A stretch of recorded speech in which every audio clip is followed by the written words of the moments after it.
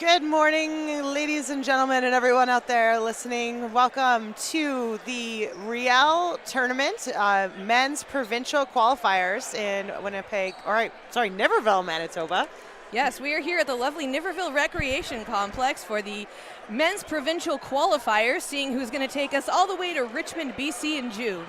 So this year, Manitoba will be able to send 5 men's teams. So we're looking for the top 5 qualifying teams that will be able to represent Manitoba at Nationals in June, or is it June or July? End of June, beginning of July? It is end of June. It is Canada Day weekend, I believe. Canada Day long weekend. What a way to celebrate with a bunch of other sweaty dudes in a gym playing for the national title. Men's and women's. Men's and women's, that's right. And so this is a really big tournament. We'll actually be here with you all day, right through to gold medal games, which happen at 6:45 p.m. Central Time. So if you've got nothing to do today, or if you had something to do today, be sure to cancel those plans. Stick around with us, and we'll take you through all the action. So first up here, we are streaming Court 2. So if you are looking on our website and you want to know what you're watching, right now we are live on Court 2, looking down the barrel here of a Toilers versus Golden Age game. So a couple little pieces of background here. Golden Age is a team that has come together for this tournament, and they are competitive dodgeball players from across the years. Yes, we have I would say they're our veteran team. Yeah, absolutely. Quite a few of these guys have been playing for a very long time. Even more of them probably haven't played much in the past few years at all. And there's a few sort of surprise guests here that I would say that really it's been, maybe 5 years or even more since the last time they decided to play competitive dodgeball. So we're excited to see them. It feels professional to them for sure. So we're on the first opening rush right now. We've got Aaron Olivier Job, Daniel Stafura, and Devin McManus coming up to the line, taking their shots at the Toilers. Toilers, interestingly enough, losing a relegation match in the regular league competition play. So this is kind of Toilers' chance to redeem themselves before a regular league competition starts up. Absolutely. For those of you who are unfamiliar, we here in Manitoba, Dodgeball Winnipeg recently added an A side and a B side for the men's league play, and so now we have a relegation just like they do in professional football, aka soccer, and it helps to keep the teams a little bit more even and the tournament play a little bit more fair. League play a little bit more fair. And yeah, so this is an interesting game for sure. A couple more interesting things that we're going to be seeing throughout this tournament is we actually have line refs assigned to every game. So we're going to see players standing there joined from other teams with flags on the back court. So they're going to be pointing out any line violations on the back line. Usually that's something we leave for playoff games, but we're going to be seeing it throughout these elimination matches as well. And you can see they've got their nice checkered bright flags there. Those are our line refs. And first point on the board went to Golden Era for that one with those veteran players on there.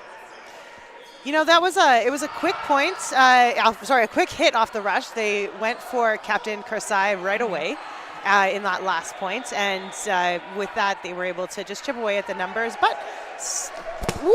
That was almost me that time. That was straight into commentary. Luckily for me, I also play dodgeball. I may or may not have seen my life flash before my eyes with that one, Emily.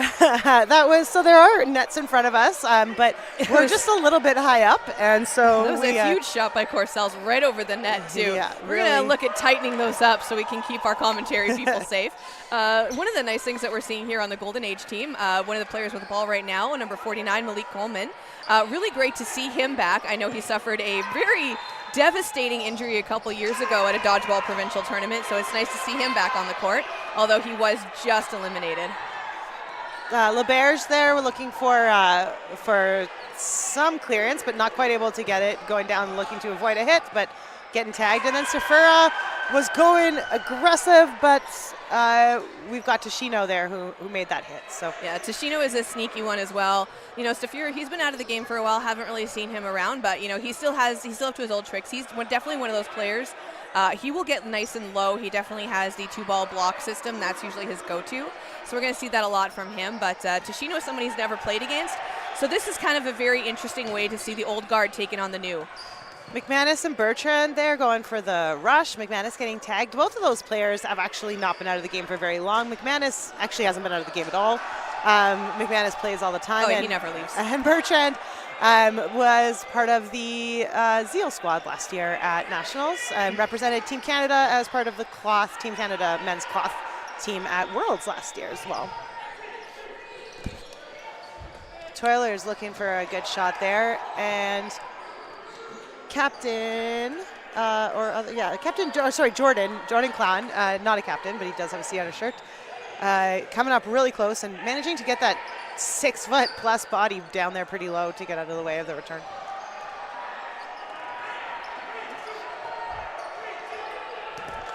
Some nice movement from LeBerge. Bertrand trying to get small, but just hit right on his toe there, so he got down, tried to get as small as possible, and I think it was Boucher there who managed to make the hit.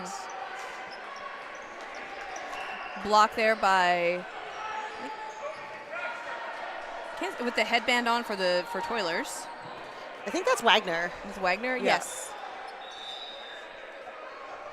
Yeah, and so you'll see, aside from the folks with the bright flags on the side, there's also some people with those pennies around their neck. They might be wearing them completely. Those are our ball retrievers, sometimes known as shaggers. Ball retrievers will retrieve the ball for the members of their team, try to get them back into play as quickly and effectively as possible. 4 balls in hand, going up to the corner, taking out Shane Willem over on that right guard position. That's Toilers putting it down to a 2v2 situation. Burden now going over to Golden Era. We had a 1v1 exchange. It looks like the Golden Era ball didn't connect, but the players from Toilers managed to stay in. They are slowly whittling them down for that point. It's just LeBerge left on the court now. Really big for Golden Era. Shot court there, cross court shot there. Taking advantage of the fact that LeBerge was looking straight ahead and making them pay for that. LeBerge going up to try to take one of them out, and LeBerge did not see that one out of the way. Nice sidewinder shot over there. They managed to spread themselves out. They didn't bunch up too much, and LeBerge goes down. He almost slides right over that center line, but manages to hold himself in. LeBerge is one of those players, though, we're going to see him throwing a lot from the back line as well. I believe someone once upon a time said he had the wingspan of a condor. He's got very long lines. Yes, absolutely. Arms. Long arms. Yes. And quite a good throw. And a veteran. He's been around the sport a really long time. I know that I've learned a lot from him over the years, and I'm sure many others have as well. So we are going to be praying for our lives with those balls flying at our faces this weekend. Yeah, ladies and gentlemen, the commentary team here, pray for us. We definitely got to keep our eyes up. These nets are just a little bit low, not providing full protection, but that is okay. Both of us have played dodgeball, either currently or historically. Once upon a time, Lee. Get me all warmed up for tomorrow when we meet you back here for the women's tournament, in which I will be playing. That was a nice shot from Corsells going down on McManus there, going straight at him. McManus managing to tombstone himself right down flat to the ground, avoiding that shot. Barden now on Toilers, taking those shots in. Stafura is eliminated. For a catch. Yeah. Did that little reach. Stafura is known for his catching skills, so he could be a little bit rusty, but I think we'll see that happen very shortly. Yeah, absolutely. And McManus looking to get out of the way here. McManus the last one in. Brandt there looking as a ball retriever to try to get that ball from McManus. Wasn't able to do it before it came back in, but McManus making himself small and hard to hit. McManus is really good for that. I know regular league play, he makes jokes about how sweaty he gets, so it's easier for him to slide. McManus going down for that catch there from the Toilers team. That was Boucher, Eric Boucher. Josh Boucher, sorry. That was Josh Boucher going for that catch right upside the breadbasket, going for the toes on Corsells, getting down low, avoiding that shot from Corsells, but still sliding over into it, just over to the left there. You know what? That was a really good play from Corsells and Clan there. They waited for McManus to commit to his dodge and just barely missed it, but got the 1v1 exchange there. McManus getting down, but tapping him just in the back. That's going to be now another point on the board. We are leading 3-1 for Toilers against Golden Era. This is our first game on the stream here. Golden Age. Ooh, sorry. I know someone earlier said they should have chosen that as a team name, and it got stuck in my head, so I do apologize. It is Golden Age. And Klachevsky was on the court. What happened there? Yeah, I'm not too sure about that. He just kind of got distracted and wandered on there going for that opening rush. We see Toilers talking it out now. Doubling up with on Shane Willem there, but all it took at the end was one cross-court shot by Willem, and Corsells was not going to let him throw across him without some retribution. LeBear's taking out Corsells right in the shoulder, though. We see a stop play call made. So we're going to reset at the line. I'm not sure what the stop play call was made for. I think it might have been calling off Clan. Ah, okay. Those of viewers might be unfamiliar with what it feels like sometimes to get hit by a dodgeball. Often you know exactly that you've been hit. Sometimes, if it gets you in just the right spot, you don't know. While we do rely very heavily on honesty and on sportsmanship, we also have lots of refs here today that are going to help keep everybody honest. So. Aaron OJ with a nice big jump in the air. Oh, no, we don't have OJ on this team. No, Matigoli. Sorry. Whoop! And there we go with another ball. Matigoli, I believe, is what we're looking at. My apologies. It looked like him from the back for a quick second there, and I was like, wait a second, no, I'm looking at the wrong roster on my list, so I do apologize. We do have quite a few rosters teams here and side by side, so please do give us a heads up if we're mispronouncing a name, getting a player wrong. We'll do our best for you this morning. Yes, please let us know in the chat. So we are coming up to the line here now. We are getting 3-2. That was a point for Golden Age. Good job, Golden Age. Is it just based on what I'm seeing here? It kind of looks like we might be in no blocking, and we might have just missed that. I believe we are in no blocking right now. They did call it. That regulation timer has gone, so we are not seeing any more time on the game clocks. We are going into the no blocking situation. And you can see that right away in the play of these players, right? They're immediately going, instead of going for catches and for blocks, they're moving their bodies, trying to get out of the way, just making sure they're not in that same spot that they started in for any reason at any time. Nice big catch, yeah. That one came in clutch. He was just double checking some of his teammate. Bertrand coming up to the line, going for Corsells, taking him out. And when the dust settles now, we've got 4v5 here for Golden Age. Going for Coleman there. Coleman managing to not connect with either of those balls. Toilers still with Burden on court right now. Nope, actually it's Golden Age. McManus again getting real low. Little wide shot there on Klachevsky from Stafura. Big catch there. That was Boucher. Yeah, Boucher with just. And that brings Tashino back in. So Tashino going up against Stafura. Couple of big catchers there. Left. Ooh, just a little short from Boucher there. Really nice look from Stafura. Not reaching all that experience there, playing in his advantage. But there's only so much you can do against four balls. Going for a big lateral jump. He did tuck his knees in, got a little bit of air on there, but it does manage to take him out. So that's going to be that point now going to Toilers. I think we're going to switch sides very quickly, and we're going to go back into regulation play. Again, we are still first game of the day, and so far it has been a very entertaining match. Why don't we introduce ourselves quickly? I don't think we've done that. Well, after you. Oh, well, absolutely. So thanks for joining us today. My name's Emily Clark. I'll be here with you for the day, sharing the mic with my beautiful co-hosts. Beautiful co-host. We have Mr. Ben Johnson here joining us from British Columbia. I'm Kendall Stelmack. Everyone knows what I look like. I got a face for radio. We're good. My beautiful co-host. I said co-host. Co-host. Not co-host. And we'll be here with you all weekend. I won't be with you tomorrow. I'll be on court playing in the women's tournament. Kendall will be here. Thank you very much to make sure that everybody knows exactly what's going on at all times. And we may also have another face joining us tomorrow in Gareth, right? It's Gareth joining us tomorrow. So it looks like Klachevsky just gets eliminated now. That was a shot from, was that Justin Fong? That'll be, sorry, I'm looking at the wrong, there we go. Ken Wong. Oh, that was Ken Wong. Yeah.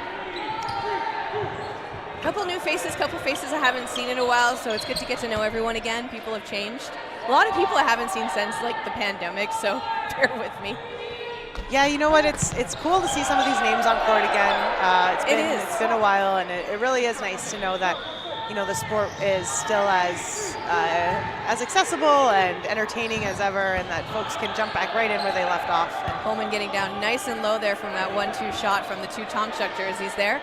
Managing to avoid that one. We still have a 4v4 situation. Burden on Golden Age now, going down on Clan. Clan managing to avoid that shot from Stafira. Just got a really tall guy there who can get his body down really low. That's something that I always find very impressive. And our hardworking ball retrievers on both sides, making sure everyone has what they need to be successful. Whoa, big catch. Yeah, Wong being eliminated, and then Agoli getting that huge catch there. Just like on the shoulder even, he was turned sideways. Absolutely, that is half a matter. Oh, another big catch. There we go. Half of it is body position, being in the right place at the right time. Half of it is reaction, and maybe not half and half. Let's say a third, a third, a third. A third of it's just pure dumb luck sometimes. We've got just Agoli and Stafira left now for the Golden Age team. Taking that shot at Boucher. Tashino just making him pay off of that right away, just going back and saying, not today, you throw across me, you're in trouble. Make him think about doing it again.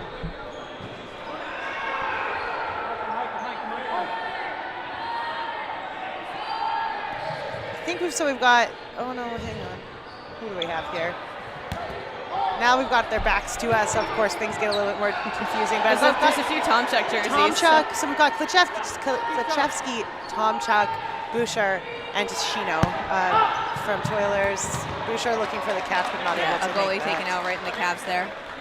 That was right in the shins. Yeah, you know what? Big game for Toilers. Up 5-2 now over Golden Age, and they've got to be feeling pretty good about that. You know what? Golden Age is managing to hold their own. I'm not sure if they have been practicing together or if they just decided to come together for the tournament. But either way, I'm absolutely enjoying what we're seeing here. All of the teams are going to put up a really good fight today. We've got some very interesting rosters that have added, in some cases, some Manitoba Juniors players, which is great. We love to see it. But I'll say it right now, my roster to look out for sure is Golden Age. I'm interested to see what this group does with their years of experience and really nothing to lose. Actually, just going to double check on that right now because we had some updated information. See if we have anyone joining us on the Toilers team. That is from our Dodgeball Winnipeg minor league. Some big jumps there from our friends on the Golden Age. We saw LeBerge get up and get those legs sideways, and proving once again that it's kind of like riding a bike.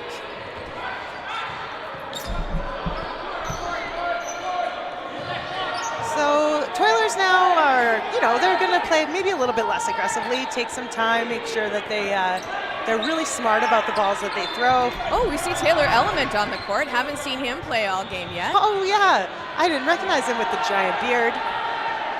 He's in the all red. Absolutely. Yeah. Well, Taylor Element, another veteran of the Dodgeball League. Haven't seen him on the court yet in this game. Manages to join us here in this second half. While Toilers has the lead. Takes a shot right cross court. Sneaking one out on Clan. Clan going out, not looking very happy about it because he did not see it coming. Little cross-court shot, right, a little bonk on the head. And you know what? I don't think that their guards, of course, saw it either. So a well-placed ball from Element. But he might not get that chance again now that they know what they're looking for on Toilers. That was a nice pass by Stafira. I'm not sure if you saw it. Just whips it right back. Element takes it, and he manages to grab the ball coming just over the center line. That was excellent teamwork. Stafira and Element have a history of playing together on teams. These are teammates from years past that very likely will be familiar with each other's play style and expectations of each other on court. That could be really deadly for sure.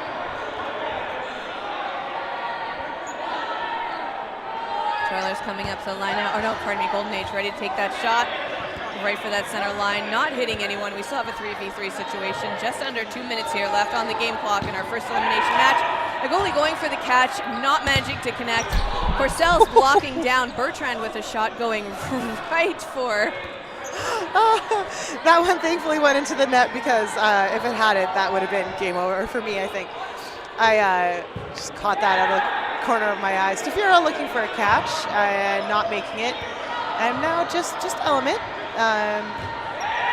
seeing what he can do. And they're saying no hit, being called no hit by our beautiful and talented referee. So it's just Element left now, going for a center shot. Oh. That was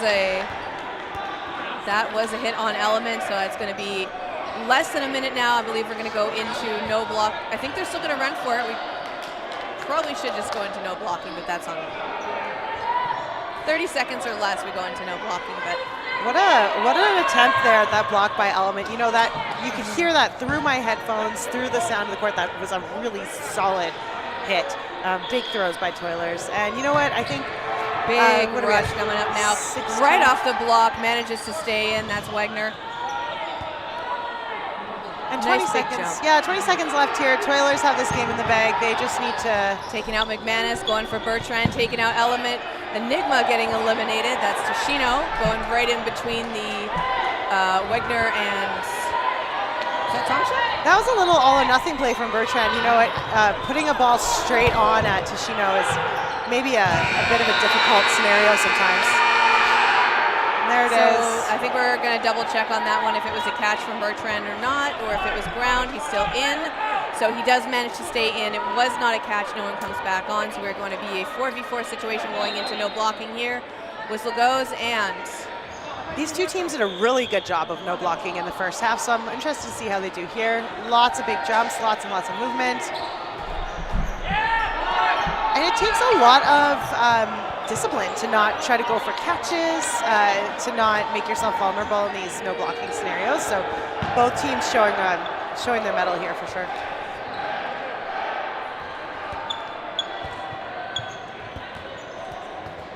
Coming up a little bit from Golden Age. Oh, and a catch. You know, Toilers playing back a little bit. That makes sense to me. They're way ahead in this game. They don't need to take any crazy chances. I think just playing like a smart game. Again, these are elimination matches, so it's a matter of points. It's a matter of being able to just stay calm, keeping your energy up. You don't want to blow your load like right at the start either. Yeah, absolutely. Element looking like he never missed a beat there. Enigma with a catch without even blinking, going for that second one. Bertrand takes him out. Bertrand taking out Clan. Bertrand is on fire when he is the last person on the court. He is zippy. As a former, Bertrand is a former gymnast. He is also a former Team Canada player. Yes, Team Canada. So men's cloth. So all that space there gives him everything he needs to be successful. Big game. Final score now, that is going to be 2-7. Toilers take the first win of the day on stream. Coming up next, I'm going to just double check our schedule, and we will see you very shortly.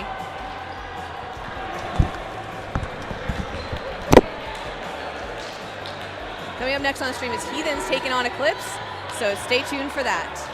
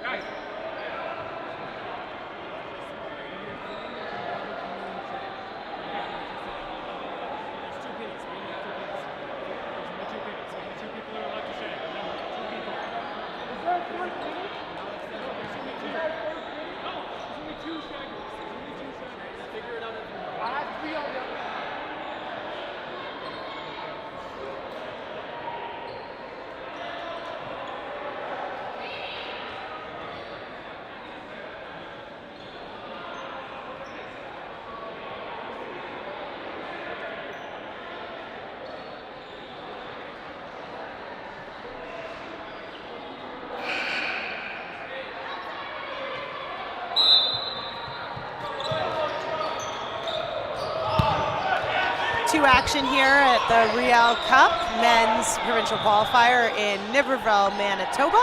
I'm Emily and I'm here with Kendall, and we are taking a look at Eclipse versus Heathens.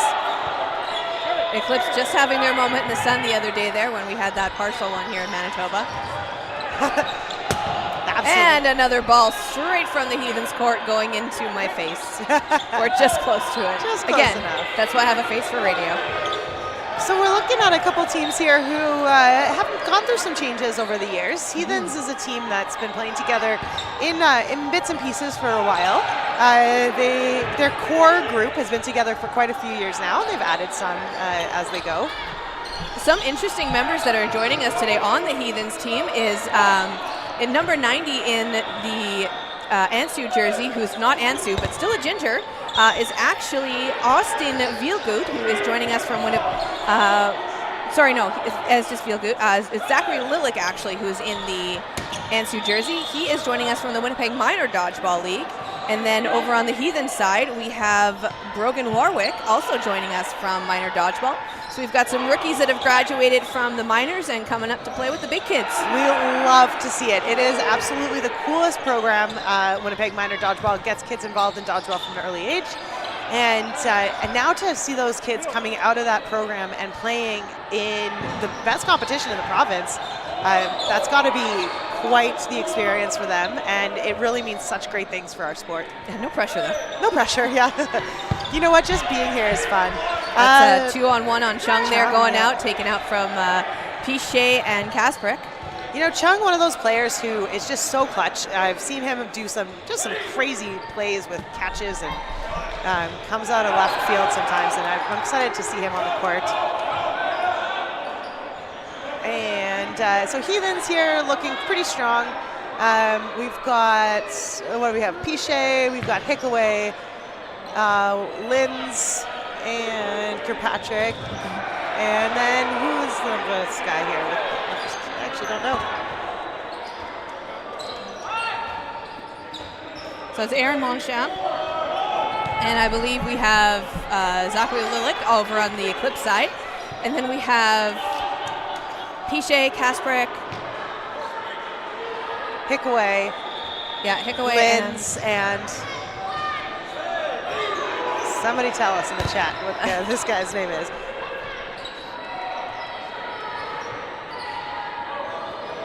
All right, we'll figure it out. Yeah, we got a couple of people that new faces, so we are getting to know them. A couple new faces to us there, but we got a couple coaches on the Heathen side as well. We got a couple coaches on the Heathen side, so Marco and Austin over there making sure that the Heathens team knows what's up.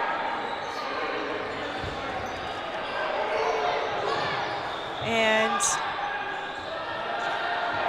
bit of a long toss there, but taking his shot because they did have that countdown on the bird. Now it's going to be a 4-on-2, going for Monchamp. Monchamp eliminated. It is all down to the rookie. Just look at his first game as at Provincials, and he's doing great, staying out of the way. Look, coming up with 2 balls, seeing one of them. He's nice block again. again. Get back, but not quite. Oh, did he make it? No, he did block it. Nice, excellent. No, block. he didn't. Oh no, he did. Oh, he's calling. He's calling himself out. Oh, okay. I thought it was a block, so it went up. It must have got him in the arm. So he's calling the hit on himself there. Showing good sportsmanship. Absolutely. And, golf claps. Man, being down just all by yourself against a group of the Heathens. That's being stared down by a bunch of Heathens. By a bunch of Heathens, yeah. That's quite the life. Brett Zeller, number 16. Yeah. Is our tall man. That was our mystery player. Our tall mystery man with the bandana. So Zeller coming up. Taking one shot at there, managing to stay. Zeller again, he was pushing the line there as Eclipse was coming up to take that counter shot. Eclipse coming up, going for Kasparek and Linz. Or no, Pichet, sorry. Heathen's calling the shot now, bunching up just a little, but they managed to have ball control, so it's a smart move for them to be able to bunch up. Goes just over Franchetti there. And they were really holding that line from Anisu. Which is smart. Anisu's a dangerous player. very, very strong throw and incredibly difficult to hit. So Thiessen getting down, going for the block, going up just over him. Thiessen getting eliminated now. Heathen still with their full line on the court, slowly whittling down the Eclipse team. Just 4 players left there. Monshop looking for Kirkpatrick, I think, but just not quite getting the distance on it. Monshop's a player, he's still he can get a little hot-headed. So a smart move by Heathens to try and rattle him early on to throw him off his game. Yeah, you know, he's got some good, usually he's got some pretty good he's a player to watch out for, which is why it was a very smart move by Heathens. Yeah, power, strength, and some good aim is the word I was looking for. So, yeah, good idea to... we know Ansu is another player that you can definitely rattle. He gets very hot-headed. He's improved a lot over the years, though, which is nice. You know, playing against Ansu is so frustrating because he is really good and very difficult to hit. He's got a very, very precise throw. Looks like number 19 there wearing the Thiessen jersey, but it's not Thiessen. I believe that could be Zachary Lilik or Austin Vielgut. He is...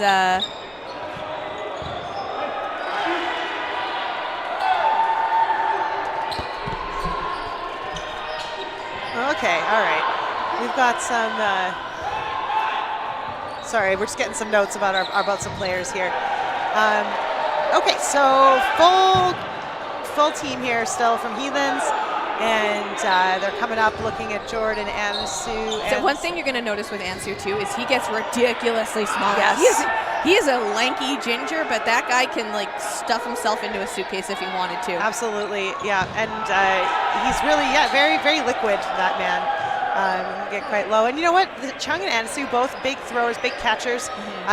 If there's 2 players on this court who can turn this point around, I think we're looking at them. So if it's going to be anything, I believe Ansu will probably get a catch to bring someone else back on. So Heathens is going to want to try and eliminate Ansu first, but they are going to keep an eye out on Chung. And that was Linz there managing to eliminate Chung right in the ankles. Piche going up high over Ansu. Ansu going for Kasperk on the return.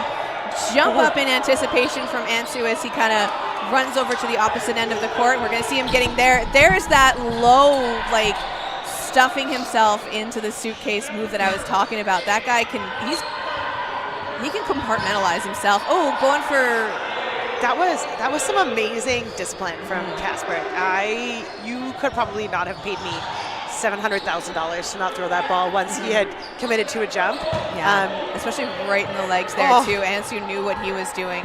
Yeah, and so Kasperk was really well disciplined. And we've seen Ansu turn it around in a 5v1 situation as Absolutely. well. But he does get that hit. Yeah, he was down low. He had the balls out in front, but he's calling it a hit on himself, on his arm. Again, good honesty there from the Eclipse side. 2-0 now for Heathens.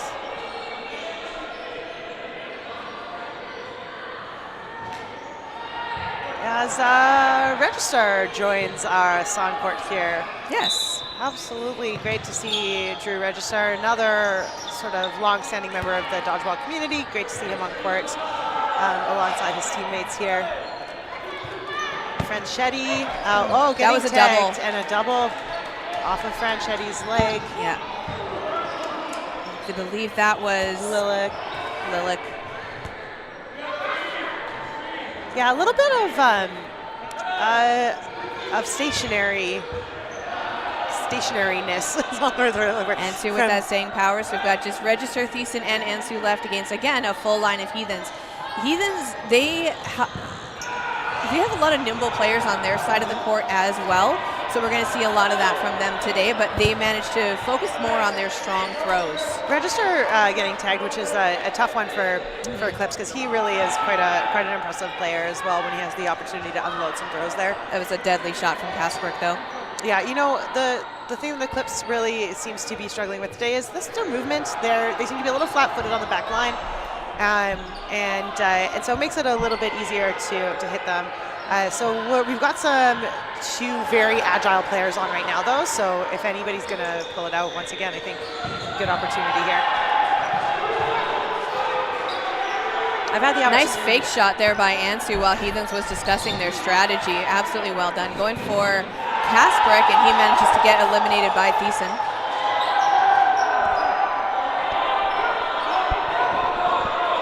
Okay, they're looking for Thiessen there and looking for Ansu.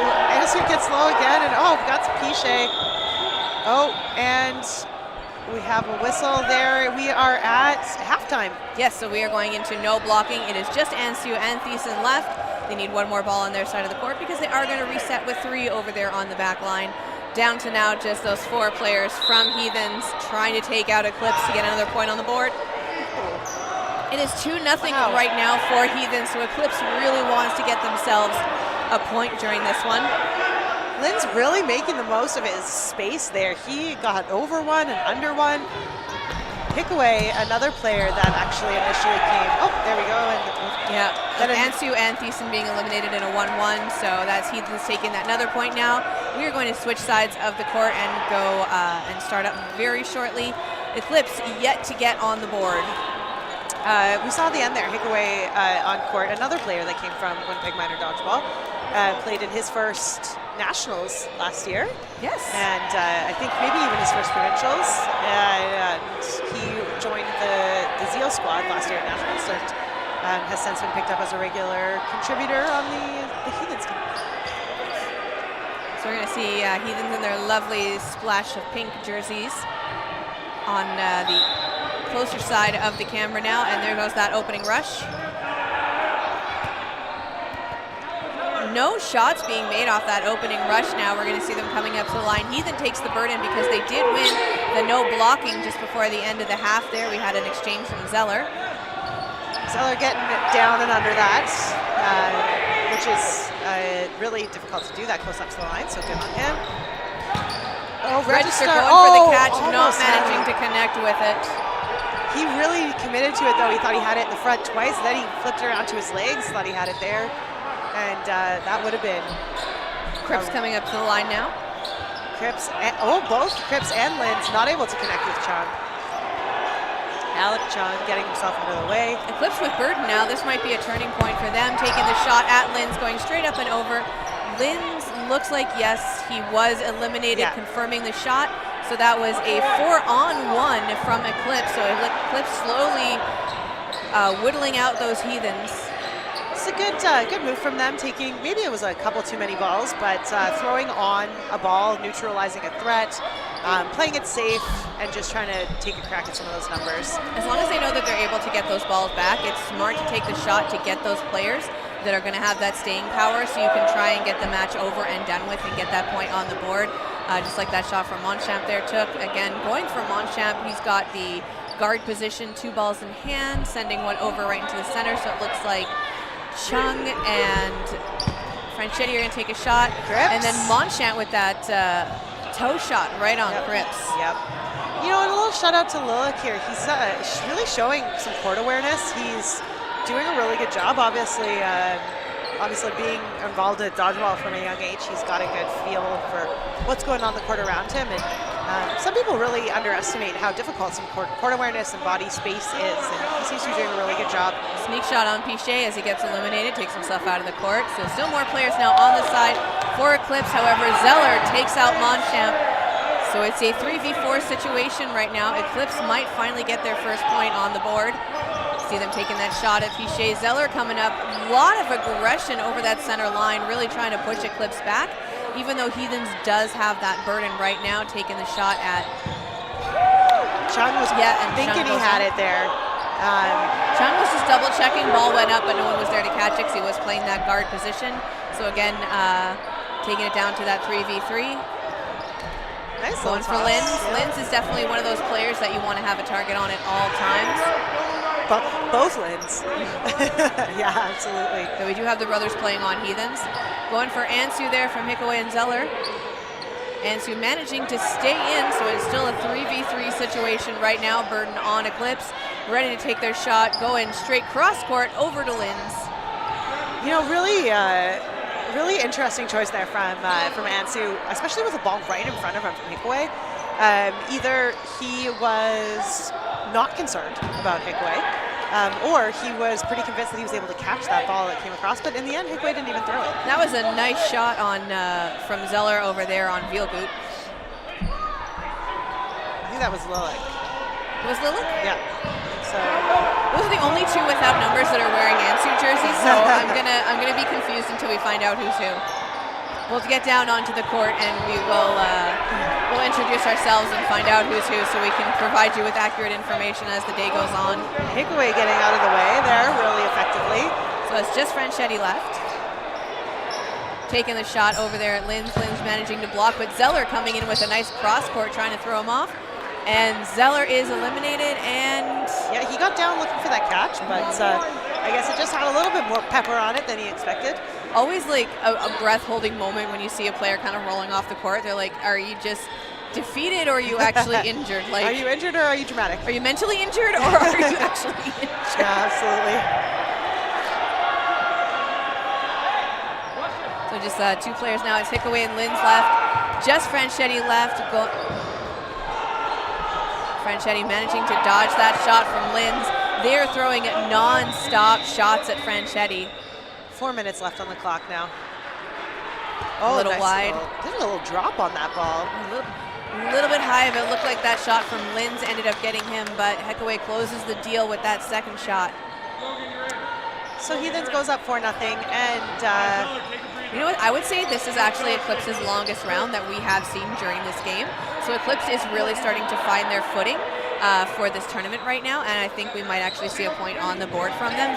They're doing a really good job. Yeah, absolutely. You know, Eclipse is going to be looking to really make their mark here. They want to take out some of the bigger teams, and Heathens is looking for a spot at Nationals. They came into this game knowing that, or this tournament knowing that that they are ready to compete for that top 5, and I know for a fact that that's what they plan to come away with today. They've been practicing hard. Right in Monchamp there, but a quick return to Kasparek gets eliminated. Again, Monchamp, he's one of those players that he's going to have a target on him right at the start of those rounds, and that's Chung going out.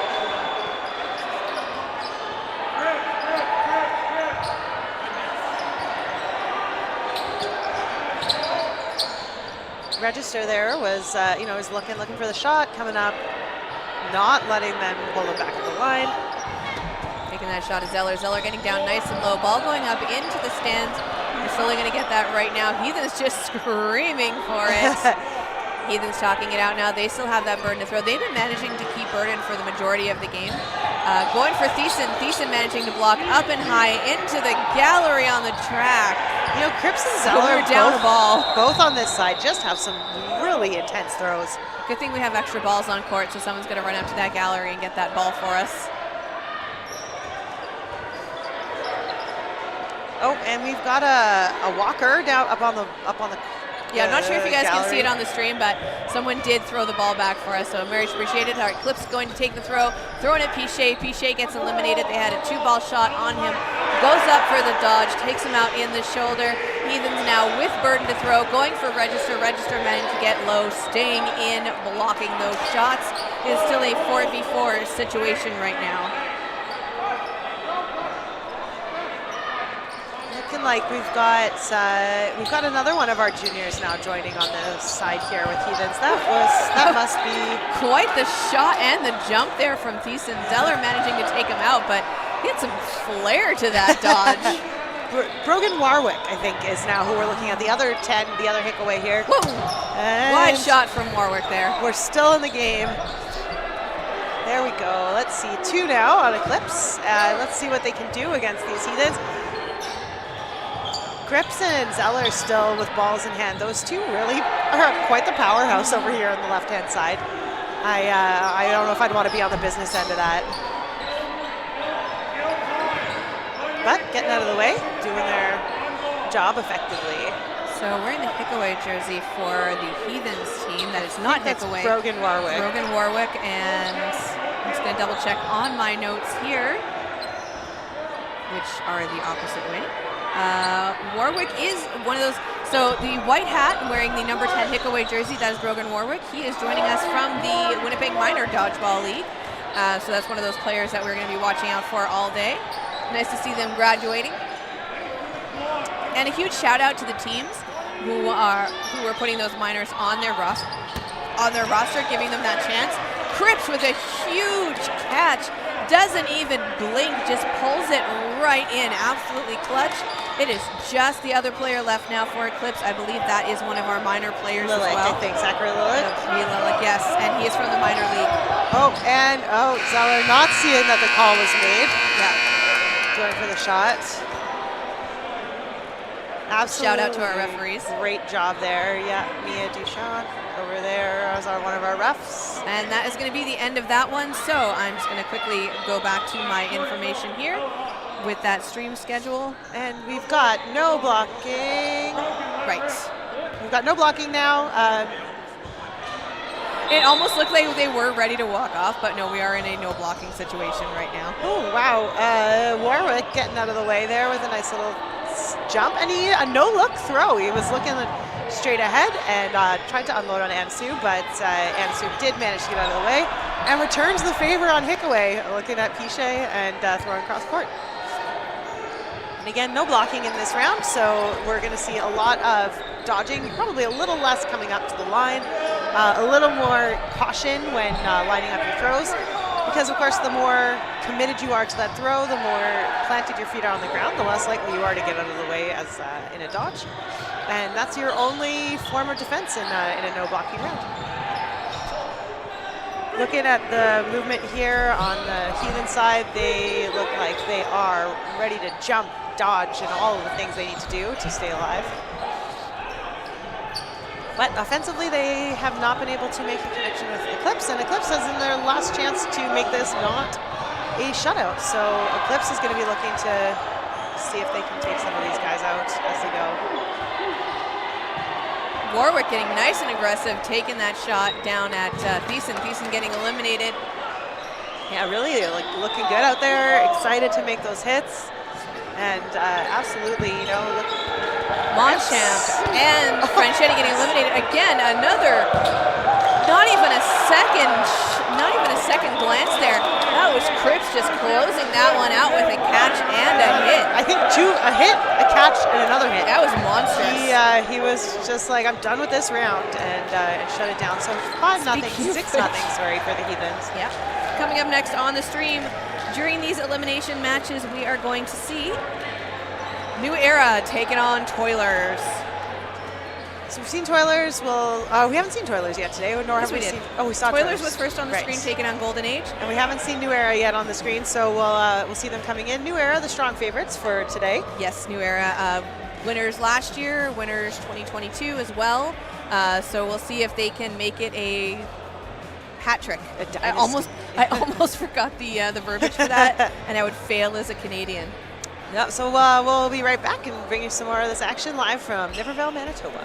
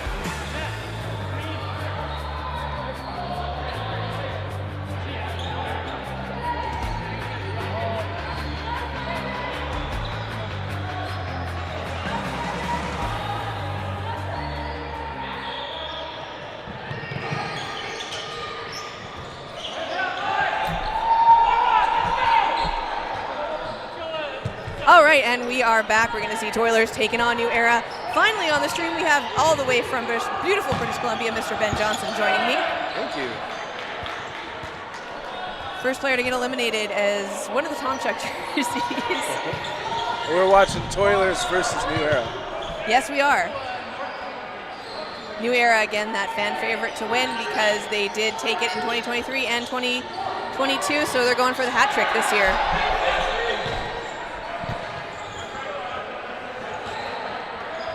New Era taking it quite easy. I know they had the burden there, but taking their time sauntering up to the line.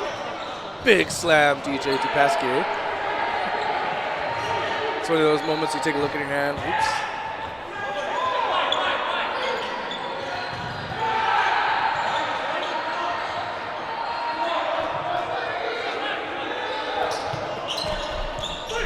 Going for Schmidt. Schmidt managing to stay in there.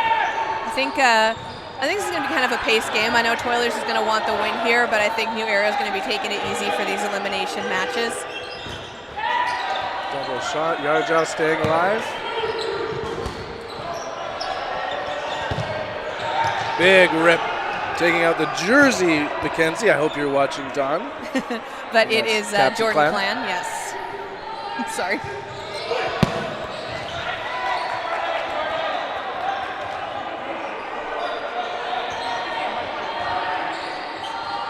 All right, so we got more coming up. So I think it's like 3 left now for the side of Toilers. We've got Wegner, Schmidt, and Enigma, otherwise known as Tashino. Taking on almost a full lineup of those New Era guys. New Era, again, just playing a very, very smart, very easy game. They're taking their shots when they need to, but they're not expending too much energy right now. But we're still seeing some absolute rips coming off the side of New Era. As we saw just then, but a good active block by Schmidt. Play call, New Era, their burden to throw. Going for Wegner. Great dodge by Wegner, he could see that one coming.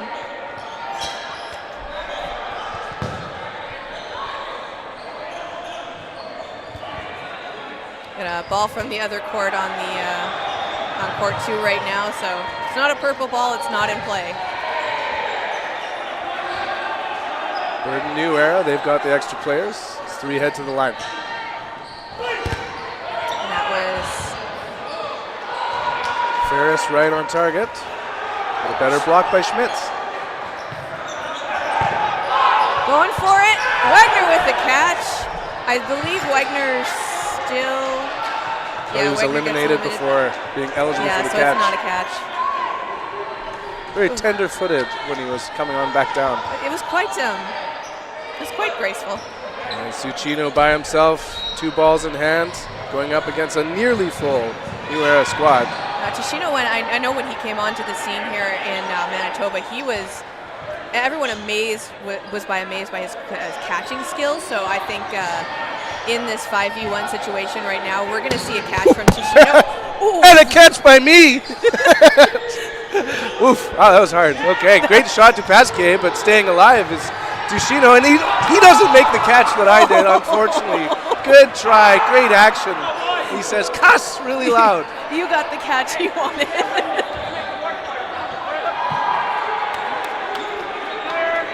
Point on the board. New Era showing their skill. No strangers to the national stage. Several eligible for Worlds 2024, Austria, this August.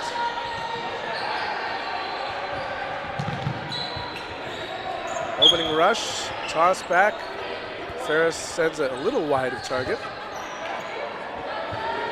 The veteran Klichevsky, #1, making the play call, sends it, and 2 on target, and it was an eligible catch. So I think Pantel is off on the trailer or falling back out of court. Meanwhile, Porcel tries to make a catch. Jersey McEwen is not McEwen, that's Ian Swintak. 3 on 5. Woo. Great sliding and staying alive. Yarjal. Up and out. Good old 1-2 there from New Era. I think they're starting to pick up just a little bit now for this one. I guess based on who they are playing against too, you know, they do have to pick and choose where they're going to expend their energy for this one. Yeah, now with the burden. 2 on target, taking out Schmidt. Now 1v4. Charte readies at the line, even without a ball, but look at that. Clan with a nice huge smile on his face like, gosh darn it, but you know, it is what it is. So that's going to be 2-0 right now. 2-0. New Era over Toilers. They're I was going to make a pun, but you know what? It's still early in the day, so I'm going to try to avoid that for now. Opening rush, toss back, right on target, but Wegner pulls it in. That was a beautiful jump catch there by Wegner. Burden, New Era. Play call ready. And solo shot, solo limb. The veteran Klichevsky is out.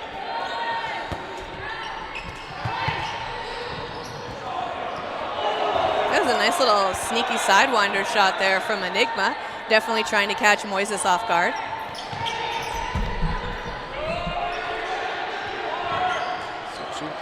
The Enigma. Now, meanwhile, Holzer is making a defensive play call.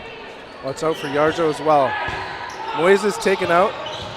Holzer pushes up the line, slows himself down, realizing there's plenty of balls for the team. Pantel getting his. 5 balls, 4 men, right on target. Right wing eliminated. Goodbye, Swintak. Now 3v4. Shot fired high and wide. Play call, New Era. Boucher looks at the refs and is clean. Suchino rips it high. It's a drop shot, but it just goes up and away. Now 3v3.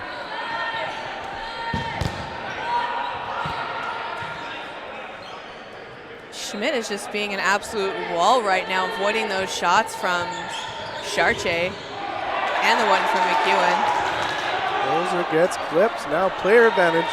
Oh, sorry. I don't know why I said McEwen, but it was Holzer. He'll take that as a compliment. Play call now. Toilers. They're ready. Solo throw. Hard to get Charche with just 1 ball, especially when he's got 2 in hand.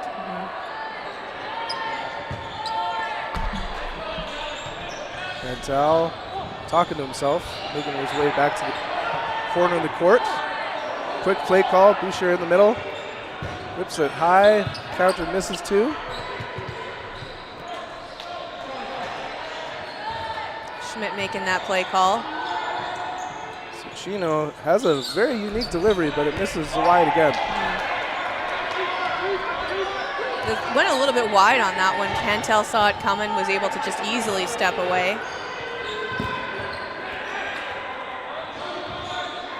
Elimination now 2v2. Ball advantage, Toilers. Counter also missing. Suchino making a very smart move to not try and grab that ball and release so he could pull his hand away to avoid that shot by Pantel. Hard on target, double ball blocked. I think Suchino might be the target for New Era for these couple few exchanges until he does get eliminated. This time is Boucher, and he's looking for a potential catch opportunity, but he wasn't tagged during the process. Threw the ball up and lost track of it and was looking for another one. Cross court, rip. Jimmy doing a good job getting out of the way. Now we are at the end of the half. No blocking. So there's that potential for that catch from Suchino that we were talking about. Very kind of similar situation as last time when he was one of the last ones left on. But again, going up against Pantel and Charche from New Era. We have Boucher on the other side, back and Suchino up. Boucher looks like he's trying to get a shot, like a catch. Like he keeps dropping that ball to go for it. Well, and it's not a blockable situation, so also a good strategy to not have something that you're used to being a defensive weapon. Crosses it, and that's an example of what we're talking about. He had that ball in hand, and then he's tagged out 1v2. Such a unique delivery. Like an off-speed curveball.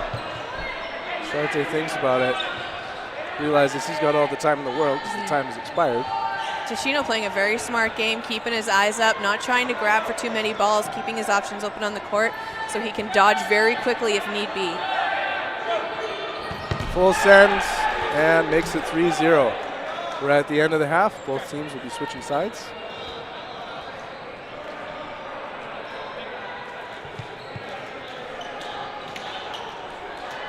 High fives as they switch it up there.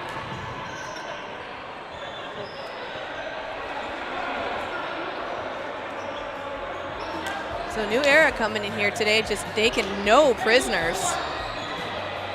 Playing a very smart game. They're playing a very paced game. I think that's the word I was looking for earlier. So they're being very paced with themselves, but they are still absolutely dominating.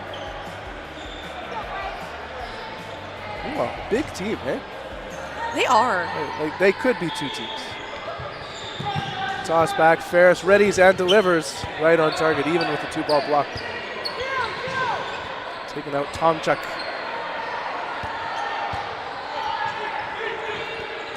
That's fired. Moises going high and staying alive. But meanwhile, Garjo, that was an eligible catch, wasn't it? Yep. Schmitty is gone. Goodbye. The ever valuable blocker. Victim to the catch.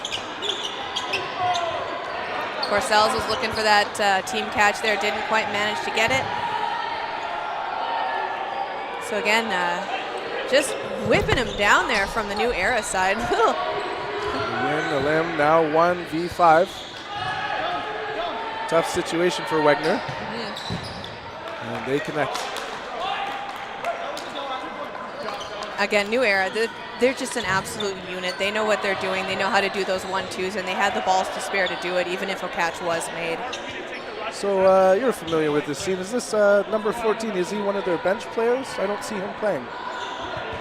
Number 14? Yes. Is that Jesse Copette? I'm not familiar. Oh.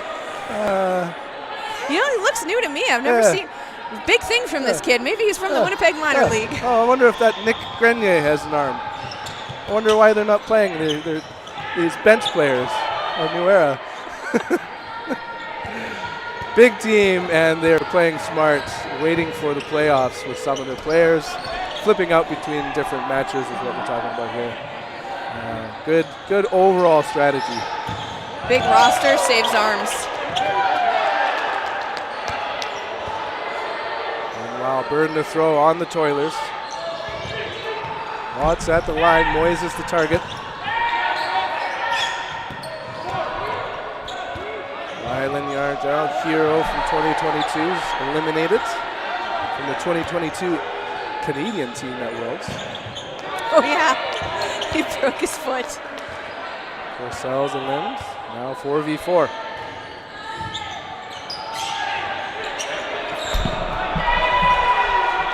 Cross court, gloves bring it in. Toilers struggling a little bit to connect on which target that was going to be.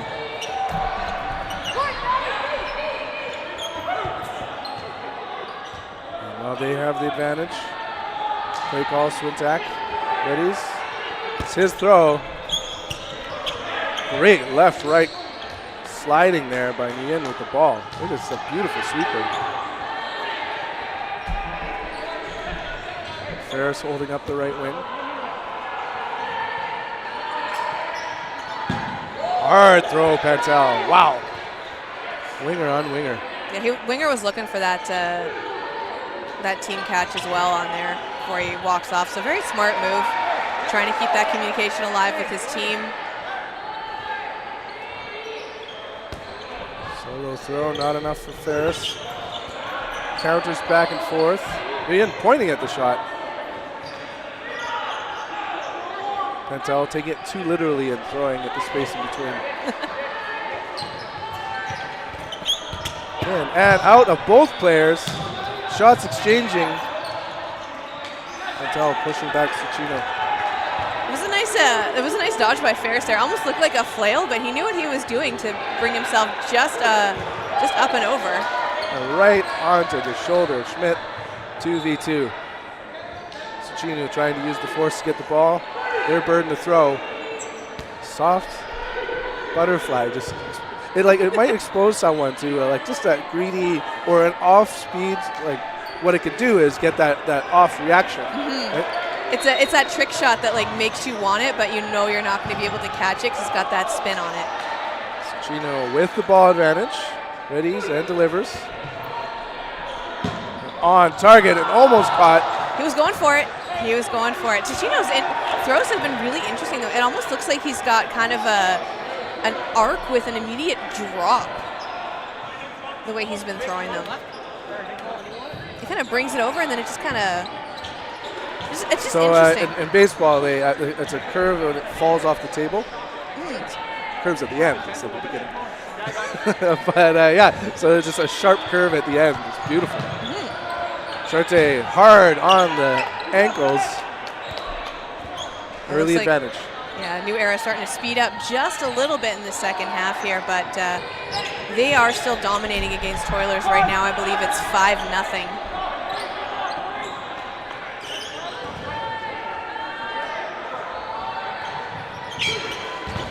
Two counter. And Suchino, and a hard hit. Yeah, they were bunching up just a little there, and I think a stray ball kind of caught Clan in the face. Just gonna take a moment. Players head to the back line as we get ready to reset. We just recently went to a referee clinic for Dodgeball Winnipeg, and it's kind of interesting. Dodgeball Manitoba or Dodgeball Winnipeg? Dodgeball Winnipeg, actually. It was brought to you by Dodgeball Manitoba. But the way that they kind of pause gameplay, it's almost like a game Great of freeze. catch, Pentel.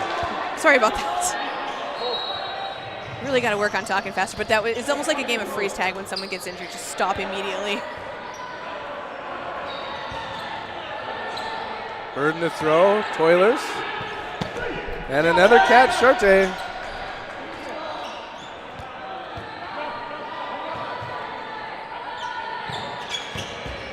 Oliver Wagner eliminated, putting another on the board, 6-0. We're down under 2 minutes remaining in the second half. Bit of a mental game almost with the way New Era has been playing. Like they're picking up their game a little bit. They still have those really hard shots. They're just trying to break Toilers. I mean, we are all aware of the skill of New Era. That's absolutely nothing. So it's a mental game for them as well at this point. Moser to Pasquier, Charte, ready. Solo throw. Moonshot's over, but unfortunately no one's pulling it in. Ticino only a little bit upset as he screams at his teammates about that. Big ups Pentel, but he's taken out.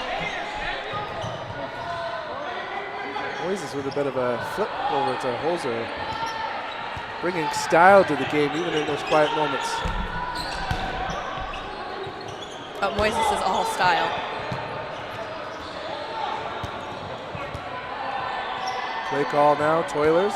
4 men, 4 balls, heading to the line. Right on target, Yarjo brings one in. No, he does not.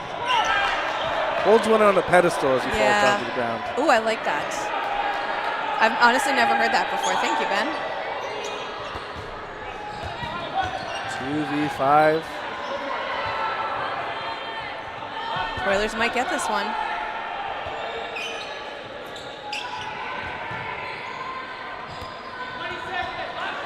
Burden to throw on Toilers. Right in, and there's another catch. The Charte catch meter, 3+. Suchino crosses the line. If you do it on court, you're getting a yellow card. He kept the momentum, but he didn't crash into anyone, so very smart move. It's like a runaway truck lane. Now it's 2v2 at the end of the second half. The match is in hand, but the set is up for debate. No blocking. Marcel's chatting it out with Switak. Then the cross is good. So, Tom Jack. And we have it. Yeah, Pantel gets eliminated by Corsells, but then Moises comes in and he closed it out there. So that's going to be the end of that one. That was a pretty interesting game. Toilers took an early lead in their first game. So Toilers is kind of at midpoint right now. So we're going to see how they do. Again, it's the top 5 teams going. So Toilers is really looking for that spot. They want to make sure that they don't get too ahead of themselves. Next up, Skeleton Crew versus Darkhorse.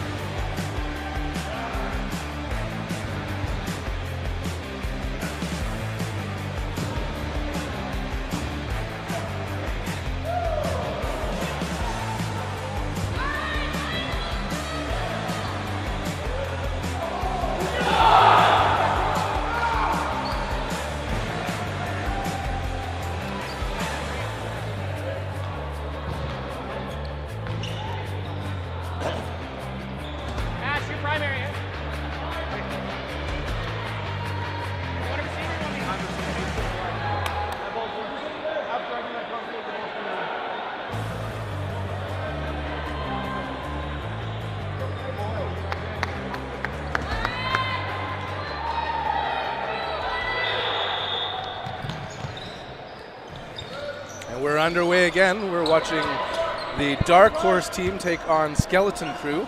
Super excited to be here with my buddy Ben as we find out who the top 5 teams are that are going to be joining the rest of Canada at Nationals in July from Manitoba. So Skeleton Crew here, these are the bit of a Cinderella story of our local league. Skeleton Crew won the relegation game, I guess, and so now they're going to be competing in A side for Dodgeball Winnipeg. So Our very own Wrexham. yes, our very own Wrexham. Yeah, you got it. And of course, Darkhorse looking to defend their spot at Nationals, and Skeleton Crew looking to make it happen for the first time. Burden to throw is on Skeleton Crew. Back and forth. Panitsky eliminated, as well as the captain. Brunetsky was up real high there. He was he clearly was not concerned about getting eliminated. He was just looking to make the hit. Checo, skillful getting to the line, rolling that ball back. Communicating now with Schmidt and Ashley Bent. So you'll notice there are 2 Schmidts on this team. We have a B Schmidt and a J Schmidt. Josh and Ben. Did you think that ball was coming to us? I'm gonna keep dodging no matter what. My spot here in the commentary booth, I am just getting ready for tomorrow where I will be dodging as well. So just gotta keep practice, get those fast twitch muscles going. Olivier Job getting hit in the feet. Very rare situation for Olivier Job. He usually gets his feet up and back behind him, kind of like an airplane. That's good. Rips, no eliminations. We got Volkart here, number 13. His name is Max, a brand new player, fresh baby, 18 years old, and he is really looking good today on the court. Not looking like a brand new player, but looking like a player with lots of discipline. Often known as Treebeard. Gary does a great job. It almost was a catch, how it just slowly rolled on him. Like it just stopped its momentum. Yeah, An eligible catch. Or if he had managed to just control his body movement a little bit more, he might have been able to get it in between his legs, or use his ridiculously long arms to make that catch. Guy with a good cross court. Now it's Burden to throw Darkhorse, 3-on-3. What we've got here on Skeleton Crew, we're looking at a juniors player, a player who joined the team from Winnipeg Minor Dodgeball League. Benavides. And up and out for Guy, and same thing for Schmidt. We were watching a mirrored action leading to 2v1. And now Jess Benvenides here against Pacheco and Volkart. Pacheco, veteran, and Volkart, relatively new to the team. Getting out of the way, and Benvenides feeling good about that. Vivas, where is Wilton? You're at 10. No, Benavides. Up and off court. Here we go. Pacheco making him pay, but you know what? Really good showing from Skeleton Crew. They went down to 2 players or 1 player there on 1 player at Darkhorse, and they got to be happy with that showing. Absolutely. Hi to our friends on the court there. We've got Zach Klappa, number 10, Dustin Brunetsky, number 2, Captain Kevin Harder, number 32, Aaron Olivier Job, number 24, and what do we have there? Josh Schmidt, number 47, and then Max Furcat, number 30. I think we just witnessed a false start. You're allowed 1 false start per half. If it ever happens again, you start removing players for the whole set. So a false start, if your back foot leaves the line before the whistle goes, you are called, it's kind of like a warning, and I think it was on for Cat, but it actually, I don't think it matters. It's just based on the team in general, right? Yeah, you can choose which player, if you get to a later scenario, who to remove. Great catch! Yeah, nice catch. Schlappa with the gloves. I'm notoriously bad for false starts. I'll take that one. And it's hard sometimes. Some good movement here from both teams. They're looking like they are in it to win it. And those Skeleton Crew jerseys are new, and they look pretty good. We've got Carrier, Saracen, Vivas.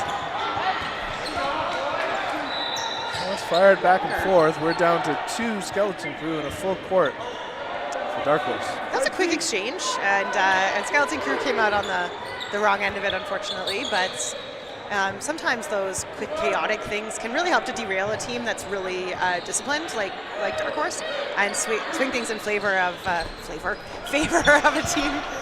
like Skeleton Crew. Famous for the great catches. Yeah. 1v everybody. And I've seen Carrier 1v everybody before successfully, so certainly if anyone's got a shot here. Watch for the full send as it happens. Carrier confirming point on the board. As just a textbook round for Darkhorse, and now let's see Skeleton Crew. What they do come out the gate, maybe if they're a little bit more aggressive off of their rush, see if they can start the game off with Darkhorse on the back foot. Now Eldon Wu, 0-0, ready for the opening rush. Tosses it back. Oh, it does not toss it back. Trick me. That was tricky. Yeah, neither team wanting to pitch it. It's Ben, Volkart, and Klappa ready. Hard throw, ably blocked. Oh, and calling, I was going to say the same thing. I thought a block that maybe hit into Walker there. Guy with the assist, I guess, then. Well, cross-court shot, and Wu going to definitely make him pay for that. Birdmouth throw on Darkhorse. They've got even number of balls, but extra players. Woo! Great catch, Volkart. In motion too. Yeah, no kidding. That was that's that 18-year-old eyesight reflexes for you. Carter looking like he got behind it with a block, but from the single, but obviously not the case. I feel like if anyone in Ontario is watching, they might appreciate it. There should be a young team formed here, and then they should ask permission to be called the Z Warriors. We got all these like Gen Zs here now. Yep, all the Gen Zs. You know, it's really great to see the future of the sport and these kids coming up and kicking butt. Goal card there, getting out of the way again. Pacheco and Klappa having a quick conversation about what's coming next. Skeleton Crew with the burden of throw, but a preemptive throw, Pacheco. Groening there doing a really nice job of getting out of the way. Some of you may remember Ben Groening as Pirate Ben from other times. I do like it when bands differentiate themselves. Yes. Pirate Ben, commentary Ben. Emily's have the same problem. Darkhorse to the line, pump faking. Solo throw, sliding away. And you know, the idea behind the pump fake, there's a lot of different reasons why, but they were, I think, trying to get a commitment out of Groening, and they weren't actually able to do that. He did a little move, but he didn't commit to a dodge, so he wasn't convinced. Cross quarter gets him. That's a nearly sight unseen hit. Yeah, he was just lucky to stay alive. He was focused on Klappa in front of him, and didn't see that shot coming across on Groening. And now we've got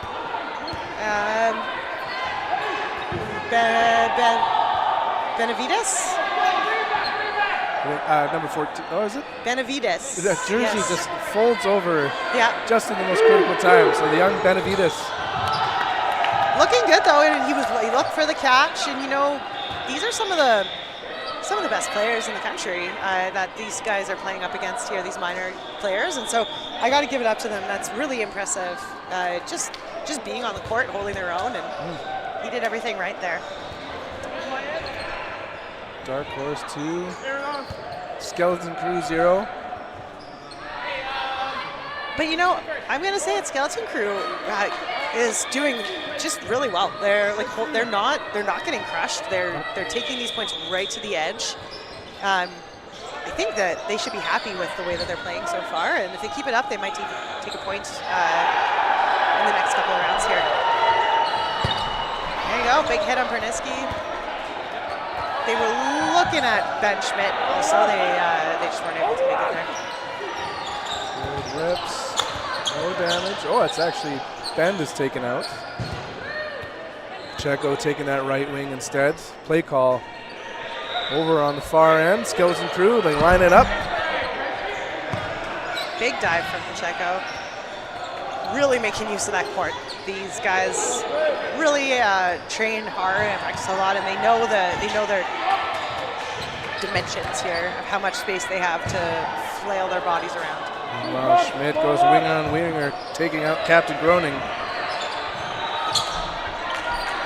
Some nice side-to-side movement there from Schmidt. So we would have what I would consider two big catchers on this team now who are up there, both Carter and Pacheco, and then Volkart and Schmidt. They all have really hard throws. So realistically, I'm interested to see what's happening here. Walker and Saracen. Oh, Saracen makes the hit there on Pacheco. Excellent work.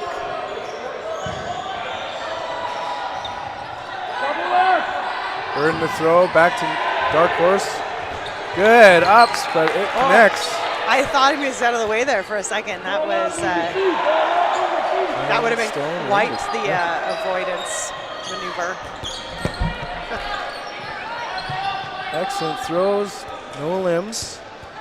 Now 4 balls for Darkhorse. They ready to the line. Preemptive throw nearly connects, as does the counter. Saracen looking good there, doing making some good plays. That was a back foot throw that still had velocity, and it was on target. Managing to get himself out of the way as well. Play call, Skeleton Crew. Good rips, and just on target, taking out Schmidt. Excellent throw, Owen Greaves. 3-2 now, and this is where Skeleton Crew wants to be, showing why they made it out of that relegation game as the winners.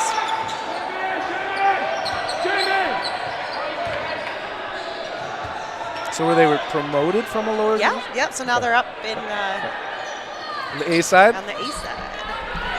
I was listening on YouTube when you were explaining all of this. You got it. Yeah, it's a great sign for the sport, I think. Up, and he brings it in. There's those gloves he talked about. Great catch, Harder. Big mitts, lets it big rip. mitts. Oh. Greaves unable to do it as well.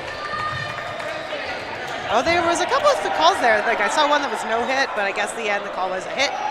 And big swing at the end of the game there. Sorry. No, not to do an advertisement for it, but is that a Stanley Cup? That's not a Stanley. Okay. That is a knockoff Stanley. Hey, yeah, which is I why appreciate it all the more. which is why it was so easy to spill when you kicked it over Okay. there. Yeah. So. But I do like it. Anything that's pink has a big straw. It's perfect for me. All right, switching sides now. Mitch, do we have any? We should put up some merch for water bottles right now as we're having that conversation. Yeah, tell me about the water bottles that you have. The ones that don't leak. Ben just kicked my water bottle over. Nearly tripped on it if we were being more technical. Yeah. And water is now everywhere. So it's form over function this time. It's a pretty pink one that doesn't do a very good job of holding its own. All right, well, here we go, back at it. At this half, if I'm Skeleton Crew, I'm telling my team, you're doing everything right. Keep it up. Maybe try to take an extra half a second to get your throws right on target. But other than that, this is the game you want to be playing. They're controlled, they're thoughtful, they're aggressive, and honestly, they're taking Darkhorse right down to it every time. So. And a team catch there. Schmidt saving Pernitsky, keeping it a full court, taking out Guy.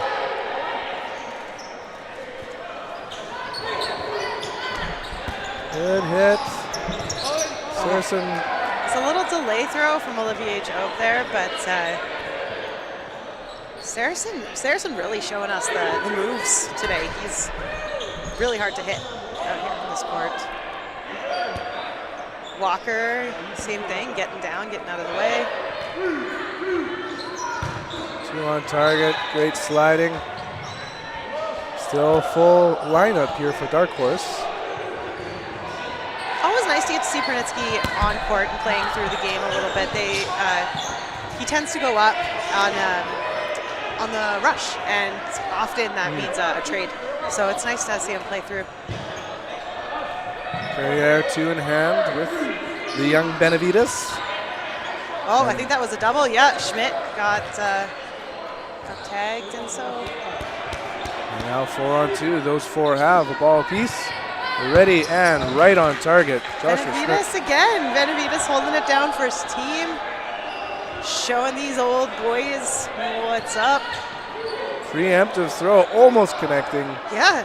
Harder with a surprised look on his face. Double duty there, right? He almost connected and Harder almost stepped out. So good for him. Oh, speaking and of he's stepping over out, the though. line, unfortunately. Yeah, well hopped out. Yeah.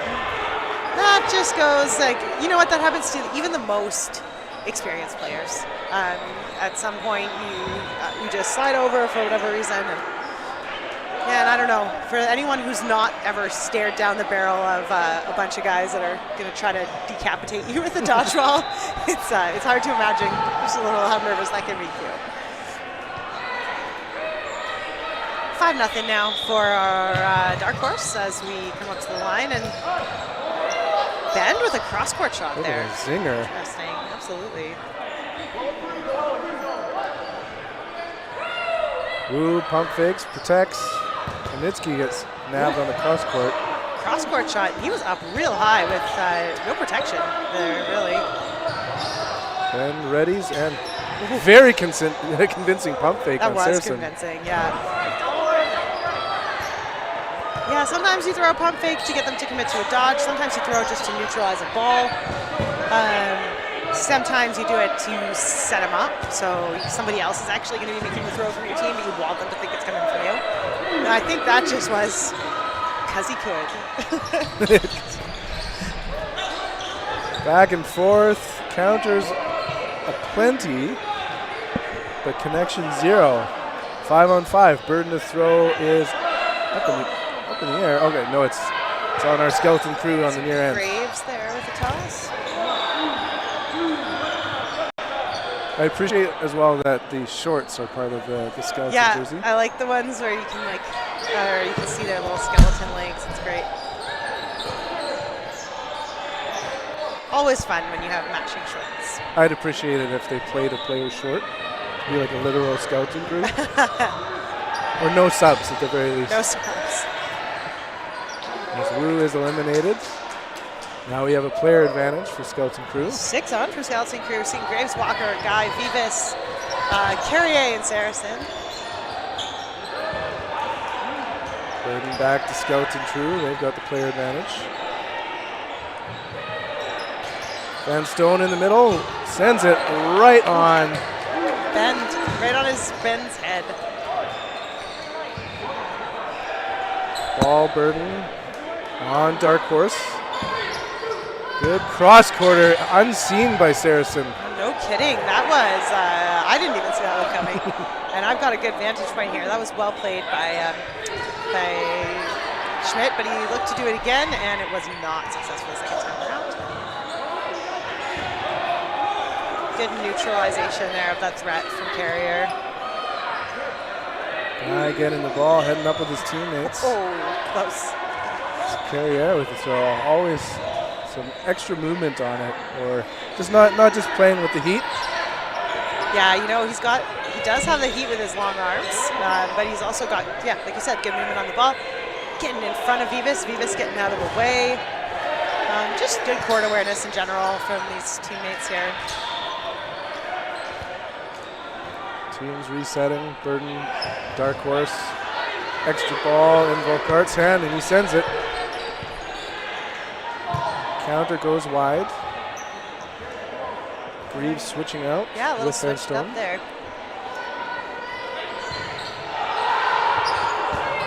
Hard on the shoulder, taking out Treebeard Carrier. Quick play call. Watch the right wing. Oh, it's centered up. Oh, nice throw there from Guy. You know, he thought that one through, made a good decision, I think, and paid off. Harder rips it wide of target. Quick charge by Skeleton Crew. They No are action. pushing them back, not letting them hold that line. And we are at the end of the half. Big advantage right now, Skeleton Crew. Yeah, you know, we're went down to no blocking. If Skeleton Crew is going to take a point, this is it, right? Here it comes.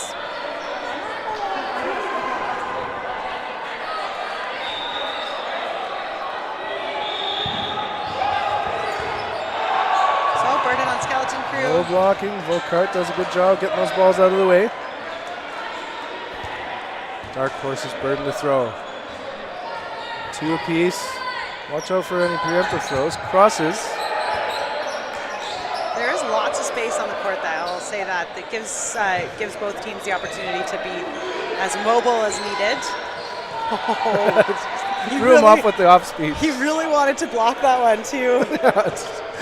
You want to protect yourself, and then you just have to use the balls as just sort of pillows to land on at best.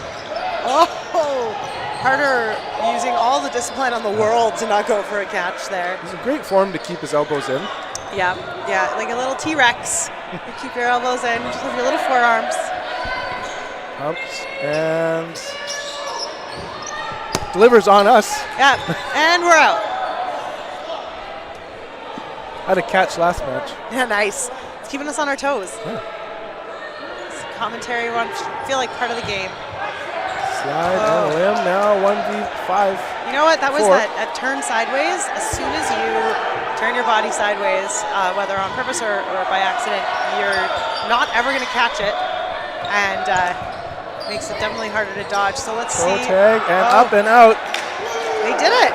Congratulations on the point, Skeleton Crew. Yeah. You know what? That's got to be a pretty good game for Skeleton Crew. They did a really great job. Took it to the line with Darkhorse every single time. And if I'm their coach, if I'm their captain, I'm giving my team big congratulations after a game like that. And next up, we'll be watching Heathens take on Apex. Oh, now that'll be a tight game. Heathens versus Apex. Those are 2 teams that are looking to finish in that top 5, and they do have a chance. So, ladies and gentlemen, we have our friend Nate with us here, who maybe wants to say hello. Hey Nate, how you doing? Doing good. It's another good day. Yeah, so let's talk about your finger. Oh boy. Are we getting a little throwback to 2018? 2018 Winnipeg Nationals. Yeah, just a little bit. So you guys may remember, or maybe not if you're new to the sport, that Nate played with a broken finger at Nationals once before, and now he's here ready to play on court with a broken finger once again. What happened? Just my draft game. 4 balls came at me, and the last one caught me by surprise. Just took the finger backwards. And well, you know, it's wrapped up nice and tight. We're in regulation with all the league rules. That you're going to be A-okay. It's been a good day so far. And it's not your throwing hand, right? It is not my throwing hand. There you go. So there you go. How's Tempest doing so far today? We're doing good. We won our first game against Darkhorse, lost our second game against Heathens 4-3. But overall, good start, keeping the energy going. Ready to bring it for the rest of the day. Awesome. All right. Well, we'll talk to you a little bit later. Good luck. Stay safe. Thank you. Always a good pleasure.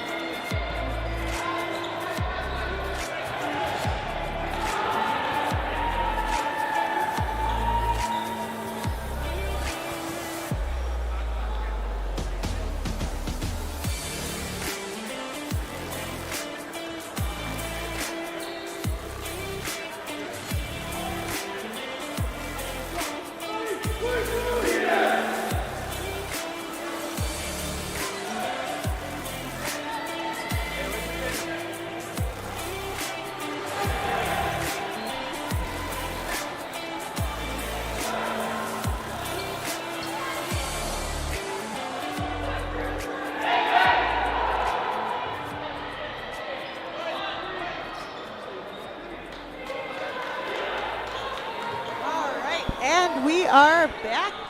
Yep, there we go. We're back, ladies and gentlemen. Welcome back to the Manitoba Men's Riel Cup Provincial Qualifier here at Niverville, Manitoba.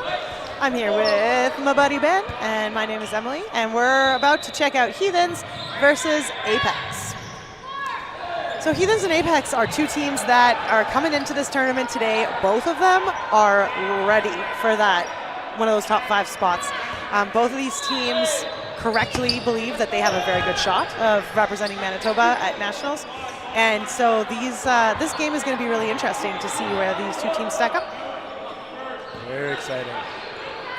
So we've seen Heathens on our court here today already, but Apex is I think, new to Court 2 today, to the stream. Two teams that have been around in pretty much their original form for quite a while now. And we've already seen what Heathens can do, and we know that there's some power on this team, definitely. Apex, well known across the community and across the country, actually, for being a very agile team. So a team that works really well together, they're very difficult to hit. And being a bunch of great dudes. And yes, they're being great guys, absolutely. Speaking of, Moto Sandoval showing why he's a fan favorite. Absolutely, was just about to say Moto Sandoval, known for the grips and pitch and catch. He cross-court slammed and brought in the ball. Yeah. That was incredible. Yeah, he really is quite an impressive player out there. So we have quite a few impressive players on the court here. Some that you may recognize from the national team if you're out there joining us from another province and you're doing your Team Canada camps. Taylor Boudreau, you may recognize from that. Colin Bouchard is on the corner of that court there. Great throw, taking it. Ferreira coming right up to the line. Ferreira has been around on Apex for quite a long time. Another player that has really amazing throws, some really clutch catches, and just endless energy, it seems like. Yeah, really, really tough guy to play against. And then JD Tomita, of course, number 4 here going for a run. He is, I want to say, one of the best dodgers in the country, probably. Extremely difficult man to hit. Great opening rush. Good tag by Tran. Burden to throw. Over to the Heathens. They're looking at Boudreau. Smart. Boudreau's a really, really strong player. Can do a lot of damage. Right at the neck. Back and forthing results in a couple of eliminations of the Heathens. Yeah. Damage over to Apex. We've got a couple shrugs going on over here on Heathens. I'm not sure if that's a commentary on hits or catches or what, but Pichet taking a dive, getting out of the way. Hick away with the ball, Lins with the ball. Meanwhile, yep. So we've got ball advantage over to Apex, and they send 2. Pichet's slowing it down. Former Apex player, I believe. Yeah, absolutely. And you know what? Bouchard, there, number 6, almost stepped on the line there. He is a former handball player. So if you're wondering where that powerful throw comes from, that's from handball. Full court right now for Apex. But they're on the defense with the ball advantage. Pichet rips it, misses his winger opposing. Looking at Bouchard, but now McKay's got a ball, and seeing if he can make something happen. He's Nice. holding it up, protecting his team. Nice setup from McKay. He had me convinced there that he was going to be the one throwing the ball, and that's exactly what he was trying to do. Hard, and a team catch. Sean Deltonata brings it in. Had a great team catch at Westerns with him. Oh, nice, absolutely. As Pedro now takes that right wing, he's got a ball. Up, and another eligible team catch, but Pedro was quick to run off court, so he's not eligible to survive. Except the ref is saying, no, you're good, you didn't know. Oh, because he stepped off, or I think maybe it's because he stepped off before the catch was made, so he's actually, he's the eligible return player on the catch. Oh, okay, so yeah. Yeah. There was no other players. Yeah, there was no other It's players. first in there. line. Yeah, you got it. And now a point on the boards. 2-0 lead. Apex so far the stronger team.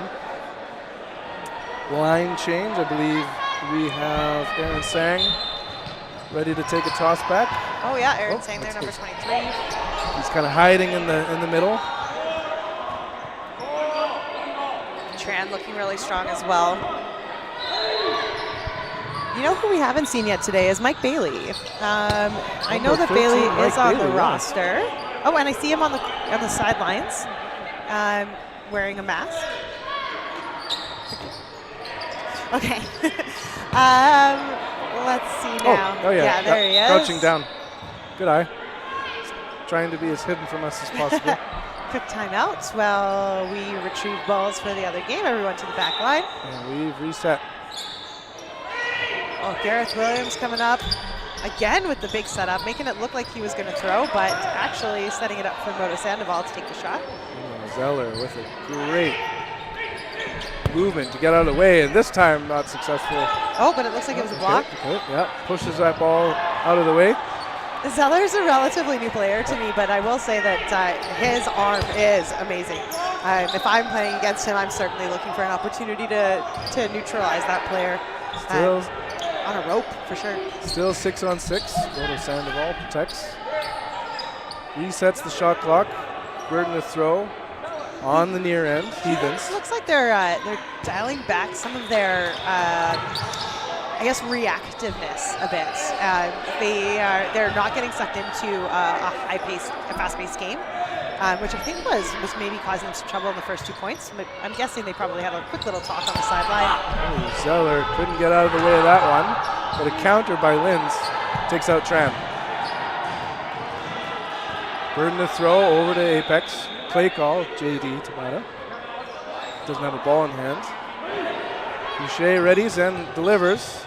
Low and wide, but the counter by Moto Sandoval gets the job done. Just right across the court, and even with a ball in front of him as well. You know, like the confidence that it takes to do that. But I guess when you've got the catches that he does, it's throw a counter at me at your own peril, right? 4-on-3, Grips in the middle. It is the right winger, Boucher with the throw, protected by Grips. Now there's a player that needs to be known for catching. Number 2. Cripps? Is it Cripps or is it Cripps? Oh, that's a good question. I assumed it was G. Oh, Cripps with a C, but it does look like Tails from the Cripps thing. It looks And like he it. doesn't have the grips in that moment. No, not in that moment. He was trying to get out of the way. A little bit of a lateral move would have probably done it for him, but I think he was looking for the catch. Or the grips, as it were. Boucher slowing his team down. Williams protecting. Heads that ball out to the winger. Couple of Lins and a Piche here. See what they can do. Play call. 3 heading to the line. Solo throw. Not connecting. You know, these 3 have been playing together for their entire dodgeball career. They trust each other on court. They've played together for many, many years. And you know, this would be a good little trio to have, I think, if I was trying to make something happen. Brilliant throw. Linz slowly retreats out of the way. Now 2v4. Moto Sandoval getting another ball. 3 with the play. Cross. But no connect. Really finding those corners there, making sure that they're as small as possible. Choosing to go cross court. And blocks across the board here. Linz, Piche, 2 balls in hands. Solo throw, Williams, and winger on winger. Moto Sandoval not getting eliminated just yet. Play call time.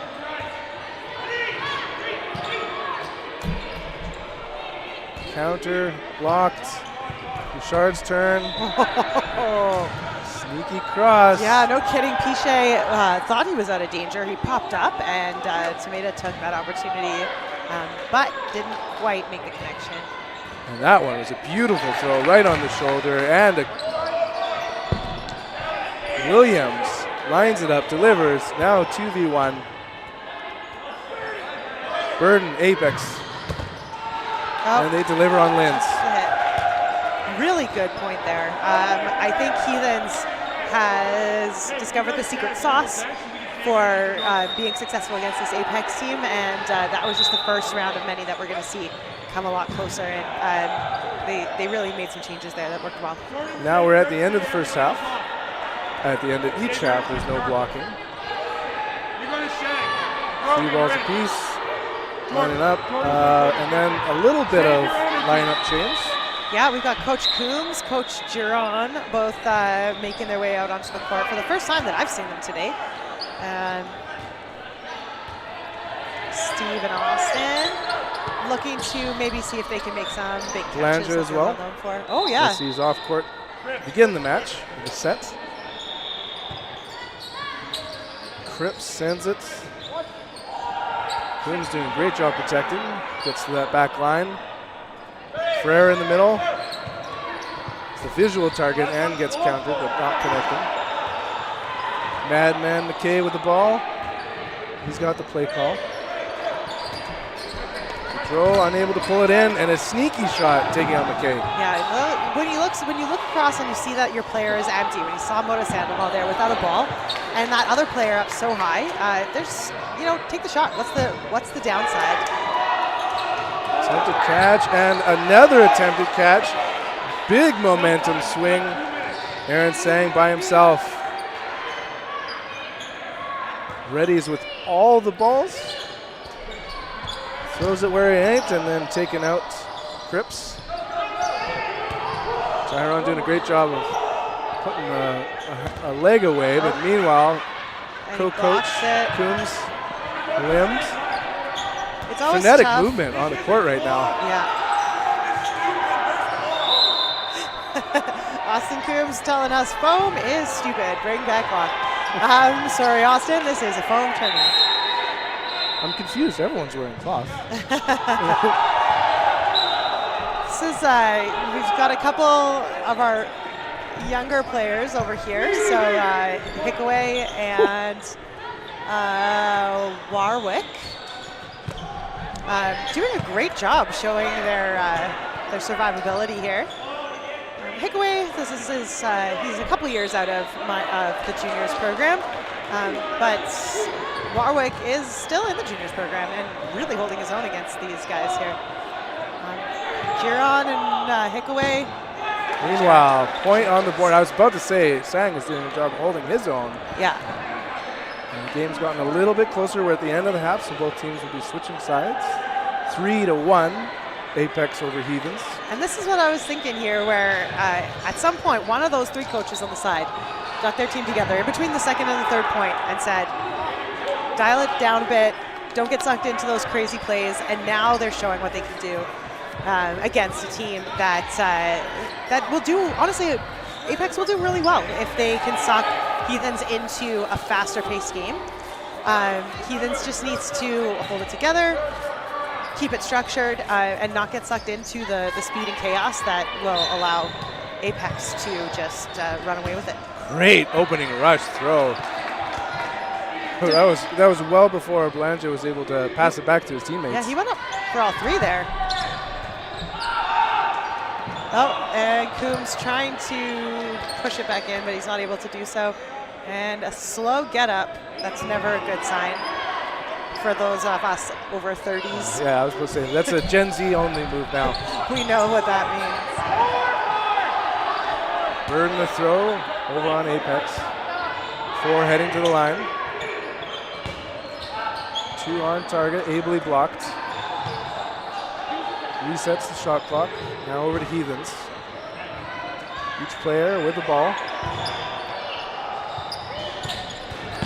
Oh, and Hickaway, you become an open target when you take a shot like that at the line. And as soon as if you don't get back right away, you're kind of wide open. Hickaway made a good move. He looked for turned for a catch, just wasn't able to get his arms around it in time. 5 on 2. Ball burden is on Heathens. A lot of movement on that throw. Oh, no kidding. Nice little shot from Giron there.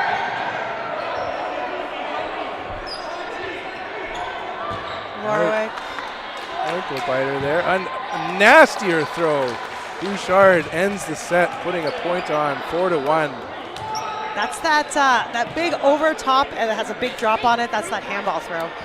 It's deadly. It really is. Seeing all of our friends on court there and what they can do. Some hugs and kisses from our friends on Apex. And a toss. Tran again delivers, disarms Blanchard. Yeah, this is an interesting strategy they're going with. It's almost like a sacrificial play here. Warwick was looking for the block, but not quite able to make it happen there. Appreciate the team spirit, Marco Blanchard. His time on court gets to be limited with that, but would appreciate it. They're obviously made a choice about what they want to do with the rush, and it's keep some of their players safe and just get those balls back so they can start making plays. Moto Sandoval, Tomato, Bouchard ready. Moto Sandoval with the throw. Shot clock now over to Heathens. 4 men, ball apiece. And there's upsides and downsides to having all 6 of your players left. I mean, obviously you've got your player advantage, but those are some long-armed gentlemen there. That's not a lot of space to get out of the way. So you can see them kind of sliding back and forth, and really you've only got about 5 feet there to dodge inside of.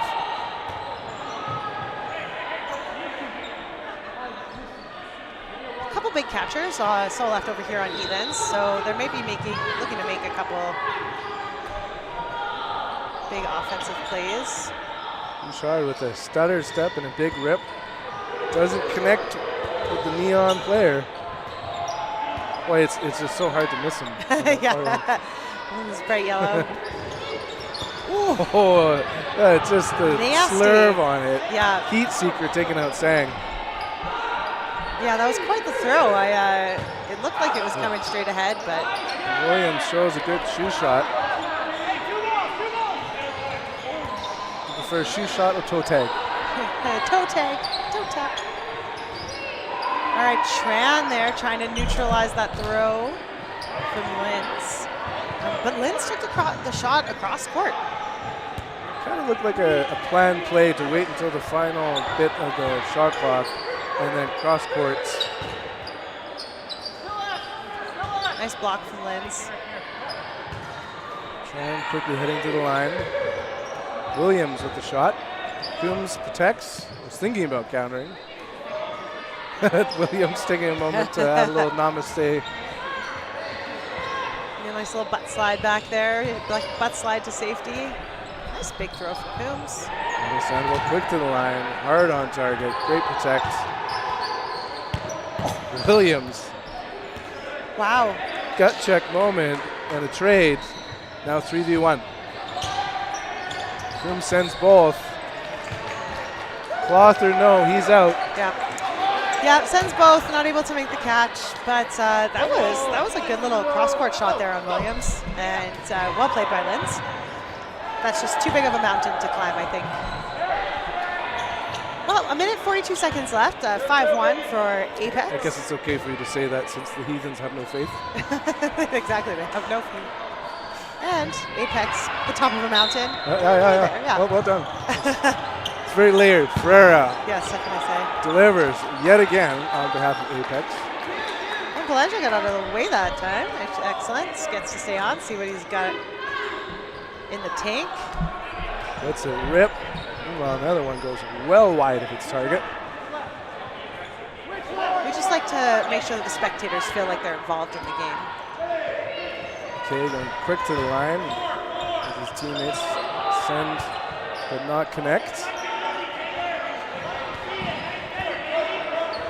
1 minute left now for Heathens to make something happen here. Kasprick thinks about it on the right wing. No, he's returning. Ferreira, Moto Sandoval, Pedro. It's Ferreira with the throw. Great winger on winger shot. Yeah, Kasprick there taking out Boudreau.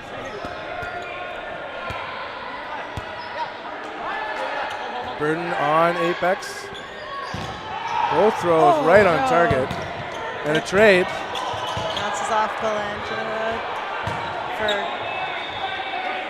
As Kasprick is out, there's now 3. Coombs is like, he's readying his pump fake. It's a pre-pump fake. He's got his arm up, he's ready to go. Rips it. McKay brings it in. And Boudreau's back. And now we've just got Coombs and Hickaway. Now we're at the end of the second half. Ticket to no blocking. 5-1, match in hand.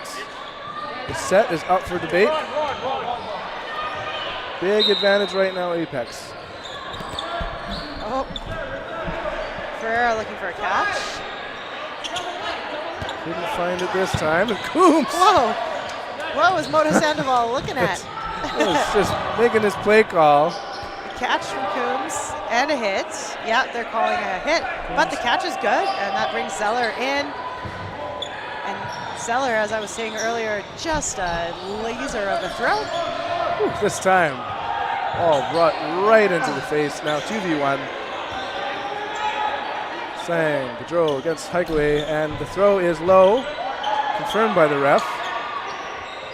There's no end to his movement. There he goes. Now 1v1.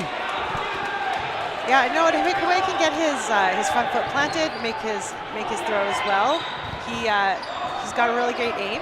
He just needs the time and the commitment. Gaudreau showing unbelievable flexibility. Oh. And an attempt at the same thing. Unbelievable how similar their body movements Yeah, were. absolutely. The trying to get back and get down as flat as possible, but Gaudreau's got the height, but he brings it down right on top of him.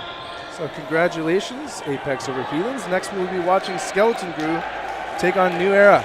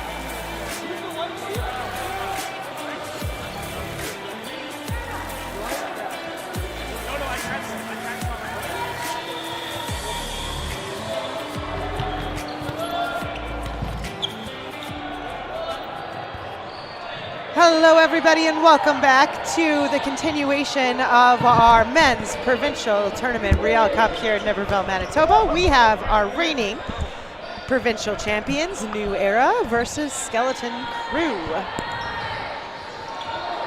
This should be an interesting game. I think Skeleton Crew is really going to be trying their hardest today, but New Era is going to take this one. Yeah, you know what? New Era definitely comes in as the heavy favorite. They are Heavy hitters. Heavy hitters, yeah. They're a strong team. They've played together for a long time. And they have some beautiful pink jerseys. And if you would like to have a beautiful pink jersey of your own, you can check out dodgeballshop.com/newera, thedodgeballshop.com/newera for all of their merchandise. Skeleton Crew, rather newer team. They did have an upset, like I said, in that relegation earlier this year in regular league play. But as far as a team that's played together for a while, still working on those communication skills, still still building up some skills. They got a lot of newer players. They got a lot of more recreational players compared to the level of competitiveness that New Era is usually at. So you know what, New Era, definitely though, they're not going to take this game for granted. Nobody walks into any game assuming that they're going to win, because that is when you lose. So I don't think there's a single team here that any other team is going to take,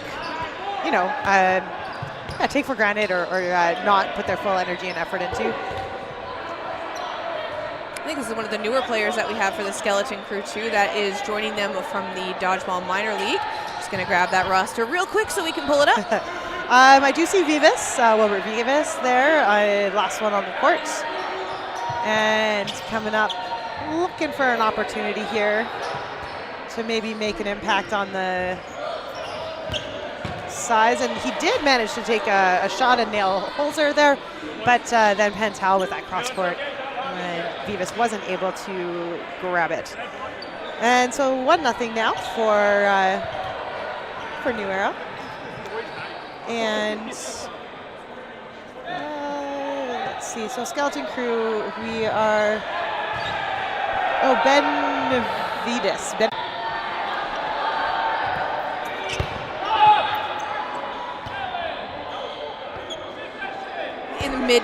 In mid 20s, so we're kind of pushing 30-ish. I won't say how many ishes past 30 we're pushing, but it's nice to see some new faces in the sport, and hopefully they stick with it as more people start to retire, because cartilage can only last for so long. Yeah, absolutely. It's nice to see some of these guys out here playing, and I hope we see the same thing for women's, because like you said, I'm not getting any younger, that's for sure, and it would be nice to know that when we leave this sport, the competitive level of the sport behind, that we leave it in good hands of the youngsters. Yes, I think that's a really nice way to put it. So we're down to a 3v2 situation right now. What a catch from Groening. He really just was not going to let that one go by. He stayed right on it. 2 balls in hand. That's hard to do, and he did a really good job, made it look easy. Looked like he might have gotten behind that. Yeah, Moises manages to take him out on a counter, though. Groening still had that amazing catch. He's going to be eating off that one for a while. We just have one left now, going after Moises. It's a 1v1 situation. Yeah, 1v1, and Skeleton Crew is going to have to feel really good about this. I think this is great. They are not rolling over in any way, shape, or form, and they're well positioned now to take a point here and tie it up with New Era. So let's see what they got. I believe that's it's either Owen Greaves or Mitchell Vanstone for the Skeleton Crew that's still up there against Chris Moises. Greaves? I think so. Hard to see. We can't see the back of his shirt. Yes. But I believe it's Graves. Moises, veteran dodgeball player. You're not going to see Moises get tricked into anything. You're not going to see him, make very many mistakes. So Graves is going to have to be just as fast and strong and accurate as he possibly can. He's going to have to catch Moises off guard for sure with those throws, or he's going to have to throw something that Moises just can't resist trying to catch, but it'll get him out on the tip of the fingers. Because if you're waiting for Moises to make a mistake, you're going to be waiting all day long. That's true. Yeah, there it is! There's that sneak shot I told you about. Yeah, absolutely. And you know what? Graves has got to feel really good about that. Oh, absolutely. That was really well played, and just that early trigger. But you know, the exactly thing what he is needed. with a team like New Era is they're not going to let that happen twice. So, you know, it was a great shot, absolutely well timed, well executed, good throw, good technique, everything there from Greaves. But New Era is going to know that, and they're not going to let it happen again. Yeah, absolutely. They're going to adapt really quickly, and the retribution, I'm sure, will be swift. But at the same time, Skeleton Crew now has a win under their belt here. So Absolutely. Skeleton Crew can pull an upset. You know, it is yet to be seen. I mean, we saw that in the relegation. We see a couple of the Skeleton Crew members were on Vengeance. Vengeance pulled that huge upset here in Niverville back in 2022. So, you know, it's we could see that happen again, and then they could get one of those top 5 spots. absolutely. You know, Saracen on Skeleton Crew has been looking really strong in all the games I've seen him play. And today, his dodging has been really, really impressive. And he's getting out of the way really, really well. So, and certainly anything is possible. Groaning, always impressive. Carrier, always with the big throws and big movement. Carrier doing a great job of his communication skills as well. He's managing to not give away too many balls. I think that Skeleton Crew is definitely a team that works best for his play style, because he's got a bit of a reputation for being a loose cannon in the league. That's no secret. But you know, his throws are always difficult to read, difficult to catch, and he's got those big long arms that make him really a threat. So. Also, the beard makes them look scary. Full disclosure, he might be in a relationship with Tempo. Oh, and those balls coming back at us, trying to make us feel like we're part of the crew here. Nice little side jump there from Benavides. Yes, that was Benavides. Benavides. Practicing those drills so he can do those side hops real quick so he can get out of the way.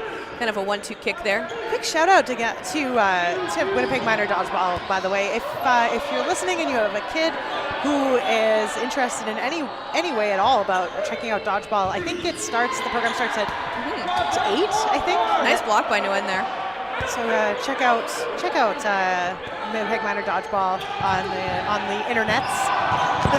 Your kid needs to get some aggression out, go throw some balls once a week. It's really great. They have some really great coaches. Ooh, Carrier going for the catch there, not quite connecting it. Sometimes he can catch it with his beard, but I think it's tied up a little too tight today. So we just have a 4-on-2 left now for Skeleton Crew. They're trying to get themselves another point. And we're going to no blocking. Skeleton Crew managing to hold their own, though, as we go into that no blocking. It's a 1-1 tie right now. Yeah, you know what? This is probably about the best case scenario for Skeleton Crew, especially being on stream. Yeah, they're playing a really tight game, and they're making New Era work for it. Right, these points aren't coming easy. So New Era closing that one out fairly quickly, though, because you know, I think the players again, Skeleton Crew left up against the New Era players, still a little bit green. So still a bit rough around the edges, and New Era with a 4-on-2, they know how to close that one out, and they could utilize that burden that they had. Yeah, I will say that New Era as a team has the experience and the structure that they need, and even if they do go down a couple of points, they never panic. They I mean, know just how look to at the close it roster out. of New Era. They only add, they never subtract. Yeah. Oh yeah, and they know exactly what they're doing. So and so does Skeleton Crew, right? We've seen some amazing upsets here, and what a great little rush there by Graves. Yeah, it was a nice block by Graves too, sending it over to the side too, away from his teammates. No one getting greedy, trying to make that catch as well. Yeah, looking really good across the board here.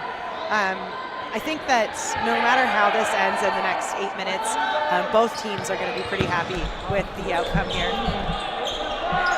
Oh, Saracen getting out of the way. I think at this point it's Skeleton Crew managing to just be able to hold their own, doing what they do best, and you know, just being able to say like, we did it against New Era, not like we won, but just being able to say like, we gave them a run for their money. Yeah, but you know what? Look at what's going on in here. Skeleton Crew still has all 6 players. They're making thoughtful, well-timed shots. They're making those hits. Absolutely deadly cannon there from Grenier, taking out Walker though. Oh, that was an interesting move from Carrier, going down and kicking the ball out, so that his team's ball retrievers can bring it back in and they can make another shot from Grenier though, right into the shoulder of Guy. Grenier's just slowly picking them off one by one. Grenier, a former baseball pitcher, and wow, can you ever see it in his arm. Speaking of world champions, there's one right there. Grenier is the current, one of the members of the current world champion mixed foam team. Team Canada taking gold home. Ooh, Saracen going for that catch there, a little bit too wide, goes into the runoff lane, managing to stop his trajectory. Doesn't manage to pull it back in and make a team catch, though. It's just a 2v2 situation right now. Which is still really excellent for a little wide shot from Crew. Carrier there on Grenier. One thing you will notice with Carrier's jersey is it says Treebeard, but his jersey was printed wrong and it says Rebeard. Rebeard, yeah, I did notice that. Well, Carrier with a great hit on Nguyen. And look at this, 2v1 here.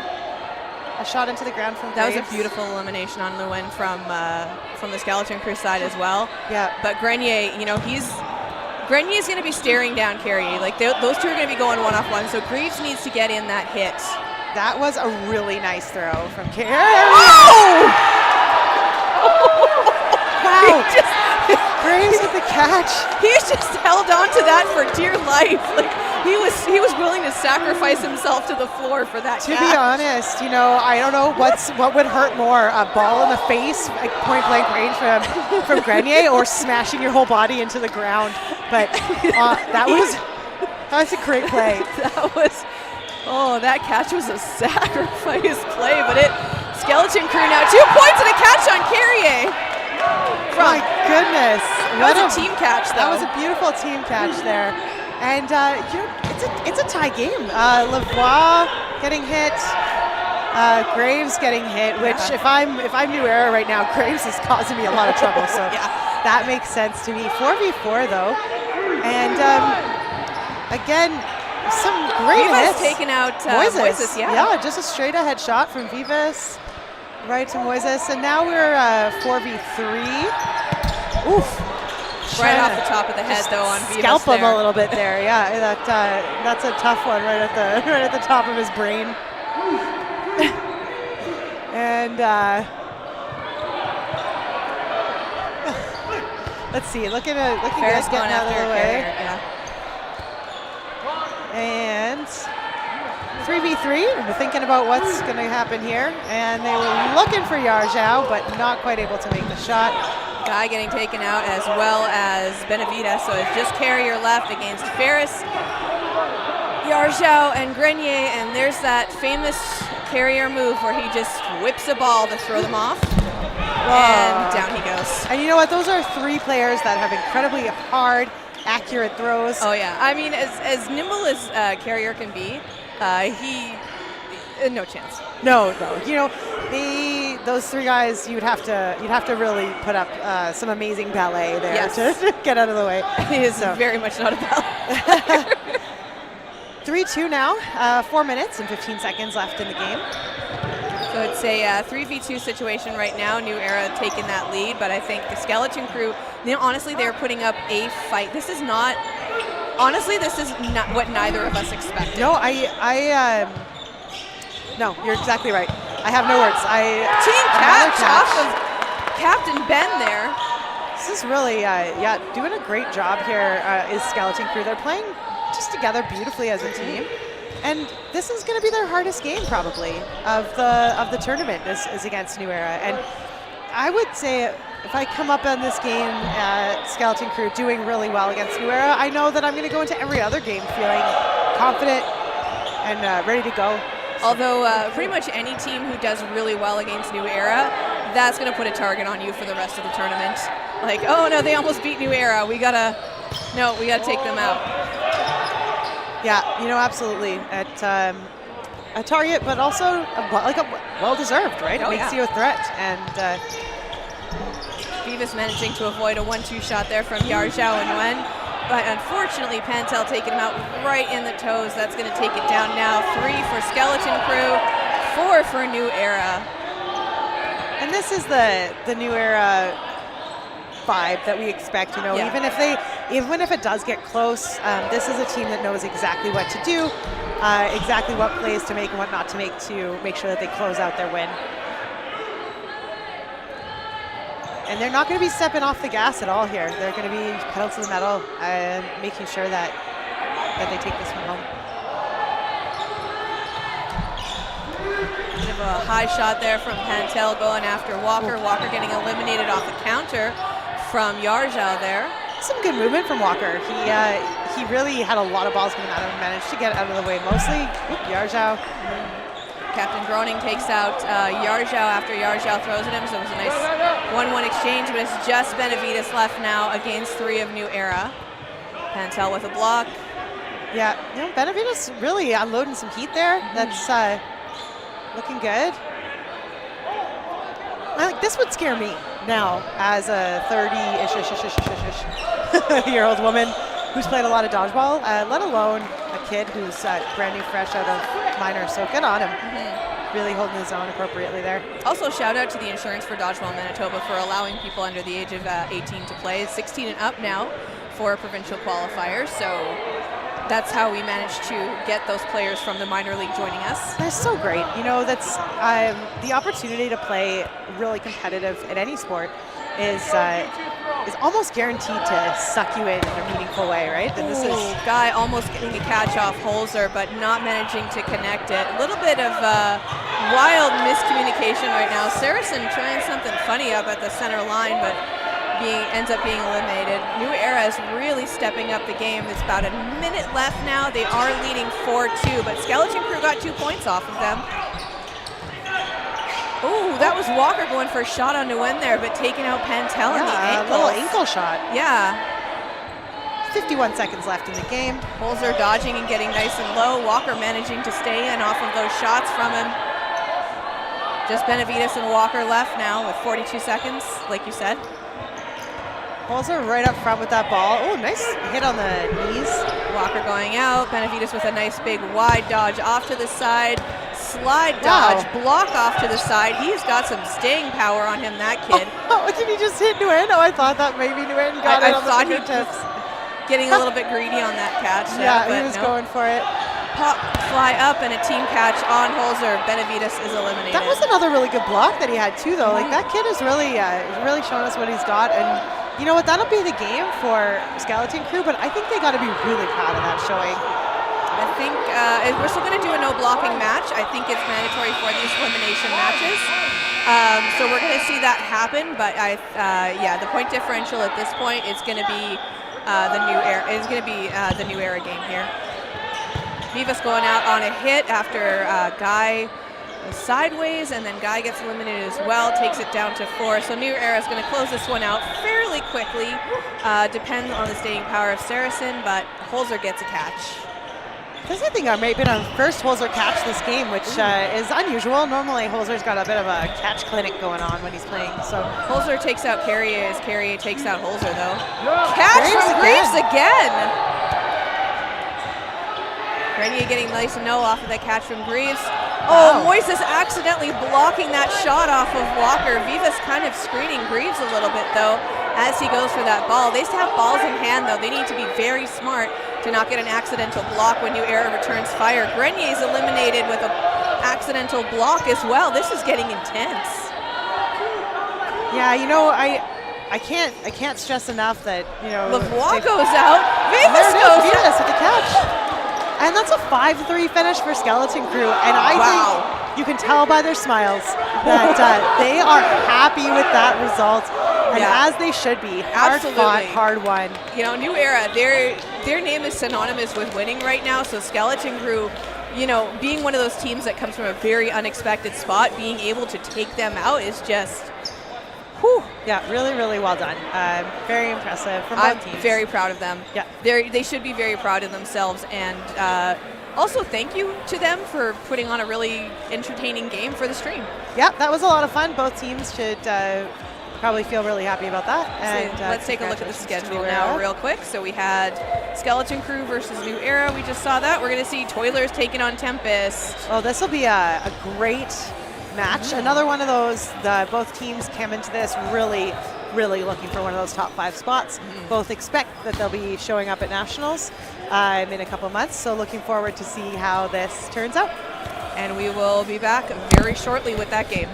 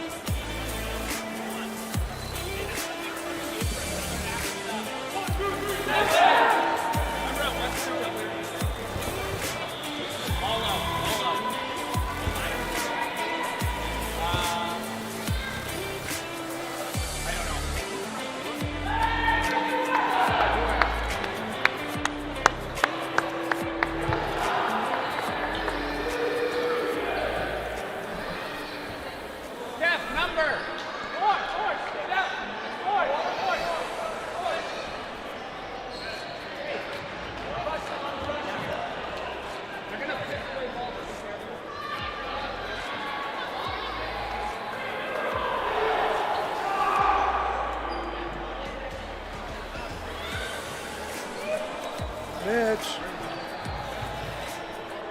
And we are back. We are watching Tempest take on Toilers, the two T teams of the league. Currently, one is in 5th and one is in 8th place. Well, thank you, Kendall and Mitch. All right, they are off. That was that opening rush. Very quick start on that one. We definitely have some time to cover going here into the game. Burden to throw goes over to Toilers. 1-2, missing. And Nate managing to avoid both of those shots, being very aware of that broken finger. Appreciate how down to the shoes he's coordinated. At this point, I'm pretty sure Nate Gatza has more dodgeball gear than he has regular clothes. Cross court. We've talked about this before, but I'm always impressed with Cicino's.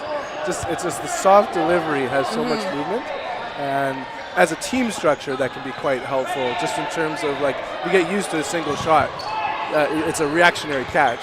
There's a cross-court shot from Devlin, sorry, and that takes out Porcel. So that was wing versus wing. Good pump fakes. The veteran Toilers on defense. Clan with a nice clean block off that shot from Gatza. That's going to get that burden back onto the Toilers side now. Now, yet again am impressed by Nate Gatza's ability to play some one-hand dodgeball. I mean, at this point, you got to drag him off the court. Following that good elimination, let's see what the play call is with the two men going up against the full court. Smart. They only gave away one ball, throwing right through the center. I think that's a good way to kind of break up the pack that Tempest has right now. So block by Gatza going straight off into the crowd. Now, you're more familiar with me. I believe Toilers is a veteran team that goes back many, many years. What's the case with Tempest? Tempest is a relatively newer team. They have been around for the majority of the post-pandemic competitive season. Although a lot of Toilers is more the Toilers is more of a legacy name. We got a lot of new names on the roster, but they're still keeping that the jersey and the spirit alive. Once you have Matt Kuchevsky on the team, it's a continuation from the aughts. Yes.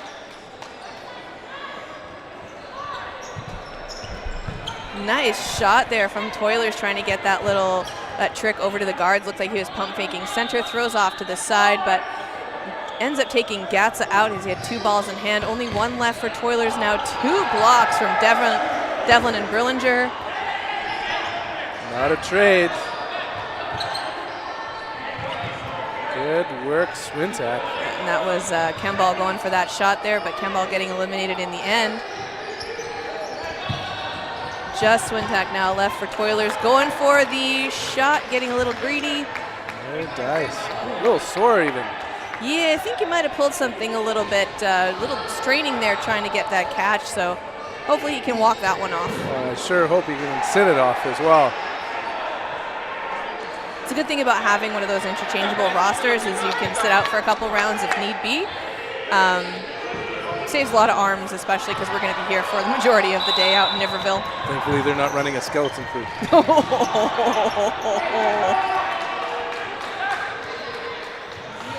Back on is the veteran Kuchevsky wearing number 1. I just, one time I'd really like to see when Tempest wearing these jerseys is Eye of the Tiger start playing as they walk out onto the court.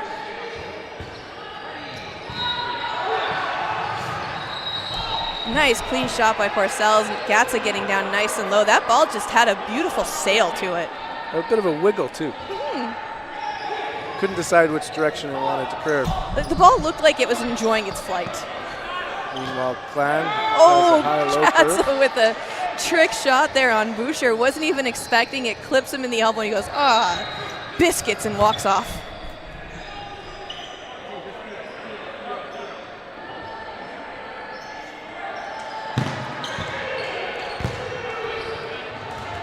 Brillinger with a nice big block down, manages to stay on their side as well. So that's going to give Tempest that that third ball. So they have technically second ball, sorry. Ups and in. Great work by the veteran, bringing back Wegner. And no stop in the movement from Tempest. They're like realizing they're on defense here, but I really appreciate that they didn't slow their momentum down. Now, Tempest has always been a very high energy team, so it's really good to see them keeping that up. I think they're going to keep that for most of the day. They know how to do a tournament right. Like they bring snacks, they bring energy drinks. They know what tournament life is about.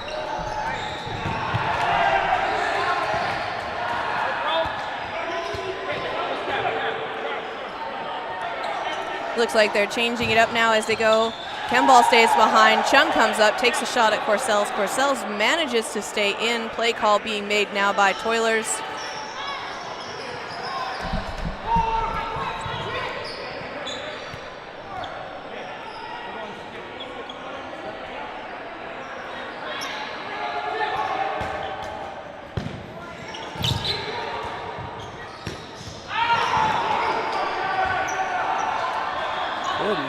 Back and forth. Yeah, Klachevsky being eliminated. It's just Corcel and Swintak still in. Nice low dodge there by Chung. Brings himself back up to the center, trying to back Toilers to the line as they take that burden. They really want to push him to that back line. Really smart move because you push them back with intimidation to try and get that line out.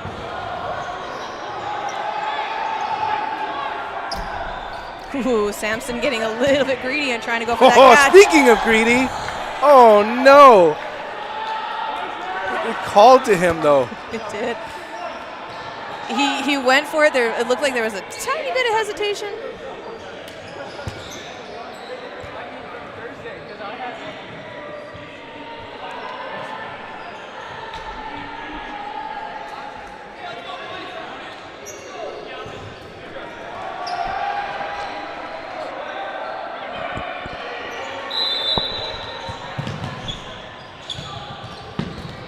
Trade situation. Trudeau, man, he stays alive though. Oh yeah, Trudeau has a lot of staying power. He's one of those players who's very nimble, but nice big catch there from Wegner. Gatsy even with that look on his face. He felt that one in his soul. Brillinger going for the catch, not quite connecting, pops off the knees. And then he shoots a quick glance to the commentary table to see if we saw that. And we did. Ooh, there goes Trudeau, though, right out in the knees. Kemball getting down. Toilers polishing off that round real quick. They picked off Tempest one by one. Managing to keep almost their entire line for Toilers as well. Definitely a game still within reach. 2-1, very even as far as I am observing for this tournament.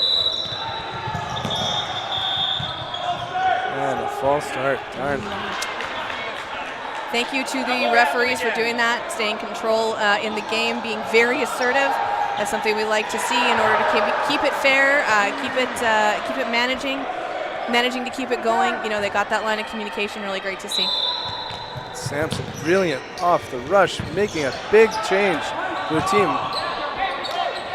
Like the ability of knocking at least one player out within the first couple seconds puts the odds of the win here hugely in favor of Tempest. Going in between Devlin and Samson. Samson getting eliminated there. You could hear that hit from the commentary table. And Clan was the target of that. Return shot on Grenier. Grenier stays in, but Corsells gets eliminated by Chung. We're swapping balls. I'm not sure if we have a favorite ball on court, but they pass to each other at the same time. Oh, well, I mean, if it works, it works. Like if If you just feel it, go for it. Razmataz right on target, and he brings it in. Toilers eliminated Tempest last time. This time Tempest eliminates Toilers. It's anyone's game going back and forth right now. First point on the board for Toilers on last round, but Tempest is still kind of dominating this one.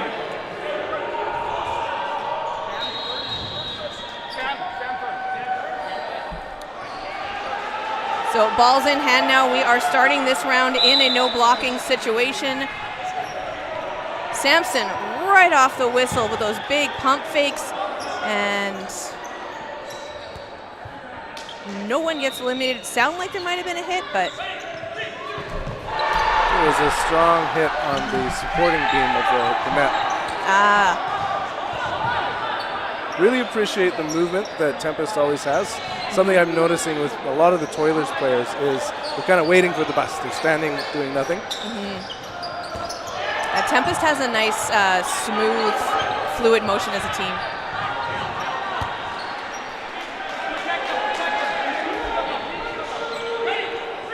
Grenier now with that. Being the target of those, going for a catch, not quite connecting it, sliding out, sending 2 balls back over to Toilers. So Toilers retains that burden now for a second time going into this no blocking. Gatza with a block, not realizing it. Well, also he's a one-handed man. Right. I think he would have caught that ball up until the injury to his hand. If he had 2 hands, he would have gone for that catch for sure. I think it was an attempt to one-handed T-Rex catch.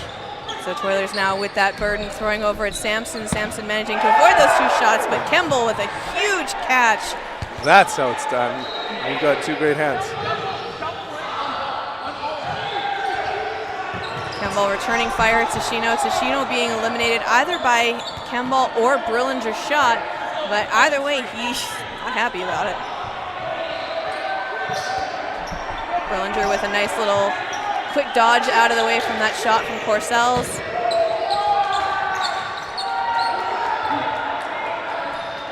Tomchak attempts it, but he lifted, but it wasn't a particularly high jump, didn't pull his feet up too much, so basically just kind of hovered his body into the air like Princess Peach. Managing to eliminate Kemble there. So it's just Wegner and Corsells left for Toilers. Or Swintak. Going for the catch there. And so did Corsells, but Samson and Brillinger eliminate them, so that's going to change this one up. We're going to switch sides and go into the second half very shortly. Pretty dominant first half by Toilers. Odds on they're going to continue that run. As you mentioned, Tempest, a lot of veteran players. So I'd say like nothing particularly changes in the second half. We keep rolling along. Good work, Toilers. Again, though, the only feedback I'd have for them was in the moment where like there should be a lot more movement, a lot of them are just hanging at the back line. Almost a little bit of hesitancy. That's a very good observation. Now that I think about it when you point it out.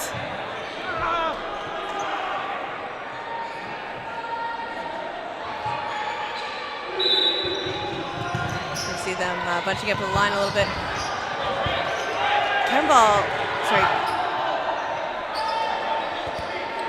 Grenier taking 2 shots off of that opening rush there, getting nice and low. Still manages to get eliminated. Gatza with a shot on Corsells. Corsells returning fire at Gatza. Gatza getting huge air on that one. His hand might be hurt, but his legs aren't. They are very able right now. Brillinger was going for a catch there too. Doesn't quite connect.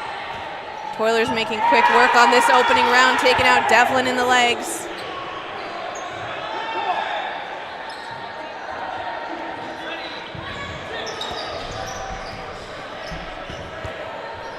Corsells going for Gatza. Gatza managing to avoid that shot. Chung taking out Sashino. A lot of 1v1 exchanges. Well, in Sachino's case, he was dead to rights. It was like both players had such a great counter on him. And there wasn't any follow-up action on the Toilers. He was alone by himself on an island there. Corsel's getting eliminated off that shot from Gatsa. Finally, they managed to end that little feud going on. Taking out him in the wings. It's 3 players now to 2 for Toilers. Burden now on the side of Tempest. And they were going for Boucher there. Sending 2 over, Gatsa takes a staggered 3rd shot. Boucher goes for Chung. Just manages to miss, but takes out Swintek. So it's just Boucher left now.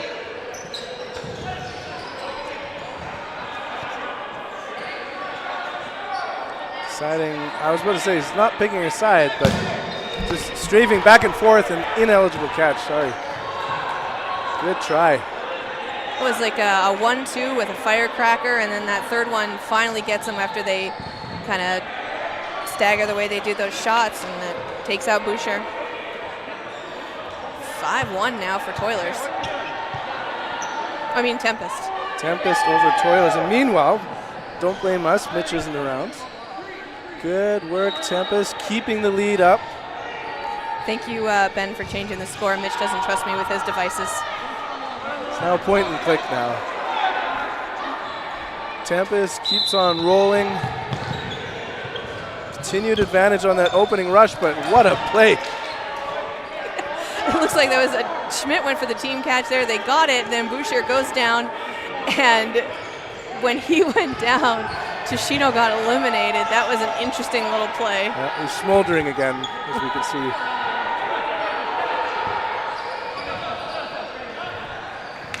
Schmidt and Wagner taking that shot. Schmidt being eliminated. Brillinger going for Klachevsky's head, but he manages to get it out of the way just in time, but Gatsa taking out Klachevsky. That's one of those moments where if the team was more mobile back and forth for Toilers, I think Wagner had a team catch opportunity. Klachevsky looking back, waiting to see someone help him out. Schmidt with a shot on Gatsa, rolling right off of Gatsa's leg from the block. That's going to eliminate him. It's just 3 players left on the Tempest side now. Going after Brillinger. Brillinger getting nice and low, avoiding that shot. Brillinger getting eliminated. Shot on Boucher getting eliminated. Balls are just flying like crazy. Huge catch from Wagner, though. And that's going to take out Kemball. Loved it. He kept with his momentum as he's retreating. Point, and you got him. That was a Hickaway on Tempest.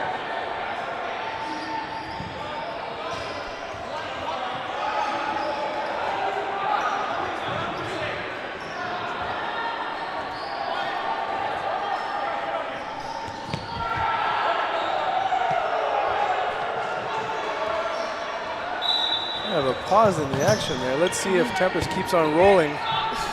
As they do, that opening rush continues to be a huge advantage of this. Swintek going for a catch off that opening rush, but doesn't quite connect with it, managing to get himself eliminated. Doesn't even pass the activation line before he walks off. Big shots on Clan from Thiessen and Kemball. Clan gets eliminated. At this point, Ben, would you say it's kind of turning into a 1-1, like one match? Like they're very evenly spaced at this point, I feel.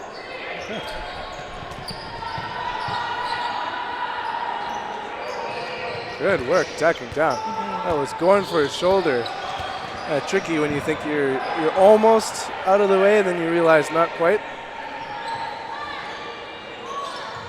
Devlin going for a couple pump fakes there, trying to psych Klachevsky out, but it was a middle shot from Sampson. And yeah, takes out Sampson in the shorts from Boucher there. This time momentum going against him. Still in favor of all the movement that they have, and just clips the wrist. Klachevsky going for that block there, popping it right up in the air. Klachevsky walks off. It's just Boucher and Corsel's left now for Toilers against Devlin and Chung for Tempest. And Boucher went for the block, but it connected. Corsel's last one left in. He's got almost all the balls on the court now. I love that attempt. Chung going for that catch, getting greedy. Corsel's managing to get a pop fly catch, and that wins that one for Toilers. That's how it's done. Toilers slowly closing the gap here in this second half, but it looks like we are at the 30-second mark. So we are starting off in no blocking.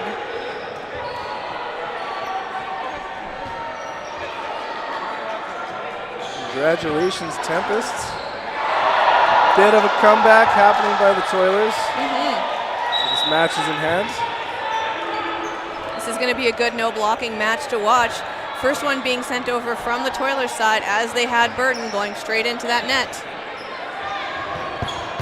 Ooh, Wegner going for a catch, not quite connecting with it.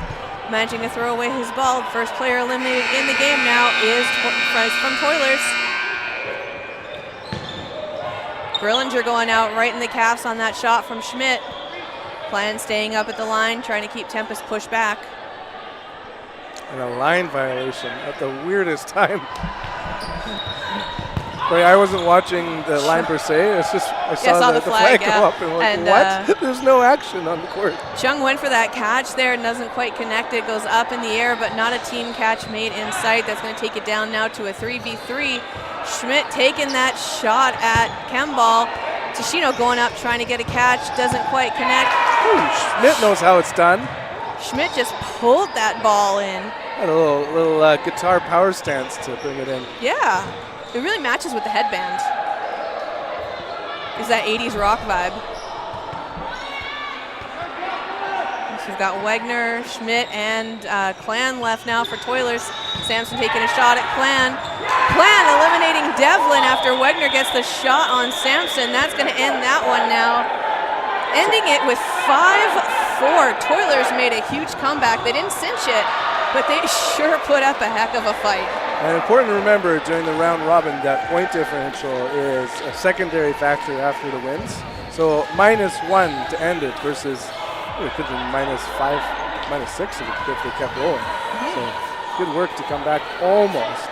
I'm really enjoying the level of intensity we are seeing today on the streams. Lots of unexpected points, lots of unexpected entertaining games happening. So next up after that, we saw Toilers versus Tempest. Now we're going to see Darkhorse taking on Zeal.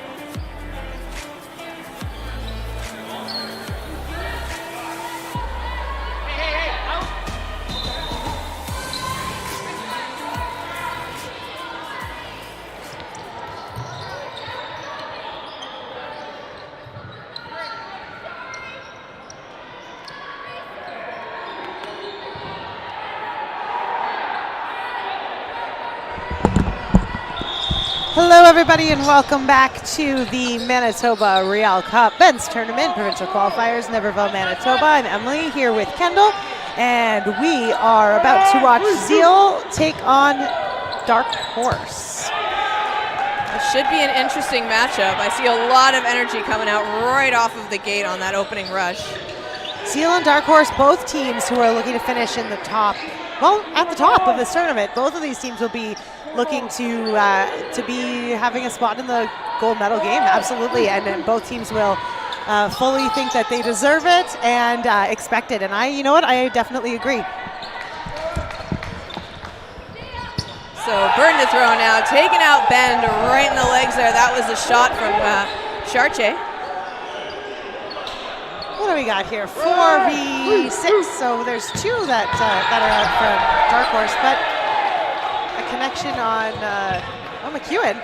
And the Zeal team looking a little different than Zeal of past years. You may notice a couple new players. We've got McEwen, we've got Holzer. We have a Holzer. A Holzer, yes. There are two Holzers. That's true. This is Mark Holzer. You'll notice Daniel Holzer on New Era. Como, Eric Como. Oh. And some familiar faces from back in the day. So we know Julio Amador has always been, or not always been, but been on Zeal for quite a while. Of course, we have Den and Dubuque. Of course, Darkhorse are I guess they were like the kind of the darlings of last year's tournament. They came out of nowhere. It's actually their first anniversary as a team at Provincials for Darkhorse. They came out of nowhere. They took second place. So, lots of things to expect here from Darkhorse, but Zeal is a team that's been playing together for a very long time. Yeah, absolutely, and they're well known in the community. Darkhorse reformed out of the former Retro, which some of you may remember if you've watched some Riel Cups in the past. Darkhorse was kind of like a mix of Vengeance and Retro. Vengeance and Retro, yeah, absolutely. And huge catch there from Denim. Oh my gosh, just tips it off the fingers at least 3 times, going down to the floor now, and finally managing to pull it in. That's the Denim we all know and love. That was quite impressive. And conversation now happening on Darkhorse about who that catch was off of and whether or not there was a hit. But Dubuque obviously showing why he has played on Team Canada a few times, and the incredible agility and court awareness that he's well known for. So Denham just staring down Klappa right now, but Olivier Job coming up, trying to take that shot on him while he stays up at the line. Great aggression from Dubuque there. And both of these players really looking to make a difference here on the Darkhorse team. Klappa, we know a lefty with a really impressive throw. Olivier Job, really agile, makes clutch catches, and just on a rope, he really has some amazing aim is not the word I'm looking for, but precision is the word I was looking for. Klappa took a shot at Holzer earlier, and then Zeal with Burden to throw takes that shot at Klappa. It's a 1-1 trade-off between the two. A little bit of a rivalry being staring down the wings between Holzer and Klappa. Olivier Job just holding his own against the rest of the 3 of them on the Zeal side. Dubuque with no ball in hand, just hiding at that back line, waiting to do something. Klappa taking a cross-court shot right in front of Holzer. Holzer, this aggression will not stand, man. And sending it back at Klappa, but Klappa's getting out of the way, making it work. Olivier Job with a cross-court shot on Holzer there, eliminating him. Como. Huge cheers coming up from the Darkhorse side. Yeah, Como basically said the same thing. How dare you throw in front of me? And taking a shot back at Olivier Job, making sure that he knows there's a price to be paid. So finally, Holzer gets eliminated, and then McEwen takes out Klappa to avenge his teammate. It's a 3-on-1 right now, but Olivier Job is no one to underestimate. He has moves for days. Nice big cross-court toss there. He is a frisky player. Yeah, you know what he is. He's very aggressive. He knows what he's doing, and it looked like maybe he almost had a hit there on Dubuque, but just watching Dubuque on court is Olivier amazing. Job throws so fast, though, like you almost have to second guess just to be certain. Yeah. But huge, hard throws coming out of McEwen on Olivier Job there. Honestly, McEwen's really stepped up his game. He is looking fierce. Nice big block by Olivier Job, and then he returns fire at McEwen. McEwen managing to dodge that one. Olivier Job holding 3 balls in hand right now, going after the 3 players left now on the Zeal side. Some of you may remember McEwen as a golden boy one of the times, and an erstwhile MVP of the Manitoba Riel Cup. 3 balls in hand, though, were not enough for Olivier Job while he was hanging on to them. Wasn't able to block that, takes him out in the shin. So first point on the board now is going to go to Zeal. And as we line back up with Darkhorse here, we've got a bit of a different lineup than we took the first time around. So we've got a couple of Schmitz, D and J. We've got a Pernitsky, Olivier Job, Wu, and Ashley Bend down there. So it looks like Wu and Bend who are going to be going for the rush. A couple of little speedy speedsters. Honestly, both these teams are very speedy. Yes, absolutely. And Amador looking at Pernitsky. Yeah, Pernitsky taken out. Once upon a time teammates. Amador played on Darkhorse once upon a time. So looking for some weaknesses. I would say Pernitsky is a very passionate player, so he's very easy to get rattled off of that opening rush, and you will see his emotions on the court. I think, he takes, he goes right up, he takes, makes himself big, makes his presence known, takes big shots, and occasionally, or more often than not, it results in a trade. So as long as that trade off the rush is worth it, then we're good. That was a 1-2 from Schmidt there, and Olivier Job taking out Amador right in the head as he gets down low to dodge. Still more players on the court now for the Zeal side. 2 shots going over, and that was Dubuque taking out Schmidt. And Schmidt looked like he might have had the body positioning to make a catch, but wasn't able to bring it in. It's honestly one of the really cool things about the Zeal team is their ability to get really wide and cover the court, but not interfere with any of their teammates. Yes. These are some tall guys with long arms, and they don't have a ton of space to dodge on the court, but they do it so effectively on Zeal. It's this and I believe Tempest are 2 teams that are very fluid in their gameplay with each other. Ben's getting a block and out of the way. And that's Gonzalez going out. Sexy Rexy, Rex Gonzalez. Also once upon a time with the Golden Boys. Ooh, Olivier Job coming up to take that shot on Holzer. Chartier sees it out of the corner of his eyes, and 1-2 on Olivier Job stops him dead in his tracks. I don't know what the decision there was. It looked like he maybe thought that there was a throw when there wasn't. Yeah. He came up really aggressively for a pre-counter, but didn't get the shot off. Nice. Going after Bend. Bend managing to block that one down, stays in. It's just Bend and Wu. All the credit to Dubuque earlier for how great he is at dodging, seemingly like jumping off of nothing and changing direction in air. Chartier on Zeal also has that incredible talent, and if we have an opportunity to see Wu here, you'll see that Wu does as well. Wu is coming off of an injury, though, so I think he's playing a very reserved game right now because he doesn't want to re-injure himself. He is on the mend. He's doing really well, but he also does need to be very cautious. Oh, nice little fake out there. Chartier and Wu kind of dancing it out over there. Chartier really wants to get that ball. Nice big wide air. Doesn't manage to get the ball he wanted, but Wu does manage to send one over. So that's going to give burden now to Zeal. Woo. Wu trying to go for that catch. Doesn't hold it. Blocks it up, though, so he stays in. Going for Holzer. Manages to take out Holzer, but gets rid of any balls in hand. He's got to rush and get those ball retrievers to hand him some. Burden now on the side of Zeal. They have more players. They're going to take that shot at Wu, and Wu's not going to make it easy for them. Blocks those shots. He just looks so calm and cool and collected. It's 3 balls coming at me full speed. That's all right. It makes it look easy. The way Zeal dances. Oh, that's halftime. That's halftime. We're going to go into no blocking in the second round. With just 1 point on the board, yeah. Yep, Wow. absolutely. you know, all three of these Zeal players are going to be just so hard to hit. Yeah. And so is Wu. And so this, like, Wu needs a catch. this could go on for a while. If Wu doesn't get a catch, he's gonna have a workout.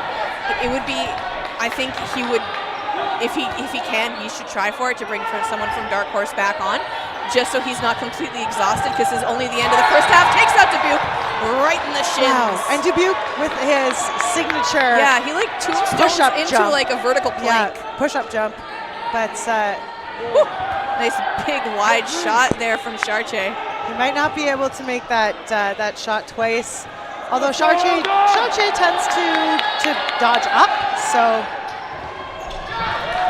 Wu managing to avoid that shot from Como as well, getting up nice and high in the air. Wu's basically saying, knee injury, what knee injury? And there's that catch I was talking about. Oh my goodness, And that brings Pernitsky back in. a catch. Going after Chartier, that's a 1-2. Chartier manages to get nice and wide. Almost doing the splits. He stays in, goes right through the legs. Pernitsky gets the shot on Chartier. That's the second point of this game now, and it goes to Darkhorse as we go into the second half. What an incredible first half of dodgeball. Now that is what you want to see. I was so entranced. Yeah, I me wasn't too. even paying attention to the time. I honestly, mostly that was Kendall talking, because I was just staring at that amazing gameplay on court right in front of us. Really, really impressive. And you know what? I think this is exactly what we wanted to see from these two teams. Like I said at the beginning of the game, both of these teams came in here today expecting to be in that gold medal showdown at 6:45 p.m. Central Time. And either one of them, if they're not in there, will be very disappointed. So this is quite the matchup as we see kind of a clash of the Titans here. Both teams just absolutely full of veteran players from the dodgeball scene, you know, from right when it was starting out. So these guys, you know, obvious love of the game, and it's great to see it, and especially seeing that talent displayed here. Yeah, and you know what, this is really nice big hit on McEwen, popping right up into the air. They were looking for that team catch, but it sails right up over the net. well played on the part of Darkhorse, waiting till there was a commitment to that. That dodge. Harder getting nice and low, but not managing to avoid that shot. Takes him out in the back. I believe that was either from Wilmot or Amador there. Wilmot, another player that's incredibly impressive. Offensively and defensively, very, very difficult to beat. I will say, like, Wilmot is not as statuesque as some of the other players on Zeal, but he is fierce. Oh, absolutely. Like, the intensity that comes off of him is enough for at least two of the bigger Zeal players. His offense is solid. His defense is unbeatable. Yeah, he, as far as players go, he's one to watch as far as I'm concerned. Shot from Ben going right through the middle now. Gonzalez getting nice and low. Ball in hand to Amador. Only one without a ball in hand is Chartier. Zeal takes the shot on Schmidt. Dubuque getting nice and low, avoiding that shot from Ben. Schmidt and Ben managing to stay in for the Darkhorse side. Holy moly, and Ben is no slouch either when it comes to that arm. So for Dubuque to get down and out of the way and that kind of reaction time really just speaks to his absolute finesse as a dodging player. Chartier, Gonzalez, Amador, Wilmot, and Dubuque now. What a lineup to be facing down against two Darkhorse players. We've got five players on now. Going for Ben. Ben managing to stay in. Gonzalez looks like he lost a little bit of his footing there, but manages to retreat. Darkhorse deciding not to take that shot at him. Woo. Schmidt just barely avoiding that shot, almost dodging into it on his footwork there for Wilmot, pardon me. Woo! Getting in the game with Ashley. You know, if I'm Darkhorse right now, I'm thinking this is a really good score for me. There's no rush at this point, even if they take this, if Zeal were to take this. I'd rather draw it out. Yeah. And so that's probably what we're going to see here from Ben and from Schmidt is just... Oh, and Ben has just like a wicked arm on him. Absolutely. And Schmidt too. Schmidt comes from a baseball background, and you can really see it in his throws. Ooh, Ben managing to just tiptoe right out of that one, but he just almost doesn't even break his gaze and pulls out of the way just in time. stays in, 4 balls in hand. Now over to Darkhorse. Schmidt really to take that shot, going for Gonzalez. Gonzalez staying in. They send 2 balls over now, so that burden is going to be back onto the side of Zeal. Zeal going for Schmidt there off of that throw from Gonzalez. That was an interesting play from Darkhorse. They sent one from Bend. Schmidt took it just a slight delay, but Gonzalez faster than that and able to get out of the way.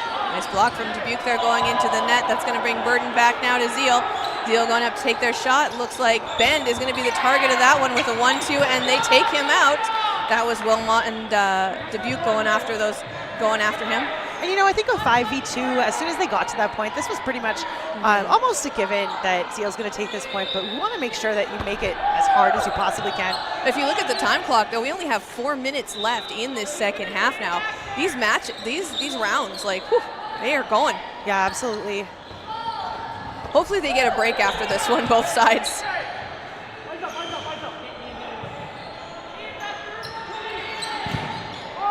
Oh, with a huge catch and brings it up in celebration. What a way to end that point. You know what? This is a masterclass from both of these. It is. Both of these teams. That is the perfect way to put it. This is a masterclass in dodgeball watching these two. Yeah, absolutely. Really impressed with both of the teams here and what they're able to do. So who do we see here from? We've got Como, Dubuque, Holzer, Gonzalez, Wilmot, and Amador lining up. And a bit of a false start there. I would say out of the games that I've been watching, Skeleton Crew versus New Era and this game right now, these are the 2 games that, like, if you have kind of been stagnant, this will reignite your love for the game. Yeah, absolutely. This is a lot of fun. Big trade there, I think. Oh no, not a trade.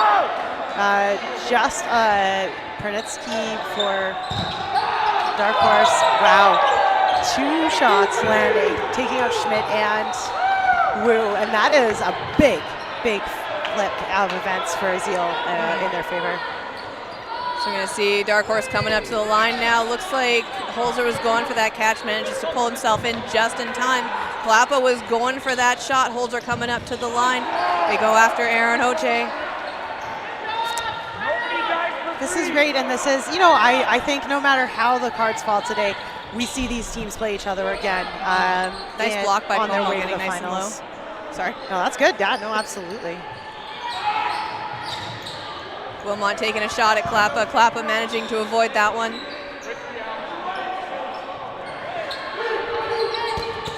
Como blocking both of those shots from Harder and Klappa, nice and clean. Harder almost looking confused that Como stays in.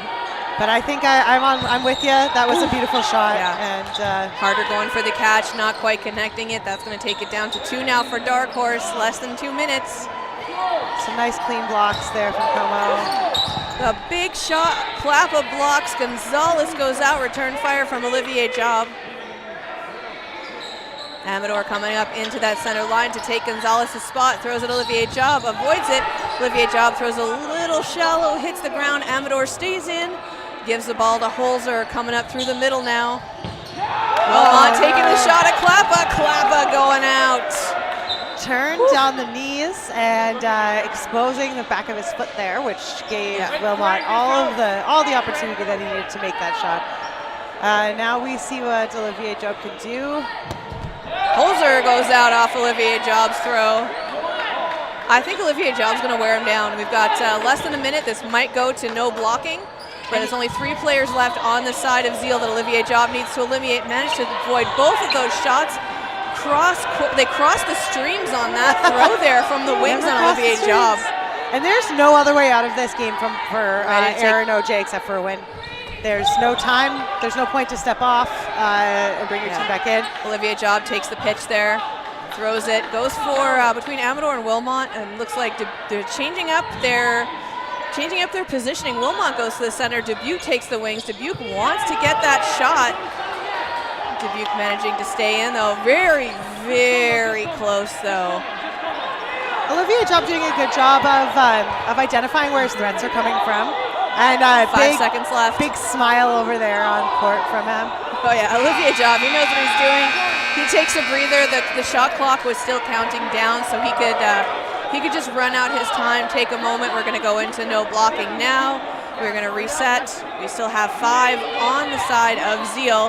they need to take out Olivier Job. Pardon me, 4 on the side of Zeal needed to take out Olivier Job. Yeah, there's only there's only one way out of this for Zeal if they want the win, and that's teamwork straight through and get it done. And then Olivier Job now is the only hope left. That footwork though from Olivier Job, though, he is just ready to throw, ready to dodge. He is right on his tiptoes. And there it is. Sidewinder shot from Dubuque, but then he got a catch. So the catch does not count because the hit him first. I'm pretty sure that's the way the ref is going to call it.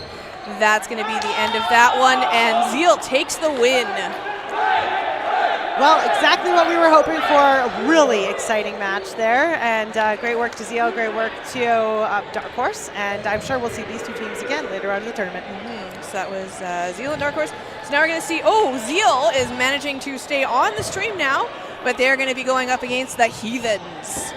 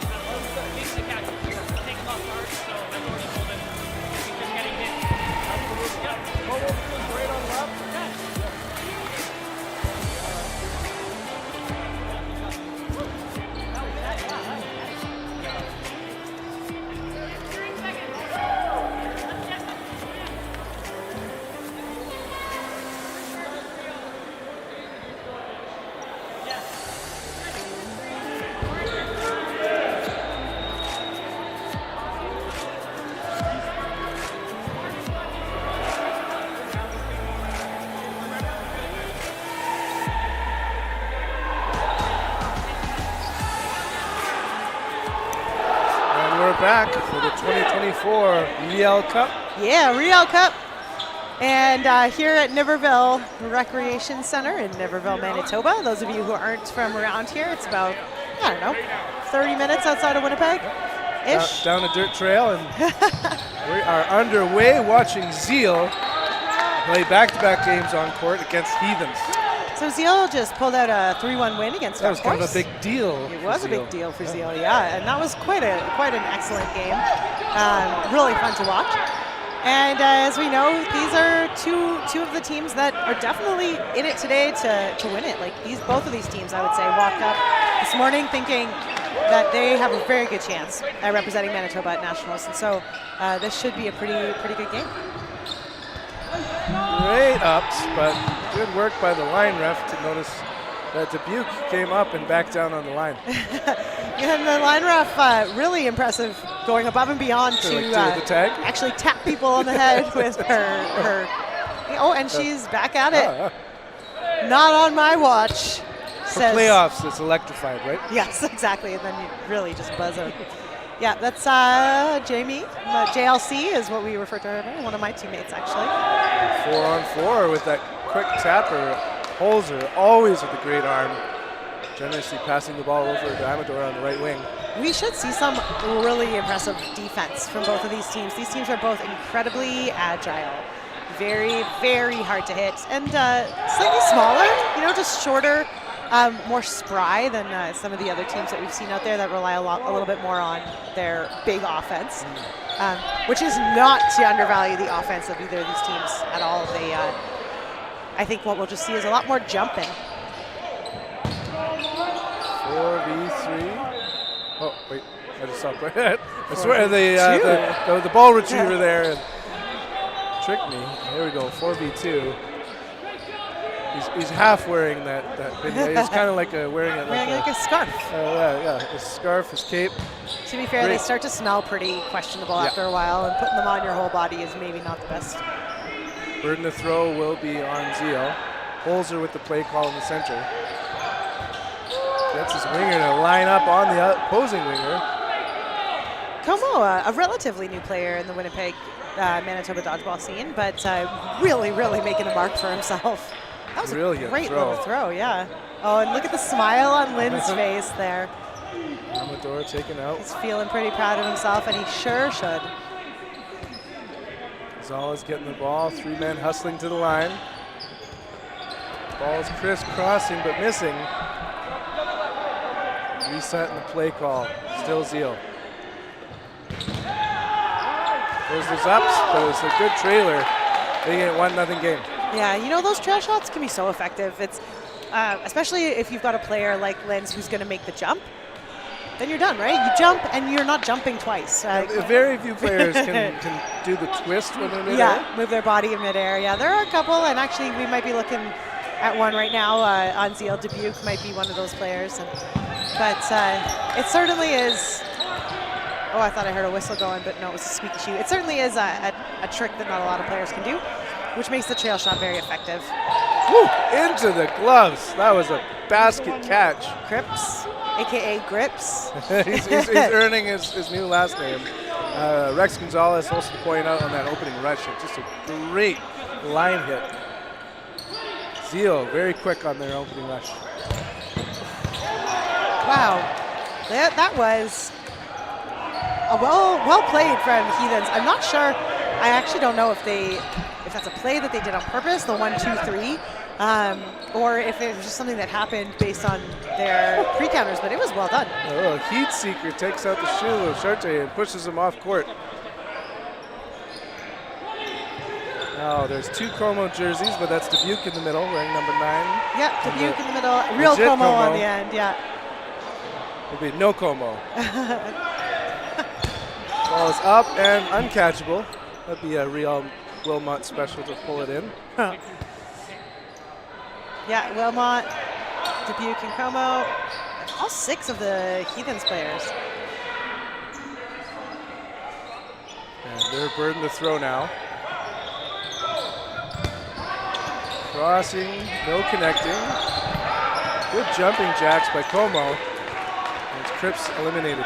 I need a nap just watching these guys play. That's a lot of energy that they're expending, but they're doing a good job getting out of the way. These are certainly not small or understated moves that are being made. Como right back to the line. Pichet getting a ball from the teammate, but unable to hold on to it. Zeller looking straight ahead and saying, not today. Hard throw wide of its target. Shot clock resetting. 2 balls in hand by Dubuque. He's also ambidextrous, if I recall. Oh, that doesn't surprise me. Yeah, Dubuque, one of those players that I'm always just so impressed watching him. He really moves around incredibly on court, and his shots are always right on target. Wilmot as well, just really impressive, both defensive and offensive player. You see his offensive chops right there.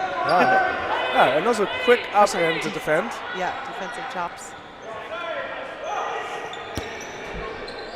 Nasty movement on that throw. The way he had to kind of exercise afterwards made it look like it wasn't necessarily intended. It's the universal sign for, that throw didn't do what I wanted it to do. No, my arm. And meanwhile, the left winger has the play call. 2 on target. Wilmot doing an amazing job of getting the ball. You know, Heathens are doing exactly what I would do in their position. They're not getting in their head. They're not getting sucked in. They're being smart.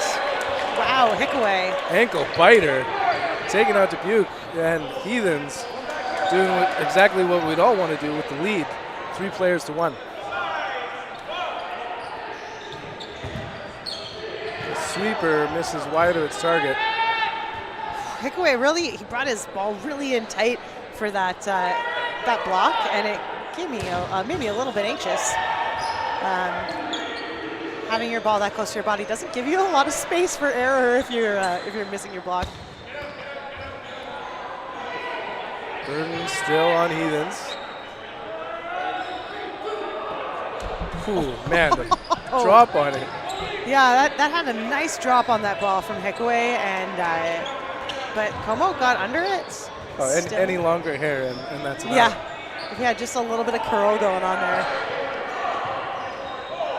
Or if he even stood up half a second earlier. Good Wow. 1-2. Very impressive play there. Como charges to the line, gets 1, gets 2. No, it is. Yes, it's. Oh, yeah, that looked like a hit to me. And there's just 1 left now. Kirkpatrick.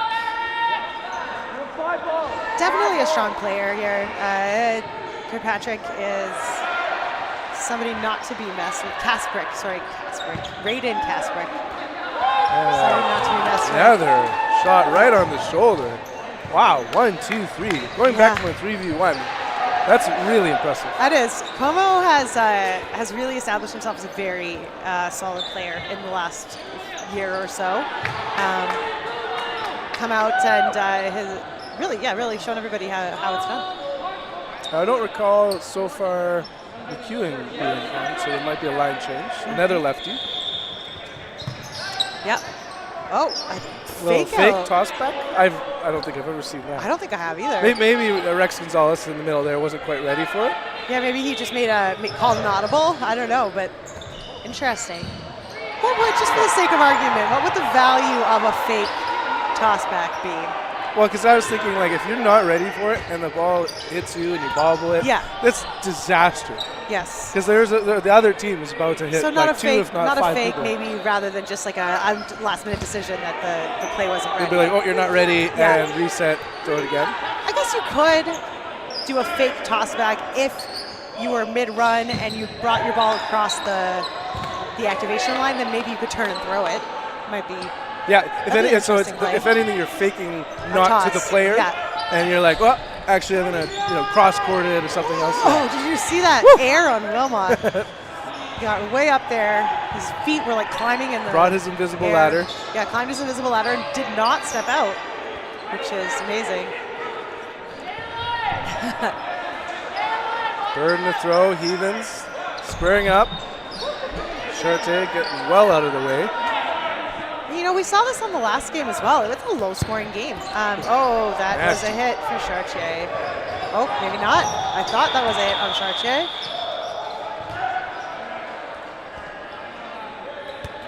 We are at the end of the first half.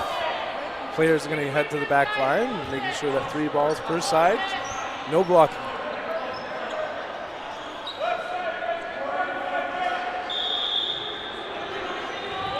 This is moments like this, seeing Dubuque's ambidextrous, is just how twisted he can get his body happily. Yeah, and how effective he can be. Oh, like what a throw. Good that was a teamwork too. left-handed throw.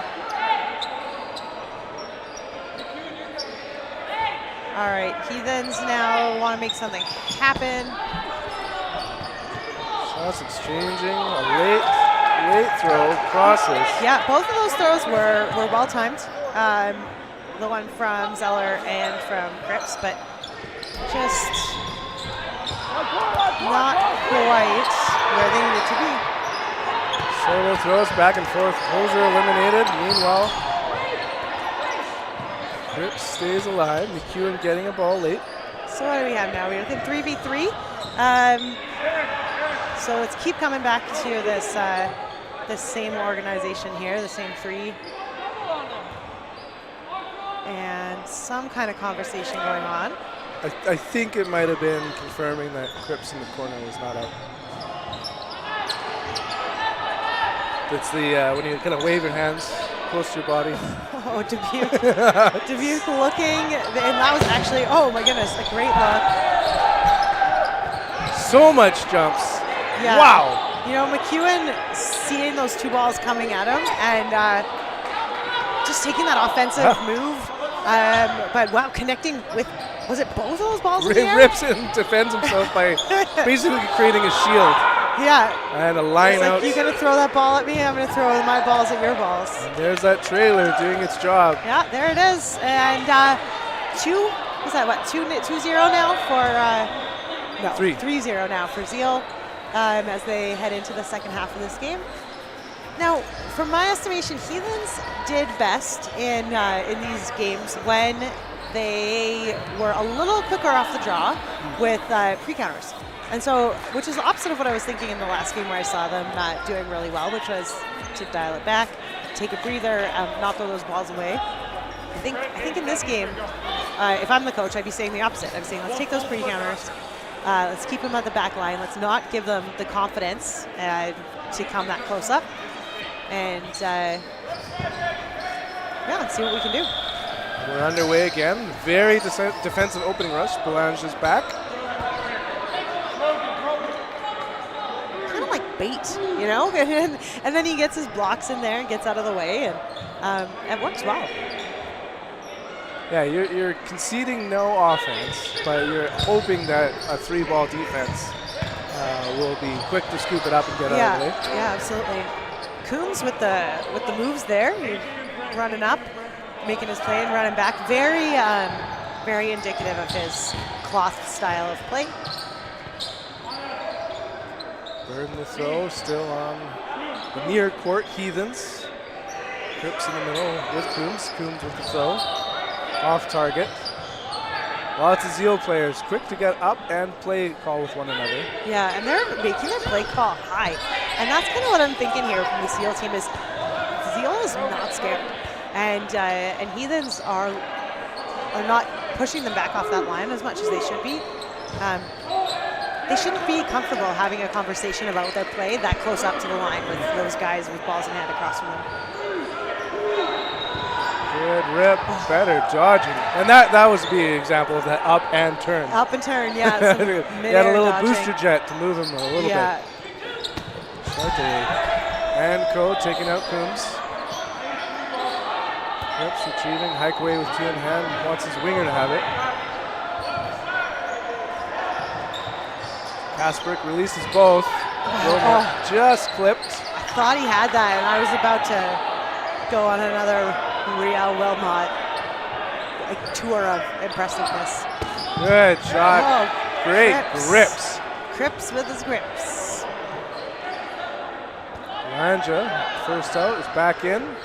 And you know, Blancha also has got some pretty good grips himself, so let's see what he can do here. Whips it wide of its target. Burden to throw, reset. And Kasprick and Warwick. I will say that I've seen Brogan Warwick walking around, and he's just got such a big smile on his face. This guy is absolutely crushing it and doing a great job this tournament, and seems really happy to be here. And we're happy to have him. Well, he was taken out. Now 2v2. Whoa! What? How did he keep his feet from smashing that ball? I don't know. Honestly, I have no idea. Can he fly? Oh, and it looked like he was about to kick it. That's pretty impressive. And good move from Belancha. Charche whips the ball.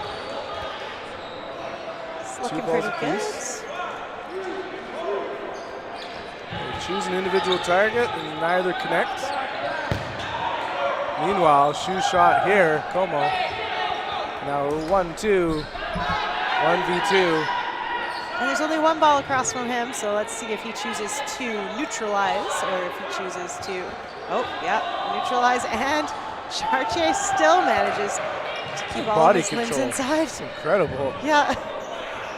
Nice.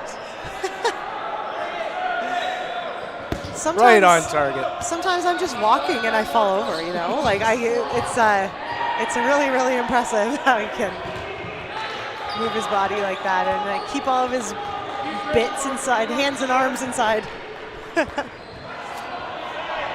Burden is on Belancha for Heathens. Marco looking good here. Belancha looking good on these plays. He's staying alive, getting out of the way. All the things you want to do. Oh.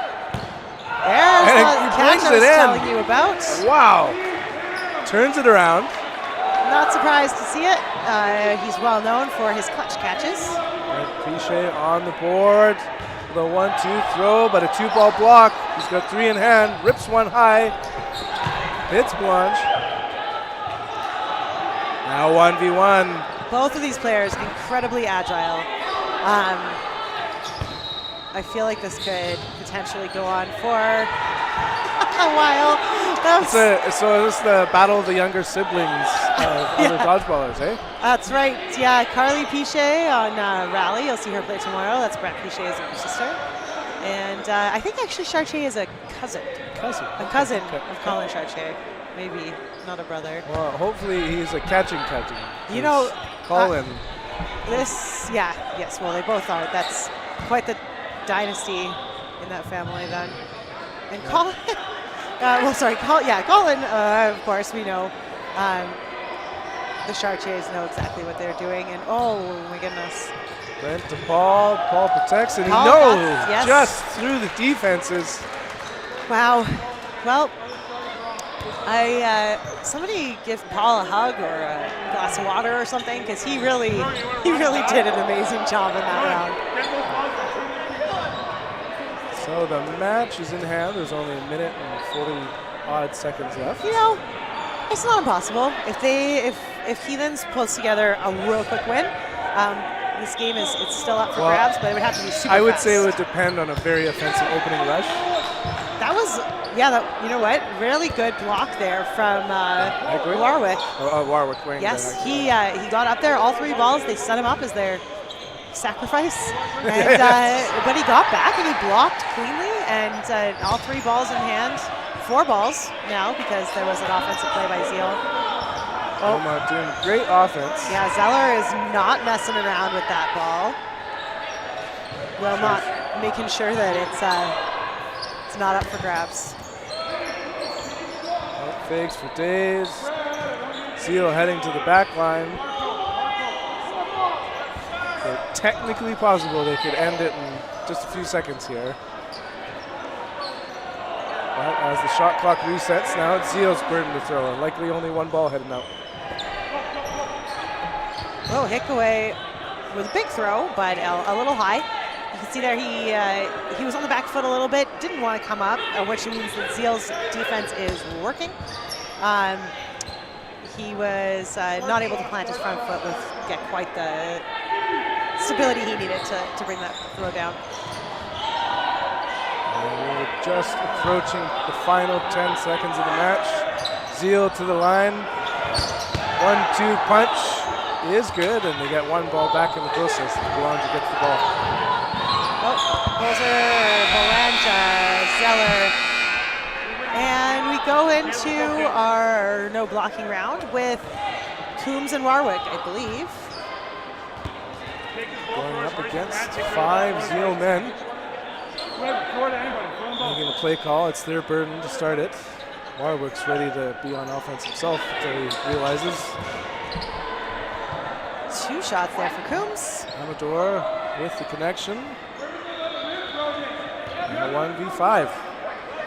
4 balls in hand for Warwick.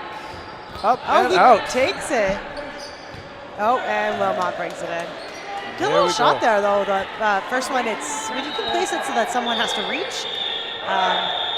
They're in a good position. So, well played by Heathens. And again, well played by Zeal. Really doing a great job in this tournament, showing us that they are not messing around. Stars of the court for 2 matches, but we're moving on. Next, we're going to be watching Apex and Golden Age. Oh, that'll be a great game. Looking forward to that.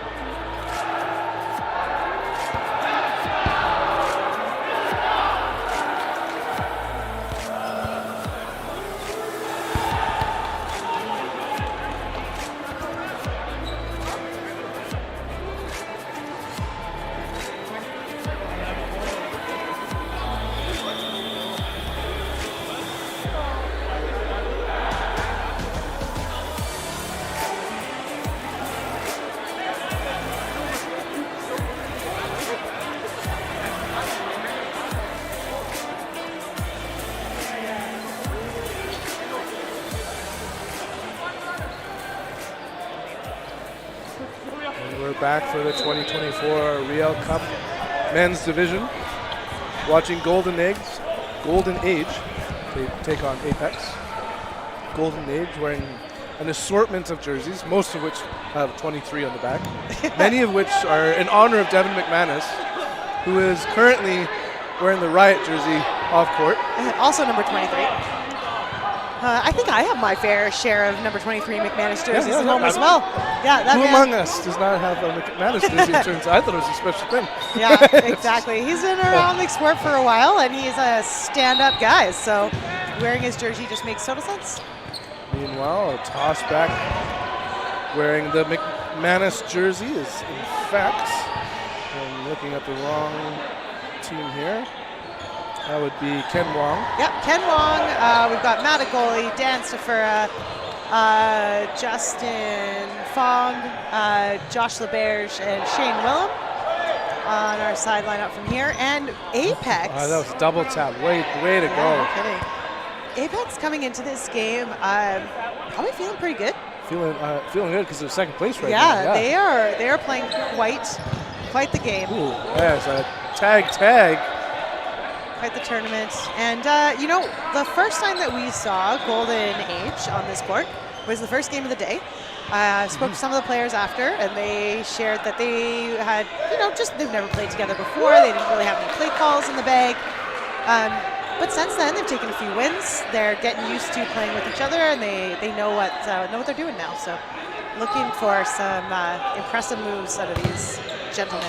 Meanwhile, Stafura loses his 1v4 as both wingers come in for the kill. It was a great move. It's very well coordinated. And Stafura is an excellent catcher, a really strong player, and taking those double cross shots on him, it really is the smart play. Yeah. Otherwise, he'll go catch it. Now, Colin Bertrand on the right wing, and the real McManus. The real McManus. Ready's the toss back to goalie. Defensive, and even with two in hand, he wasn't able to protect himself. But a goalie, wow. Yes, yeah. Yeah, you're the woo on court. Some days it just be like that. And, I'm going to say for Tomato, John Dow. Tomato. John Del Tomato. Did a great job. Tomato. John Dow. The Tomato game. Is playing incredibly well, actually. I caught the Apex Zeal game over on the other side, and I will say that if I had to nominate an MVP right now. Great catch. Nice catch. And also, do you notice the awareness to how do I dance my toes? Yep. 2 catches, 1 set. Back to you. I was just going to say, if I were going to nominate an MVP right now, John Del Tomato is my nominee. He's been playing incredibly well this tournament, and really led to some great wins for his team. Although, Matt Agoli right now giving me...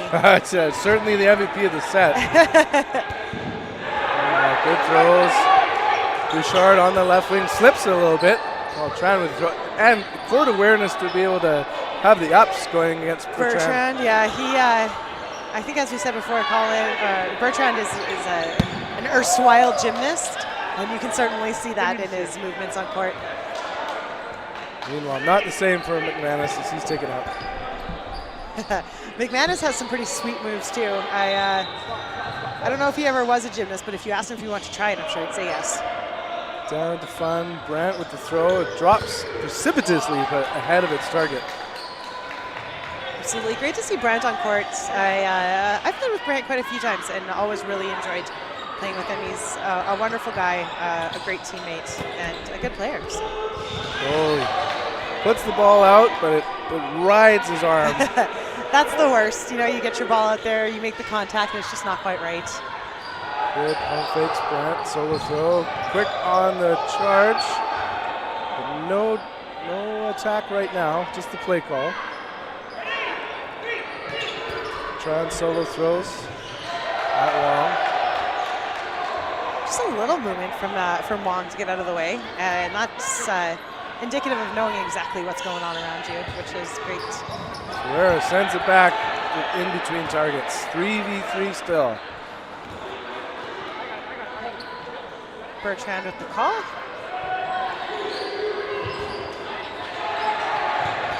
Oh. They swept away from the player. Yeah, Initially. absolutely. Really interesting, and I think very effective decision making on Bouchard's part. Like, it takes a lot out of you to have the discipline to not go for the player right in front of you. But if they don't have a ball, they're not a threat. And taking that other shot really, I think, is the smart move. Meanwhile, Bertrand using his gymnastic skills, has a great tumble back. Yeah, that stays was alive. He pops right out of the snow like a daisy in the springtime, and he's right back to it. As a West Coaster, the snow analogy is lost on me. Oof. Long the limbs. Bertrand staying alive. Oh, and everybody survives it. 3v2. I gotta sit down. Feels like it's a long day already, and it's only noon. Oh, Bertrand underneath, out of the way. Holds low, now 2-on-2. Wow, still dodging while he was even looking at Bouchard. Love the behind the back play call by Brandt. All is to say, I'm in a cross court it. Shot clock reset play call now by Apex. This is another long point. We've seen a couple in the last few games, these long points where we're at 1-0 and they've already been at it for 8 minutes. So these are some well-matched, evenly matched teams. In and out. Now 2-0. The second placed Apex team. 2 minutes and 50 seconds left in this first half. Really, really interesting to hear Apex coming in, and they're second in the round robin. That's really great. I think Apex has had a team for a long time that has been always capable of putting up this kind of showing, and it's really great to see them do it. I wonder if they'll hang on to it for the tournament. Trans pitch goes a little wide. Meanwhile, LeBurge now taking on the left wing for the golden age. LeBerge right across from Moto Sandoval. That is an interesting pairing, and there he takes the shot. What a play, Stafura! Wow. There's those catches I was telling you about, and again managed to stop just short of going out of line of the court. So really great court awareness. That's experience coming out. Burden to throw is over on Apex. Great call. Aaron Sang on the left wing, number 23. JD, and another team catch by Stafura off team catch by LeBurge. Stafura, which I think brings McManus back in, but I don't know that he knows that. And he was like, what? I wanted the break. Oh, yeah, he's back in. That's good. He's shaking his head. He needed a minute. He was a little sweaty, but he's back on court now.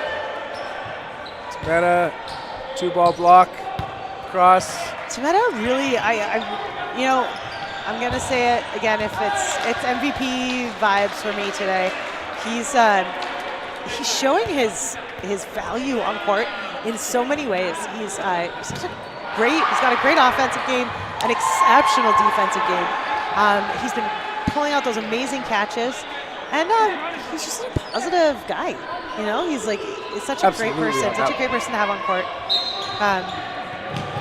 Really, really someone that I think deserves a lot of recognition. Goalie, unfortunately, unable to defend himself there, so we'll start with the player advantage on Apex's end. That must have been a big throw because I heard it through my headphones across the court, the thunk of the ball connecting with your face or whatever it was that got him. Now Taylor Boudreau on the left wing for Apex, protecting his team. We had member of the Team Canada squad. We had some Willem on William violence there, and Shane Willem getting a shot off on Gareth William. Oh, now that is a team catch. Incredible. And Gareth returns. This Apex squad really just showing us what teamwork is all about. What? What a Sandoval. Meanwhile, not even sure he knows what's happening himself. When you are so good at catching that you didn't even realize you did it. At least he kind of was like, that was not intentional. I gotta let you know that one. There is, I think the intent. Oh. The intentional part behind it is knowing that your body is in the right space at the And right that's time. a sudden end. That Are we is. saying no catch? What? I'm not sure what situation. Okay. Okay, well, so we're at the end of the first half. No blocking. No look throw. Oh, I thought that he made a connection there too. No. I guess not. Our eyes deceived us collectively. What a curve. Goodness. And there we go. Rightfully so. What? Hold on now. Oh yeah, there you go. I was like, Boudreaux went from happy to frustrated. He would have lost his mind there. Satisfied. Somehow it didn't work out. Another point on the board for Apex. Sure would be nice to review the footage. You know, sometimes it would be cool if we could go to those replays and see. Obviously, our vantage point is very different from that of the refs, and our refs are doing a great job. But that did look like a catch from my vantage point. So I'd love to take a look at it and see what happened there. Or even just like what made it ineligible. Yeah, I think probably what the call was that it hit the ground first, like he didn't scoop it. Which, if anyone saw it, it would have been the ref. They were standing right there, so absolutely makes total sense. And we're lining back up here. Second half, we are 3-1. Apex leads Golden Age. And here we go, off to the races. First to limb of the second half. Strad's taken out. Burden of throw will be on Golden Age. Owen fires at us. The goalie tagged out. Like a cross-court counter. Yeah, Bertrand was taking a shot there. He saw Boudreaux looking away. So it was a good decision. It just didn't quite make it. Pretty long raid to go corner to corner. Yeah, I don't think I could make that throw. Even if I saw somebody looking away, I'd be like, yeah, it's fine. Do your thing. Tie your shoes. You'll have enough Get time you to next see turn. it coming. Yeah. Yeah, absolutely. Play called now by the Apex men. Boudreaux, Ferreira, Bouchard. It's Bouchard with the throw. Quickly countering. It's Bertrand. Oh, Ferreira getting himself out of the way. Oh, I thought maybe getting himself out of the way. The victors of these battles generally have been Golden Age. McManus holding his own. Yeah, absolutely. Boudreaux eliminated. Watch out for McKay on the left wing, number 19. It's Tran with the throw. Big pump fakes. McKay hustles in to talk to his teammates.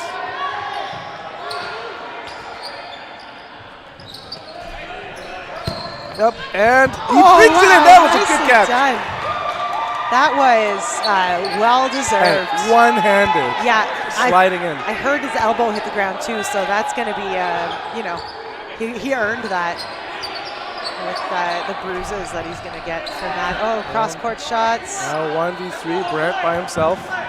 He's got a lot of balls. Does he have 4? Yes, he does. So he's got the burden to throw. Brant, a veteran player, always been a very smart player, good at making great choices in the game. So just clipped out on the Boudreaux throw. And now we got 4-1 here from the Apex squad. And this Apex team has to be feeling really good about the way that they've showed up and that they're playing today. They are solid. They are in sync, not like the boy band, but they're all working together. And just but doing not unlike not the unlike the boy band, exactly. Just frankly, they'd make a great boy band. Doing a great job, and they've got to feel good going into the last few games of round robin and about their positioning in playoffs. Quick preemptive strike, taking out Sang. Burge, lethal. Yeah, you don't have to necessarily think that you're going to be that vulnerable to a pre-counter when the other team is so far back. Meta climbs the ladder to stay alive from the McManus throw. Meanwhile, neither is McManus eliminated as he's got great court awareness himself. Yeah, absolutely. Just the movement. It's so hard not to throw it to Meta when he's up there, right? He looks like such a hittable target, but he's just not. And he does an excellent job of baiting those throws in. After a little quiet in the play, there's Meta throwing on Safura, taking him out. Chaos ensues. Williams eliminated. McManus hustling around the court, settling himself on the wing. Squaring up with the other winger that I was thinking, that's Bouchard. Well, Moto Sandoval lives to play another day here. Nice little shot there. And it was hard to see where it was coming from, which is what you want, right? That's great. Oh, And a lot just happened. there it is. 1, 2, 3. Pop, pop, pop. Yeah. And actually, similar to how I was feeling, Tran looked up and I was like, okay, so I'm the only one left? Yeah. What happened there? Yeah. Yeah, they just, I think, forewent the team game there to just deal with the person that was individually in front of them. And it was effective, if not slightly chaotic, but hey, gets the job done. Opening rush. Good tossbacks. Best pitch done by, and a late counter eliminates the advantage as the goalie's taken out, but so is Ferreira. Yeah, it was just a bit of a delay getting out of the way. You know, once you're on the ground, it's a little hard to save yourself. And oh no, Boudreau. Now 4-on-4. Shane Willem taking that left wing. Golden Age. Whoa. Bouchard managing to get out of the way of that, and I guess protect himself with the block, it seems like. And here they go. Always love the hustle with Aaron McKay. He was the last to get a ball and then the first to get up to the line. Oh yeah, absolutely. He's got some pep in his step for sure. Let's see where they take this throw. Moto Sandoval, smart target. And put 2 on him because that man will catch anything and everything.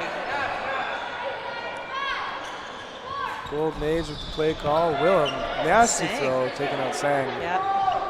McKay now hustles over to the right wing.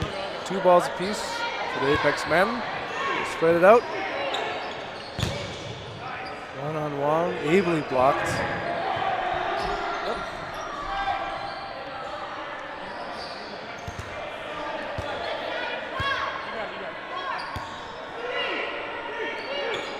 2 minutes left in the game. Taking a look at Willem there. And I'd be taking a look at Willem too. He is a very effective player and has been for many, many years. Very good pump fake, very aggressive on his both his offense and his defense. So. Meanwhile, Fong taken out. 2v3 as they switch sides. Recalibrating, still Willem the target. And a trailer, it goes behind it, but it's the square up shot that does it in the end. And Bouchard, you could see him thinking like, oh, is this a trick? Do I take this shot or do I leave it? And eventually he decided to take it. Long and Brandt release. Brandt gets countered. And now 1v1. Bouchard was eliminated by the Brandt throw. 2-ball block. Turfs it. Oh, no. Tradesies. Refs confirming it hit the balls. Oh. Okay. What was a bounce? So it hit the ground first. Yeah. We had the worst possible angle on that one. Yep. Yeah, ref calling it a bounce. Burden, And, Apex McKay. Wowzers. Oh no, it's over Burden, our Golden Age. Burden on Golden Age, yeah. 4 balls. Wow. Long readies, wide of target. Line out? Oh, a line. And Golden Age. Oof. Just short of that second point with 38 seconds left. We're going straight into no blocking. And so the best that Golden Age can do here is a 6-2 finish against our big sort of dark, well, I guess there's a dark horse, but our big, that term is taken. Not quite underdog though either. Like Apex, everyone knew that they would do well, but You know our what? big standout. They are rising up the mountain. Our right? big standout this tournament so far. Super impressed with this team and with how they've put themselves together. Great catch there, Boudreau. Just pulls his whole body in for it. You know, Boudreau really is a super impressive player. His time on Team Canada now is only making things better, and he really does know his way around a dodgeball court. So impressive to watch him. Goalie limbs. Now McManus taking the right wing. Brant making his way off court. And we are seeing McManus, and oh, there we go. Safira coming right up. Able to hold it in. McManus ready to deliver on Bedreau, but chooses another target. Wow, Temeta with the catch and with the hit. Was that? McManus saying I was on the ground. Oh, he's saying I didn't catch it. It's not a catch, you guys. Temeta. Whoa! And that one was right on target. Yeah. McManus of the hour taking up a draw as well. He's pointing. He's doing the No blocks. Babe Ruth. Ooh, McManus showing us.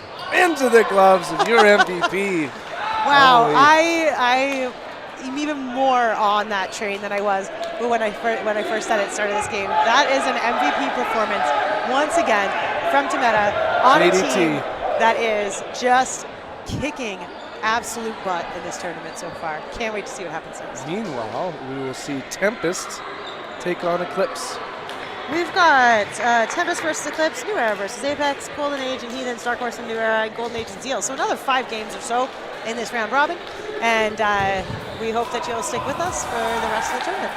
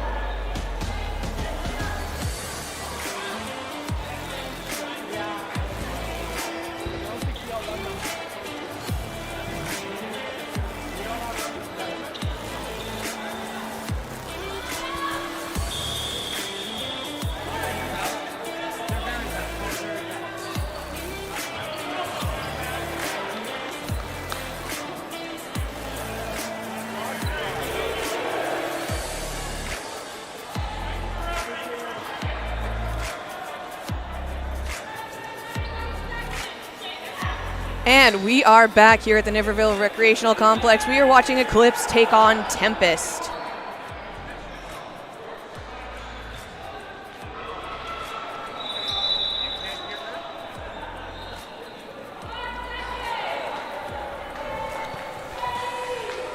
So the teams are getting ready. They're getting lined up. We're about to see some action take place.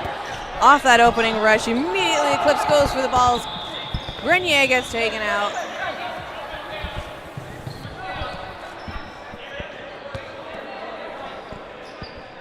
Tempest just lining up, talking some strategy. Looks like they have Burden balls in hand, going for Ansu. Ansu gets eliminated.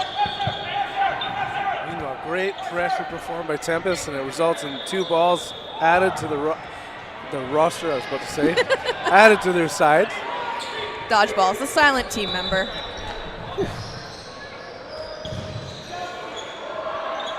Looks like the Eclipse, yes, they just got a ball thrown in by Register there, so they have Burden to throw. Going after Brillinger. Goes a little bit short from Franchetti there. Francis Shetty. Sorry? Francis Shetty. Francis Shetty? You don't need to put on the Italian, but Francis Shetty. Okay. Blame his captain for putting on the wrong last name for anyone listening. Ah, all right. I mean, they're still nice jerseys, spelling error or not. All right, Tempest coming up, taking the shot now. Tempest with those very colorful jerseys. You know it's them when they're on the court. It's like 5 balls in hand now. Pardon me. Still the full 5-on-5, it looks like. Tempest going to take that shot, sending one over, not connecting. Monchamp gets it, sending it over now to the Tempest side. Nice big jump up by Grenier. Going for Thiessen. Thiessen managing to avoid it, sending those 2 over. That's going to give Burden now to Eclipse. You're going to see them talk a little bit of strategy. Wild ball on the court. We're going to see that whistle kind of shortly. And big applause to the ball retriever for that one. Here the ref making that count. Burden to throw. Great straight shot. Fastball taking out the opposing winger.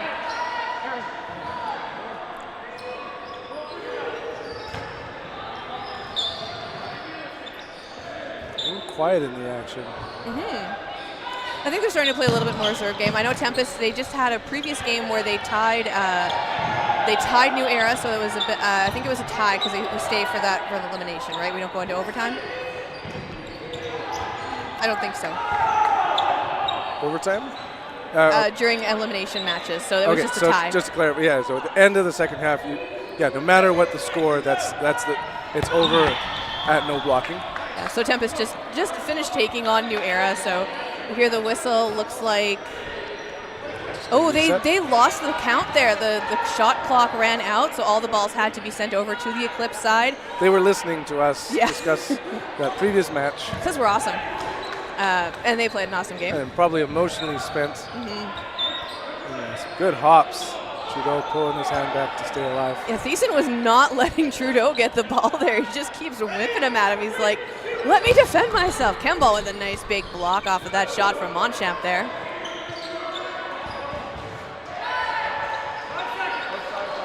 Feel good in the middle with the play call. False Thiessen, as he may be called. Attempted block. See, that was a tricky one because even if he did block it, he was gripping it like he wanted a finger out. Yeah, some of those shots today have been really hard to tell. If that arm hair was an inch longer. Ooh, nice couple shots there from Gatza, really staying up at the line, going after Vielgut there. Thiessen going out though. Tempest just absolutely put the fire on those last couple of shots. They were coming in hard. Goggles v. Goggles. Trudeau with the win.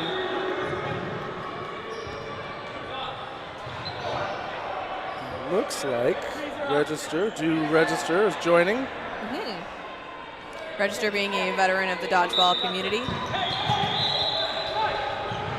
Imagine he is in the majority of company. That's true. We are seeing a lot of new faces, though. Like, we see the double Ansus there, both the Gingers. But one of them is joining us from the Winnipeg Minor League. Yeah, so, but Jordan Ansu's been around longer than I proper. have. The new Ansu is Lilac. Yes. Tempest now coming up to the line. Brillinger and Devlin looking to take those shots on Ansu. Brillinger not releasing his ball. Devlin does, though. That's going to bring one back over now to the side of Eclipse. Eclipse going for it.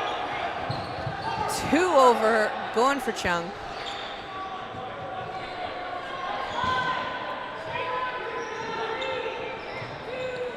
Big shot. Often here, Nate makes a verbal noise with it, too. It's like with his throws. Often straight shooting fastballs. Got to be quite the challenge right now to be playing with a hand behind your back. Yes, he is a limp. Not the first time that that Gatsa has done it, so he is a veteran of the one-handed play. See,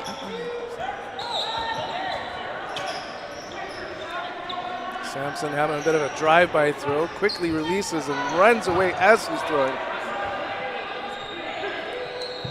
Ooh, Samson with a nice dodge there, just kind of sauntering over to the side. Big throw at Brillinger from Ansu. Register comes up and takes him on the counter after Brillinger was going to go for it. That's going to take him out. Very evenly paced game now. First point on the board, 1 to Tempest, though. Nice, huge dodges by Franchetti there. Francisetti, just a great play.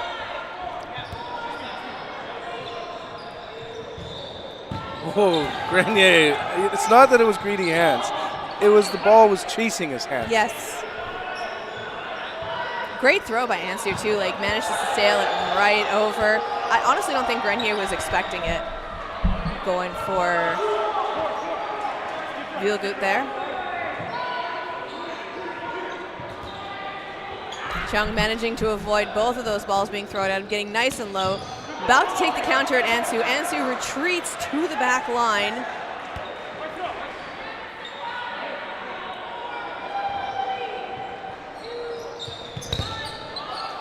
Nice block by Vielgut. Francisetti calling the play now.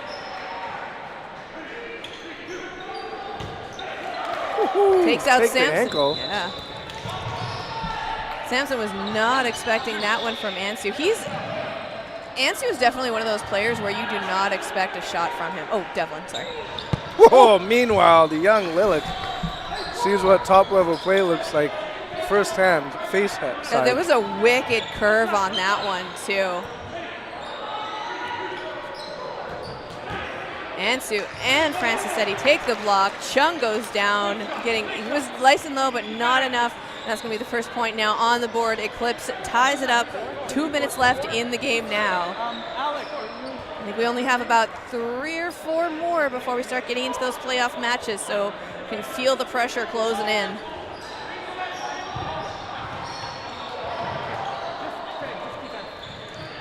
Something for someone observing is there's a different ball formation on this tossback. Eclipse is choosing to have a defensive formation, having Francisetti 2 balls in hand. Surprisingly, Tempest, though they were set for the pitch, elected not to do it. So it wasn't a hit on Brillinger, but Brillinger's hat did fall off. But he does stay alive. He's not dishatted. That was not part of it right now. Register not seeing that one coming off of Brillinger. Brillinger taking him out in the shoulder. Ansu with the counter. However, Devlin had his number and takes out Ansu. Samson making that play call. 4 balls in hand, 4 players for Tempest. That was Devlin again, throwing it Chung. Chung managing to avoid that one. Sends it back over to the Tempest side. So Burton's going to remain with them. Going after Francisetti. And it got him. Got him something fierce, looks like. Walk it off. Oh, and Devlin with a finger block. Not loving that one. Yeah, he was not impressed walking off. But Brillinger managing to get his ball, pushing them back to the line. Good aggression from the Tempest side. Lilac, meanwhile, I just want to point out, just impressive work getting small and pushing the ball up. And today's sort of modern game when there's so many drop shots, being able to make sure not just that it goes above you, but it stays above you.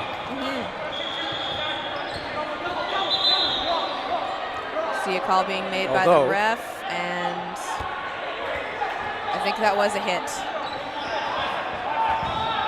So it's just Monchamp left now against 3 of the Tempest players. Going for Samson, 1 ball in hand still. The counter from Gatsa though, right in the hat. So that's going to be the 2nd point now on the board for Tempest. And we are going to go into a no blocking now. Chance to tie it up for Eclipse. Now, watching Monchamp, one thing is he's got great moves. He has a unique style for blocking. Is that he keeps the ball close to his body. There's a lot of risk with that, and we've seen times where while he was blocking with steel hit out. I think one thing that someone like him could do to improve is pushing that ball further in front of their body, allowing for a ricochet to stay well away from them. Kemball now making that play call for Tempest. Looks like Ansu going for the catch. Not impressed, he didn't get it. Takes it out on the floor as he walks off, but Tempest sends 3 balls over to take Ansu out. Eclipse now with that burden to throw, going for Gatsa. Gatsa stays in. Looks like there was a, yes, it looks like Chung made a catch there, so Register walks off as well. Keeps the full line for Tempest though, no one comes back in. And Francisetti went for the catch, not quite making it. Monchamp went for the catch, not quite making it. Had a ball in hand, so it might have been a bit tricky one right there. Especially in no blocking. Up and no team catch opportunity. So that's Kemball going out. No, sorry, Grenier. They look very similar, I do apologize.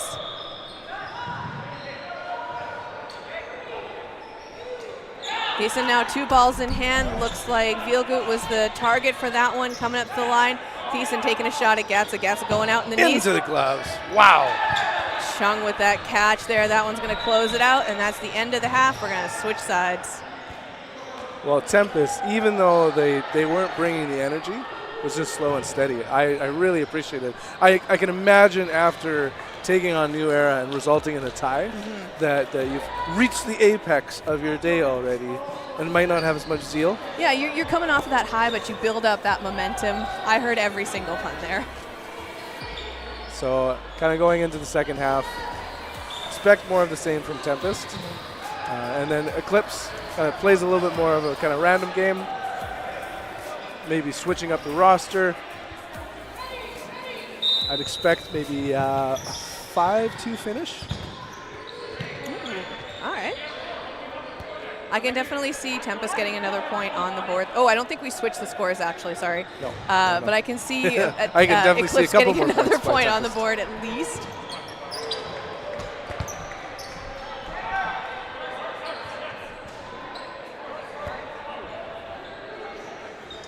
Play call being made now by Eclipse. We see Register telling Francisetti what to do. Going for Kemball there.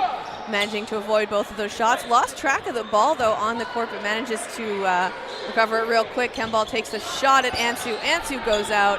Another wide court shot from Chung there, going in between Vielgut and Francisetti. You can see that energy coming from the Tempest side. They know they're doing well. They just got to play smart, play even.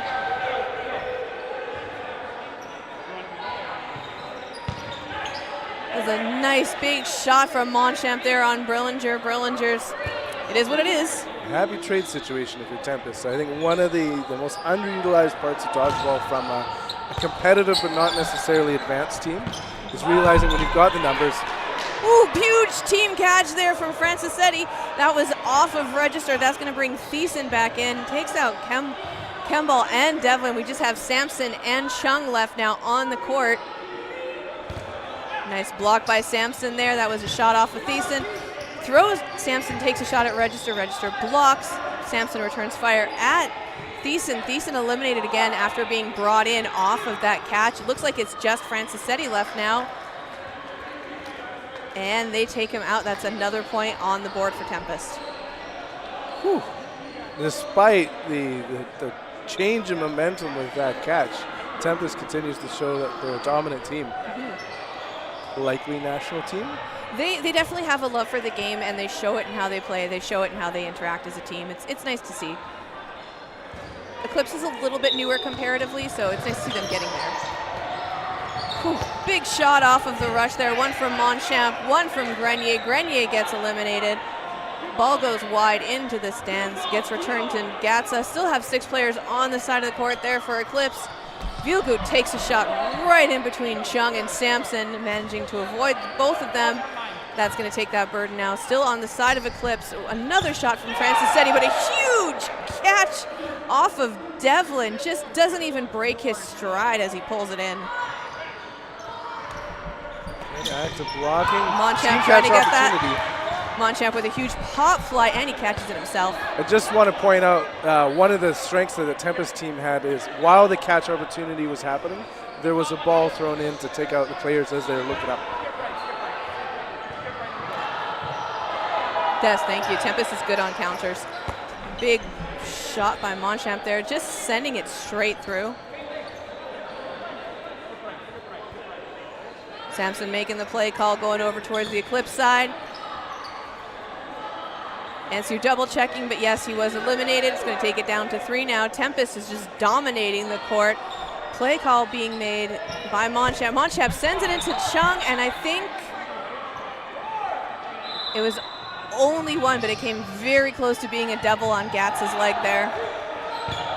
Gatsa taking a shot at Francisetti, eliminated. Another nice ankle biter shot there from Grenier into Chung.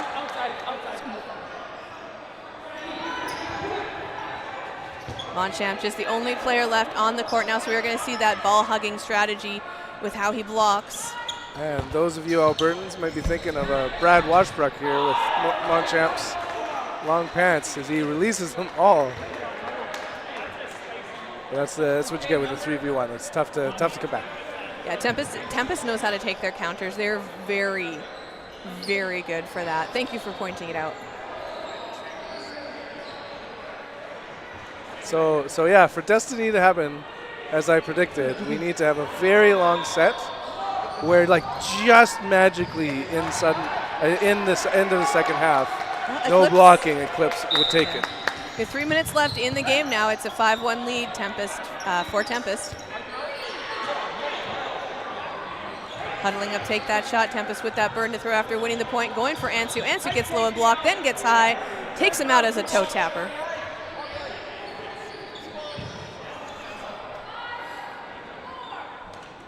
Slow and steady goes Eclipse. I appreciate their attempt to slow down the clock to make my prediction come true. Grenier going for a catch, a little high. No one from Tempest wants to assist on that one. He walks off. Kemball with a nice block. Sends it over to the wing now. Gets another one back though. They have burden to throw, 5 players on court. Every time I see Nate put his hand back, I think he's making a play call with his broken finger. You'll see it too now.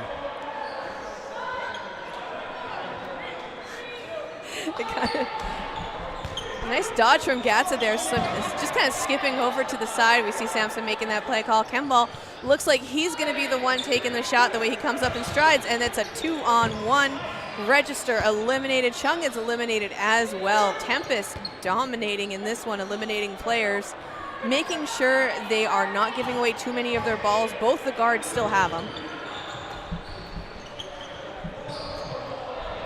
Really appreciate Lilaic's ability to protect his teammates even though he's vulnerable up at the line. Let's see how Eclipse manages on defense right now. Nice big jump by Francisetti there. Looks like Burden now is going to go over to the Eclipse side. This might be the chance for them to run that clock out.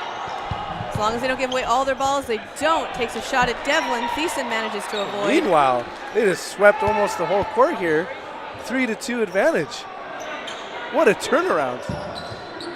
As I say that though. Shot from Kemball right into Francisetti. Both wingers are linked. Both wing. So it's just Lilac left now. A little bit of a high shot there. Samson going for it and Kemball, but Kemball gets the kill. And we hear that whistle going. It's less than 30 seconds, so we're going into that no blocking.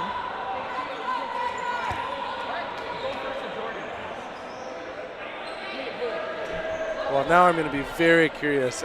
Once all of these matches are in from this one, just what the overall standings will be. Big win right now for Tempest. They'll be moving up because of the win and the point differential. Monchamp and Ansu being eliminated, as well as Thiessen. Tempest just playing fast and hard on that one. The gym clock goes, but we are playing on because we are going into that no blocking. Register takes a shot, goes for Grenier. Grenier had a ball in hand, tries to catch, does a rollout. Nice shot by Register. Register trying to make lightning strike twice there and go for Devlin, but he manages to stay in. Burden now on the side of Tempest.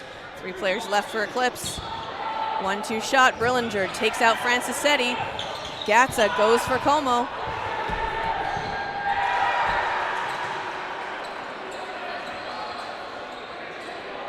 Pausing the action, releases, and this time when you hit the hat, he's out because that was contact on eligible part of the body. That's twice that's happened with Brillinger's hat today in this game. Register taking a shot at Devlin. Devlin managing to hop out of the way. Gatza just staring Vielgut down. Pop, pop, there we go. Yeah. Tap on the shoulder there from Chung, so Tempest takes this one. I think one of the things that surprised me about this match is how subdued Tempest is. They're coming off a great tie going up against what is largely the top team in Manitoba, and then following up with a dominant 7-1 win. So we really appreciate that. So take a look at the next game. All right, so after that, we just saw Tempest and Eclipse, and now we're going to see New Era taking on Apex. So is this, Mitch, could we put up the scoreboard now? And I'd be curious, is this 1v2 or is anything changed in the last little while? 1v2. Okay. Right. So of course there could be some minor changes as all the matches that we just watched happen. So maybe before our eyes the score will change. But just taking a look at it, of course, New Era holding themselves at the top. The only tie they had was against Tempest. Mm-hmm. We saw Apex, they've been dominating, followed by Darkhorse, Zeal, Golden Age, Tempest, Heathens, and Skeleton Crew. Yeah, Skeleton Crew makes it onto the board, and then we've got Toilers and Eclipse. So that's where we are with the standings right now. Next game coming up very shortly.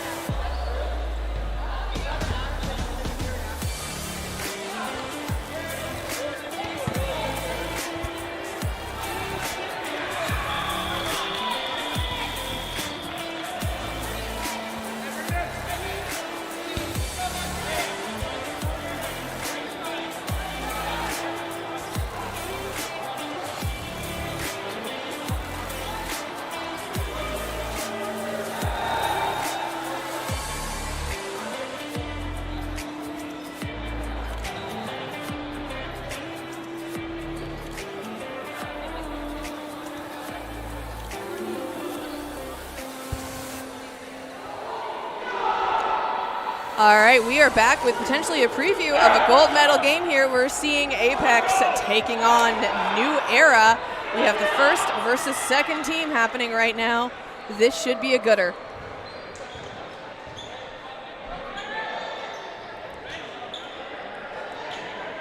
What are your predictions? I think narrow victory for New Era. I'm curious how many sets they get in. Like we saw that, 8, not uncommon, but I think we're going to see a lot of showdowns with 1v1 and 2v1, making it more of like a 4-3 or 4-2. So we got that opening rush happening right now. It looks like they had to make a bit of a pause in there to grab a ball. Pentel going out right in the knees, was not expecting that one. Williams with a great throw. Does the happy cat afterwards. Right in the knees on Ferreira there. Chartier had did you see the movement on that? Wait a second.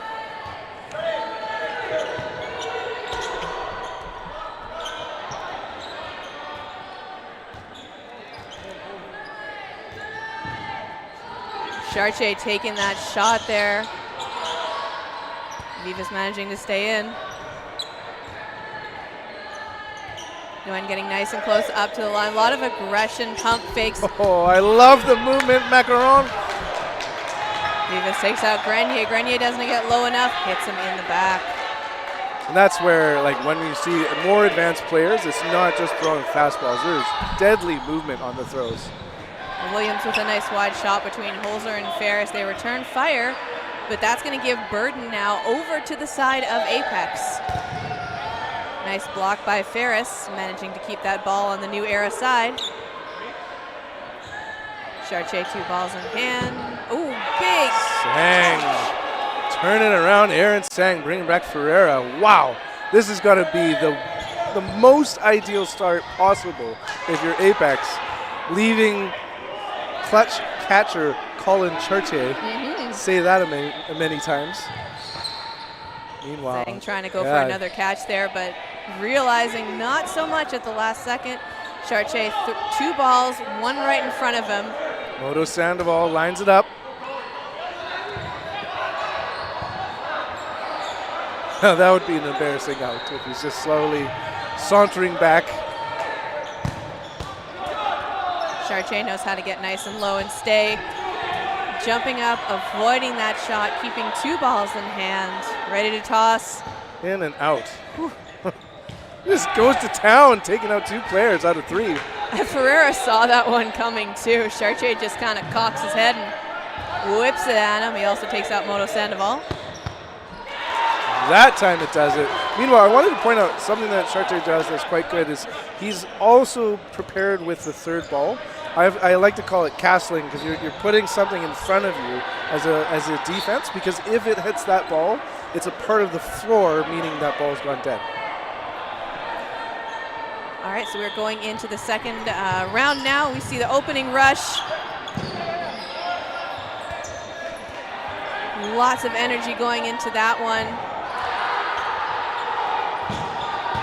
Ooh, Boudreau going for a block, not getting low enough, but it does manage to keep the ball on the side of Apex. That play call being made by Bouchard.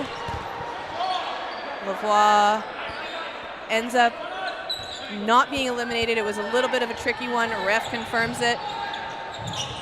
Nice big jump by Bouchard. A bit of confusion from New Era between Pantel and Lavoie, but Lavoie ends up getting the ball. Hard fastball, does it yet again. Ferreira not used to that right wing, and he's hit hard out. Big send between Grenier and Chartier from Jametta there. Not managing to connect with either of them, but definitely made me blink.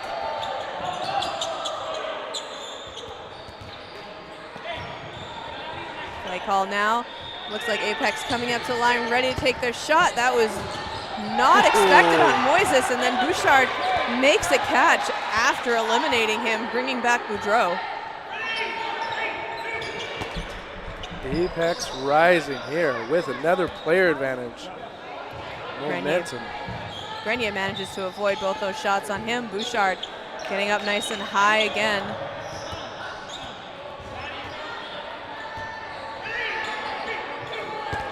Nice block from Pantel. That brings that fourth ball now over. All the players in New Era have one in hand. But Pantel takes out Bouchard in the legs. New Era burden to throw again, coming up to the line. Cross court from Pantel on Boudreau. Temeta going. Eligible. No, that a turnaround though. That was a lot of energy, really fast. They were trying to go for it. I really appreciate the work New Era. They pinned in. And that final kill shot on McKay, so that's going to bring the point now on the board for New Era. So mentioning earlier, Tran there was eligible for the team catch for Temeta, but then he got targeted, leaving Temeta to go, oh, maybe I have to run and grab this myself, but it was way too late at that point. Good effort from Temeta, though. Absolutely smart move, and another rush coming in. Moises sliding, sweeping that ball. Holzer. And how has Apex not taken that moment? Holzer was exposed as that ball floated near him. Williams going for it, and another team catch. That's going to be the one they wanted last time. Tran doing a great job of that one. We see a line call now from... Resetting. Okay.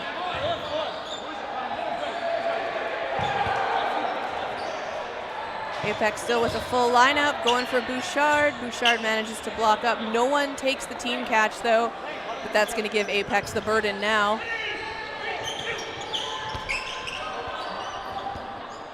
Odo Sandoval going after Holzer there. Holzer managing to avoid it.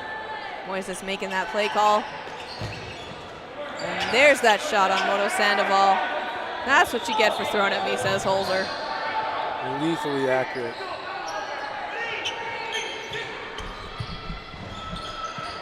Williams with a nice jump retreat. Moises managing to grab the ball there. Still Apex burden with players. Oh, wow. Charche, just unbelievable hands how he pulled back. Otherwise, I think it would have hit the back of that hand. It was a great two-player elimination there from New Era. Ooh. Tran going for the catch, and Williams managing to be eliminated. And that 1v3 results in a big W for New Era. You can see the momentum coming off the New Era side now. Okay, set it up. Let's go, let's go. They want this.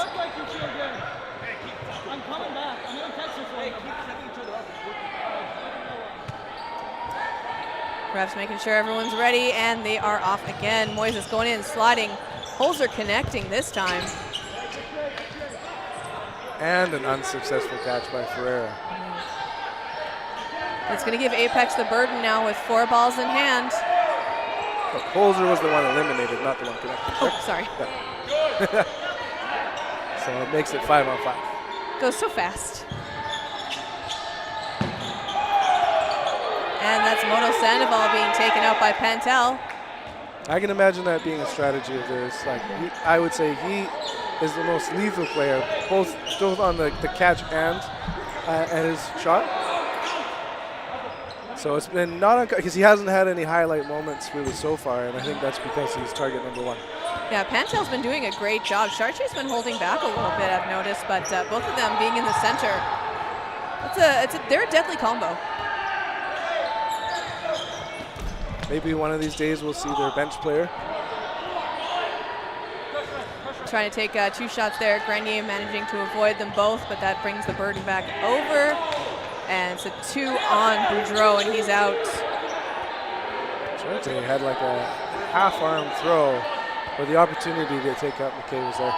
So now we're on to 5-on-3. McKay takes the shot at Lavoie, manages to get low and avoid it. Ball still comes back though, so Apex does have a ball in hand for each of their players to guard with. Wow, Moises, you just couldn't get smaller in that moment. That was unbelievably athletic as he's caught at the line. Very well done there. Looks like that was Chartier going off now for New Era. Great catch, Garrett. mother, Custon Williams, bringing the pizzazz for his team too. For getting that chance to be back on court now after being eliminated early on. Wow. A 1-2 from Lavoie and Pantel. Chaos ensues in the final seconds of the half. And then Grenier closes it out, so it's just McKay left as we go into no blocking.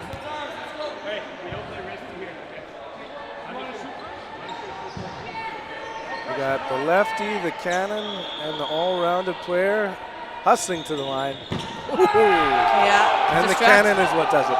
Distracted by Lavoie, Grenier goes in for the kill. That's going to change it up now.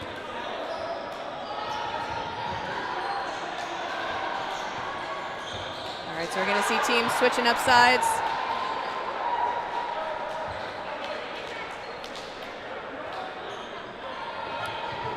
Great, great matchup. Now that early lead, I'd say was a little bit of a surprise by Apex. They're rolling, they're playing well. New Era, staying steady, staying strong, showing why they're the top team in Manitoba so far, to be determined by the end of today. That's one of the things about New Era is because they are such a unit, have played together for a while, they can adapt and compensate very quickly. Ooh, a 1-1 exchange there. Looks like Tran being taken out, but also Pantel going out. Boudreau being the target of a 2-shot from Grenier and Chartier. Boudreau managing to stay alive. We see them discussing some strategy there. Meta taking the shot on Grenier. Ball going up and wide over into the running gallery. That ball, I hope, has a replacement down here, because Yes. that's going to be gone for a very long time. Nice big fake there from Boudreau. Ball going wide there from Chartier, going for McKay, manages to hit the net. That's going to give the burden still on the side of New Era. Lavoie almost getting the net. Blocked by Holzer off of Bouchard.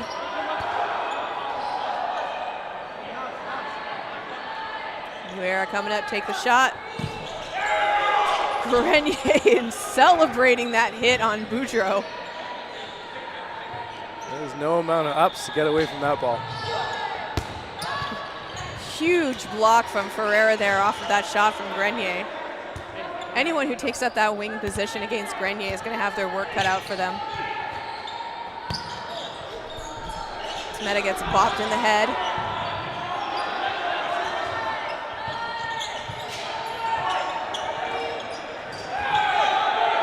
Nice strategy from Apex there, the way that McKay was trying to psych out Grenier while Ferreira was throwing. Just a quiet thing to point out is Moyes is slowing down his team. New Era is not in a rush. And when you're winning all the games, you don't need to worry so much about point differential. And the key is to maintain dominance throughout this whole match. There's an exchange for Holzer and Bouchard there. Something, probably my favorite thing to point out is when you're up 2 players, trade. Just remembering the math of 5-3, 4-2, 3-1, and now it's a dominant set. Ferreira now left after McKay and Chartier take each other out. Blocked by Moises. Ferreira with burden now. He's got 4 balls. Oh no, 3 players though. Ferreira managing to dodge both of those. For the record, when you have 4 balls, it is a good. Yes. So Moises clips his hands. Ferreira getting out of the way just in time. Nice and low. Good lateral slide there. 4 balls in hand though, so it's going to be on the Apex. Just clips Lavoie off in the arm. Now he's got to take out Grenier. And something I love about Grenier is he's happy to hold 2 in 1 arm.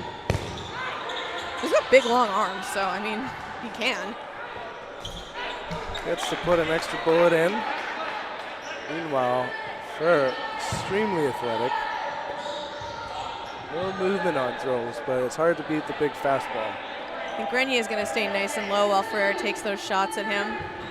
Ferreira's going to return fire quick as a whip coming up to the line and takes out Grenier. Keeping it close, 3-2. 5 minutes, 20-odd seconds remaining.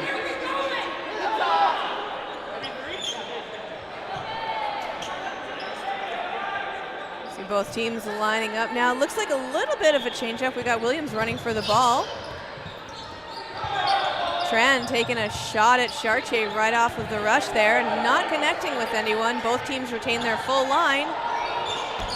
Chartier just did an unbelievable job of like zip zap, like he had an initial jump and then adapted after that.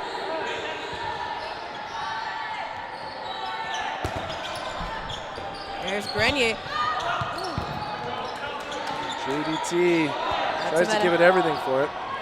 He was going for it. He had the slide in there, but wasn't able to just pop it off the fingers.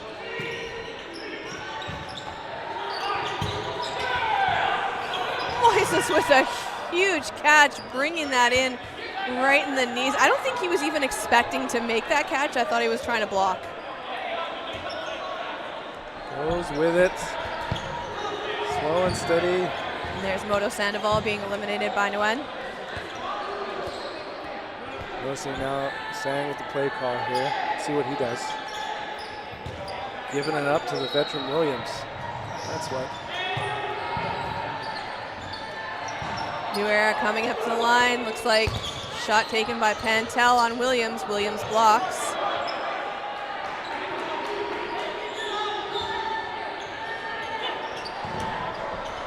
Ferris showing us how a curved drop shot works. Sang getting nice and low though. He saw that one coming. It's still a 4-on-3 situation right now. New Era with Burden going after Williams. Williams stays in.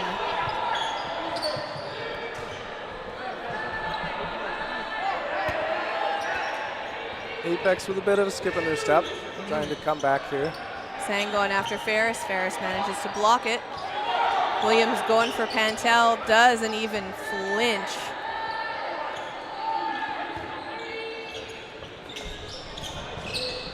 Sang taking out Ferris in the knees, and then a huge catch going for a team though. Almost going halfway across the court. Doesn't save Williams in time though. 3 on 2 now. The pitch and the catch, but not the hat trick. Nguyen not managing to avoid that one in time. Goes down and slides. Just Pantel left. Could we get 3-on-3? We got 3v1. The odds are good. Holding up those balls to block, playing very defensive. Love how Pantel's taking that moment, sets the ball as he wants it. Oh, they know what they're doing. We have less than 2 minutes left on the game clock. Whew, sails right over the net. 2 for shot from Sang and Tameta. Doesn't connect. Block. Wow. It was on target. See Pantel holding those balls again. It's his burden to throw. Smartly resets that clock. So that's that castling situation you were talking about earlier. I think that's a great strategic move. Holding up 2, blocks, throws one over, takes out Tameta. He's very aware of the fact that he has burden. He knows what he's doing with those balls. Nice work, John Del Tameta. Yep. Emily's MVP of the day. Bringing it 3-3. Yeah, Sang was trying to psych him out, had his number, and Tameta goes in and he gets that shot. Absolutely well played by Apex. That's going to give them another point. We have about a minute and a half left now. You can see the energy pumping up just a little bit from the side of Apex. They also want to make sure they calm down. Yeah, something that surprised me, just like no pitch for New Era. Deciding just to pull it back in. I think if we are going to see this as a gold medal game later on today, they want to make sure that they don't do anything too predictable so they can pull it out later.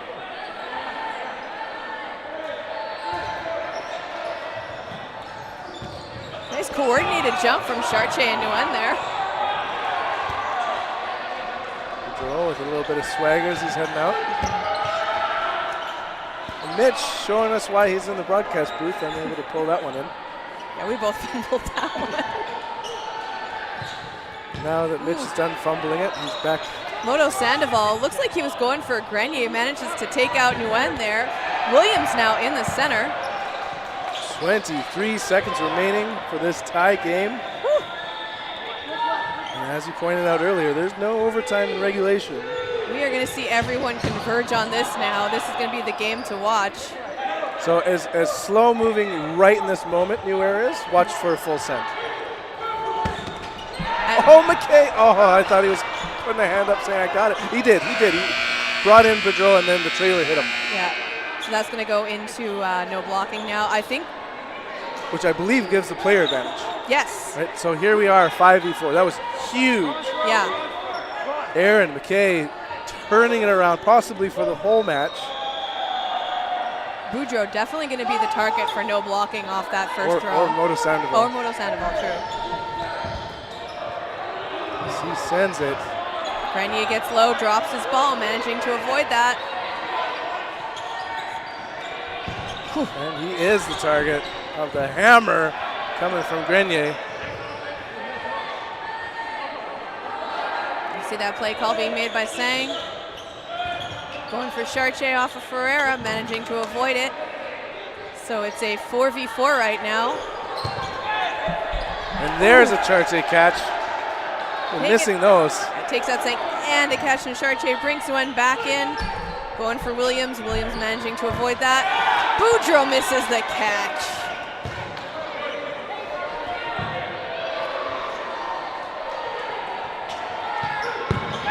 Another hard fastball with Grenier. Williams taking out Holzer though. Ferreira's got Williams' number and but actually Ferris has definitely got Yes. Williams' number. Williams throws Wow. from the knees right into Ferreira's, and that's going to end that one. New Era takes it. 4-3. 4-3. That was hecka close. So kind of like we were talking about, Who do we there's have? a small edge by New Era over Apex. No issues either way. If anything, just you've got the Oh, yeah. Grenier gun, and it came a little bit late, but the Chartier catches. So great work by both teams We as were we just kind of move toying along. with them a little bit at first, but they still know what they had coming. I would disagree with that point Okay. that they were toying with them. It's two very good teams. That's true. They are amazing teams. So we got, speaking of amazing teams, though, we've got Golden Age taking on Heathens coming up next.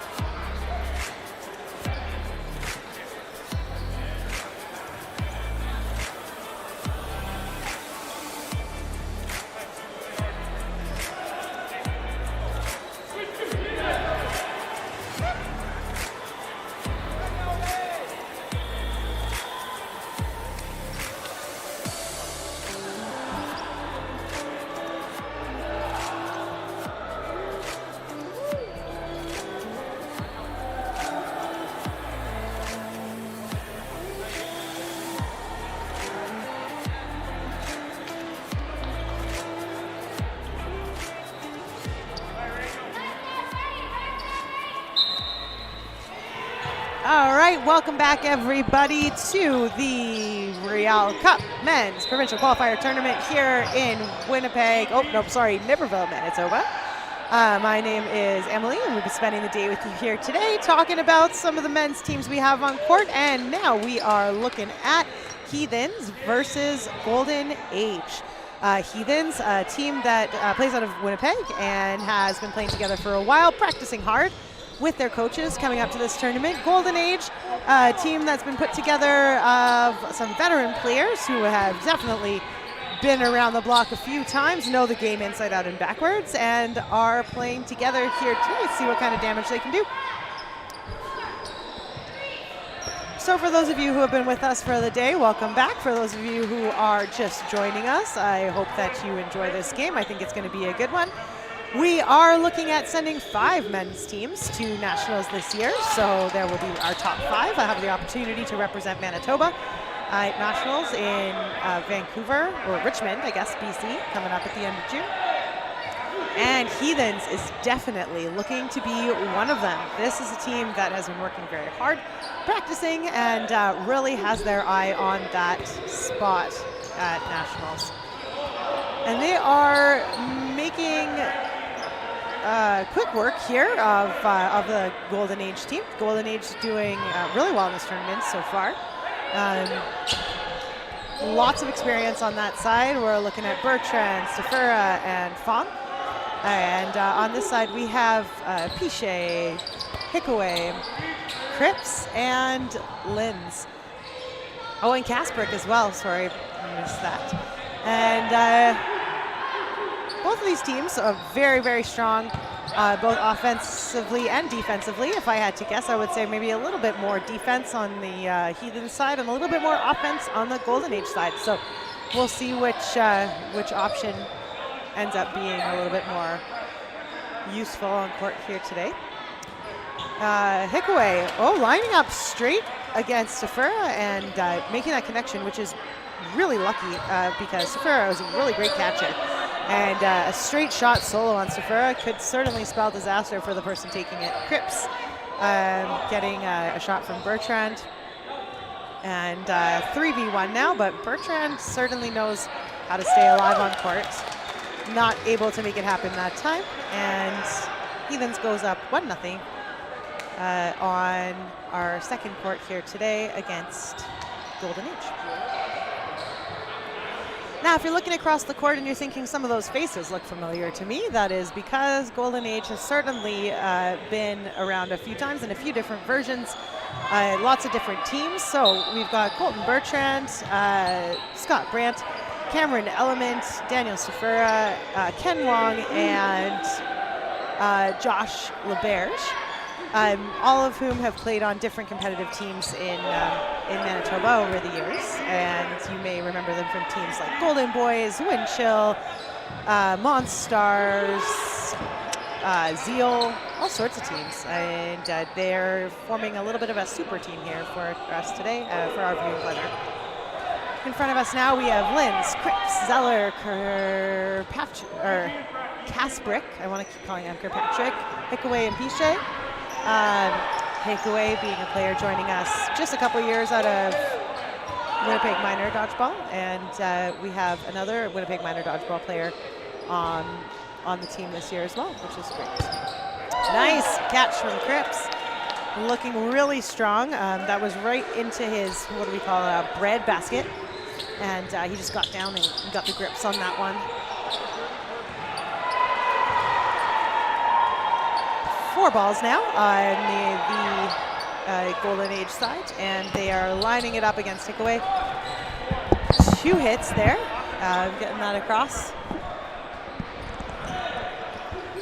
And let's say hi to Kendall, who is back from grabbing food and joins us back on the mic. Hi, Kendall. I had to do a water refill for you too. Thanks, Emily. Yes, thank you very much for the water. And those sandwiches look delicious. I'm going to have to go find one for myself in a little bit. I'm so sorry I didn't grab you one. Oh, that's okay. I can't eat it now anyway. I got to talk to people. Fair enough. All right. So we've got Golden Era Age. Golden Age, yep, Golden Age. They're down 1-0 against Heathens. Len Zeller, Kasprick, and Piche still on court here against Stafura and Brandt. Haven't seen Brant in ages. I know. Nice to see him back on the court. And Great. Stafira. Great to see them back on the court. Causing trouble. Ooh, Pichet takes him out right in the ankles. Which is where you got to go if you're aiming against Stafira. He's a great catcher. Got to make sure you're not putting it anywhere catchable. Otherwise, you're definitely going to get caught out. Brant going after Pichet there, but it looks like Pichet takes him out. Linz was going to return fire, though. Yeah, you know what? And that looked really good from Brant. It looked like a double block to me, but really great honesty, and no one would expect anything less from Brant. A great guy with a lot of integrity. Calls himself hit, and it's 2-0 now for Heathens. Got a couple coaches over there on the Heathen side. Coombs is part of their roster, but coaching Heathens, so lining up their balls. We've got Steve Giron, who's also a coach player, and Marco Balancia, coach player as well. Looks like Taylor Element might have been in the wrong position. We kind of see him just saunter over into that middle line. LeBerge makes the play call. Brant throws at Zeller, and LeBerge closes it out on Zeller. Nice little follow-up play there. Zeller popped up thinking he was safe, and LeBerge made him pay for that. Nice big shot by Heikaway there. What are we looking at? 3 balls here as our Golden Age boys come up to the line. Golden Age with that burden, though. Heikaway stays in after Coleman throws. Cripps returning fire, but it goes high.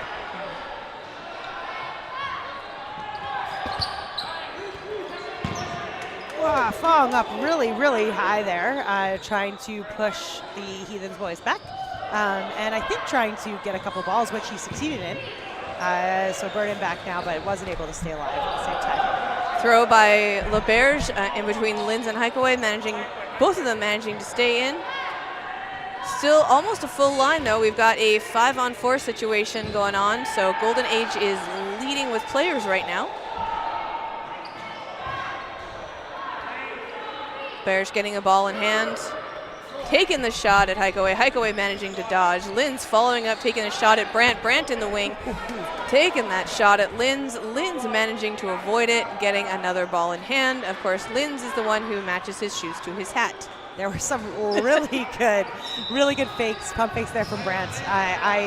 He did a great job of setting that play up. I wasn't sure if he was going to throw or wasn't going to throw. Looked really, really good out there. He matches his shoes to his hat. Does Linz always match his shoes to his hat? I'm not sure, but he's definitely one of the more stylish dodgeball players in the league. That was Element taking a shot at Linz. Linz going out while we were talking about his shoes. Coleman getting eliminated as well. Coleman looking for a catch. Not quite able to make it happen. LeBerge with a big block off of Heikaway.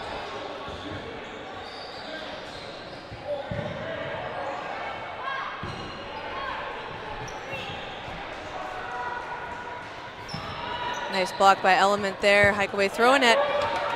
Kasprick with the catch from that cross-court shot from Shane Willem. Yep, and he did get tagged. Put his hand up right before Brant had to unleash the fury on him. Some good sportsmanship there. Means that Golden Age retains their ball control, and hopefully Kasprick doesn't get hit in the face. Looking like he might have a little bit of a limp going. Hope everything's okay. Element taking a shot at Heikaway. Heikaway managing to not only spread but slide while the ball goes through his legs. That was impressive. That was a really interesting dodge. Not anything I've ever seen before. It's hard to explain that one without sounding suggestive. He kind of did a half splits with a little jump pop. It was really effective. It worked really well. LeBerge looking like he was going to go for Zeller there, but ends up throwing at Heikaway. Heikaway getting a ball in hand now from the retriever. It's a 3-on-2 situation. Playing a very paced game we see here. Heikaway taking the shot. Pichet managing to avoid the one by Element, but Brant getting taken out by Zeller. You know, Zeller's got that just absolute rocket of a throw, and he was just waiting for Brant to take that cross-court shot in front of him, and as soon as he did, he unleashed. Element's got 8 seconds here to stay alive if he wants to take this to a no blocking round. with the Zeal boys, and Element he's done it. Yeah, Element going for Hikeaway there. Hikeaway managing to just avoid that one very slightly, so we are going to see them line up. There was a ball on court. Like I said, we are going to go into that no blocking. So there's that reset, and that's going to end up the first half there. It is 2-1 Golden, 2-0 actually. So Heathens are in the lead. Cameron Element, again, no stranger to competitive men's dodgeball. Certainly not the first time he's gone 3v1 against a team, and just showing his skills there. That was a full send on Element, and he manages to avoid all of them. Impressive. Basically a ninja. Perhaps he's in the Matrix. That was a masterclass display. 1-1 exchange on Hikeaway there with Element. Yeah, absolutely beautifully executed on both sides. Really, really well done. As we see Heathens high-fiving and switching sides. And Golden Age is making their way over closer to us. And they're down 3-0, looking to find a point in the second half of this game. And Heathens looking to make their road through the playoffs even easier with another win. So making sure we do get 3 points for a win in these round robin games. 3 points for a win, 2 points, no. 3 points for a win, no points for a loss, and 2 points for a tie, I think, is where or 1 point for a tie.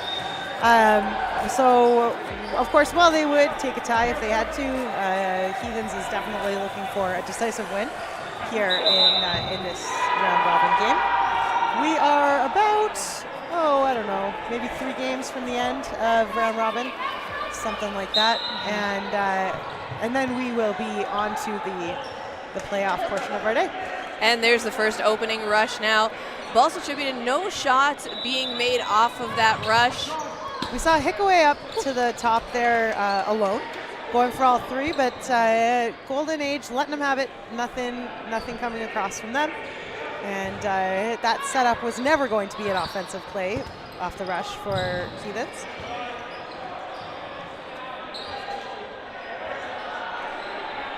Justin Fong in the middle here, right in front of us. Stafura, Bertrand, and Coleman. Just the 4 of them versus that 6-player complement on Zeal. Looks like Stafura was the target for that, managing to stay on the court, double checking his footing though. He did a really great job. He jumped backwards, but he kept his heels up, showing his court awareness and experience. Had he put his heels down, he would have been out because the line is lava. Fong taking a shot there, but it looks like return fire was from Pichet. Honestly, like if we are going to find a game where it's literally like the youngest players versus the oldest, this would be the game for it. Yeah, that's a pretty good one. There's definitely the age gap going on in this one. Stafura coming up, taking another shot, going straight for Cripps. Cripps going out. Stafura still got the fire in his arm though. Oh yeah, absolutely. Once a strong thrower, always a strong thrower. Definitely, it's like riding a bike. Coleman with a 2-shot there. Holding it up, blocking the ball, doesn't manage to stay in though, so it's just Stafura left now against 5, 1v5. Whew. Oh, right on the top of the head. Yeah, Pichet takes him out as he was getting nice and low to dodge. And that's going to be 4 points now on the board for Heathens. And Heathen's got to feel pretty good about this. They came in, looking to take whatever wins they can, and they have been practicing really hard. I spoke to some of the Heathens players, and they were clear with me that they have been working hard, practicing, and they have this Nationals tournament in their sights. Absolutely understandable. I can see the fire in their eyes. Looks like he wasn't expecting that one though. So that's the first hit on during this one, and it looks like that was let's see, we're looking at the wrong here. Just finding our list. Oh, there we go. Warwick, Brogan Warwick. Ah, yes. Our minor joining us from the Winnipeg League, from the Winnipeg Minor Dodgeball League. Yeah, absolutely looking strong out there. Sat the first half, brought him up for the second. Bertrand takes out Cripps right in the knees. Cripps did not enjoy that. Looks like we still have the full lineup for Golden Age right now, taking on the Heathens. 3 players left. This might be the first point for Golden Age. Kasparek doing a great job getting out of the way of those shots from the Bears. Stafura getting hit out.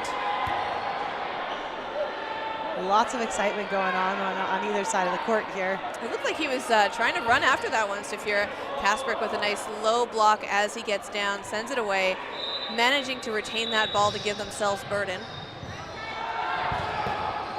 Huge shot from Linz, another huge one from LeBerge on Kasparek. Kasparek managing to dodge that one. Yeah, he's just got LeBerge's number right now. He's getting out of the way, seems to be bulletproof. LeBerge is dodging everything right now. Oh, and manages to save himself from losing his balance and stepping out. Yeah, LeBerge's a great player. I'm really happy to see him back on court. Wow. Big catch from Element right in the bread basket. That was a money catch. We were trying to be a little tricky there, was Kasparek with that curve that also had a drop. Just happened to drop it right into the hands of a player who was ready for that catch. And there's Stafura showing off those football skills, just grabbing that ball in off of Hikeaway. And it's just Linz left now. Linz going for Bertrand. Bertrand getting nice and low and avoiding it. Telling them to reset because they only really need to send one. It's a 5-on-1 situation. They end up going for a full send. They're talking it out, but I think he was saying one isn't to stagger their shot, actually. Or maybe as in send all but one, which is what they did. Element kept the ball, but they just weren't on target. Lynn's taking a shot at LeBerge as LeBerge stays up to the line there. Looks like they only have 2 balls now, so Burden still is on the side of Heathens. Lynn's taking the shot at LeBerge. Big block up. No one goes for the team catch. Lynn's blocks that return fire from LeBerge. You know, that was a really nice shot from Linz. That had some power. It wasn't particularly catchable, I don't think. Bertrand with a nice shot cross court there. Golden Age just taking their time right now. Getting some feedback from one of their teammates on the sidelines, and it looks like he's saying just, do a send, get him when he throws.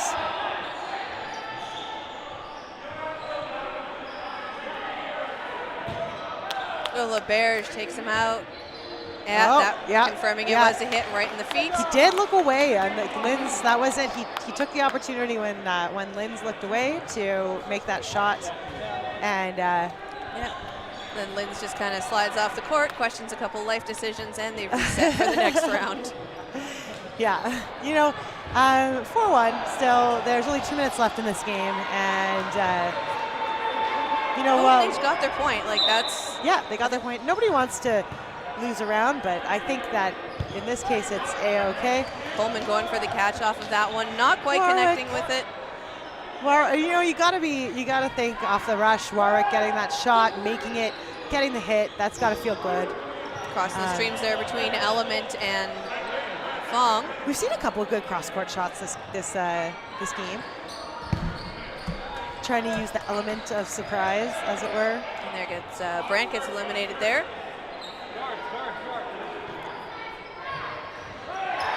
Still the full lineup for Heathens. Heathens sending 2 players out, though. Looks Zeller like and Cripps. 2 big heavy hitters there. They figured it was time to go. Cross the streams again. Coombs running up to take that shot on LeBerge. LeBerge getting limited. I'm not sure if you saw what Coombs did before he ran up to take the shot, but it looked like he was holding his arm out and then holding the ball up and jiggling it as if to say, look at me, distractable. Distractable. I've seen him do that a couple times. It seems to be his ready position. It's cool. Hikeaway going for a catch, not connecting off of William there. William taking him out. Fong gets it though. Oh, yeah. Off of Warwick, I think. Fong was on fire with that one.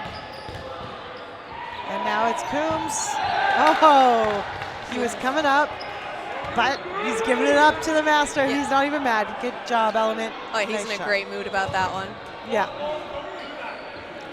Coombs also one of those players who has a very strong sneaker game. He's got the red socks, he's got the red shoes, and he's got the red Heathens jersey, so the Heathens classic. compared to the new pink Heathens jersey. Yeah, absolutely. Old school. Gotta love it. He's got quite the running shoe collection. All right, so that's the end of the second half now. This is going to start in a no blocking round. Shots being thrown between Willem and Cripps, sorry. But they did connect in air, even though it was just a slight connection, so it was a firecracker. Taking Zeller out, and you know what? I would do the same. He has got probably the most powerful throw on that team. Willem with a sneaky shot there, right in the towel on Cripps. Coombs not expecting that return fire there from the wing. I believe that was before he was hit out. Ooh, and Kasperick going for him, but that takes out Wong. They got Coleman, they got Fong. Willem with a big shot there on Warwick. Oh, and Stafura gets tagged. Just Willem now. So it's just Kasperick and he was looking for that against Willem. It looked like, but not quite able to make it happen this time. And Heathens take that one 5-2. Yeah, so it's going to close that one out. So that was a pretty entertaining game to watch, especially because talking about how they are the two different that is like the veterans versus a lot of newer players. Yeah, the veterans versus the newbies, absolutely. Ooh, here's another interesting one coming up though. We're going to see Darkhorse taking on New Era. Absolutely, these are two teams that when they walked in the door today, they both very much expect that they will see their names in lights in the finals in the gold medal game. And so this will be an interesting showdown. It could be a final preview. There are a couple teams, other teams that also expect to see their names in those final two spots today. So while it's one of the many options for finals, certainly not a guarantee in any way, shape, or form, but will be a good game. Back here in 3.5 minutes to see how it all shakes out.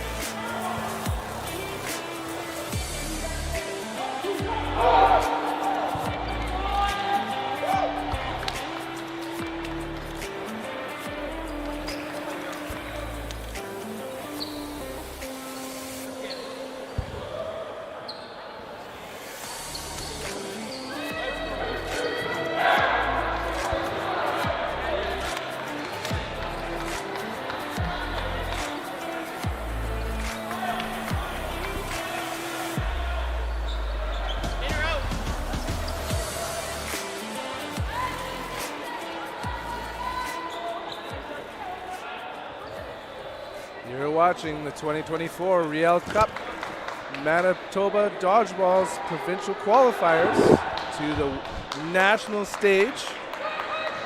New Era versus Darkhorse. Battle of the rivals. Opening rush looking good for both teams. Pernitsky and Dupasquier taken out. Wu getting the ball, hustling through, protecting his teammates. Lavoie eliminated, and Chartier deciding to take out Wu. There is even Stevens for a limb so far, but now 3v4. So, so this is kind of like the rematch from 2023. We shall see if it ends up being the rematch in 2024. A notable change, of course, if you're watching Darkhorse. Jason Mergler is on screen, but he is not a Darkhorse member of the team anymore. He's a member in spirit, but not for this. He's a retriever in spirit and soul. Yes. Clapping. We can hear that clap because the game mic. It says 3v3. Yarlin ready his play call. Hop on him. Bend and clap. That 1-2 shot there. Wow, it is very hard to hit Nick Grenier when he's got 2 balls in hand. Something we've talked about earlier is that getting those arms extended. Well, when he's got XL arms, Pentel's a limb, making it 3-1. Stepped out right at the wrong second there. You know, it kind of reminds me of like. Oh, in and out of the Death Star. Wow. I was going to say before that amazing hit there on Grenier from Darkhorse, it kind of reminds me of a semi-automatic dodgeball weapon, the way he loads them up.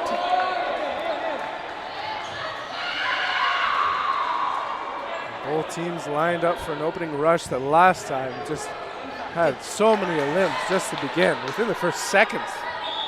Let's see how Wu toss Pernitsky wide of target. Oh, it's Oppositeville now. So Lavoie takes the right wing, going up with the Pasquier. Garland with the throw. He's the one tagged out. I think there's a lot of energy. It feels like a lot is riding on the stands right now. You can just even see the audience converging from the other 2 courts to watch this game. Well, we can see it at least. Yes. Schmidt doing a great job getting back to Pesquet, slow and steady as he's got the confidence of the right winger right there. Play call, New Era. 4 men spreading it out. Woo, active on defense. Olivier Job managing to get those balls over to Darkhorse. Big rip wide of its target as Lavoie flies out of the way. In and out of the gloves of the veteran Pernitsky. Dangerous throw. 4-on-4. Darkhorse doing a great job of just communicating with just looks at each other. Shot clock counting down. It's against New Era. Good, better dodge, Olivier Job. Nice big wide dodge there, but he saw Wu, manages to avoid him. Again, that communication. Squared up and connected. Klappa checking to be sure. Who's checking and not happy with the answer though. 4-on-3. New Era at the line. Hard on target. Now doubling up on the Darkhorse men. Klappa's always been a very interesting dodgeball player. He's very reserved, so he's hard to get a read on. Could read that opinion in that moment. Dupasquier and Wu squaring off. Both staying alive. Grenier looking in for the play call with Chartier in the middle. And a whip by Dupasquier. A quicker move by Wu is quick for the play call too. Wu is a veteran of provincial, national, even the world stage when it comes to dodgeball, so he knows what he's about when it comes to it. He doesn't need to think twice against a team like New Era. And if you know, you know. He's wearing his Maple Leaf shorts. Team 2, Team Canada. And the 1v3 turns into a 1 for New Era. Darkhorse putting up a really good fight, taking the shots when they need to take them. They're definitely, you know, they have that level of athleticism that is on par with New Era, but New Era, again, just with those communication skills and with those wicked hard arms, New Era closes that round out. Wicked smart. Here we go, 1v1, toss back time. Pacheco now on rostered, and he holds it back. Gives the other Schmidt, Ben Schmidt, the ball. The lefty rip of the wall, misses his target, but oh! Recognize those catches, Riel and Yarjow. Catches win matches here. Ball burden is on Darkhorse. They're being very smart with what they give away. Pacheco knows that and has that communication with Schmidt. And quick to turn up to the line, communicating now with his teammates. 4 balls, burden, Darkhorse, crossing, trailer. Grenier is all reactions. That was a beautiful textbook block by Grenier there. Garjo gets that ball up in the line, protected by DePasquier. He sends that one, sends it well wide of target. His retrievers now need to get it back. 4 Darkhorses headed to the line, crossing, 1-2 cross, and the counter even. Blue actively blocks. Almost like Darkhorse just got slightly flustered during that last little bit.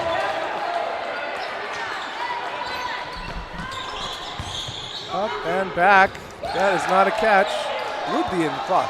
I honestly was not expecting that throw from Chartier could connect at Schmidt, but great honesty on Schmidt's part. Bend is eliminated. Blue 2. But that ball's live and there was a catchable situation, and at the moment he pulled it to the ground so quickly. I was a little nervous there, but that ends up being a dominant several seconds. Whew. MV to Pasquier. That was insanely well strategized by Onwu's part. Didn't work out though with that catch though.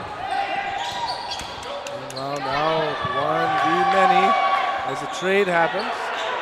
And Olivier Job has the entire court now, and we know that he is a very nimble player, so this could be a bit of a turning point. The heat seeker going for his feet.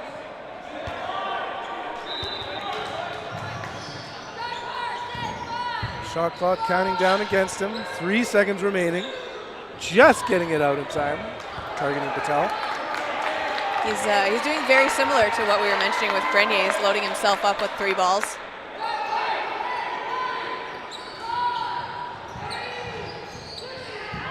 Wow, Lavoie making sure that he doesn't get an ankle biter on him. Olivier Job, like he is great for that. Like he will be able to stare down one player and throw at another. 2 ball blocks. Lives to see another minute. So we've just got 1 minute and 15 remaining in this first half. Pops one out, now 1v4. That was so well executed. The timing on that was just chef's kiss. Lavoie ready for a potential counter, but he's the target. You can never 100% tell where Olivier Job's going to throw, and that's one of his greatest advantages. And a shoe shot snipe makes it a 2-1 lead.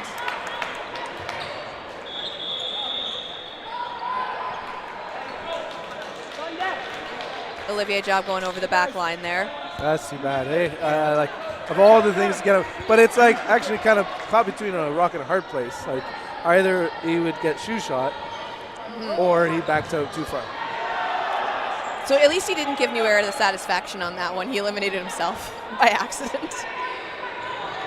And we are at the end of the first half, which means no blocking. because it's a new set. Even Stevens. Burden to throw will be on New Era because of the win. Shot clock now resets with that throw to Joshua Schmidt. Both wingers are Schmidt's. And first tag out is Kyle Lavoie.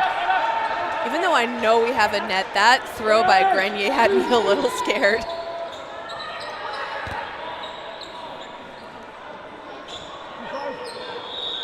Burden counting down against New Era.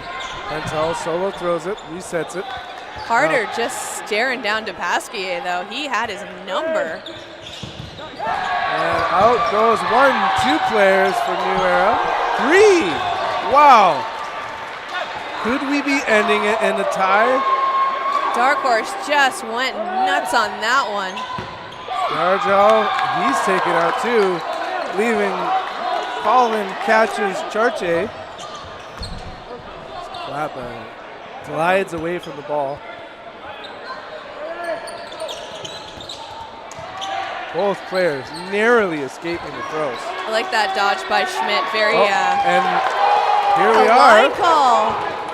The true MVPs of this tournament are the line judges. And you don't often see it in tournaments prior to playoffs. So this is absolutely crucial in terms of the game. So in that second, so this was our, we have one more elimination game coming up. So that was a really intense game watching. We're going to end that one out, I believe, in a tie. Clarification, what do you mean with one more elimination game? We have one more elimination game. One more match? Oh, that was the first. Sorry. Cool, we're at the end of the first half. 2-2 in the round robin. Shout out to the volunteer room, which is where I'm going to go get an energy drink after that. Glad I asked. Thank you. Ooh, false start. And he is warned. His whole team now would be punished in this second half if they happen again. But it's a battle of inches and seconds here. Harder elects not to throw. Neither just bend. Both with very believable punt fakes. And we have the favorite ref of Darkhorse and New Era, Tracy Noslari. She takes no prisoners, and she loves these types of games. Ferris backwards hat with the branded New Era hat. Number 55 for his team. Good throws on both sides. Knee in, barely staying alive. But TheDodgeballShop.com/New Era. If you want your own merchandise, just take a look at our YouTube channel. In connection to Dodgeball Shop is Grenier. Right the in the victim chest. of a hard throw. Haskins so athletic. An unbelievable attempt by Klappa. Thankfully, wow, that was like very quickly down to 2v4. Klappa was 3v4, going for it sorry. too. You could feel the energy. If he had a cape, maybe he would have made it.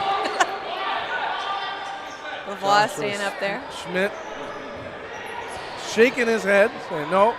And I don't know why. As Lavoie has a play call, telling Ferris to cross it. And the counter nearly connects on, but his counter doesn't. But the counter of the counter gets him. So many counters, I lost count. 5 balls, Darkhorse. In. Schmidt loading up too, going for Nguyen there. Letty's now as the left winger. Pump fakes. Very good job. Right on Ferris. But he actively blocks it. And then they switch up the lineup again. Yeah, they are just interchangeable, those two. Ferris holding tight as the right wing, though. So they head to the line. Solo throw on Joe. That was a beautiful block by Olivier Job just now. Just the amount of times that they're flipping, it's distracting. As Rien doesn't get to be center player anymore. They're not going to flip now. It's a 2v2. Chartre with 2 in hand. Likely thrower, an unbelievable inside the body block. Schmidt. Crosser, but also good blocker, Ferris. Doesn't even break his stride when blocking either. And as he's in stride, he also brings in for a great catch. and it brings in the cannon. Oh, no. Wide of target. I mean, Schmidt's good as holding his own, but Grenier's back in. Like, oh, no. In, and that is Colin catches Charche for you. That pop fly, let me tell you. So, and something I also appreciate is the second reaction catch. It's one thing to be hit, but he has the elite level of staying with the ball. 4 minutes and 40 seconds remaining in the second half. Honestly, that was just a great example of eye on the ball. He had that awareness. He knew what he was about. Luckily, no false starts this time. And no offense. Both teams want to get back, set, and make a play call. And now we have an exchange. Charche nearly hit there as he's sauntering back. Again, this is the match that they've been waiting all year for. This is that revenge from 2023.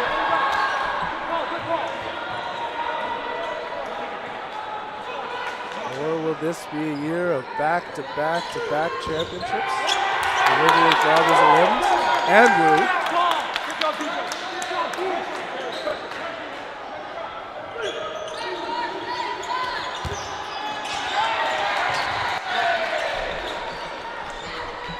Pause in the action to Pasquier trying to get the ball, but it's Riel that gets it.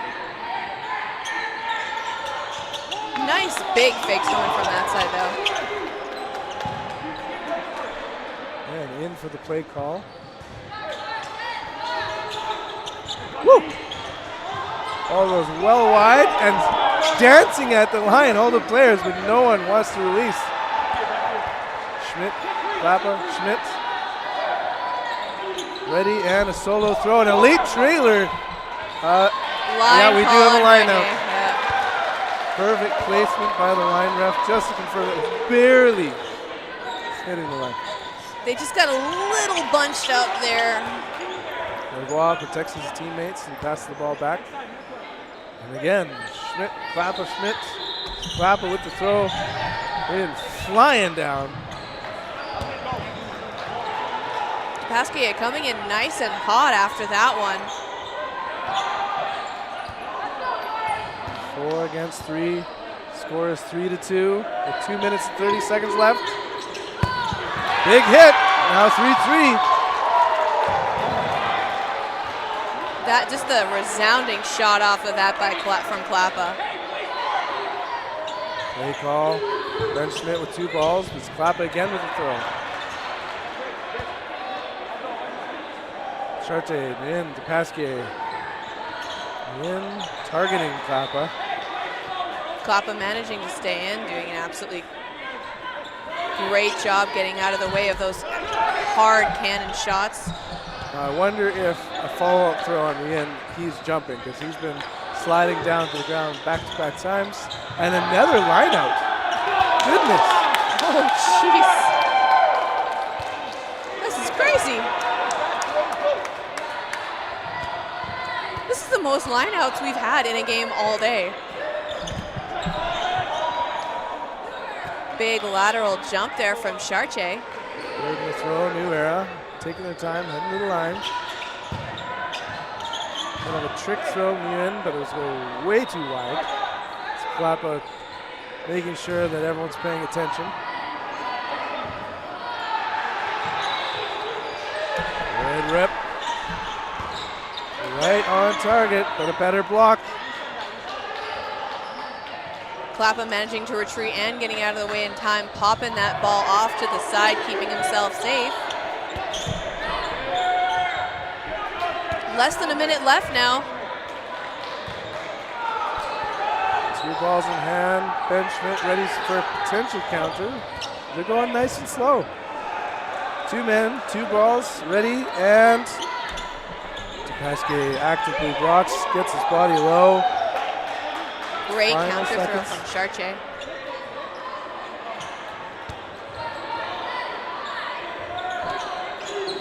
Cross again. No one is going to be caught unawares right now. Everyone just tightens right up when they see those balls coming and manage to avoid them. Preemptive strike does it, making it 2v2 with 10 seconds remaining. Finally, Klappa gets one out there. In between the wickets, trailer misses, counters missing, and a hit right at the final second. Oh, Clearly before the bell, clearly. I think it went before the hit, but it is going to be called a hit. Well, the bell was well after. Yeah, it was an activated throw. Yeah, like I think if we watch it later, it's the country mile. Oh, yeah. So we see the no blocking being called now by Take No Prisoners Tracy. Meanwhile, flipping sides, Chartier to Pasquier, Chartier's making that play call. I think it's going to be a full send, and they're going to want to close this off real quickly.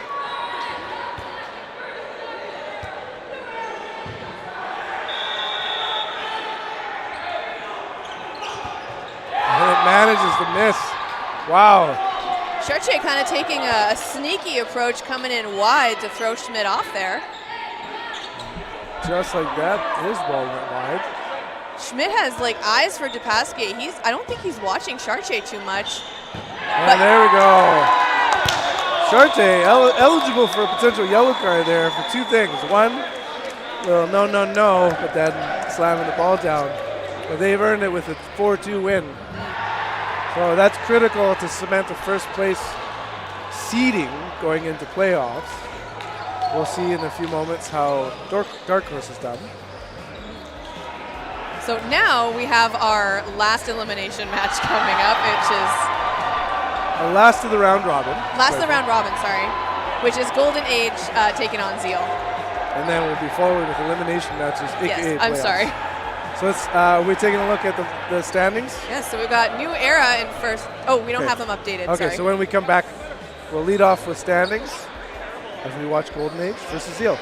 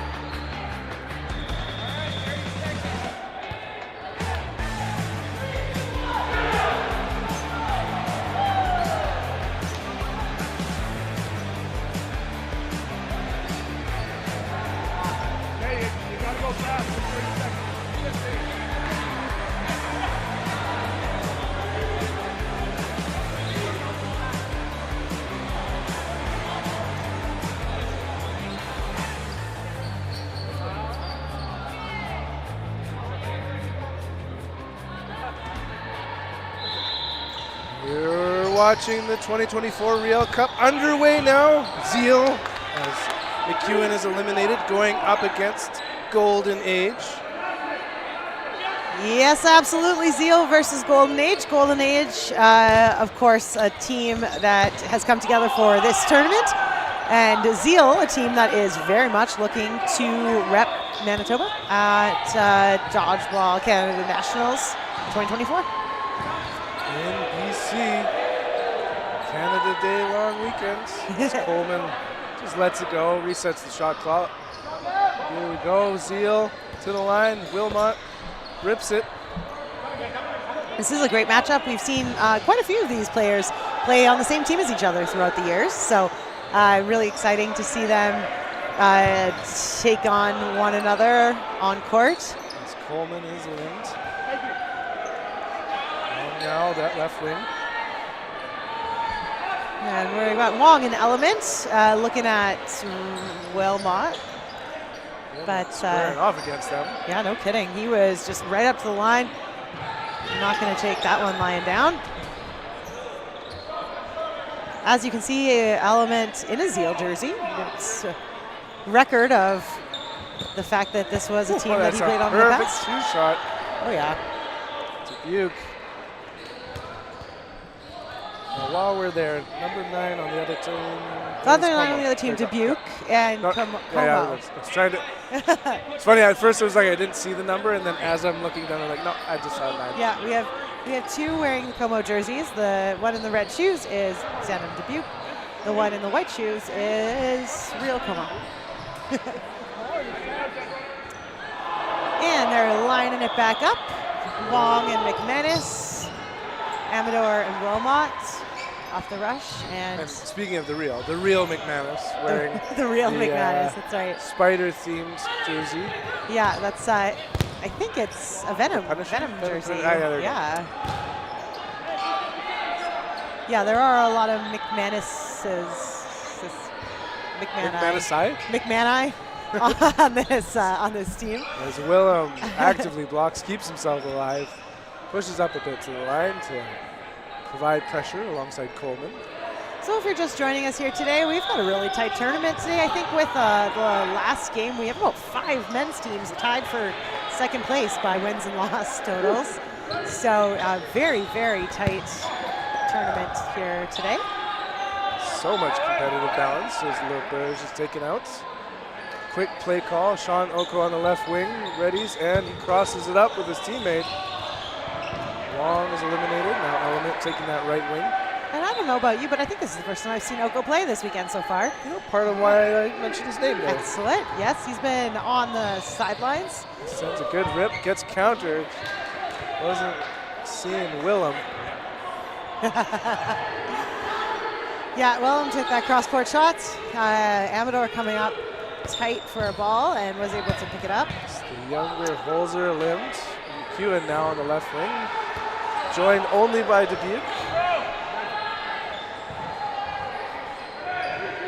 And McEwen, who was a longtime member of Heathens, a team who's doing really, really well today, joined Zeal this past summer, and I think no one can argue that he's having a spectacular tournament. While McManus sent a soft floater of a drop shot, Dubuque decided to send the hammer back. The hard target on Coleman as well. Yeah, and Coleman went for a catch, but opted instead to drop his ball, which resulted in a dead ball, and he's still alive. Often called the Malaysian block. Yes, although the Malaysian block is more where you like throw it. Yeah, just a very targeted. And Dubuque right now squaring up against all of his enemies. Him and McEwen, 1-2 Elements, managing to get up just enough. And this 1v2 as it's with Zeal jerseys across the board. Element coming back to dodgeball after a pretty long hiatus and looking good doing it. You know, hasn't missed a beat. Did he have a beard before he was playing? Not that big. Or maybe not at all. But yeah, but it you know, his form looks great, his skill looks great. He goes up and down, but gets eliminated with the 1-2 punch. 2-0 Zeal. 2-0 Zeal against our Golden Age boys. About 5 minutes left in this first half of this game. And Joshua LeBerge is clearly not upset about the score. Nope, doing a little hokey pokey. He's going to turn himself around, and that might just be what it's all about. Manus ready to toss back to nobody, as I was about to say, goalie. Once again, the turn and fake out. Is it real? Is it fake? We don't know. No damage. Amador now on court. Oh, Fong looking like he was in and around that ball, but calling himself out. Not sure if it was for a hit or the line. But those are unfortunate moments. You've been sitting for a little bit, you get on, and you're the first out for your team. Yeah. And you're like, darn it. But he'll get many more chances, I'm sure. Speaking of being back on, there's Oko taking out the goalie. Late shot by Como, and he was ready to retrieve a counter. Yep. But McManus says no thanks. Willem there went for Gonzalez, and Gonzalez back to William or something. And anyway, the end result is they're both out. Mid-range shot by LeBerge, wide of its target. Now burden is on Zeal. 3 balls, solo throw, double ball block. Oh, nice dodge there. And they have player advantage on Zeal right now, so coming up, making trades at the line, not that big of a deal if that's what they decide they want to do. They have the space on their roster at the moment. Absolutely underrated, getting that trade. Como actively at the line, then goes in for the play call with his teammates. Gets an extra ball for it. 1v3. Here we go. I think if you'll notice, you'll see another Zeal jersey here on side with the Golden Age team. Another former Zeal player comes back up against some of his teammates. Sorry, I think it was ground, because otherwise that's a catch. Right, yes. I thought that there was a little bit of a lack of cheer there. Yeah. They didn't care he was dead, and then they didn't care that he caught it. Completely beige. 1, 2, both missing, but that was a good catch. Yep. Amador. Julio Amador. 3-0 score, starting to separate with 2 minutes and 15 seconds left in the match. Probably left the in last, half, probably the last rush we'll see in this half as they line it back up. But imagine this point will take us to the end of the half, or if we do line up again, it'll be in no blocking. Good rip, Gonzalez, and he gets countered. And you know, not a bad way to take a rush. I mean, obviously you want to go up players, but a trade could be worse. As a cross gets out. Bertrand. Colin Bertrand, Mr. Cloth.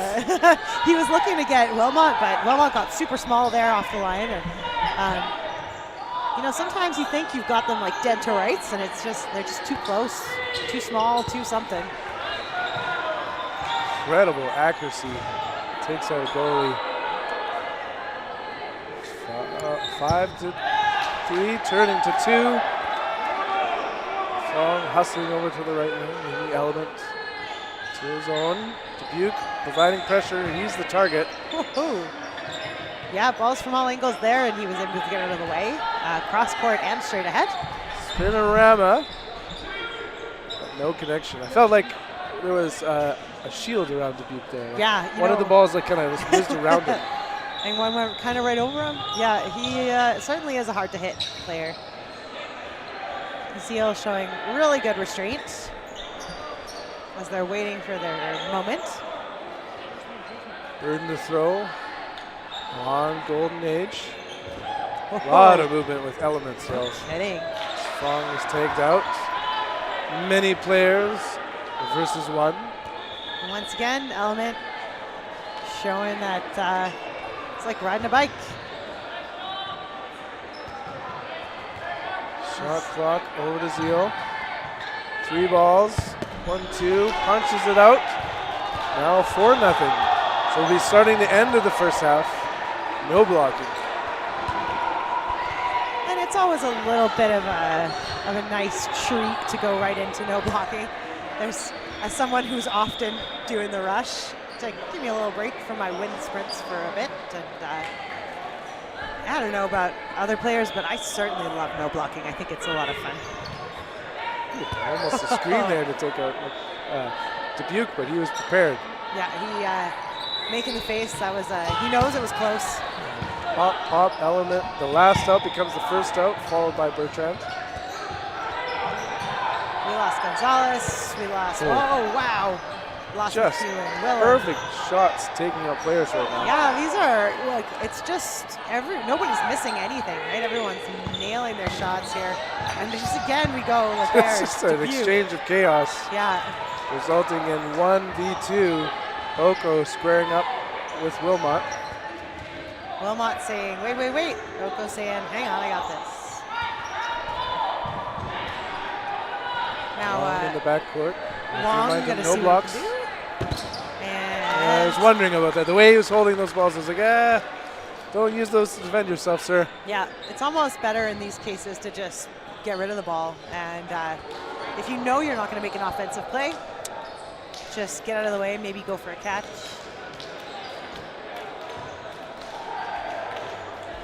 So should I pressure you with a prediction for final score? Final score of this game? What are we at now? 5-0? I think 7-1. It'll only be a few games. Wouldn't that be just three Just sets? three. Yeah. Okay, I can imagine it being slower. Yeah. 7-1. So 2 more to Zeal and 1 to Golden Age. Yeah. What do you think? I'd be a little bit surprised with only 3 sets, but at the same time, I'm not sure who I'd award the additional point for. So you kind of got me tricked here. There's only 8 minutes left. I think it would be 7-2. 7-2. All right, I like it. A couple points here for Golden Age. See what they can do. And we're off. A Chartier and a Holzer up to the line there. Looking good. Wilmot getting hit. Teams like just so great on offense. We're not seeing too many catches, as far as I can recall, but the shot-for-shot accuracy is incredible. They are As McEwen and Oko are taken out. Yes. And a goalie, like you're just pop. Yes, incredibly accurate. Every shot that both of these teams is letting go is meeting its mark. Like they are not missing. Now the 2v4. Holzer. Dubuque. Counter. Late trailer just missing. Oh. Charte. Oh, he's caught by. Yeah, caught by Bertrand. Great move, Bertrand. You almost have to catch Chartier. Like, you're not going to hit him probably. And I could maybe say the same about Wilmot. Great ups. Good 2-ball block. Oh, and there it is. All right, well, there's the point that I predicted for There we go. and you. Yeah, we're both eligible so far. Yeah, and we'll see how this one plays out. 6.5 minutes left. And one of the things, like if we had real-time calculations for the standings, this is so important for Zeal to be up points. Yeah, absolutely. I think that every point here is going to be just incredibly valuable, and especially as we have such a tight round robin by wins and losses. They turn up and down, but unable to bring either ball in. Oko play call alongside McEwen. It's been a hot second since I've seen Oko play, since I played against Oko, and he's definitely still got that really long arm length that just rips him in there. Lots of accuracy again. I think he's 3 for 3. Like he's thrown 3 balls and all 3 of them made their mark this round. Charte squares up. The goalie readies. And is tagged. Leaving. Willem, yeah. Quick release and line. I thought maybe that was a catch there for a second. Oh, me too.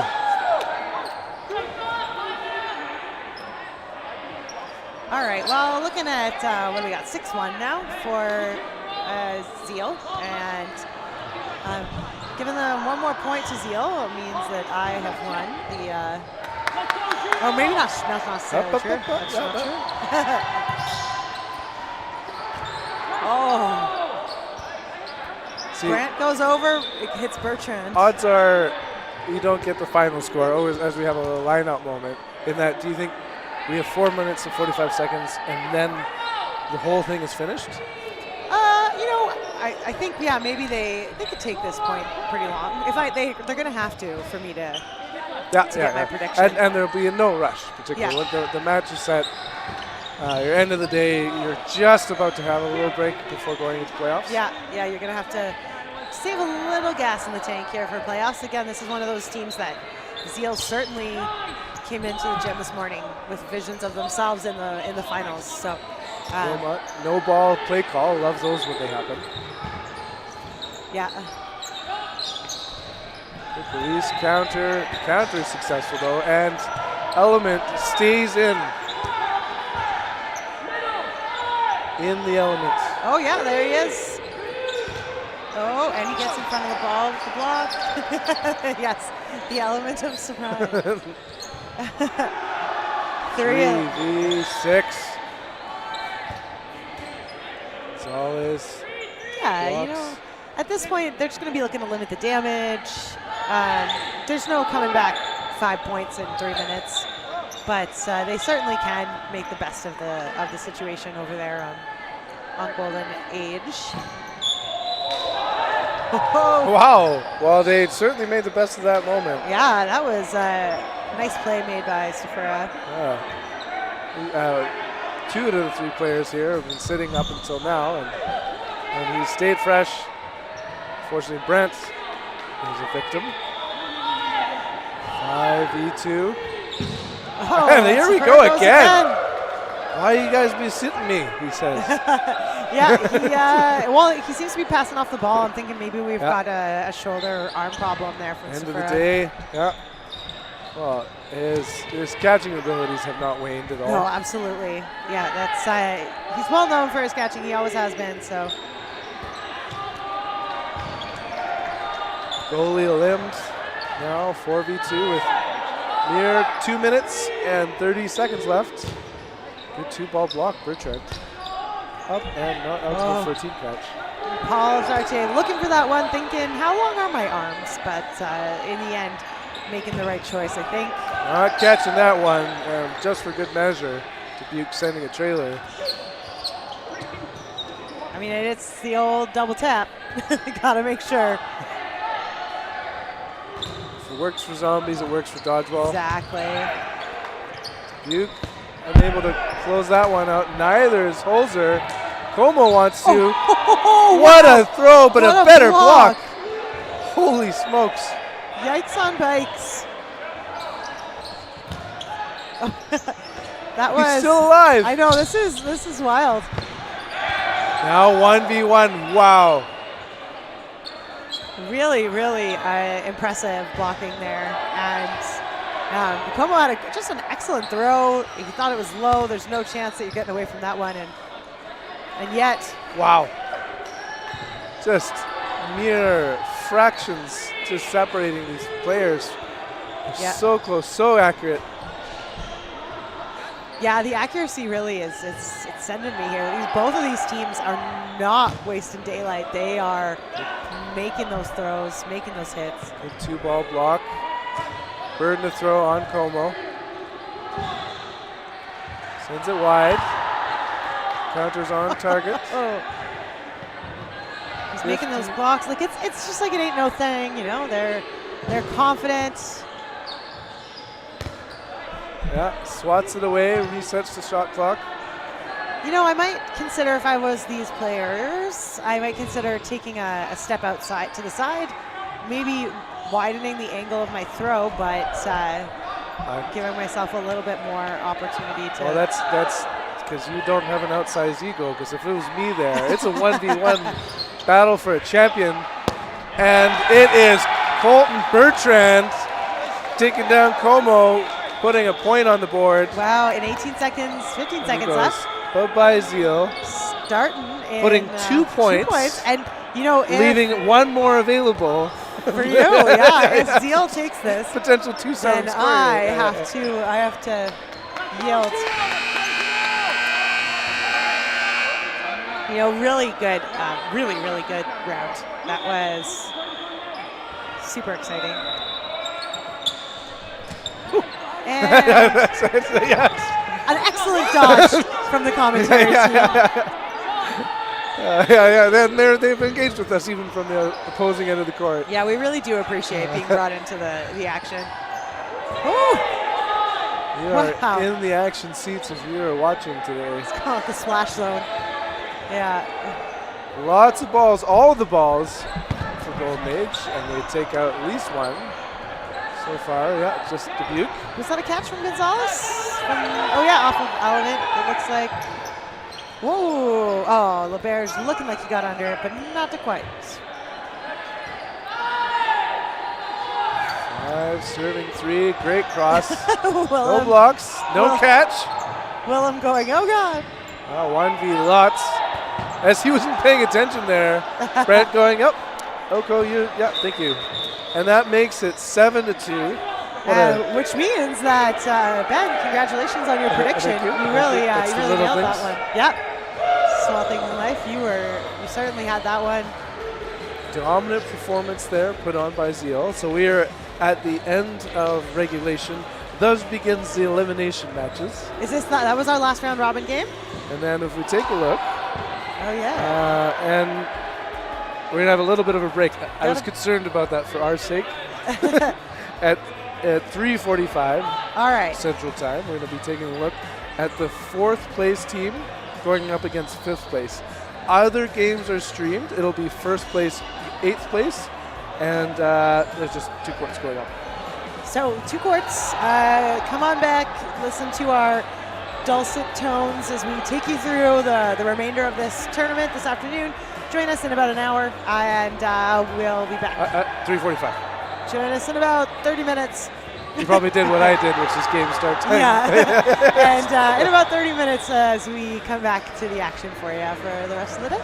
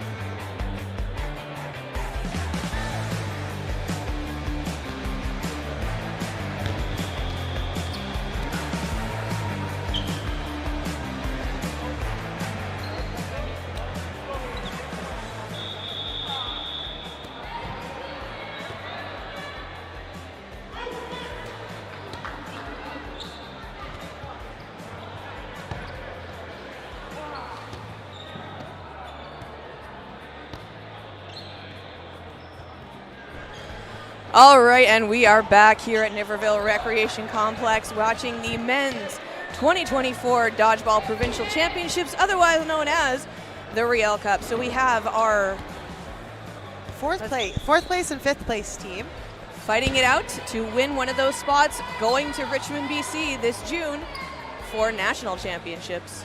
So what we have here is actually not a knockout game. It's the first of the playoff games. This one's not a knockout. The reason for that is we have 5 men's teams that will be going to nationals. So the team that loses this will not be eligible to make it to the finals.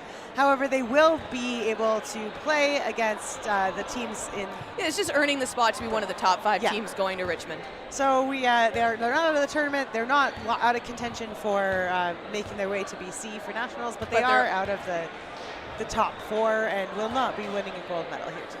But they'll still be in our hearts. Yes, a gold medal in our hearts. 2 teams that they're facing off against each other. We have the Tempest across the court, on the far side from us. And on the side closest to us in white here, we have Darkhorse. Now, Tempest has finished 5th and Darkhorse has finished 4th. But you may be interested to hear that during round robin play, Tempest actually beat Darkhorse. Yes. So really, this is one of those anything can happen kind of moments. It's definitely going to be one of those games. We're going to see a lot of high energy there. They're going to be fighting it out. Remember last year, 2023, we had Darkhorse. They were kind of the upset team coming out of nowhere because it was a bunch of teams joined together. They made their debut at Provincials, and they ended up taking 2nd place. No one saw that coming, and they went to Montreal. Yeah, yep, and Tempest has been playing together for a year, probably now. They have made, actually they played last year. Tempest has been playing together for a while, but their roster has been fairly interchangeable. But the team Tempest, like the team name, has been around the scene for a while. Some really solid players. This team is not one to be written off. Nope. They certainly could make a big splash here and take an upset. And of course, Darkhorse is hoping to hold on to that 4th place seed and move forward to play the other teams in the top 4 for a chance to take home the gold.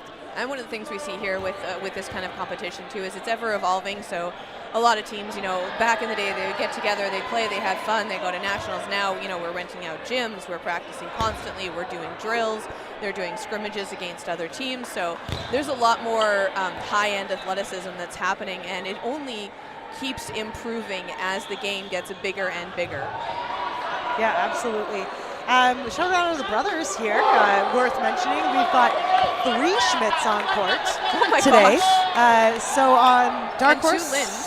Yeah, not on this court, not on these, but yes. Oh, the Heathens, pardon me. So on this team, closest to us here on Darkhorse, we have Ben Schmidt and Josh Schmidt, and then across the court from us on Tempest, we have Connor Schmidt. So Connor didn't make it on Darkhorse. So all the Schmidts here showing us what they got. And we're really looking forward to seeing how this all shakes up today.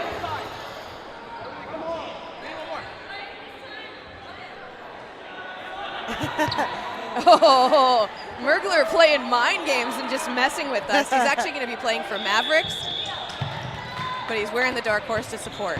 Ooh, and that's quick shots right off that opening rush. Devlin with a catch, taking out Pernitsky, but also Trudeau getting taken out. Yeah, Pernitsky and Trudeau, I would argue, the biggest catchers on each team. So they have done a service to each other here. Darkhorse eliminating the biggest catcher on Tempest, and Tempest eliminating the biggest catcher on Darkhorse. Kemball getting nice and low there, managing to avoid those 2 shots from Schmidt and Klappa. Kimball, a relatively new player, sprung onto the scene in the cloth area and has really come up and started dominating, showing what he's got in foam as well. Coming up to the line now, we've got Como take it. And Bend, I'm sorry. Yeah, Ben Schmidt looking for the toss there. Kimball getting out of the way. Big whip shot from Nate Gatza. Some of you might remember Nate Gatza playing with a broken finger once before in 2018. Do not adjust your dials. It's not the wrong year. Ooh, there goes Schmidt. Which one was that? That was Ben. Okay. That is Ben Schmidt. Ben Schmidt being eliminated from the Darkhorse side, going right through Volkart's legs there. Devlin going out. Kemble getting nice and low, a little bit screened by Devlin as he was walking off though. I feel like Devlin might have actually saved Kemble's life there a bit. A little bit of confusion though, because again, like he wants to be making sure that no one takes that counter while he is down, while his teammate is walking off though. Klappa being eliminated. Yeah, it looks like Chung got that hit and he is happy about it. Oh, Kemble getting under dodging. It. Nice. He got a block. He went nice and low. It was a clean block. Big jump by Schmidt there, going after Brillinger. Brillinger slides into Gatza. Gatza still in though. A really nice play there, taking an opportunity on a defensive play to turn it into an offensive play. And whoa, Chung, really nice throw. Volkart just barely getting out of the way. Quick reminder here, now that the round robin matches are done, we are into regulation, so we're gonna have 2 20-minute halves. And that was Chung on Josh Schmidt, and Josh was not able to get a clean block there. 3v2 now, Tempest.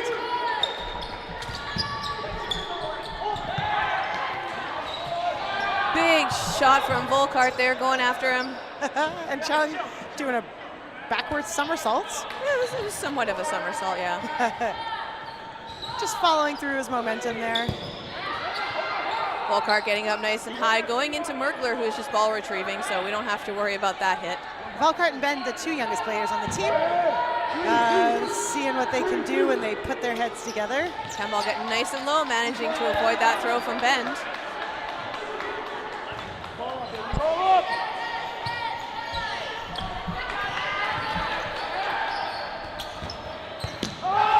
Blocked by Ben, but Ben stepped out while the team catch was happening. So Volkart gets it. That brings Pernitsky back on, but Ben stepped off.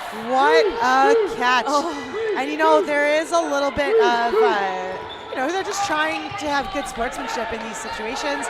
You get hit, you want to take yourself off as quickly as possible. And the downside there is that when you have someone like Volkart who goes all in for that team catch and they save you, your sportsmanship might have done you a bit of a disservice in that situation. Chung coming up to the line, throwing, taking a shot at Volkart. Pernitsky going after Gatza. Chung gets Pernitsky on the counter. That's going to take it down to just Volkart on the Darkhorse side. Tempest might be drawing first blood in this game. Going after Chung. Chung blocks one wide. Volkart gets hit. Volkart not able to make that second catch. And he just decides to make friends with the floor. Well, what an incredible first round. That was really exciting, and very exciting to see how these teams are going for it. Like we predicted, right? We knew that they were going to be intense and really going as hard as they can. I don't think Darkhorse is going to let Tempest repeat that. I think Darkhorse is going to change up their game. Normally Pernitsky goes off the opening rush. We see him over on the left side now. Pernitsky in the opening rush takes out Kemble. It's another 1-1 trade. That was Schmidt. That was Schmidt. Oh, that was Schmidt. Sorry. But yeah, they switched up their line a little bit. We're seeing Volkart and Klappa off. This game, Wu is in. There goes Pacheco.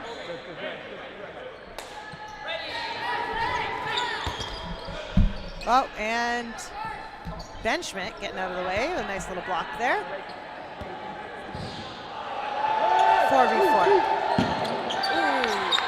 Trudeau going for the catch, not quite connecting. Listen, that is lucky for Josh Schmidt. I would be willing to bet that 60% of the time. Catch from Chung as he celebrates it. That's going to bring Kemble back on. Chung also a really great catcher. They cannot underestimate. Oh, that brings Grenier back on. Okay, who on what? So it's a 4v3, but it looks like Grenier manages to get high, avoid that shot. It does take out Sampson, though, so now we're down to a 3v3 situation. That shot finally gets Grenier. Schmidt. That's a Schmidt. That's Connor Schmidt. And so we're 2v2. 88.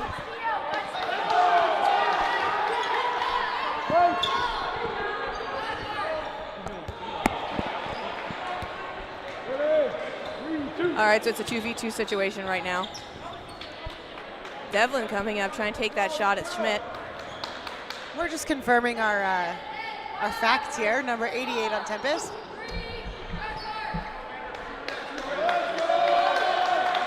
Oh, it is a Grenier. And here I thought I was looking at a Schmidt. Oh, wow. Schmidt going up high for a block. Chung managing to take him out. You know, Kevin Chung took a little break. He just Eldon Wu left and that ball going high up over into the commentary booth. But the second shot gets Wu. That's going to be now another point for Tempest. Darkhorse yet to get on the board here. And it looks like once again they're switching up their lineup, seeing what they can do. Yeah, so Kevin Chung took a little break from dodgeball, traveled the world, came back hot. He is definitely still in it to win it. Fired up to play dodgeball. Yes, indeed. Okay. Yeah, that's what I meant. He's always hot, Emily. Jeez. I meant on fire. So no one being eliminated off that first rush there. Playing a little bit safer now. We see Kemball coming up to the line. Trudeau taking the shot. Toe tapper right on Ben though. And Ben was looking like he was ready to take that offensive play, and just that might have made him a little bit more vulnerable. Gatsa goes down, hides the arm. Harder takes him out. Backhand shot, I believe. Yeah, that's a really tough spot to be in. You got to protect your fingers. And, the ones you have left. The ones you have left, yeah. And making himself a little bit more vulnerable in doing so, but that's the right choice, you know. Keep your bits and bites together. Kemball going up, trying to get that catch, not quite connecting with it. All right, Darkhorse has got to be feeling a little bit better about this scenario now. 3v5? And yeah, Darkhorse is definitely going to have to put themselves in business mode soon. Yeah.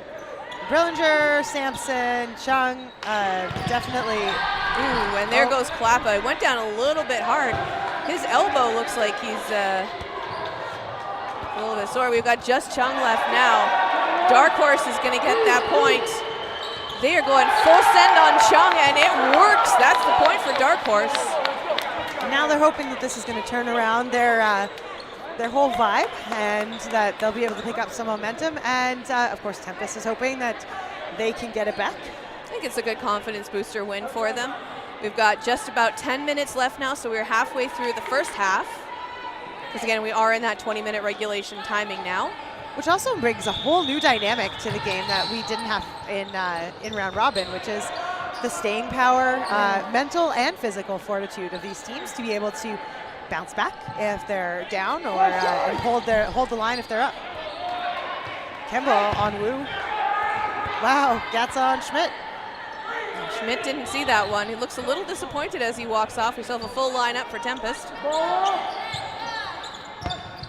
Chung winding up, taking the shot. Ben goes out. It goes wide into Mergler, but again, Mergler is just ball retrieving right now. Seems like we might be catching Darkhorse a little bit on the back foot here. It's like they weren't quite ready for the start of the game. Haven't had any lineouts yet, luckily. We've seen a couple of those in the past couple rounds. 3, 2. Yeah, no lineouts. They're looking good. Harder and Schmidt going for that one. Looks like that throw by Schmidt takes out Devlin on the wing. Tempest now coming up with Burden, taking their shot. Brillinger throws at Olivier Job and eliminates him. Just straight cross court right in front of Ben Schmidt. Down to 2 now just for the Darkhorse side. 4 balls. They've got that Burden. And Chung they are ready in their catching stances too. Yeah. And up to the line. You know, this Harder goes out. This Tempest team is really. They're turning it around. They had a bit of a slow start today, but they are turning it around. And yeah, Schmidt doesn't realize it, double checks, and that is another shot. Tempest leading the board here. So if I'm Darkhorse now, I'm thinking about a timeout. I'm thinking about what is working against this Tempest line, what isn't working, and And yeah, I would probably dial my team back a little bit and say, take some deep breaths and let's see how this goes. But another opening rush coming right off there. Ben takes it, flips it over his shoulder, throws it to Klappa. Klappa throws it to Schmidt. That's an interesting opening rush. Trudeau throws, Gatza blocks. One of the things that they're going to have to make sure that they don't do, they being Darkhorse here, is get too in their heads and start throwing balls away. Their structured team thrives on plans, and if they let it get the better of them, they'll fall apart.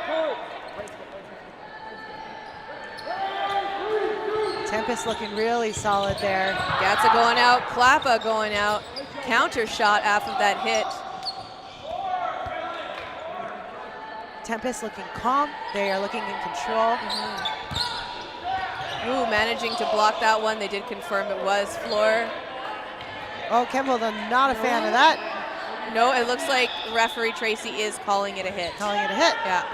So it was a little, it could have gone either way there. I know Kemble was upset by it. Wu did, in all honesty, he did double check to confirm, and so he did play it straight there. That's why we have 2 referees and line refs, so we can watch them from all angles. Again, huge shout out to all the referees who are here today, expended their voices shouting. They're doing a great job at managing the game as well. Less than 7 minutes left in the first half now. Darkhorse coming up, making that play call from Schmidt, coming up to the line. Looks like the shot gonna be made by Bend, going right into Kemball. So Darkhorse keeps their 4 players on and slowly whittling away. Really honest there. That from this angle looked like it may have been a block. Choosing to making sure that he's being very honest with his play. So. Brillinger was out for blood on that shot from Smith, but then a counter after Devlin throws eliminates him. It looks like Brillinger's out. Schmidt stays in. A little bit of chaos there as balls fly back and forth. Referees are going to need to be eagle-eyed for these games coming up. Yeah, it's only going to get worse or better depending on how you look at it. It's going to get more intense from here. That's Schmidt going out now. Trudeau and Chung now on Tempest, and Chung looking incredibly solid this game. Trudeau jumping up and over, managing to avoid that one. 4 balls in hand now. It looks like it's going to go right over to Bend. Bend blocks it. Oh.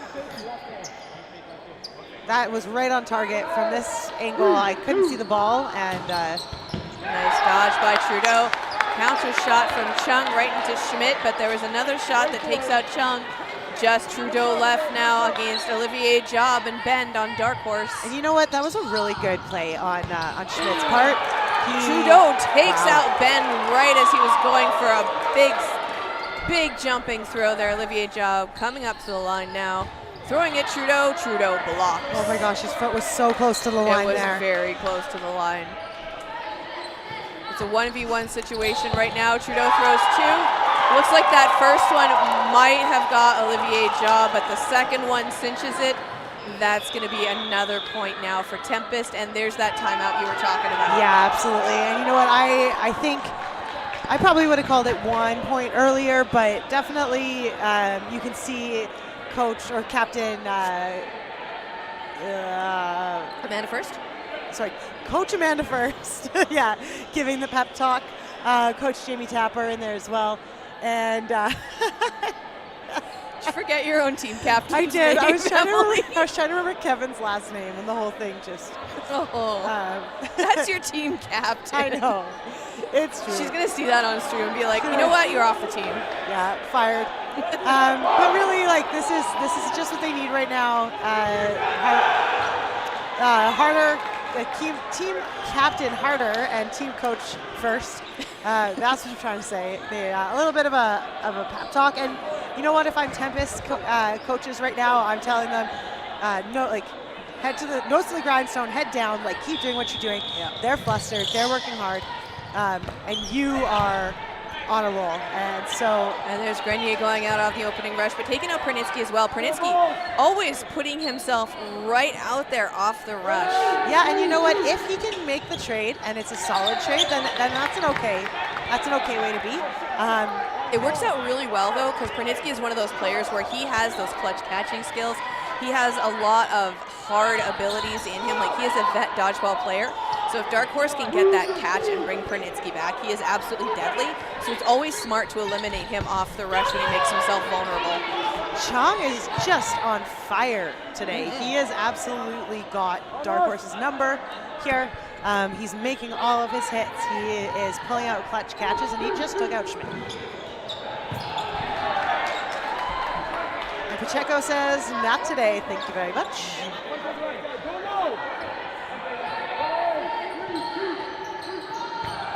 Nice shot by Schmidt there on Kemball. That's going to take it down to a 4v3 situation now. Burden to throw is on Tempest. They've got 4 balls in hand, sending one from Chung right in between Olivier Job and Pacheco. We see them crowding up a little bit to make that play call. Looks like it's going to be a shot from Pacheco onto Devlin. Devlin wasn't expecting it. You know, Devlin was just locked on Schmidt in front of him. It looked like Schmidt was going to throw a lot of those fake shots there. Yeah, he did a really great job of those pump fakes. And there goes Samson. Is just now down to Chung in a 1v4 situation. But I think if someone's going to do it, it's going to be Chung. Yeah, you know, he's loading up that semi-automatic dodgeball. He's definitely been a powerhouse in this game so far. Murgler goes for the catch, but again, Murgler's not playing. Murgler goes for the catch, only to remember that he is in fact playing on Mavs. Yeah. And we will see him at National. Nice double block there by Chung. Grabs that third ball, gets ready to take that counter shot, throws it. Klappa doesn't. Not sure if that counts as a catch, but there was another catch there by Schmidt. Klappa goes right into the metal bar, holding the net up, though. Wow. You know, so for those of you who are unfamiliar, you get a catch if you are in control of the ball with 2 points of contact. And so I think the conversation there was, did he have control and 2 points of contact inside of the lines at the same time? However, the point is moot because Ben Schmidt pulled out a team catch to end the round. Yep. That's going to be the second point now for Darkhorse. They're going to be celebrating that one. It looks like Pacheco goes out. Brillinger goes out as well. Big jump shot there from Wu. That takes out Chung, and now we are going into no blocking. We do have a minute 45 left, though. The game clock is a little bit different than what's showing on the stream because we did have a team take a timeout, so it's not going into no blocking yet. And you know, Tempest is looking really strong. They are celebrating their wins as they come. You can see the passion and the excitement on their faces. And honestly, that's what you want. You want to see a team excited to be doing well. I mean, even with both teams, you can just feel the love for the game. Oh, absolutely, yeah. Yeah, and you know, Darkhorse, as always, doing a great job. They are great under pressure, and it's time for them to show what they can do when they're down. That was a big jump there by Schmidt. Pernitsky back in now, but he did screen Pernitsky a little bit. So I was worried there what happened for Darkhorse. Kemball going out now. Klappa just barely making that block. It looked like he was going to go for a catch and then changed his mind. Shows lots of discipline. 4v4 now going for Schmidt. Schmidt blocks off of Chung. Trudeau goes out. No, Schmidt got hit. Schmidt got hit? Yep. But the ball went flying straight up in the air, so until that ball stayed for the team. So he stayed and he took a shot. So right in the hips as Samson was dodging laterally there off Klappa, but he had his number. That was straight down the line. Just Chung left now against 3 players on the Darkhorse side. Chung takes a shot. Goes for Pernitsky, doesn't manage to connect. And once again, though, Chung we know has been hot this game. He knows what he's doing. He knows how to get these hits against Darkhorse. Chung staying in. Chung goes for Pernitsky. Pernitsky goes out. It's a 2v1 situation, and there goes the timer. Now we're going into no blocking with just Kevin Chung left for Tempest, taking on Schmidt and Klappa on Darkhorse. So no blocking here. They're going to be looking on Darkhorse to get some throws off probably fairly quickly. But Chung is going to be looking for a catch. And We'll see how this works out for Chung, though, because he does like to load up, so an accidental block could happen. Ooh, Chung just getting his head out of the way there. You know, Chung's shown how willing he is to go for a catch and how effective he's been at it. So I would not be surprised to see him drop for a catch. Schmidt making the play call. Chung throwing at Schmidt. Schmidt managing to avoid that. I guess that fourth ball over, I think that's exactly what Darkhorse wanted. It's going to be 2 balls in hand for the 2 players on the Darkhorse side. So that advantage is really going to help with the balls. Full send, 2-on-1. That's the point for Darkhorse. So that's going to end this no blocking match, and we're going to go into the second half very shortly. I think Darkhorse is going to start scoring a couple more points. I think they're gonna start turning it around. They're gonna slow down their game a little bit. They're gonna try and, I think they might rush to get some of those points. If Tempest is smart, they play a very slow game, not give away too many balls, and try and control the board. Yeah, you know what? We're looking at 4-3 from Tempest, and Tempest knows that they played a really great first half. They know that they have it in them to continue to push through and to take this game. At the same time, Darkhorse is over there thinking, okay, not our strongest first half ever, but we came back, we're clawing our way out, and so now it's just a matter of which team can dig deep and find the momentum, I think. Very exciting, and this is where the mental part of the game really starts to come in as well. You've been playing all day, you've had tons of back-to-back games, you're tired. If you're a team that I see we have the team captains with a nice little chat in the center court there. Yeah. Sorry to interrupt. Oh, that's okay. Yeah, having a nice little chat. They're trying to dig their way back. They're trying to make it into the top part of this tournament, and your mental fortitude really is tested. I mean, they're not only playing for that spot to go to Richmond, but they are still trying to play for that gold medal match. Yeah, as well. absolutely. Yeah, and when you're tired, you're maybe a little bit dehydrated and Playing all day. And then you start to lose a couple rounds, whether it's Darkhorse at the beginning or Tempest for the last couple too. There, you really start to feel it eat away at you, and so both teams now got to dig deep, see what they got, and the team that's successful here will be the one that finds that little extra umph in the tank. And there's that whistle off the opening rush. Nice big shot from Grenier going over to Schmidt. Schmidt gets eliminated. Smart move on the part of Tempest to take out Josh Schmidt. He is a very effective player. Right in the toes on Wu, gets eliminated. Still keeping all the Tempest players on right now. Burden to throw with their full line going after Darkhorse right now. It's a 2-send on Bend, but he manages to stay. Oh, Ashley Bend coming up.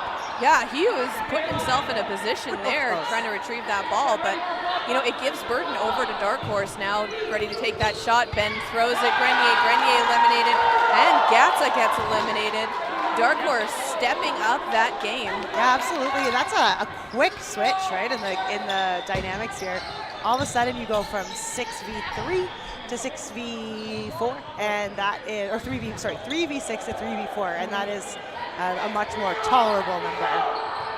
Nice big wide shot over. Ben uses the ball to hold himself, but because the ball was live, it's an extension of you, so because Ben put the ball on the outside of the court, that's why he was called out by the referee.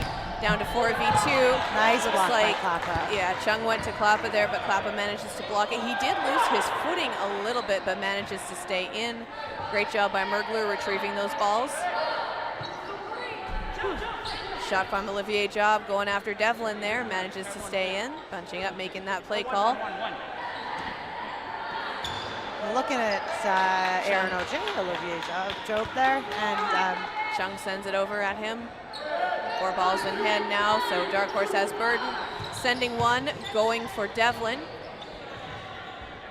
Theo Devlin, not a player to be underestimated. No. Extremely hard to hit, and comes out of the gate hard with his throws just like that. Yeah.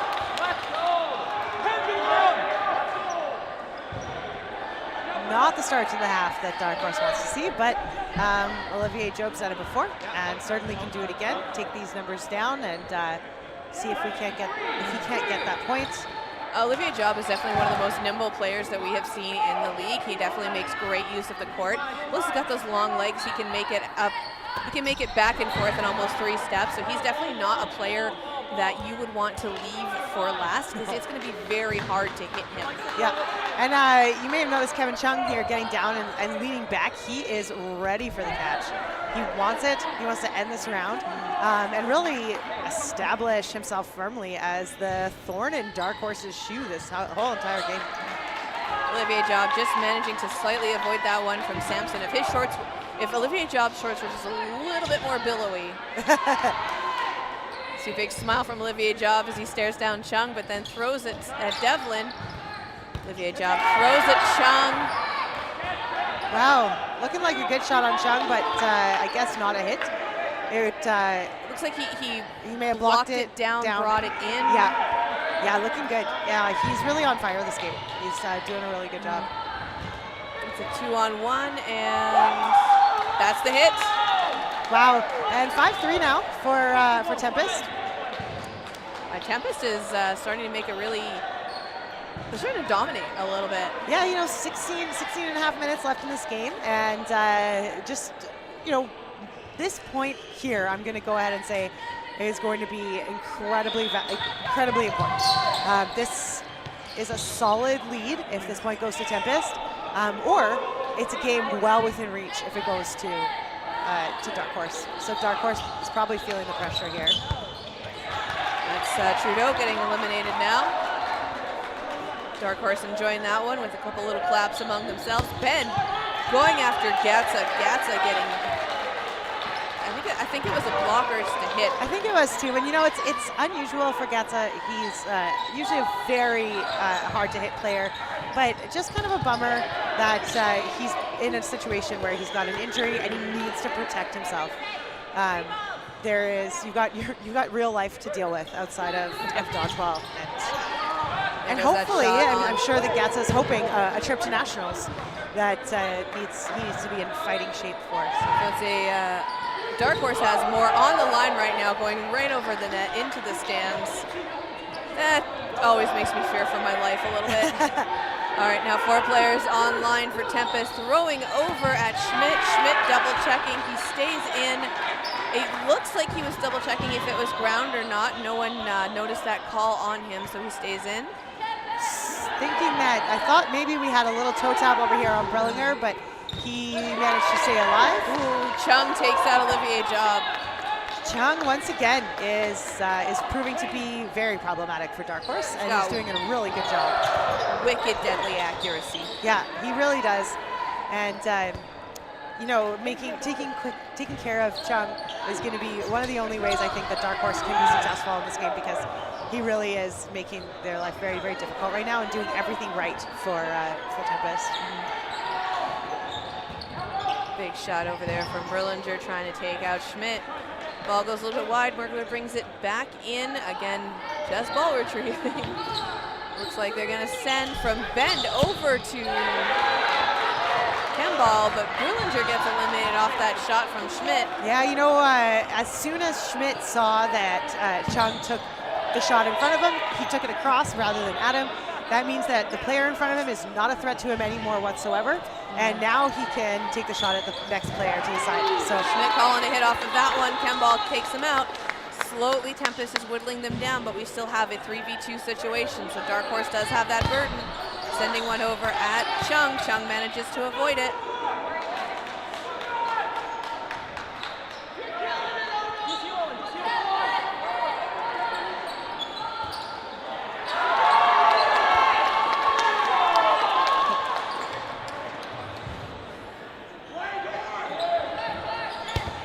Well, Kemball getting underneath that, right behind it with a block. Right up to the line, looking for Harder, and Harder getting out of the way. Yeah, Harder managing to avoid that one. Absolutely well done on his end. Schmidt going up, taking the shot. Kemball blocking. That's going to be it. So it's down to a 2v2 situation right now. I think they're going to start dragging the points out just a little bit more. Darkhorse needs to get those points on the board, but Tempest knows how to run the clock. Yeah, and if I'm Tempest right now, that's exactly what I'm thinking, is that this point is so key for Darkhorse and the momentum that the only thing that I'm worried about is making sure that they do not get it. Yeah, they're trying to play that psychological game. We see Tempest, they're really only sending one over at a time. Yeah. They really want to make Darkhorse try and rush for it, but as soon as they do, they might make that mistake, and then Tempest can get the counter. Although Harder just gets the hit on Kimball, although we still have Chung left, though, so we'll see what happens, because he can catch. Yeah, Chung has been incredibly valuable for Tempest in this game. Whoa, Schmidt looks around and goes, oh my He was goodness, a little that bit almost got nervous me. there, yeah.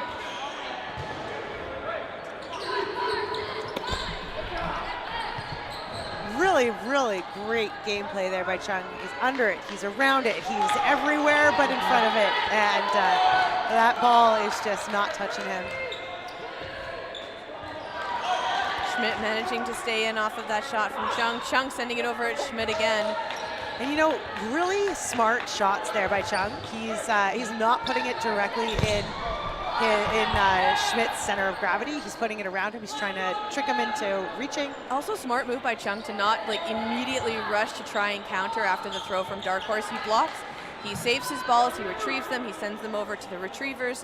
He's pacing himself out. He knows what he's doing. He's trying to eliminate, takes out Harder, and then takes out Schmidt 2 and 1 right after the other. That's another point on the board there for Tempest. And you know, that's just the story of this game so far, is that Chung is a problem for Darkhorse. He really, really is, and he is pulling, everything he does is for his team is so beautiful. And this Tempest team is doing everything right. And wow, what a move for Kevin Chung. Push him off, get out of here, go sit. They're finally making Chung take a break. He is fired up and he has every right to be. I just love how Trudeau's like, no, you sit now, our turn. Now we are... That's a 1-1 shot there. Kembo goes out, taking out Bend though. We're in a spot now with Darkhorse where, I mean, it's still certainly not the end of it. We've got a few minutes left on the clock. Olivier Job and Trudeau trade off. But wow, that last point. That was, the way they rushed out into the court, you would have thought that was a game winner. You know, it just may have been. It could have been, yeah. that point was incredibly important. And I think if we look back at a TSN turning point for this game, we may yet determine that that was it. But hopefully for Darkhorse, they have something left in the tank, and hopefully for Tempest, that gives them everything that they need to it was a push through. Beautiful fake throw by Pacheco just now. Schmidt comes up and took the shot, but it really looked like Pacheco was going to do it. Which is great. That you really want to make sure that the other team doesn't know where those throws are coming from. If you're looking at me, well, they were focused on him and ready to counter too. Gatza getting nice and low, coming up, trying to take that counter shot at Pacheco. Pacheco getting up nice and high, managing to avoid that shot from Gatza. Gatza really great at getting out of the way. And you know what? I realize now we've been remiss. We have not mentioned how snazzy Tempest looks with their matching shorts and shirts. Tempest does know how to pull a look together. A lot of teams don't go all in with the matching tops and bottoms, let alone with all that color and pattern. I will say I love the color scheme on the Tempest jerseys, but it makes the numbers very hard to read. Yeah, they're like, it's like camo, but opposite because it's so bright. I always thought it was like a tiger jogging suit print. Okay, I like it. Whatever it is, they're pulling it off. It looks great. So we have 4 players now on the side of Darkhorse wearing their whites, and Tempest, we have 3 players now. You know, I will say that Darkhorse has the matching shorts too. It just doesn't quite have the same effect when it's not so shockingly bright and in your face.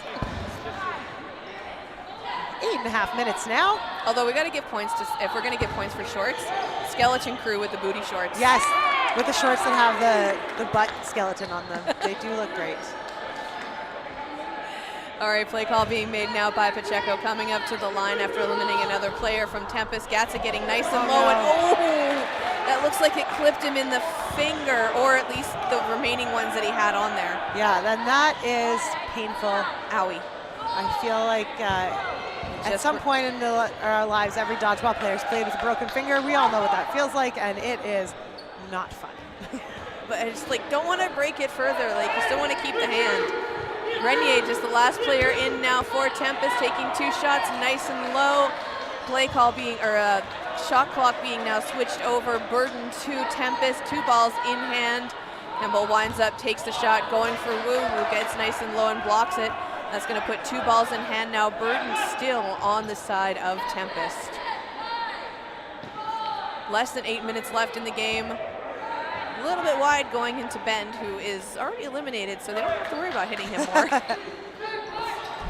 This is an interesting time now. We are looking at what Darkhorse makes the decision to do here. They do need to move quickly. They need as much time as they can get to get some of these points back. But if you move too quickly, you open yourself up to making mistakes on the play. I will say it's interesting how Grenier is getting nice and low, like he's keeping himself down. He's playing a very defensive game. Yeah, Grenier there from his knees managed to take out Klappa, who was looking for an opportunity to hit him once he had committed to the throw.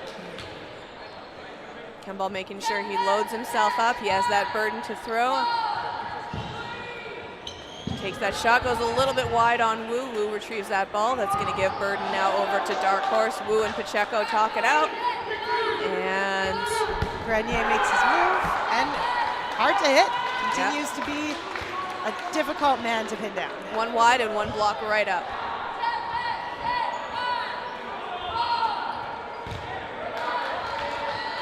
Really nice throw from Grenier.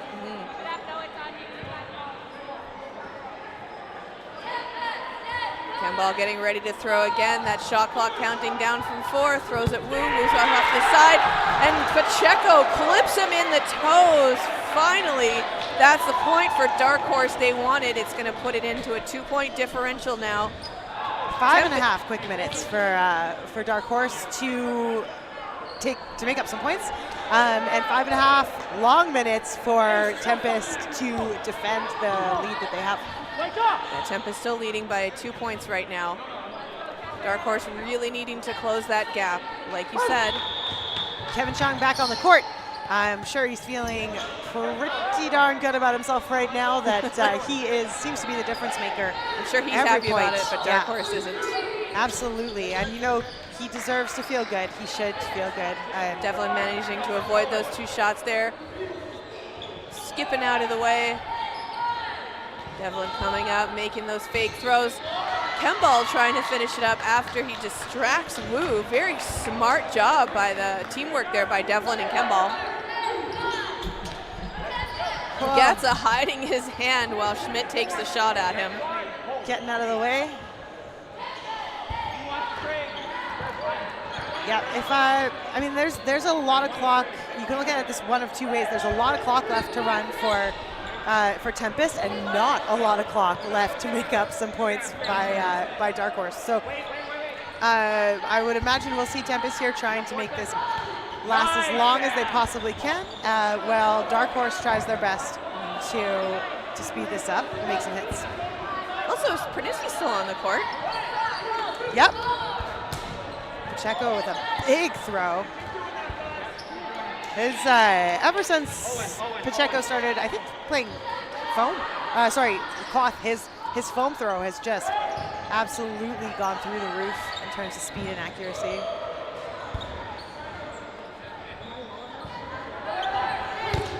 Nice block by Kemball there off of Bend. It's still a full line, though, for both teams, actually. Yeah, you know, it's exactly what I was thinking is that that there's no rush from Tempest here. They really have nothing. There's nothing good for them. It comes from making big plays at this point, trying to put it right on. Ooh, trying to put it right on them. Devlin kicking his teammate in the face, shoulder. I'm not sure, but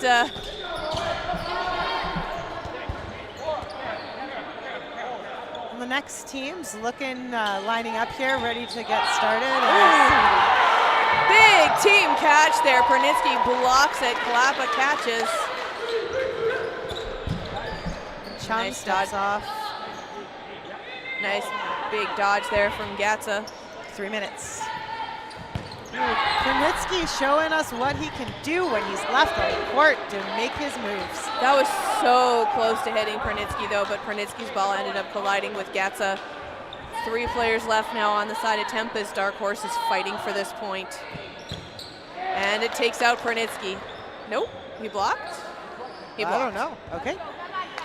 I think he might have blocked it, went up, but it was very close to looking like it hit him in the back. Oh, that was a nice cross-court shot there from Klappa, but Samson was able to move just a little bit and get out of the way. Just a little bit's all you need. Those balls aren't very big.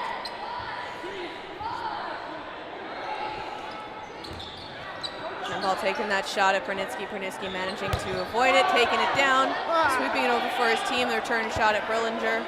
And Darkhorse is going to have to pick up the pace on this if they want to have a chance of closing this game out as a winner.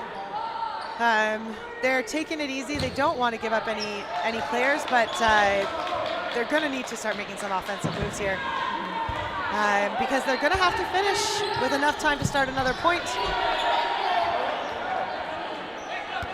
if they want to have any chance of winning this game. Less than 2 minutes left on the clock now. We see a timeout being called for Tempest. Smart move. Absolutely the right way to go. They saved their timeouts. They did a great job. And I can't tell you for sure, but I'd bet all the money in my bank account that the conversation there on Tempest is throw one ball, keep ball control as much as you can, run that clock right down to the end. I don't want let them goad you. Yeah. Don't let them goad you into it. No, we got no counters, no pre-counters, nothing crazy. If you let that ball go before the ref says one, we're gonna have some harsh words. And so you have to walk back to Winnipeg. Yeah, exactly. We're walking home. And that's what I would be telling my team right now if this is me. That clock here is your friend. And now it's time to see what Darkhorse does in this last minute and 39 seconds and what Tempest does with the last minute and 39 seconds. Smart move by Tempest as well, though, taking that break just before it gets close down into the no blocking time. Oh, big catch there from Wu, getting down, just pulling it in clutch off of Kemball. Another big shot being made at Brillinger, but Brillinger getting up nice and high and managing to dodge that one. These are two extremely difficult to hit players, and if they can run this clock out for another 65 seconds, they walk away from this game with an upset and an opportunity to play for the gold a little bit later. Ooh, Wu doesn't make a catch that second time, though. Brillinger takes him out right in the chest. Wasn't able to connect because it had so much speed it popped right off. 45 seconds left for Darkhorse to make something happen, and they connect with Brillinger. Now just Samson stands between Darkhorse and an opportunity to play for a tie and take this game into overtime. And there it is. Bend with the catch. That's going to bring it up 4-6 now. Closing that gap at 5-6. So we're going to start this round in no blocking because there's less than 30 seconds left on the clock. If Darkhorse gets a point during no blocking, we are going to go into a 4-minute regulation match and another no blocking after that if no points are scored within those 4 minutes. That's if Darkhorse gets a point during no blocking. So captains and coaches and everybody getting in the circle, talking their team up, hyping them up about what happens in no blocking. So in no blocking, of course, if you block, you're out. The ball hits you, you're out. Catches count for re-entry. All the same rules apply, other than that you're no longer allowed to block the ball. So that means a couple things. The first, obviously, is that you've lost one of your main forms of defense. So getting in front of the ball, using that ball as your shield, is not something you can do. Because of that, it makes it a little bit harder to commit to your throws. You have to be really light on your feet. You have to be prepared to dodge at any point. And because of that, sometimes it can result in some of your throws being a little less accurate, a little less hard. It's a little harder to plant your front foot and to make sure that your weight distribution is as solid as you need it to be. We should look to see some catches probably. I would imagine that Tempest is looking at Kevin Chung to continue his absolute reign of terror. Yeah. No pressure on Chung there. Yeah, if Kevin Chung's family, friends, whatever are watching, this has been an absolute masterclass, a delivery of just pain to Darkhorse from Kevin Chung. Right, so we hear the referee calling it. There's the whistle, starts in that no blocking, both teams from the back line with balls in hand. Darkhorse sends it off because they had Burden winning that point, going right in between Devlin and Kemball. Going for Schmidt there, ball not connecting. Again, we are in a no blocking situation, so teams need to be very aware of that. And I think you see that there, exactly what I said, those first 2 throws that came out of that no blocking. There's the cheers. Gatza gets eliminated, so in this no blocking, Darkhorse drew first blood there. That's going to hype them up a bit. Schmidt getting nice and wide, avoiding that shot from Chung. Yeah. A little piece of advice in dodgeball, people kind of forget that your best bet is simply to dodge, right? Devlin wanted that catch, unfortunately didn't quite make it. Devlin, another player eliminated now. Darkhorse is doing what they're known for, being the dark horse. They're coming back. Never underestimate a team with a name like that. Darkhorse, yeah. Aptly named, absolutely. Schmidt looking really good, getting out of the way of ball after ball. Schmidt avoiding that throw, and Kemball avoiding that counter as well. Looks like Pacheco through, passes it over to the teammate. We see Ben coming up through the center now. Ben throws at Kemball. Kemball goes to catch while on the ground, doesn't connect with it. You know, that was a really great fake. One of the pump fakes by Darkhorse. They got Kemball to commit to that dodge, and then once he had committed, there was nowhere for him to go. They made the throw. Ben managing to get out of the way of Brillinger's shot ever so slightly, but he still manages to stay alive. It's a beautiful throw from Brillinger. Really, really well played. Klappa coming up through the center now. Shot being made at Trudeau. Trudeau stays in, but it was very close. He just barely missed that line. What a beautiful use of the space. You see the line ref. Like, he's down, he's looking, and that's Schmidt being eliminated by Brillinger now. Now we see the gym converging on this game. Trudeau getting out of the way of Ben's shot. Pernitsky passing it off to Ben after he releases his ball. Darkhorse still with the player advantage now. Burden on Tempest, ready to take that shot. Balls collide in midair, no hit made. Trudeau released, it was not a disarm. Ben had tracked that ball. He knew it was coming for him. He was ready to go. Oh, wow. And Klappa looking, but not able to connect with Trudeau. Ben's showing just discipline beyond his years here. Brillinger goes down. Pernitsky goes down. Pacheco misses the catch. Trudeau takes out him. It's a 2v2. Goes for Klappa. Klappa gets hit. Klappa taking the shot, thinking maybe the ball hadn't gone out of bounds yet. yet. A smart shot by Klappa there. Just Bend left for Darkhorse. Ben throwing at Chung. Chung getting down nice and low, doing that somersault, staying down low. Oh, Ben throwing again at him. Ben is the only player left now on the Darkhorse side. Holy Hannah Montana, this is getting intense. Ben with the catch! He does it. He does it with the catch. Brings in Schmidt. Oh! Schmidt back in against Chung. Bend and Schmidt throws at Chung. Chung gets out of the way. Chung stays nice and low, but Schmidt takes him out in the shoulder. That's going to be a tie. We are going into overtime. What a crazy game we are seeing here today. Ladies and gentlemen, absolutely spectacular. Hard to believe, but we are heading into 4-minute overtime. So this will be 4 minutes of regulation play. Blocking is allowed. All regular rules apply. And after 4 minutes, if a point has not been scored, then we will go back into a round of no blocking. We're either going to see them play very slow or they are going to play very fast. Either way, we are going to see a heck of a ton of aggression on both sides here. This is completely unexpected. My heart rate is through the roof. Yep. This is... Everyone's checking their watches. Absolutely exceptional.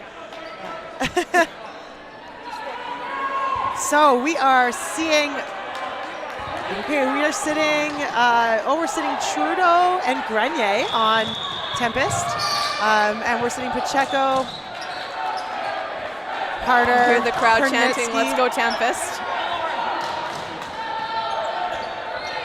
Ben throws, goes for Gatza. Gatza getting up high and avoiding that shot, but a beautiful throw by Bend. So seeing those balls in the typical 2 and 5 positions here with our Darkhorse, trying to provide a little bit of coverage for their wingers. Devlin going out just Barely. by the seam on his shirt there. Yeah, absolutely. Tough call. Schmidt releasing the ball, sending another one over, going over into Ben's hand. Schmidt making the play call, going after Kemball. Kemball dodges it. Gatza throws at Schmidt. Schmidt avoiding that shot. Chung sitting back, does not have a ball in hand, looking for, I think going to be looking for those catches. Brillinger goes out. We still got 5 players left for Darkhorse. Olivier Job really high up there. Wow, getting out of the way is Bend, a big smile on his face. A big wide jump there from Bend.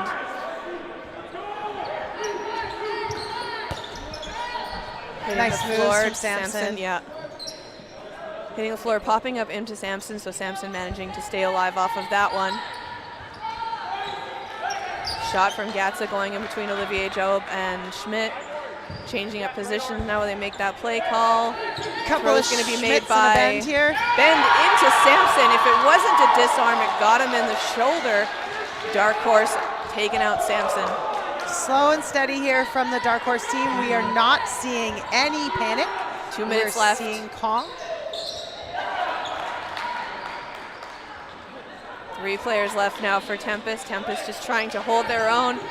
Darkhorse ready to take that shot. Gatza goes into Chung. Gatza gets hit, but Chung blocks. You know, that was a dangerous shot. I could have seen Chung making that catch for sure.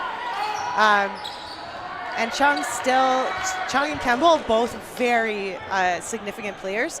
And a couple catches turns this point around. Kemball managing to avoid that shot, going on the ground between the legs. He knows he's safe on that one. Minute and 20 seconds left in regulation play in this overtime round. Ooh, that shot by Chung went a little bit wide. Darkhorse got out of the way just in time of that one. That's a shot right in the elbow there from Bend, and Bend is just like, yeah, what you gonna do about it? Yeah, you know what? He is feeling pretty good about himself there. Just Kemball left now. Kemball throws at Olivier Job, goes almost had him. If his arm hair was like a skosh longer. Yeah, you know what? That was a really nice shot. And now if I'm Kemball, I'm looking for the catch.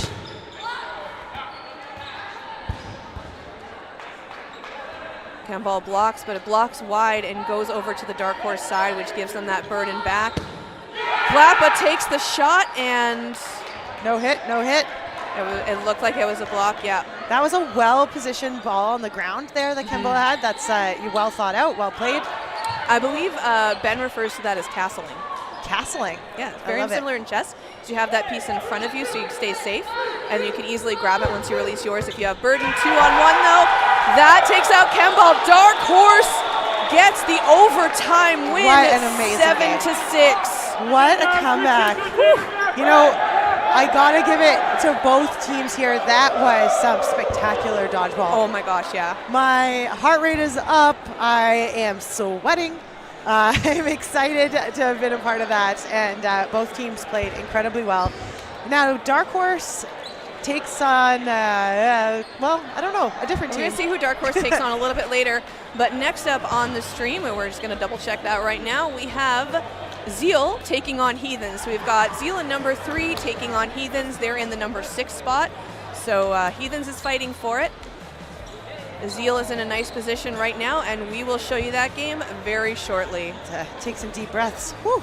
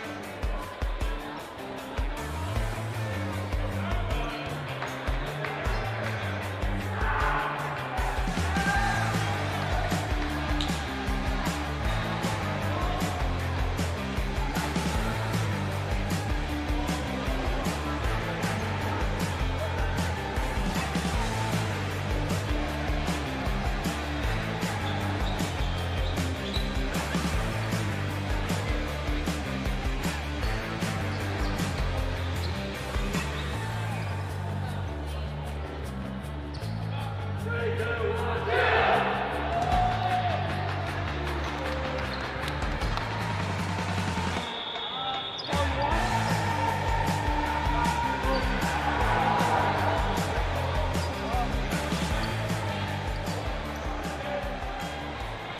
we're back.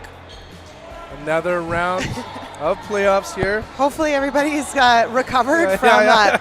the drama that was that last game. Everyone's heart rates have gone back to normal, and now we're ready to see Heathens take on Zeal.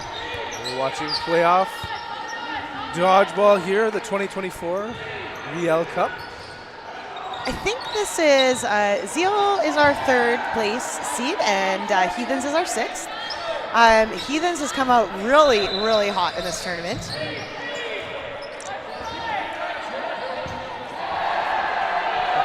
And they're doing a really good job. But of course, Zeal's one of those teams. There's 3 of them in my estimation here today. Well, actually, maybe 4. Zeal, Apex, Darkhorse, and New Era. Oh, great Nice team catch there. And, Wilmot even just doing a one-hand like- mic drop. Boop. And any one of those 4 could, any combination of those, we could see them in the finals. Competitive balance is what that's called. There's just 4 players left for the Heathens going up against 6 Zeal.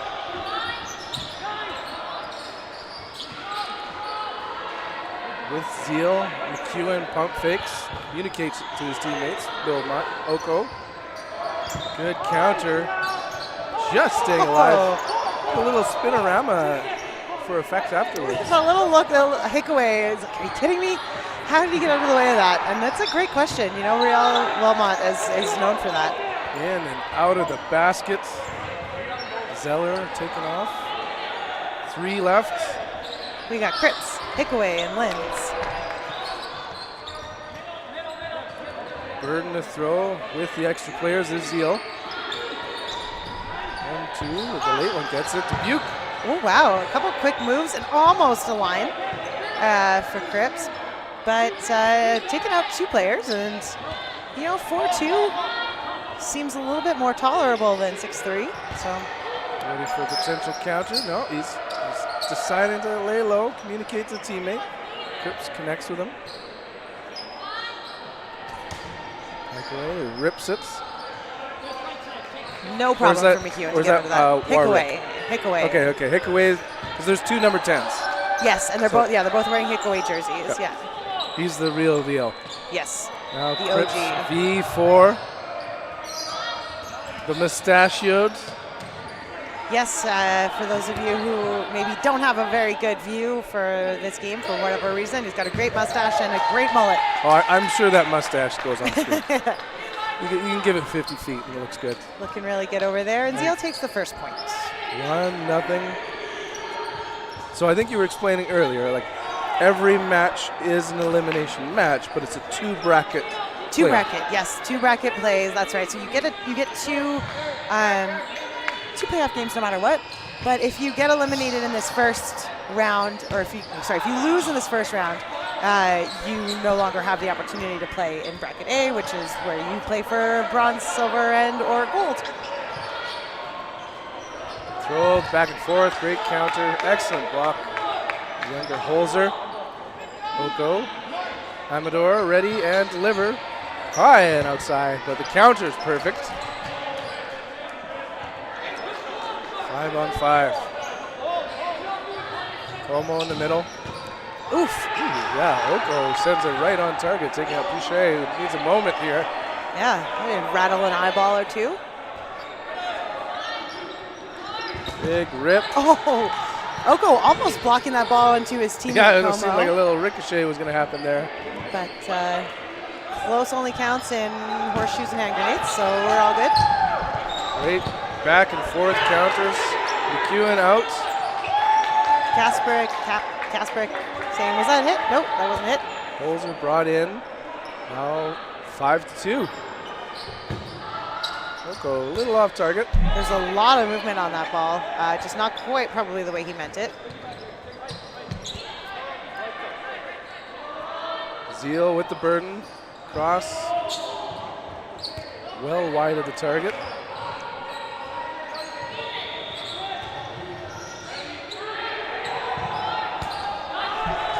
quick on the Amador. charge. Oh, you know, I would have been scared if I was Cripps there. He really, Amador went straight up to that line, but took his time. Pop. Como congratulating himself and his teammates. 1v5.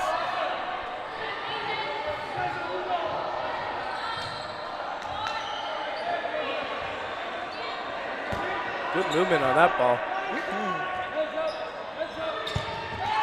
Wow, Successfully connects. that sounded good. A couple times in a row. Readies and delivers. 1, 2, 3. Oh, look No at damage. that. I believe that's Casper, right? Yeah, Kasprick, yeah. Whew, he's got Oh, did he such get great it? Oh. movement on his balls.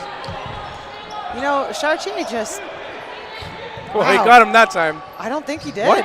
No, I think How? he got up and out of the way. That was incredible. Yeah. No, it was my bad angle. It was nothing on Paul there. He's got nasty throws. He does, but Paul's got those nasty moves. Oh, speaking of nasty, no missing that throw. Mark Holzer hammers him. Yeesh. Just a little brain rattle for your Saturday afternoon. Now roster change. Lex Gonzalez. Oko sitting. Como taking the left wing. What changes would you notice? We got Coombs. Coombs is in. Zeller, which we had before Hickaway. Nope, just Coombs. It looks Linz? like, Linz? No, Linz was in on the last game. Okay. Yep. 2-0 Zeal. Leading the Heathens. It's Coombs in for Kasprick. That's what's going on here. Oh, Hickaway almost looking like he was going to get a hand on that ball for a catch.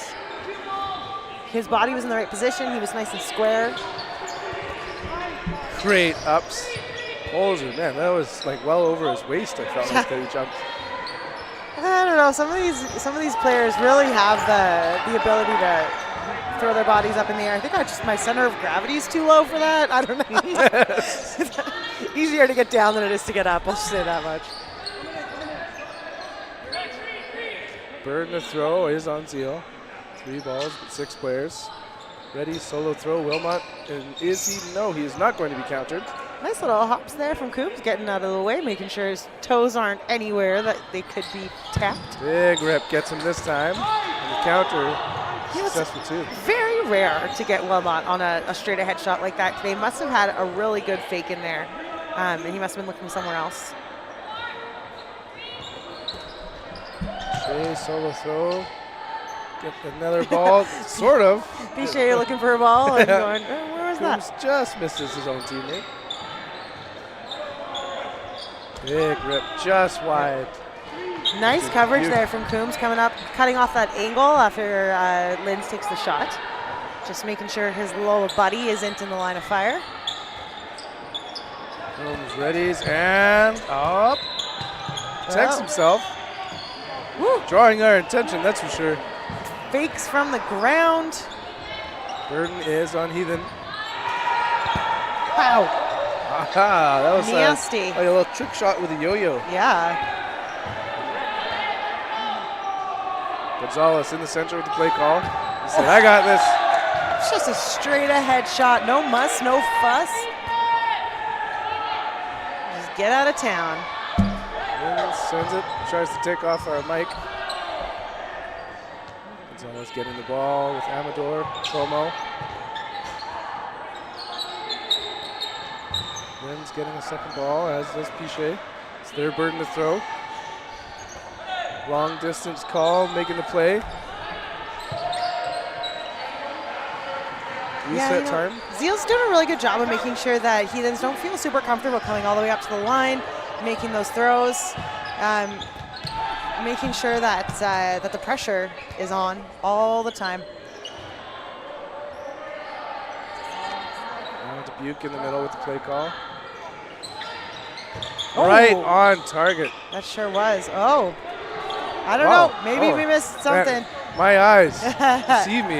Yeah, that looked like a pretty nasty little toe tapper to me, but it's It was a nasty throw nonetheless. certainly sounds like Pichet got in front of it with a block, which is great because, yeah, that We'd was... have to, yeah. Well, I mean, it's you got a ref right in front of him, so Yeah, exactly. It There's clearly our angles off of it. they've got Yeah, a better yeah, angle than we do. And Pichet is a very honest player, so I have no doubt. Opposing winger, now 4v1. Big rip, high and outside. Just making sure that we're not feeling left out, Yep, sending yep. the ball our way. Message received, Brett. And Oh. that, though, okay, all right. That would have been a pretty nifty little catch if it was a catch, but definitely not a bounce before that made contact. Going strong now for Zeal, 3-0. 9.5 minutes left in the first half.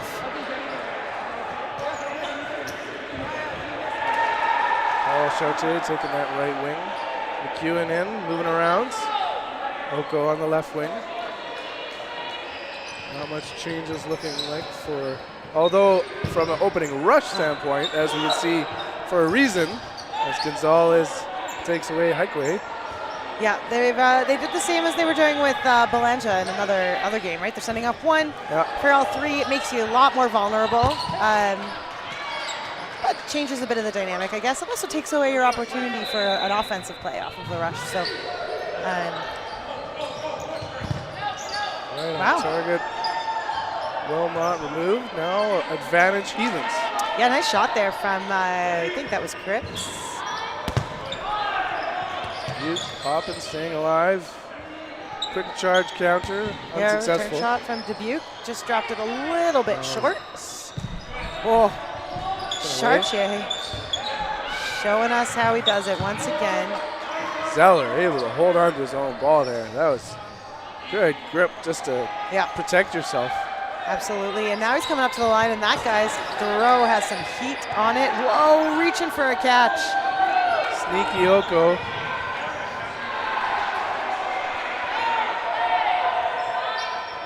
Heathens deliver. Crip. A clip on Cripps. Cripps, yeah. Great protection. Oh, yeah, now he runs away. I was like, Dubuque is so brave right there. Does a push up because he can't. And a catch. Paul Chartier. Goodness gracious. Squished Flexes it in his it in. elbow, yeah. Pichet targeted it on those ankles again and again. Little shin shots. Coombs now last one here, and I'd probably be looking for a catch. Almost 2. 3. Oh my goodness. Nearly a screenshot on McEwen. Up and out. That is not catchable. He does a penguin slide. Did he just scrape his face on the floor? Ouchies. That was a volleyball dive, if ever I've seen one. That's not the only time he's given it everything. I think we saw one dive out to the sidelines. Yeah. Good crash. Coombs is a volleyball coach in his spare time for other life. You can certainly see it there coming up. That's exactly how you end a dive in volleyball.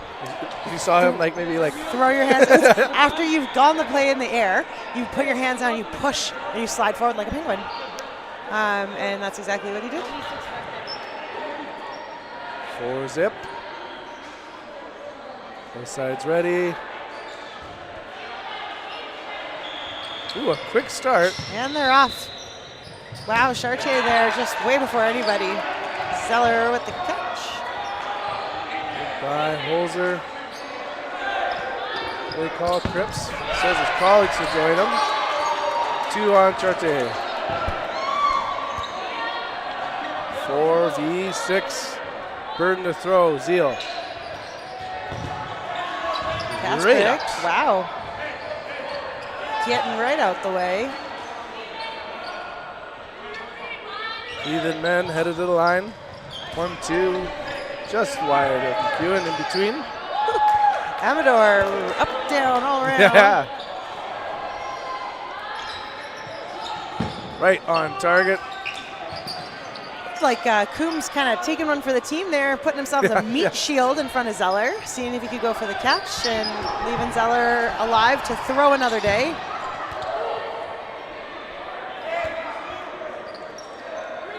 Burden to throw on Heathens.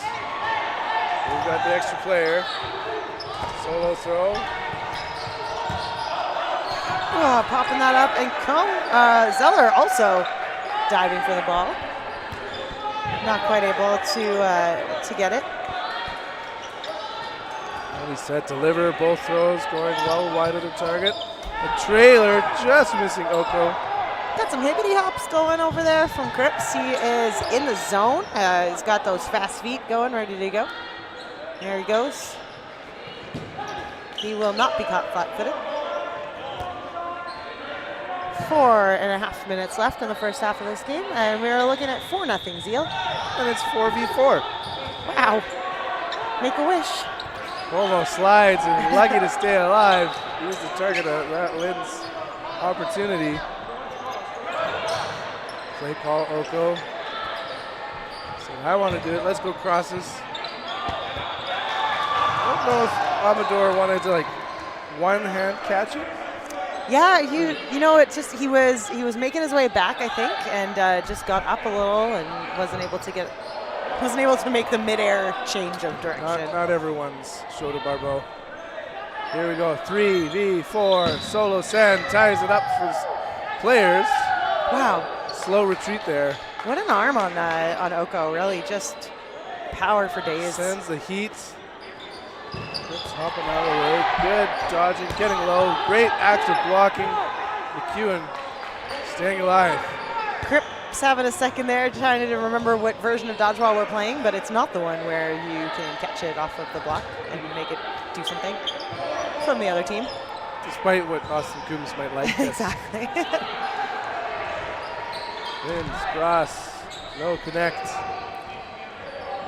Wondering if this Zeal team would be interested in putting on a jumping clinic. Just teach me how to bounce around a little bit, because they're doing a very good job. A little hopping fundraiser. Yeah, exactly. Bounce for charity. Great job staying alive, because he's the only one remaining of his team after some action. 1v3. 2 balls in hand. Burden is on him. Rips it. Nice throw from Hickaway. There's only so much you can do when all those balls coming at you. Yeah, the strafing runaway, you got a chance, but it's quite predictable where you're going. Yeah, without a doubt. And 5-0 now, 2.5 minutes left in this half, and Zeal lines him up, Heathens lines him up. Thankfully, Holzer was not held hanging there. He was holding out the high five to one of us would have had to run and get him. Can't leave somebody hanging on a high five. Rex has got it again.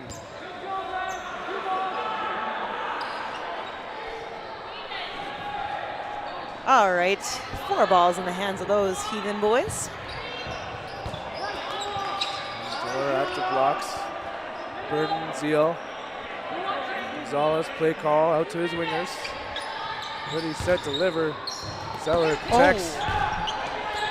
Great counterattacks here. Yeah, looking for a catch, and at the last minute, Gonzalez changed his mind and figured I should pull my hands in, but it was too late. Clipped his fingers, and well, that's dangerous in the sense that you could break a finger. It's also not great because it means he was hit. I'd say, or even worse, affect your tendon. Those of us that have the fingers that just don't. There's the finger that just won't touch all the other fingers anymore. A sign of true dodgeball heritage. Yeah. Yeah, it's that and bruises all over my knees. 4v4. Good. Rips at one another. Wow. Yeah, absolutely. They both look cross court there, and well played, I think. That was a good reaction on the part of Amador. I think he picked up that Kasparek was making the turn for that and just did the same at the last second and made the best of a bad situation. Cripps, king of getting the rebounds. He's looking for a catch. But no, of course it's not. Because this isn't cloth. Wilmot getting down and out of the way. Whoa, Dubuque came up to the line. Oh, did a slide and Refs did it confirm. hit him in the feet? Yes, it did. So hard to tell Yeah, it could have hit him in sometimes. to look. Because like, obviously he didn't see it. Yeah, He was sliding away. yeah. And, you know, sometimes you don't feel it. It can be easy to do armchair commentary from home and say, how could they not feel that? But when you're in the heat of the moment, it certainly does happen sometimes. But even then, maybe it's like he felt it, but he didn't know if it was. Right, if it bounced up. Right. Or, yeah, absolutely. Absolutely wouldn't have a clue.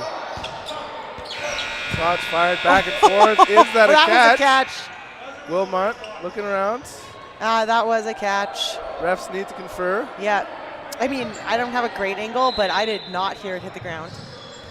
And the ball was thrown before the buzzer. So now we'll find out if the refs had a view. Be quite the game changer to go 3-1 versus Yeah. continue it as is. Tough work for the refs. I don't think it'll be called a catch because there was a definitive. They're saying no catch, no hit, no catch. There we go. If you see one of the refs kind of going like, I don't think so, the other person has to be dead sure. Yeah, absolutely. And you know what? We didn't have a great angle from back here. So had it been a catch, even though it was after the buzzer, it would have counted because the ball was. It's when the ball is released, not when the play is complete. Like basketball, you see that player lifts their feet off the ground, throws. Now 1v2. So Eclipse going up against Wilmot, and it is a beautiful catch. The only concern was would he bring it in before he hit the line, and he did. Yeah, he kept those feet both on their side of the line. Did a really nice job and showing off some good awareness of the court and of his whereabouts in space. Breaks the shutout, 5-1 with 20 minutes left in the match. Switching sides. Heathen's now going to have a quick water, have a quick hype up session with one of their 47,000 coaches. They have a series of player coaches. Like a sleep coach. Yeah, exactly. We've got Belanger, we've got Giron, and we have got Coombs all as player coaches. So they are part of the roster, but they act as mostly coaches for this Heathen's team. Although, we have seen Coombs on the court quite a bit these past few games. And I would imagine we are getting the hype train here about, stay focused. If only they were just a little bit closer. We'd get a little. Stay focused, don't get sucked into the chaos. Don't give up. 5-1, we saw a 4-point swing in the last game. And maybe just some learnings about who their targets are, who's better to lead till the end. From Zeal and Coach Gennady Sange, I imagine that it's mostly keep doing what you're doing, boys. No time to let off the gas. Nope, they are in it to win it. And Heathens once again, second half here to try to pull off an upset. Zeal want to make sure that they stay strong, stay calm, and keep it all under control.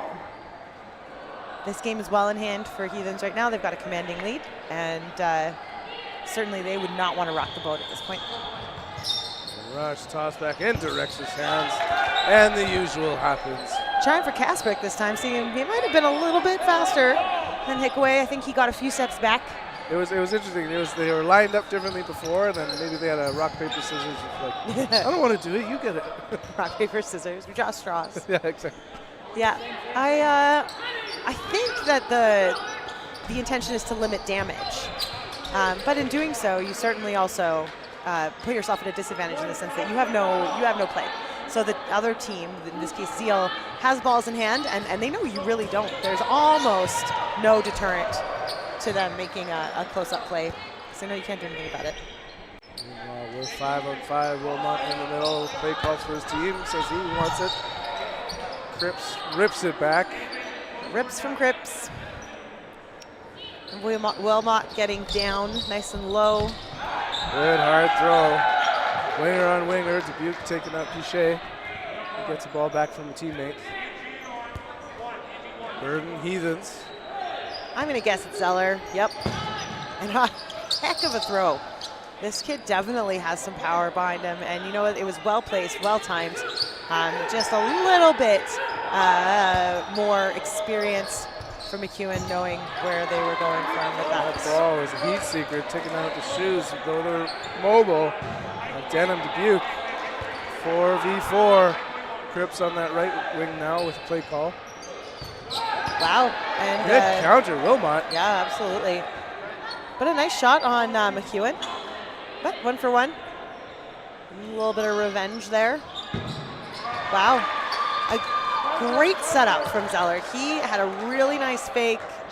He pumped hard. He had eye contact. And Chartier really thought that ball was coming straight ahead. And then Lynn sneaks it on him. And that's what you got to do with a player like Chartier. If he even has the tiniest inkling where that ball is coming from, he's going to get out of the way every time. Whew. Zeller might have known, but it didn't matter on that Wilmot throw. No, he really wanted that catch, it looked like. And sometimes your brain tries to do a couple things all at once. I can catch it. No, I can't. And that's what happens. Good active blocking. Gonzalez sits hard on target. Actively blocked. Wilmot gets in front. Oh, and Sexy Rexy Gonzalez out of the way. Burden to throw, Zeal. I gotta say, I don't think in men's play I have ever seen a player boot it across the court like that to jump in front of their teammate and protect them. That is a very interesting option, and it worked well. It gave Rex the opportunity to use that lane as a place for him to jump back. It gave him the dodging space he needed, and it cut off the angle. Well played from Wilmot and Gonzalez. Another well played for Wilmot. We're 1v1.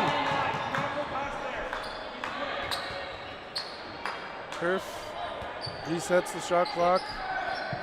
Wide. Ball advantage. The last to throw will be on Cripps.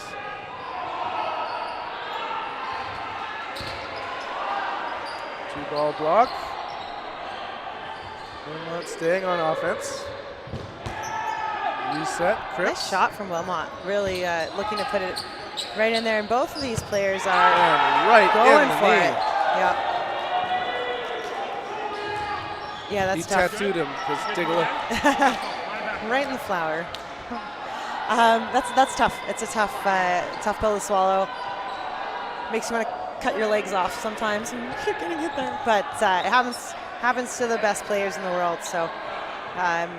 Got a very stray ball there. Yeah. That didn't seem to matter, although it might have affected the opening rush as well. And the line out. Yeah, interesting. Wilmot, Gonzalez, Dubuque off. And Hickaway went up again for those balls, but got back, no problem this time. What is going on? A little pause in the action here. Timeout. Oh. Yeah, and a little quick conversation. I think maybe about the balls. Hard to say though. But I can't imagine Heathens being too upset about the rush. They made it out alive. So one question would be, are they trying to go like, are you kidding me? Is Zeller out because he didn't put his, oh no, they're talking something else. Yeah, no idea what happened, but it seemed to have ended amicably. Well, either way, Zeller is not out now. Oh, no, they're redoing the rush. Okay. So I bet it was. Yeah, I think it was about the positioning of the balls. That was too weird, sorry, yeah. Yep. They were stacking those balls. Then refs go, my bad. Vertically instead of horizontally, and they've decided to redo that.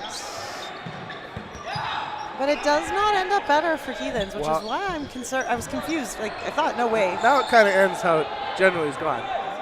Yeah, I thought there was no chance that they were going to take that up with the refs, but that's all right. 15 minutes now left in this half of the game. Go play call. Gets his teammate to throw it, and he stays alive at the counter, and what a brilliant throw. We definitely heard what Zeller thought about that. Yeah, and you know what? Great. I will say that it was great discipline from Zeller.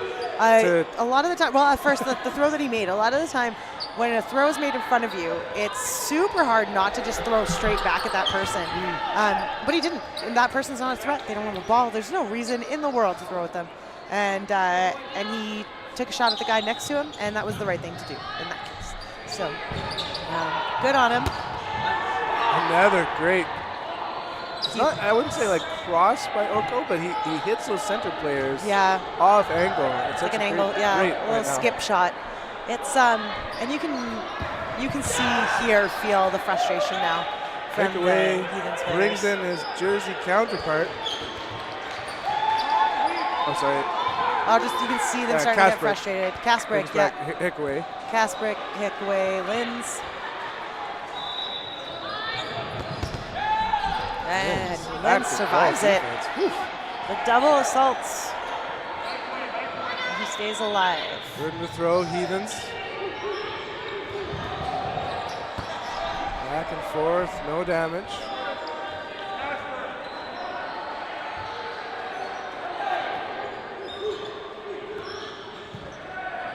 Nico returns.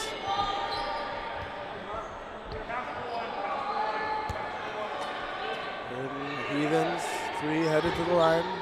Solo cross. Oko, that time was a cross, but wide of Linz. And he was heated there. That was right on target. He knew exactly what he was doing. Great dodging, and now chaos ensues for a moment, and a trade happens. 2v2. Yeah, and you know what? Hickaway and McEwen taking each other out, not a bad trade. Would have been better if either side were up a little bit more numbers. Slice in the back, Linz out, 1v2. Oh, Kasprick. Point on the board again, 7-1. Looking for that catch, but just the power in the throw from Oko. Wah! Sorry, guys. Didn't mean to make that noise. Just got my headphones ripped off my head. Oh no, you're tangled, you're tangled. Okay, here we go. All right, 12 minutes left, and 7-1, yeah, for Zeal. We play again in 20. Well, let's see what they can do with these last few minutes on the clock. Opening rush. Zeal readies and delivers as he likes to do. Warwick that time heading up.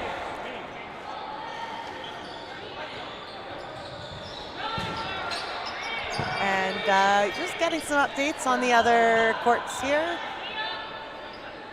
We'll share them with you when we have them.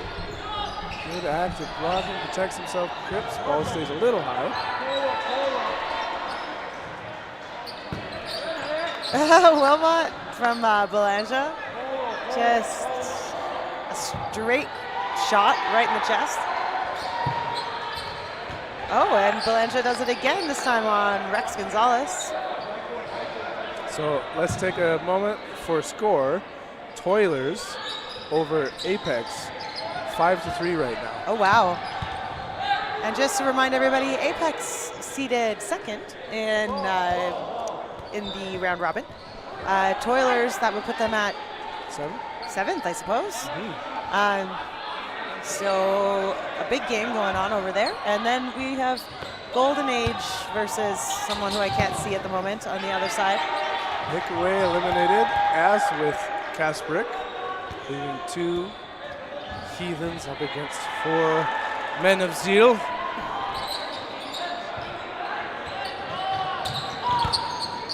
Quick shot.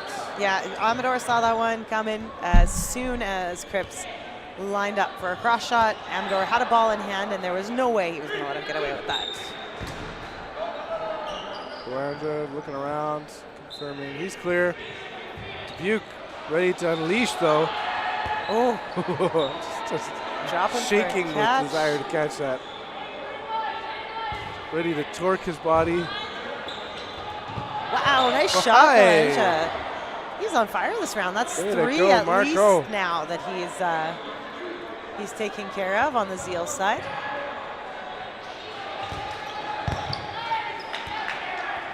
And that does it. we go. Point on the boards.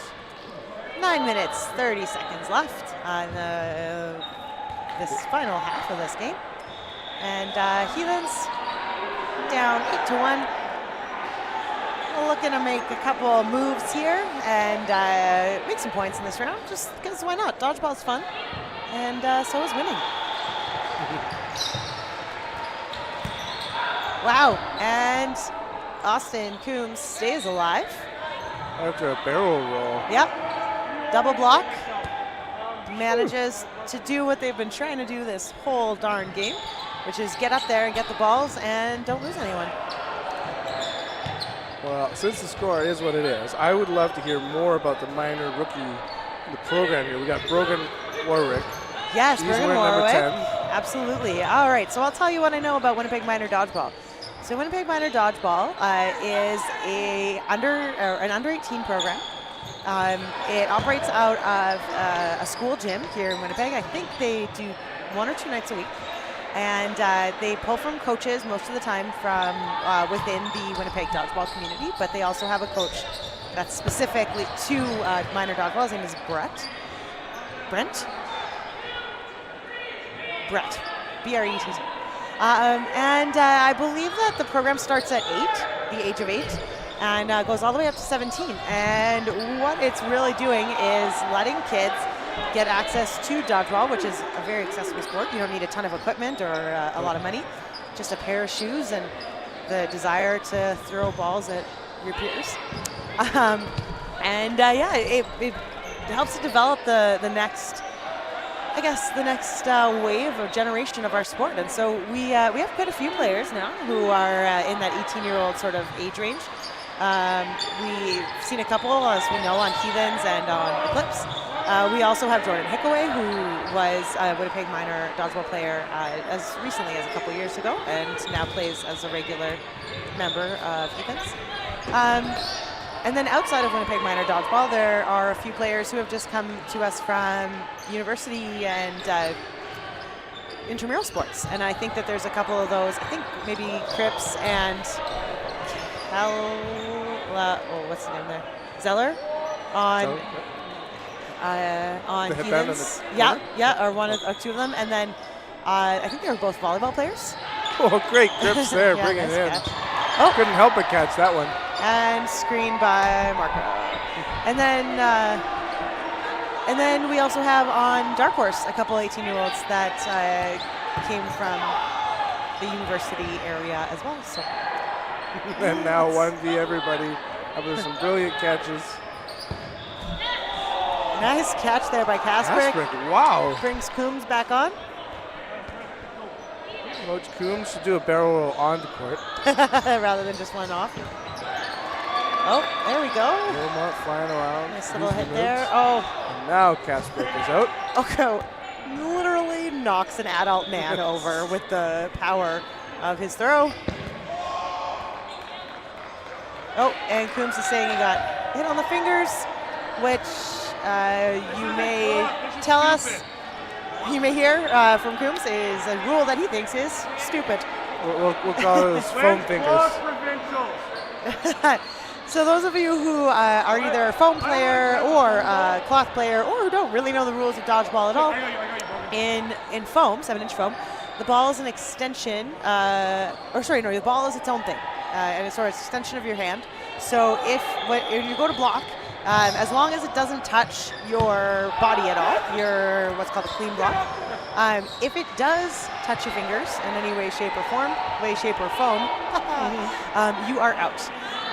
In cloth, the other side of that is that the ball or your fingers are an extension of the ball. So when you're holding onto the ball, it's a little bit of a bigger ball. You need a little bit of a wider grip, and you can block with the ball and also with your hand on the ball. And so there is a lot of chatter around whether or not those rules should continue to be enforced as they are, or if they should be maybe brought in so that they're a little bit more in line, allowing finger blocks in foam. Doesn't matter to me because I have very small hands, so I can really get my fingers around the ball enough to really get my fingers in the way when I'm blocking. Have you tried throwing cloth then? Oh, I have tried to unclock. Do, Yeah, you do you do the full arm? yeah, I'm not very good at it, but I'm working on it. And but yeah, so it definitely brings out a lot of strong feelings in people. If you have a strong feeling about whether there should be finger blocking allowed in foam, sound off in the chat. We'd love to hear about it. Tell us what you think. Certainly, one way or another, finger blocking is illegal in foam as it stands right now. And there is no debate about whether or not you should go off on finger blocks. Well, that is a rule. Yeah, no such thing as little outs. Yeah. Yeah. Asprick slow to get up. 1v9. I like that we got the scoreboard showing the score now. So Yes. as we get ready for the final games of playoffs. Just under 4 minutes left. And we're going to see what Heathens can do with these last few minutes. Asprick doing a great job staying alive. The motivation might be gone for most people when you're down 9-1, but it's just a great opportunity to, well, now he's doing some trick shots, but it's just like showing your individual skill. Yeah, absolutely. Seeing what he can do in there and maybe get up there, make some moves. He definitely does not have the same get up and go that Heathens were displaying earlier, but he made a couple hits there, and that's really great. Oko's just asking for it as well. And meanwhile, Mark Holzer was ready to do a little razzmatazz. A little razzmatazz. And now he's out, and certainly out for the count. 3 minutes left. One more point here, I think. Might have been the last set for him. You know, gas in the tank still required here, though, for Heathens. They just because they lose this game does not mean that they have lost their chance to get that 5th spot for Manitoba at Nationals. So hopefully, whatever gas they have left in the tank, they can, dig deep and find it, because they'll need to play again and play for that spot. Opening rush, Gonzalez does not connect. Good block. Zeal saying it's clean block. Let's just play on. We survived. Burn the throw. Heathens. Warwick wide of targets. Nice little toss by Warwick there, though. He's got some power behind those throws, and Como. certainly not being outclassed on the court. Looking solid, not looking out of place. And for a 16-year-old amongst, I don't know, 30-year-olds, that says something really impressive about their skill and their ability. Just holding up the right wing, sends it into the gloves of Como. Amador protecting his teammates at the line, hustles back. Now play call time. I feel like it's like a full send moment. It's a funny send. Wow, absolutely. That was it. Did you see the move by Dubuque? Yep. It's just like one of those ones. Yeah, there's nothing to lose here for Heathens. Run the gamut, see what you can do. So, fans of the sport, it's comeback time. Toilers down 5 to Apex's 6. Oh my goodness. We're using a community clock instead of a game clock. They also have, they're independent clocks now. Is that, Mitch, up top is 3 minutes and 39 seconds? Well, I don't need you anymore. I can see the score. So 6-5 for Apex. Just a reminder then that Apex was seeded second. Wow, cross shot by Hickaway. Holzer going for the catch. He doesn't make it. The fans go wild. 40 seconds left. You might appreciate about pace of play as well. Is that you see that there's 11 games they don't have to score at all there, but kind of a predictable pace overall for these games. Yep.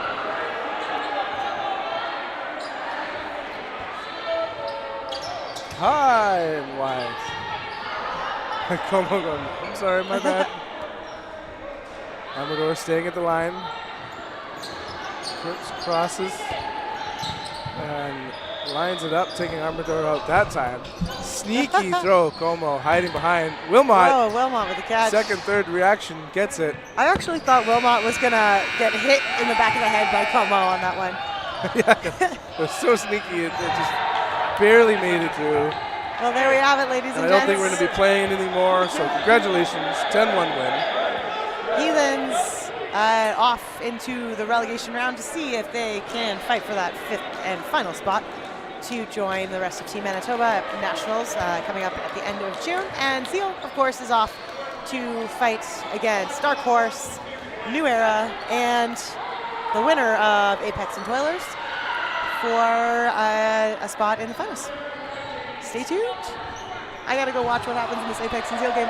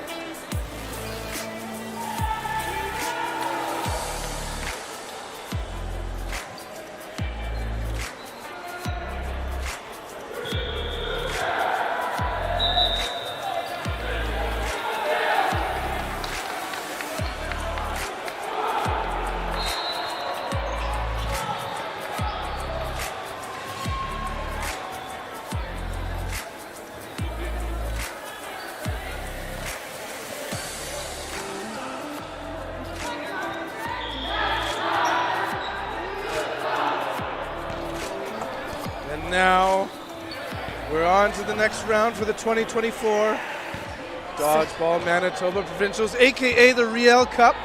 Second last game of the day. Woo. Zeal versus Apex. Riel. Keeping it real is what I wanted to say. Riel with Zeal. The battle of the 4 letters. A-V-Z. Taking on our buddies in the blue, Apex.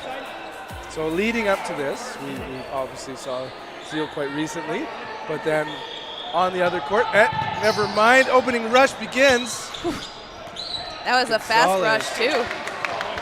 Unlike the previous match, she's now the victim of a great pitch from the opening rush. Ferreira, Bouchard, Gaudreau on the left wing with Williams, who goes up and stays alive. There's double checking on a line Confirmed call out. there. Yeah. Man, those flags are getting a workout. First time using them, and boy howdy, getting their money's worth. Wilmot, hands up, but slow to play down. Burden to throw is on Apex. Good rip the draw, quick counteract. Shards, limbed. 4v4. We're playing those full 20-minute matches, so there's a lot of quick eliminations in this first round. You can tell Apex has that hunger in their eyes. Zeal heads to the line. Drove, checks. Big pump fake, yeah. That bounced back by Boudreaux too. Ooh. Oh, nasty. Ooh, Yeah. yes, indeed. Now 2v4. He was not expecting that shot from Riel there. Look out for JDT, John Del Tometa. Oko getting some nice air. No stranger to a cross court, though. He throws fastball this time. Oko again coming from a baseball background, so he's got quite an arm on him. Also, day job works with his arms too, so it's never not a workout. Throws back and forth, but no eliminations. Ferreira connecting with Tometa. Ooh. Como almost thinking about it, but decides not so much at the last second. On 1, 2, 3 pump fake, but they reset. High and outside. Both wingers with balls on defense, going up against the 2 Apex men. Cross does it. No, Oko just got his face out of the way.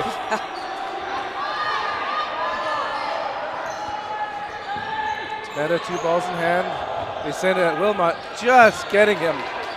Good honesty from Wilmot there. That was breath of the ball. 3 men of Zeal to the line. Having just defeated the Heathens, they find themselves at the top of the mountain. Can they master the Apex? Just above. It was a beautiful shot from McEwen towards Tometa there, and then Tometa following up. Burden of throw on Zeal. Now, you may be familiar in the 2023 National Dodgeball Championships. Zenith, which was a combination of Zeal pulling in Apex players. 1v3 now. So watch out for JDT.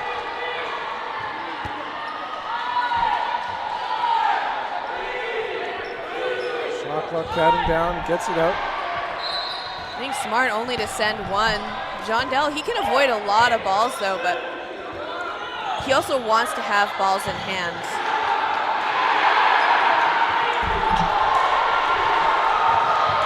And doing that little jump. Oh, Tometa slips on the ball though. He's still good. Well, he found the ball. Yeah, he found it. Crosses. A nasty cross taken out McEwen. McEwen getting a little greedy on the rush there, trying to go after Tometa. He counters it. Very well played. Okay, with an open shoulder throw, and it's the trailer by Como that takes out Tometa. One thing you're going to notice about Oko is he has a huge whip on his arm. Like, he will bring it coming out of nowhere.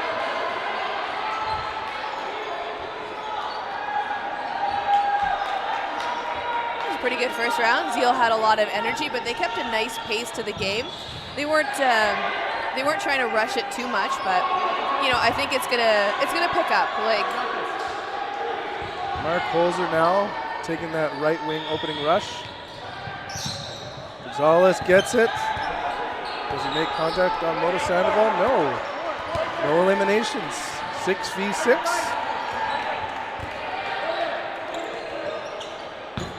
And meanwhile, Oko limbed. Good throws on the Apex men. Okay, with the play call to Williams. Joe, left wing falling behind. It's Williams with the throw. That's a lovely shot from Williams straight towards Holzer there too. Okay, getting his hand back. Dubuque protects. He shares.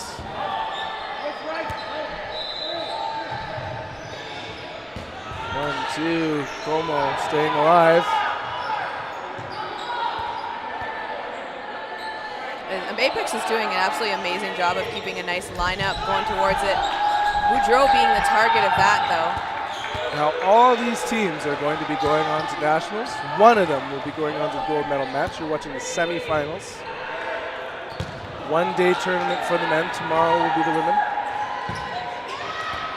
Shots fired back and forth. Moto Sandoval lines it up, winger to winger, and quickly moves his ball to protect. Now 3-on-3. Como going for a catch off Moto Sandoval there and not connecting. I think McKay kind of like foot tapped it, did a little dance move. Yeah, I put think his he ball, kind foot into the ball. wasn't expecting it for sure. Meanwhile, Moto Sandoval showing us how it's done. Getting that body out of the way. Dubuque sets his pitch. Great throw, Holzer, but better catch. Williams having to concede. That was a textbook dodgeball catch from Holzer. Dubuque slowing the game down because 2-0 would be a big score, but Moto Sandoval has the gloves. Ball is up and out. And into the commentary booth.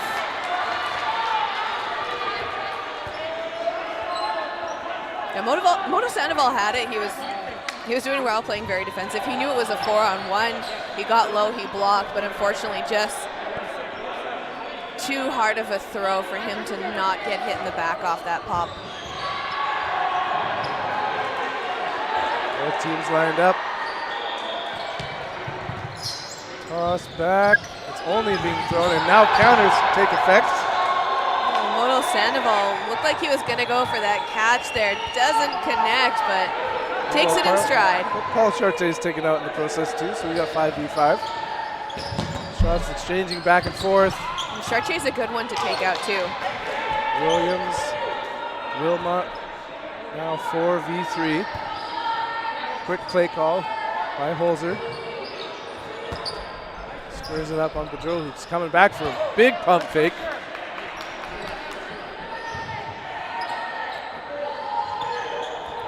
Good ups.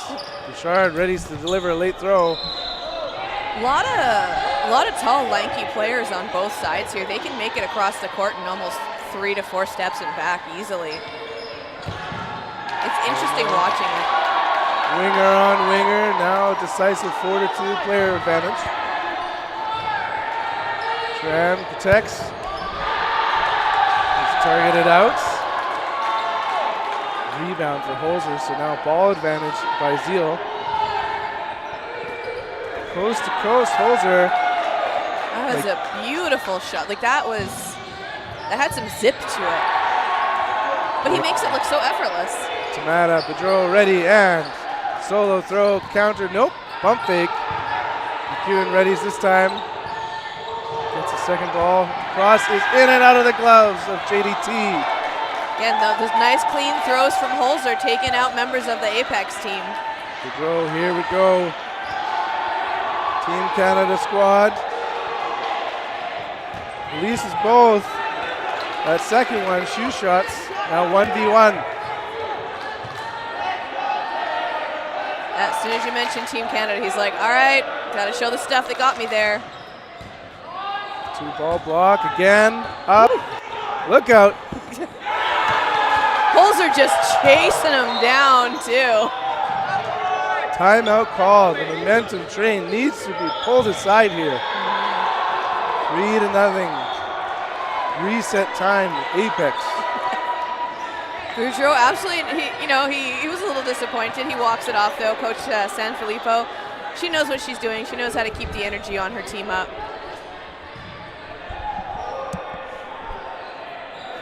She's also a veteran of the dodgeball stage, both on the world and provincial.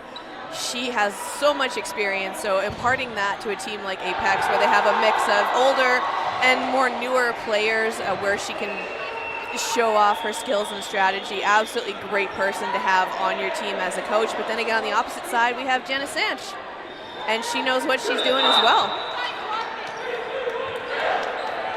Also a member of many provincial teams, plays with Sanfilippo. We'll see them tomorrow, but both of them have so much dodgeball knowledge. Absolute great members to have on your team. And we're back. Toss and delivered, not catchable. The limb is good, and Sang walking off court.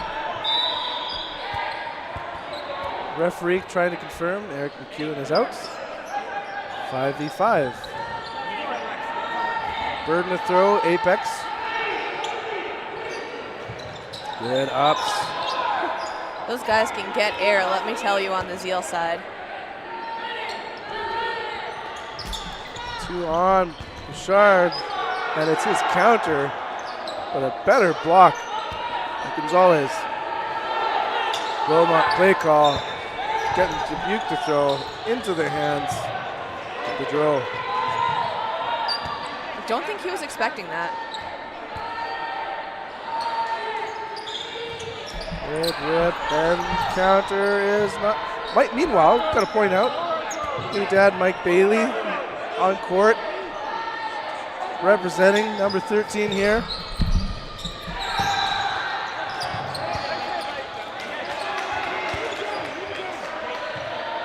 Apex on defense. Zeal with the burden. Ready, set, high and outside. Oh, and a greedy finger. Taking out Holzer. Bailey saying to his team, by the way, guys, that's how it's done. Just sent that sailing right over. Again, another beautiful toss. These two teams, like they are such textbook dodgeball. They know the strategy. They have the skills. It's almost like a well orchestrated symphony watching teams like this play against each other. 3v3. Charte showing us how to make a very successful block, hopping out of the way, and then the push to get the ball going. Meanwhile, Bailey unable to block his ball. Dubuque getting the rebound.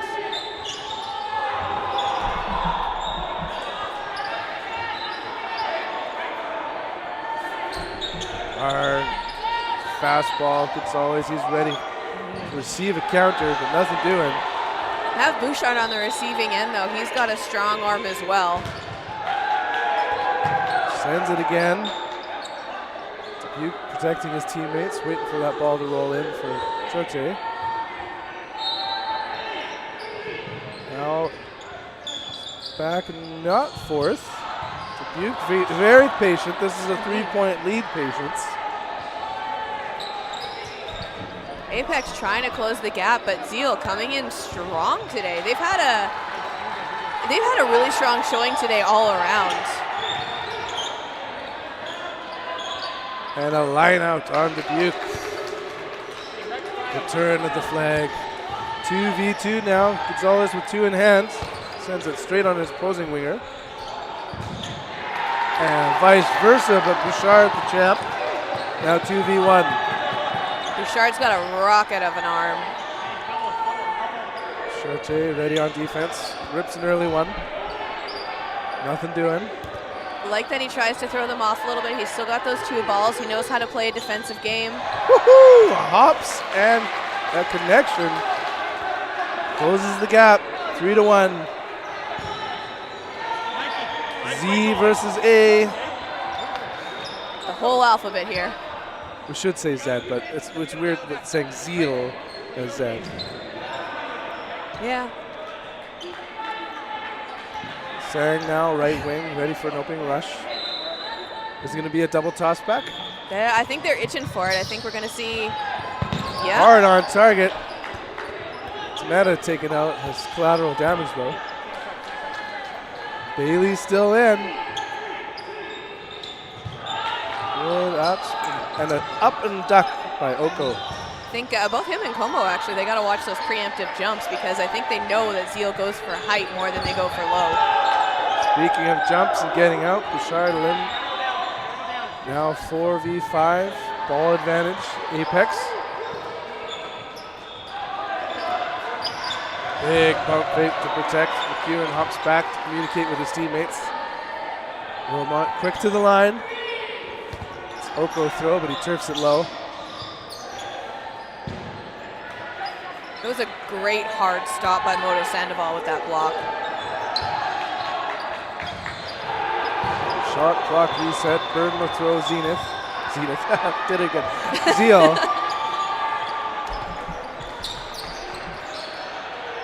See, we won't see a pair up of these two teams because they're both going on to nationals. Pump fake. Bailey now on the left wing. McEwen pushing him back. Wilmot, play call in the center. Calls his own number. Gets countered. He wasn't able to pull that ball in.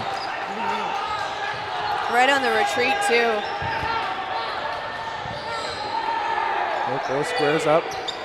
Rips it high to the target. We have yet to see a brilliant catch from Ron Moto Sandoval as Tran also tries to bring one in. Net result 2v2 now. Just leaves Sang and Bailey on the side for Apex, but Bailey with that huge jump lateral. Bailey hasn't been jumping all day, so he's ready to go. He was saving it. He wants it. Como retreats, checks the back line just to make sure. Shot clock is counting down. Back and forth action. No damage. Still in a 2v2 here. Lots of exchanges being made, but again, they're just dodging everything. Zeal's burden and a snipe on the shoes. Bailey by himself now. Everything except for that hit. Dubuque knows what's up, though. He's got 2 balls in hand. I think he's going to be the one to try it. 2-ball block.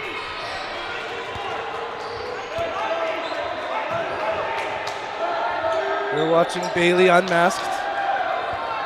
The semi-final match. It was Mike Bailey all along. Zeal, Apex, ready to go, and a great job. He was right on target, exposed on the throw. Dubuque had his number with that counter. Absolutely perfect timing on that shot. Knew what he was doing there. Now 4-1. 3 minutes left in the first half. Only 3 minutes? Wow. You know, it's been such an interesting game to watch that the time just kind of flew past. Gonzalez yet again delivers, but the late throw, Pedro taking out Charte, making it 5v5. 5v4, sorry. No, he is there. Como's there. I thought he was walking off and then he stopped. Bouchard almost lining out there, going back a little bit to Meta, and Bouchard save him. And they have a little group hug moment. Oh! Rex Gonzalez. Oh. Holds it in. Tough catch when you hit it on your chest. It's just as likely to quickly bounce off body. You're almost going to have to pull it up and stop the rest of it with your face. Paul Charte in the middle with Oko, Gonzalez in the wings. Solo throw, and now with the counters. Ferreira had Gonzalez's number on that one, but Gonzalez saw it coming and called his bluff.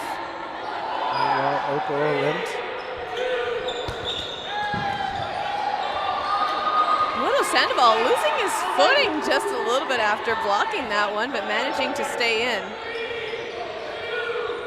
Hover, hammer, delivers again, ball's up and uncatchable.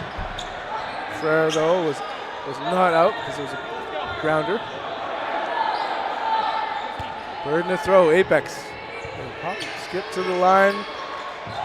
And a big hop by Paul Charte. That was right out of Frogger. Holzer hammers up and what a yes, no! Could this go worse? Oh my goodness. Jeez. That was, I don't think Temeta even knew what was happening. No, he was sort of like, what are you guys doing here? It's like up, over, side, around.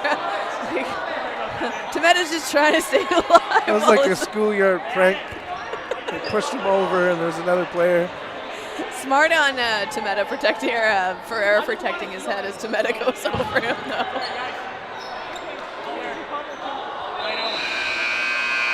Gotta love the fact that they were all smiles after that, too. So as the bell has indicated, it was near the end. It was near the end of the first half. So the ref elected to start in no blocking. Bouchard a little short of where the line was as the whistle goes. Chartier taking advantage of that lack of depth perception, taking a shot at Bouchard. Meanwhile, Williams unable to pull it in. First to limb of the no blocking. Burden to throw is on Zeal. Holzer in the middle. Likely the solo throw, and Moto Sandoval's tagged out. Meanwhile, the opposing right winger, McEwen, are limbed as well. It was a good counter from the side of Apex.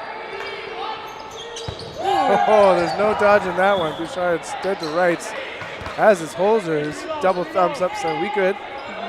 Oko gets eliminated. Como tries to go for it, but you know what? Not worth it at the last second. Joe keeping his hands back. Dropping 3 players to 2. He's dropping his balls, doing a slide. He wants to go for a catch. Shot clock counting down.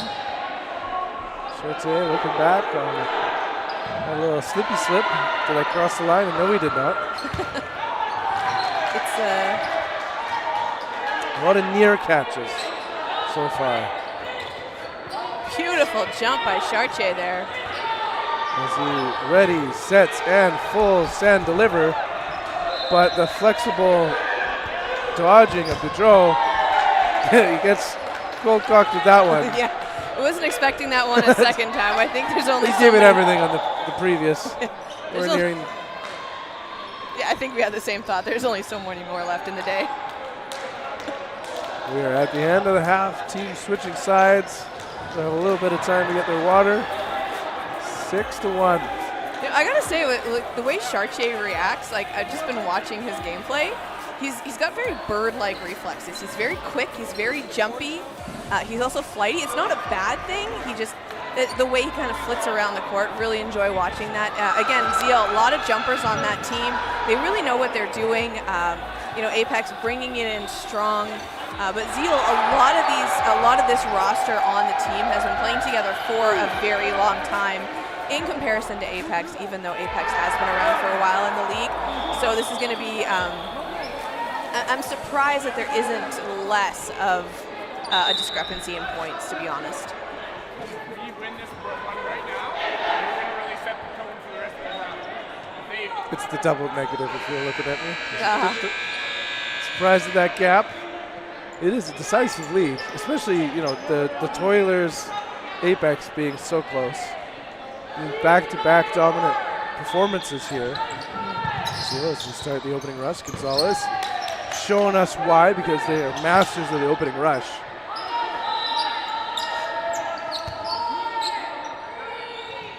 You hear that shot clock counting down.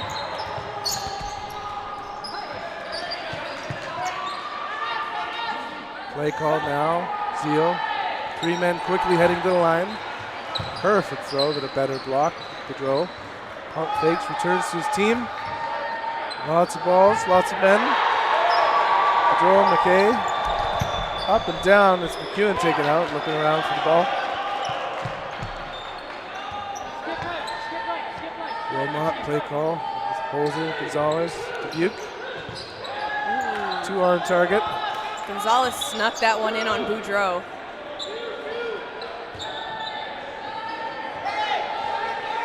Williams rips it cross, but low of any target. Shot clock resetting. Wilmot play call. Gets the ball quickly, rushing to the line.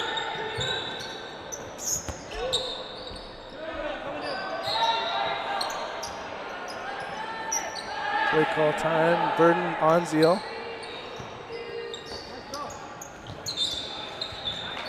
Nice little quick dip there from Dubuque. See lots of movement back and forth on the side. Moto Sandoval going for that catch, getting caught off guard by Gonzalez. Gonzalez taking him out in the shoulder there. That's going to take it down to... For those that couldn't see, 5v3, yeah.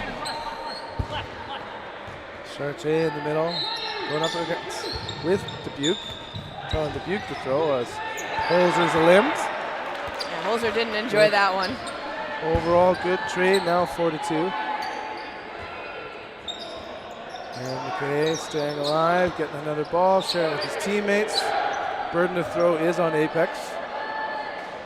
Long distance call. Here they go. Wilmot counters. Or charges up to the line, thinking about countering. But he's such a darn good teammate, he wants to make a play call. And Dubuque throwing. McKay countering. No connections. Oh, sorry, I spoke too soon, didn't notice. Tran out, now 1v4. Tran had the block, but I think he realized it was a finger block at the last second, so he walks off. Dubuque hops, kind of screams Gonzalez, but Gonzalez is good. Full send time, 1, 2, clear. Counter misses. Okay, just trying to get his footing there, grabbing that ball, doing that that castling like you had said. Ready, set, and reset. Looks like that ball's getting away from him though. 2-ball block, rips it. Unique play style because he's a lefty. He's able to grip two in hand. I like how McKay doesn't break his gaze, but will throw in the opposite direction. Double ball block. Again, it just always looks like such a unique delivery, only just because he's a lefty. It definitely is a bit of compensation in the throw because he was going left too. Right on target, taking out Gonzalez. 3-1. Burden is on Apex. He was throwing at Dubuque for a while there, so he finally changes it up. Or more so, the other players switched up their spots. Oh, that helps too. Okay, likes that cross. And the second one does the job. Dubuque coming in wide, kind of making an arc there, trying to catch McKay off guard, but very close to the line. We're watching the semi-final match. We're likely to see Zeal in the 7-1 leads, the semi-final. Zeal's been dominating this one. It's very interesting how this has been playing out between these two games. The last one we saw. It did my hope, which was to inspire Mitch to find out how the score for the other game's going. Should be New Era versus Tempest. Ferreira slowing down his teammates, saying, let's reset. Williams with the play call. Big rip. Oko and Como removed.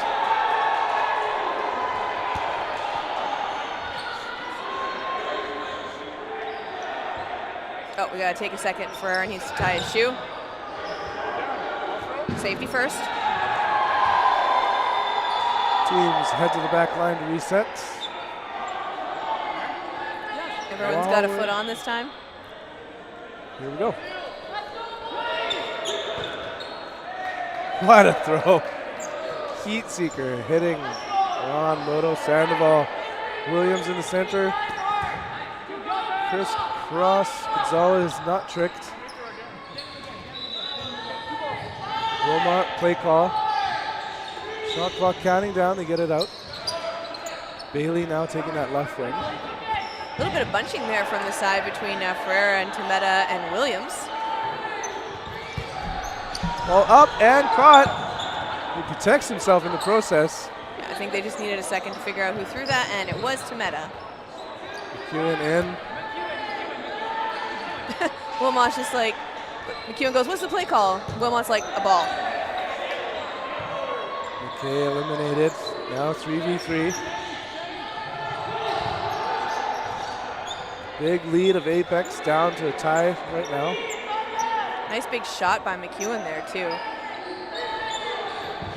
Good rip, Bailey. Quick charge and counter. Wilmot up to the line now. Burden of throw is on Apex. Up and almost at us. I still flinched. But we see a line Meanwhile, call being yes. made, though. Yep. Right in the middle of the line ref eating a banana. Good rip. Ambidextrous Dubuque. Sneaky with his throws. As an opposing ball has gone on court. They're doing a quiet moment in the action anyhow. Dubuque still takes out Williams, though, because the whistle came after the throw was completed. And we see Dubuque needs to be on that back line. There you go, reset. I saw the flag and I was like, why is there a line call? We haven't started play again yet. Bailey rips it over at McEwen. Shots fired back and forth. Stalemate still, 2v2. Oh, I haven't seen that for a while. Dubuque crossing his legs. In hops midair. up. He's actually on a flying carpet, we just can't see it. Ah, okay. Thanks. Locks and loads, but no sending. Burden is on Apex.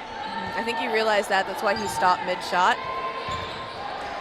No reason to hurry the game. Bailey doing a great job protecting. Gets a ball. You can tell Bailey's getting slightly winded after those shots from McEwen, though.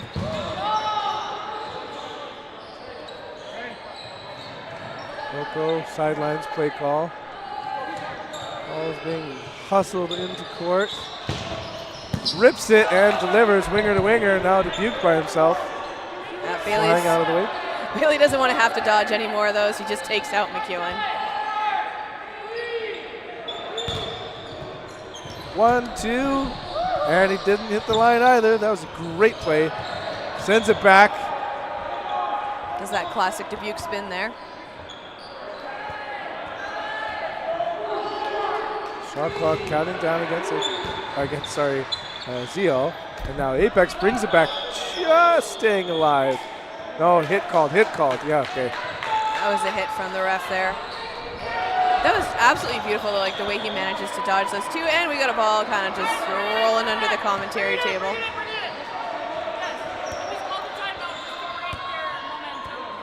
So now we'll be very quiet so we can hear. It's nice that they have their timeout by the mic. Yeah. Don't take it lightly, but like, you know, every Not take it lightly. red light pretty much. Yeah, red light on counters. Yeah, 4 ball plays. Yeah, 4 ball plays. You want 4 ball plays. You want to kill them. 1 ball plays. Red light on counters. Yeah.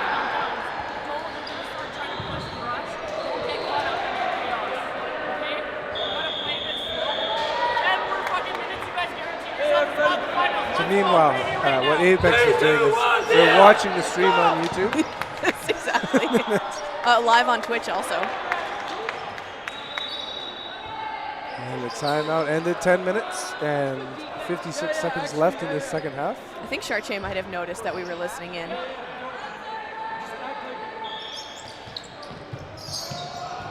No toss back, but a great pitch, but a better catch by McEwen.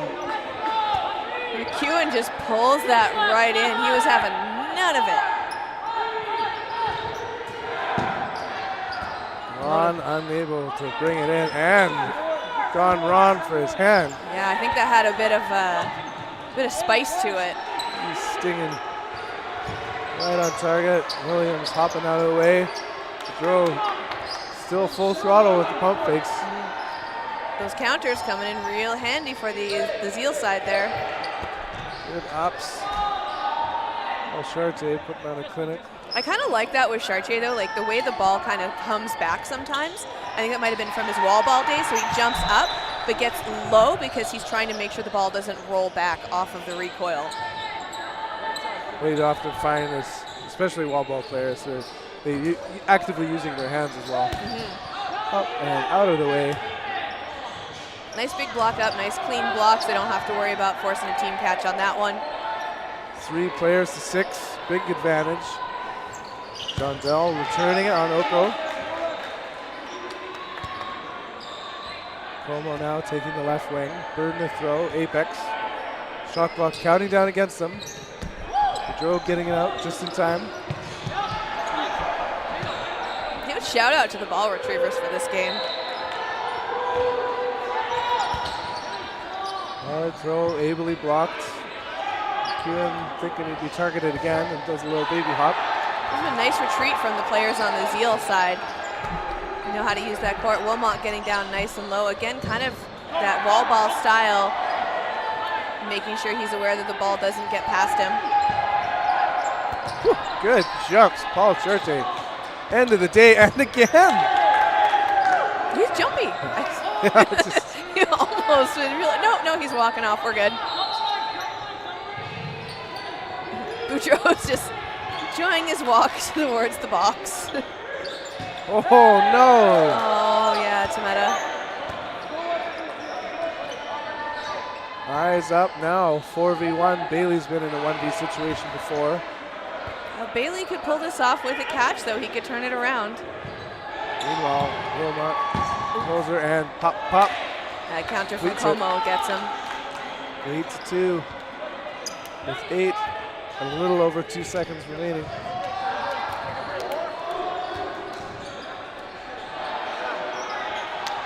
Zeal is feeling good. They're sending us some knowing glances over here at the commentary booth. Like It's like the Robert Redford head nod. Oh yeah. Turns Dubuque into a GIF and great catch. Gonzalez thought he had him there, but no. He manages to pull it up, like you said, with the pedestal and bring it in. Yeah, taken out by his opposing winger. Back and forth action, unable to catch it is Pedro.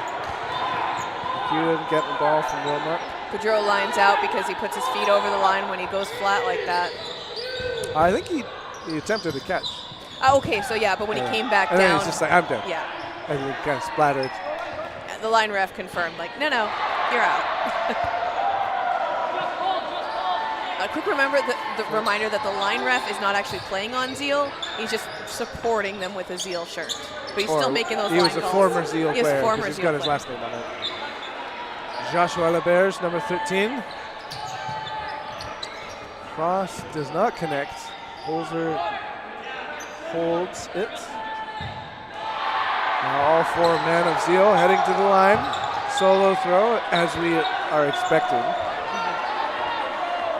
Yeah, red light on counters. Say it louder for them. Wilmot up. Communicates with the team. Chartier's late. He's not likely to throw. We see Wilmot. Yes, we do. Squares up against Aaron Sang. A bit of a wide shot from Holzer there. Big sound, too. Sailed right into the wall. 1, 2, 3. Holzer keeps himself aware and alert and alive, but not for that one. Oh man, that was a brilliant ball. He just pushed that ball out of the way with his. That was square on his body. Ferrer coming up now. Looked like he was about to take a shot. Decided no, not so much at the last second. Decides to go with his team to make an effort. And that ball sails wide over into court number 3. Shot clock is counting down. It's a 3v4 right now. Apex has more players on the court.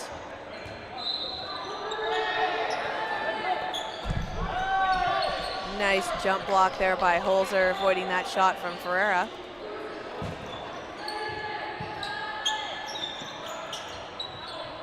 Williams, hands up.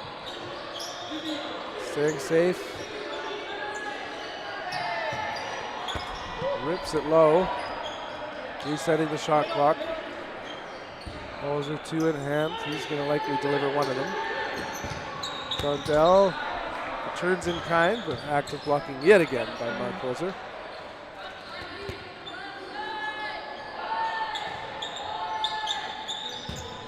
Cross, no connect. Half-hearted charge. No, they're returning for the play call. Fair and center. Sit in between targets.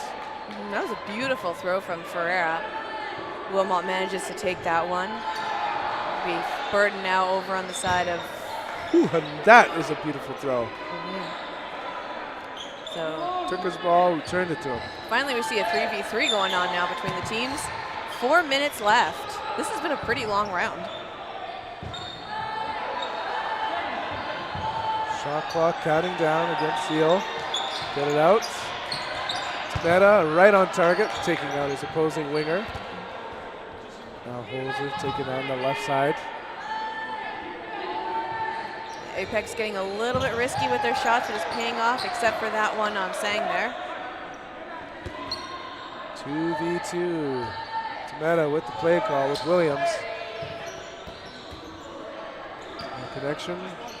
Wilmot, ever quick to get up. Williams whipped it at Wilmot. Wickedly.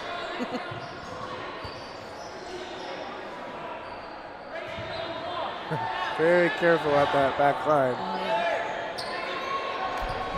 Don't make me want to use this. They're very hyper aware of it, but we see that line ref like, come on. Good ups. Counter. Back to the line, there's Wilmot. You see Williams down on his knees now. Looks like he's gonna stay low, go for, went for Holzer, but Wilmot looked like he had a little bit of trouble on the retreat there. Williams could have taken him out, but decided to go for the cross court instead. Meta, brilliant throw, but a better block.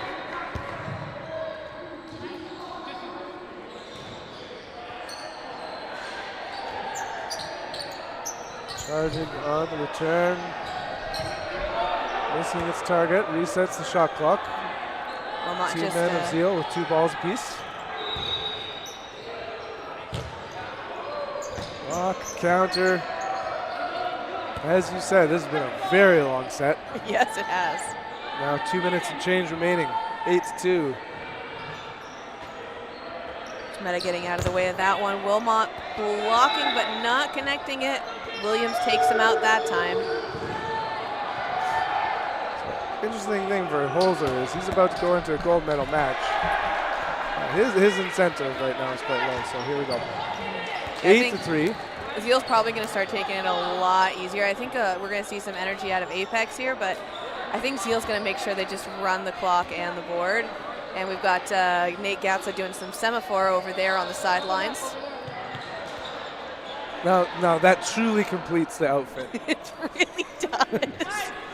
The orange matches his shorts, but the neon matches his shoes. I feel like we need to encourage him to get on screen.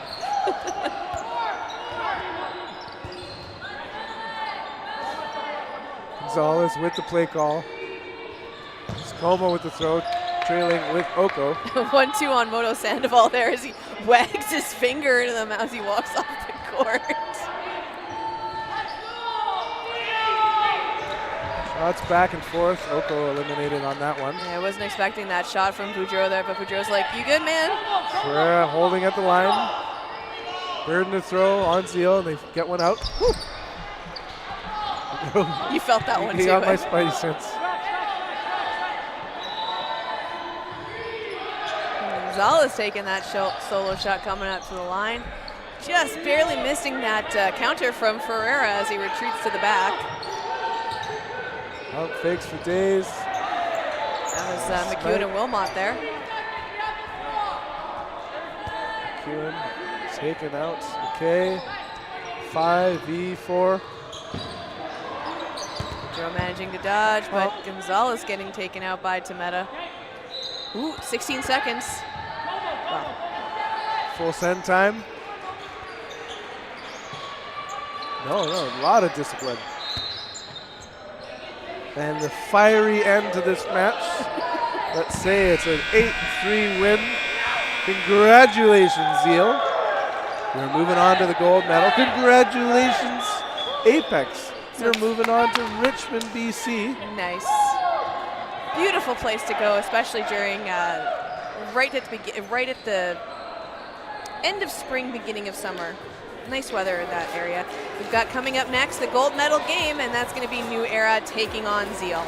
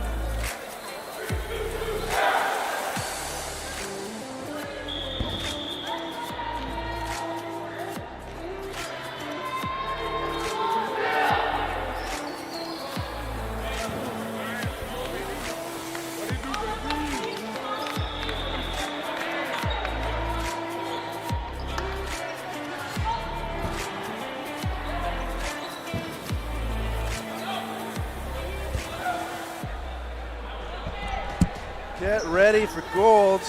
Both sides are ready. We're going to be watching New Era taking on Zeal.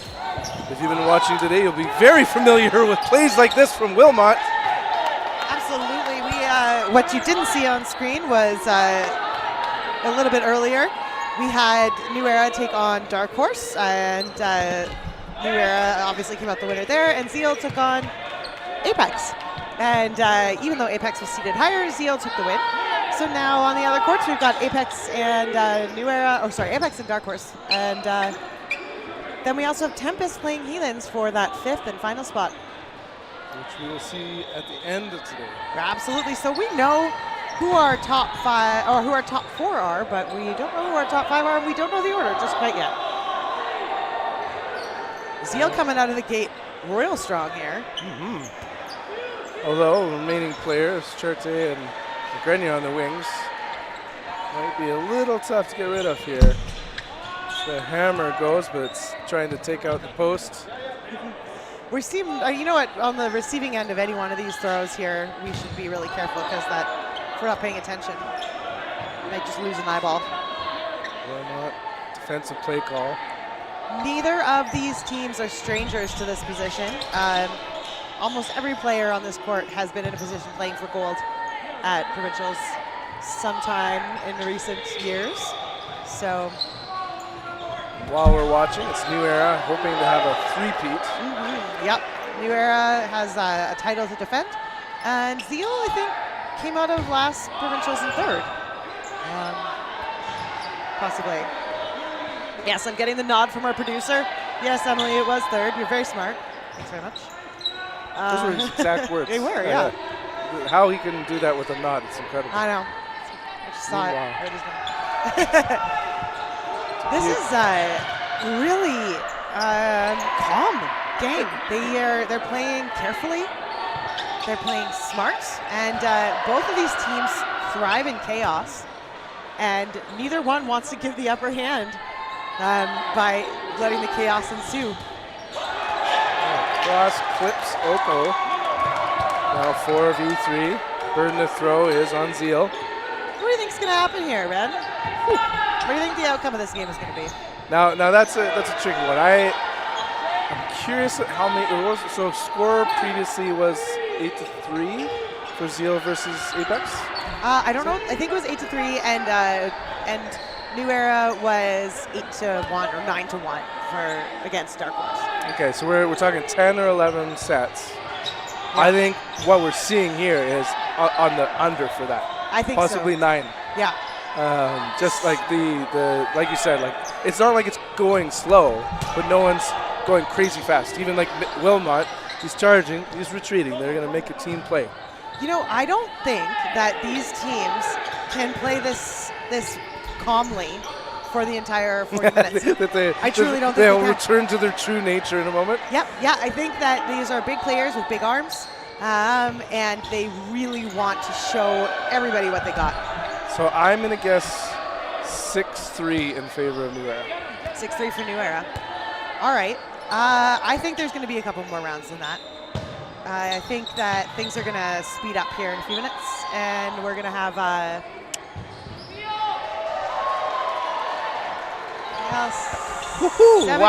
It's going to end 7-5. 7-5. 7-5 in my estimation. As a fan of the sport, I would love a close match like that. Yeah. But we're about to be through 4 minutes, and there's still 6 players on the court. I'd love to be proven wrong. I honestly would. I know it's not quite as like edge of your seat, like balls to the wall excitement. Am I allowed to say that? I already did. I just did. Or dodgeballs to the wall. Dodgeballs to the walls, yeah. But I love a slow, controlled game. I love the discipline that both these teams are showing right now. It's hard. Your adrenaline's pumping. You want to get out there. You want to make those big plays. And this shows restraint and maturity. So I'd love to kind of like wrong. the women's matches. Kind of. Oh, what? More strategic. My goodness. Mature. That was just a pure coincidence. What do you know? Yeah, 7-5. But just for fun, maybe let me say I think it might be maybe Zeal takes it. Ooh, okay. Yeah. So we're wanting to see maybe a bit of a break in the action. Like quite often, Wilmot, he's quick on a charge, but not solo throwing while he's up there. Yeah. It would be a pattern break that like that leads to higher scoring. Yeah, absolutely. And you know what might happen once this is going to be my guess here is that this is a long point that's going to make New Era a little uncomfortable. Oh, it's moments like that. Yep, and it's going to make New Era uncomfortable, and New Era is going to come back out full guns blazing in the next round. They're not going to be holding it back. They're going to do what they do better than anybody, which is just full send with all the power and strength of 1,000 Suns. Be very interesting as Colin, middle name catch Churche. He's got plenty of balls, so he's in no rush because he's always going to be protected. So do you have a sacrificial moment, like a trade if Como's at the line, or full? Like it's hard to do a full send when he's got so many to defend himself. Yeah, you know, I don't think that full send is going to come until the next point, and I don't think he's going to sacrifice himself. I think if I'm New Era, I'm confident in my ability to beat Zeal, and therefore the longer, like it doesn't matter, we can run this clock as long as we want. Do you imagine like a Como or Armador wanting to stay at the line for the sacrifice? No, I don't think so. I think at this point, I think both teams are coming into this with a lot of confidence, and shot clock reset. Now Burden over to Zeal. You know, I think if I'm Zeal, the longer that I keep the score tight with New Era, the better off I'm going to be. So I would let this play itself out. Well, we're going to see deja vu all over again. He hits the line. Solo throw. Rips it. Okay. Burden, Zeal. Really interesting style of gameplay going on here. Is that a timeout? No way. It's like, no way on the interesting standpoint. It's like, are you kidding me? This is such a strange game. They're just deciding. I think right now, Captain Kopet is saying what the plan is going to be here. What is the strategy? And maybe you're right. Maybe it is step out and then let's come back in, full steam ahead. Maybe it's go for the catch. Well, and at the very least, giving him a rest here. Yeah. Going for the catch is probably a pretty solid choice now. Chartier is an exceptional catcher. There's a very good chance. Elite. Yes, elite. Yes. Very few, I'd say, could possibly surpass him. There's a very good chance that he makes the catch, and if he does it ends the round, and it gives New Era a chance to reset the vibe and come back out with a little bit more heat, which I really do think that a long point like this is going to make them feel like it's time to turn it up. 2 ball blocks again. And if you're watching and wondering why Jesse Kopet is not playing, and it's due to injury. Initially I was joking that he was the bench player and wonder if he gets a chance to play. Nice big jump by Amador. I like the cross leg jump. Yeah, it looks so cool. Yeah, if there was a pillow for him to land on, then it would be a brilliant landing. Oh! There it is, going for the catch. Yeah, Tempest went into the Death Star and did it. So time to see if my prediction is correct, which is I'm saying it again. I think New Era comes out looking totally different now. They come out guns blazing. They're gonna go fast. They're gonna go hard. They're gonna unleash those big arms, and they're not messing around anymore. They're gonna see what they can do, quick, fast and furious, and no calm. DJ no calm gets at all. it, and neither connect, and a over the back hits Lavoie. He'd be one of the people I think that goes full send. Yeah, absolutely. As well as Yarjo. Yep. Shout out to the Mrs. Yarjo. Once it's her last name, she's like, this is how you say it. Who sent me a message to get me to make sure I said it right. Now I said I'll tell the world. The world needs to know. It's Yarjo, not Yarjao. That's my mission in life. Nguyen getting a little tippity tap there, and wow, DJ as well. DePasquier, sorry. And a note there, of course, you were allowed to send that ball while you're still alive. It is when the ball that connected on you finally hits the ground. Yeah, or an object that makes it die. So the ceiling, the wall, yeah. They all represent the ground. That was a great play on DePasquet's part. Really heads up. Thank you for the post for protecting me. Yes, While real McEwen is MVP here limped. today. Gonzalez on the left wing with the play call. Holzer, Amador. And you know, I was totally wrong. They did not go full send. They are still playing it slow and calm and controlled. So I don't know if it's confidence, if it's tiredness. It's been a long day. Could be or just like unsettled. Like it's like, okay, we know how New Era plays, and then you start playing. Yep. And like, why are they just on their heels the whole time? Why aren't they like, rabid dogs going after us? As Holzer's That's true. It could be a little unsettling, for Zeal. You expect New Era to come out the gate one way, and they come out completely differently. So should we call this the Holzer battle? The battle of the Holzers? Yeah. Yeah, absolutely. Two brothers Nice enter. and small in the corners. Charte, previous match, was just all ups all day. Not showing any fatigue as he's limbed. Amador versus 3. I feel almost like they're like lions circling each other right now. Like they're just using the first half of this game to suss each other out a little bit and get a vibe for how this is going to go. And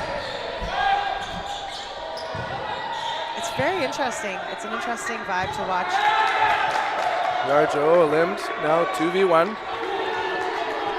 Pantel, Grenier.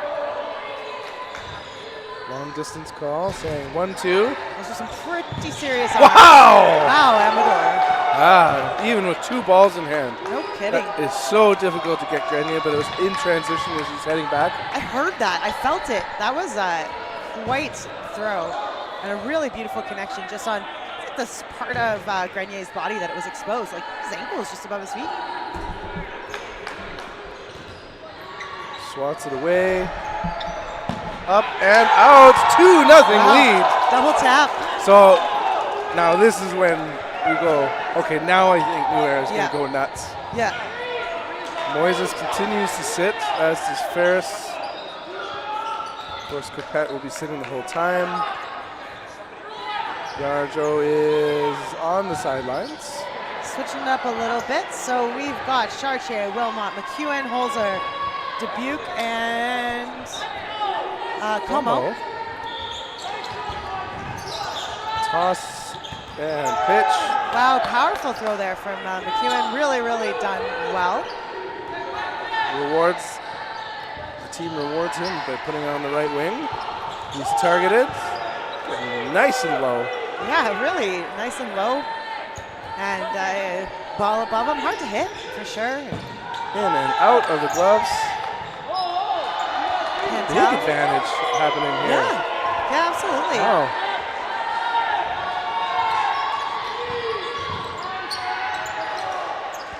Zeal taking out Heathens, taking out Apex. Now going for the reigning champs with a 2-player advantage, 2-point advantage. Burden to throw, New Era. Oh, that was a hard throw into the stands.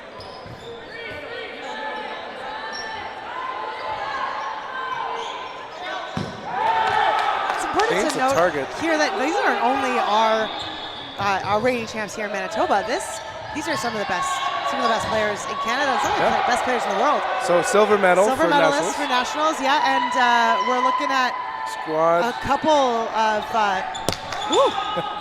good one. Looking at a couple Team Canada players who represented Canada at Worlds very successfly. Chartier is a current gold medal world champion on mixed foam. Grenier on the mixed. Oh, sorry, Grenier is who I meant. Was Chartier on that team? But there's definitely a couple. Yarjo. Yeah, that's right, Yarjo. Yep, world champion. So for Zeal to come up and take this team on, they're not just taking on our local champs, they're taking on world champs.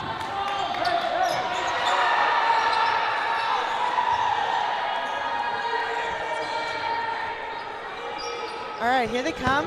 Oh, nasty throw. I think it didn't look like it was going away. And it did, and it's like, Chartier made quick work of that. Just, you think you're out of the way sometimes, and it just isn't so. Chartier barely moving. Just sees the ball coming, gets his foot just a little bit out of the way. No need to expend the extra energy. Karski lines up, sends it at Como. Even though it was a no-look throw, Como staying alive. Pulls her up into the line. Good ups, Grenier. He needed it that time. Now lethal with 2 balls in hand. He's likely to send one. Rips the target. Yeah, hits him so hard that it almost bounces off his body and back to the other side of the court.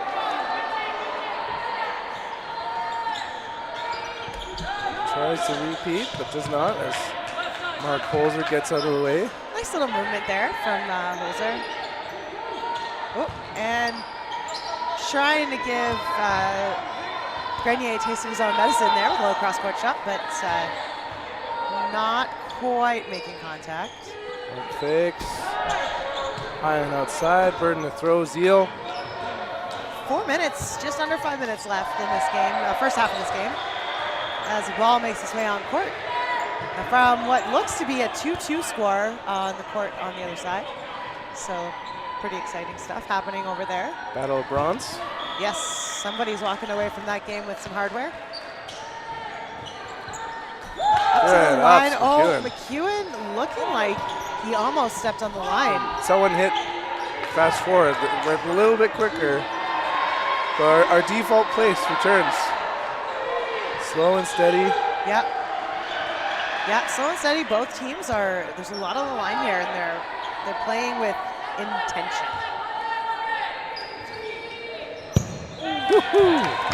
Snipe. You can even see it from Mark's face. Yeah, thought that he was out of the way, but nastiness. but like you said, heat seeker, right? It's that back on the line here. They resume play after an errant ball makes its way onto the court. So do you want to revise your prediction? No, I don't think so. You're gonna hold to it? Okay. I'm gonna stick with it.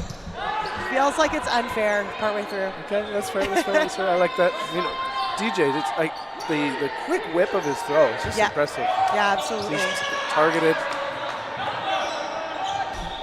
He's been really on top of those blocks.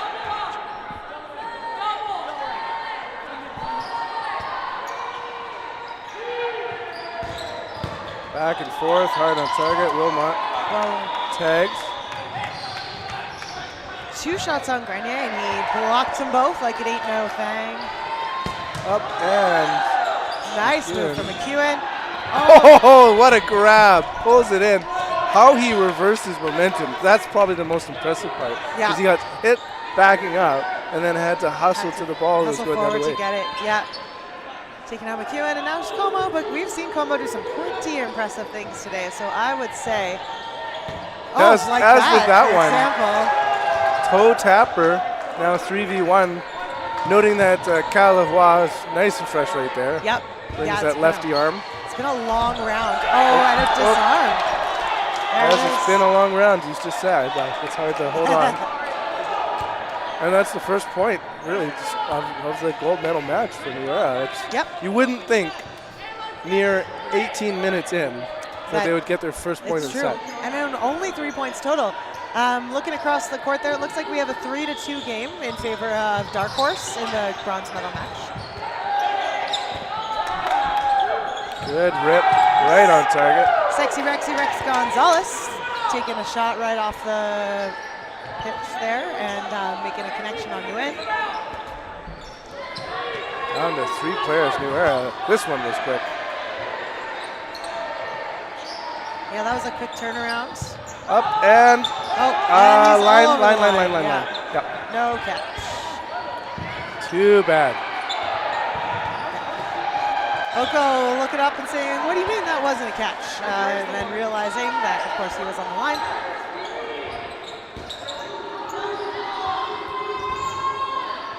One of the things that's impressive about Nick Grenier's blocking, he's just got such great form.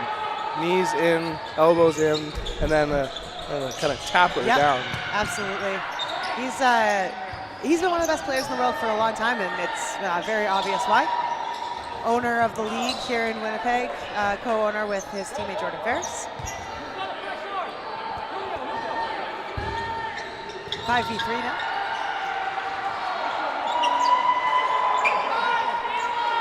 Burden to throw, New Era. Garjo with an extra ball.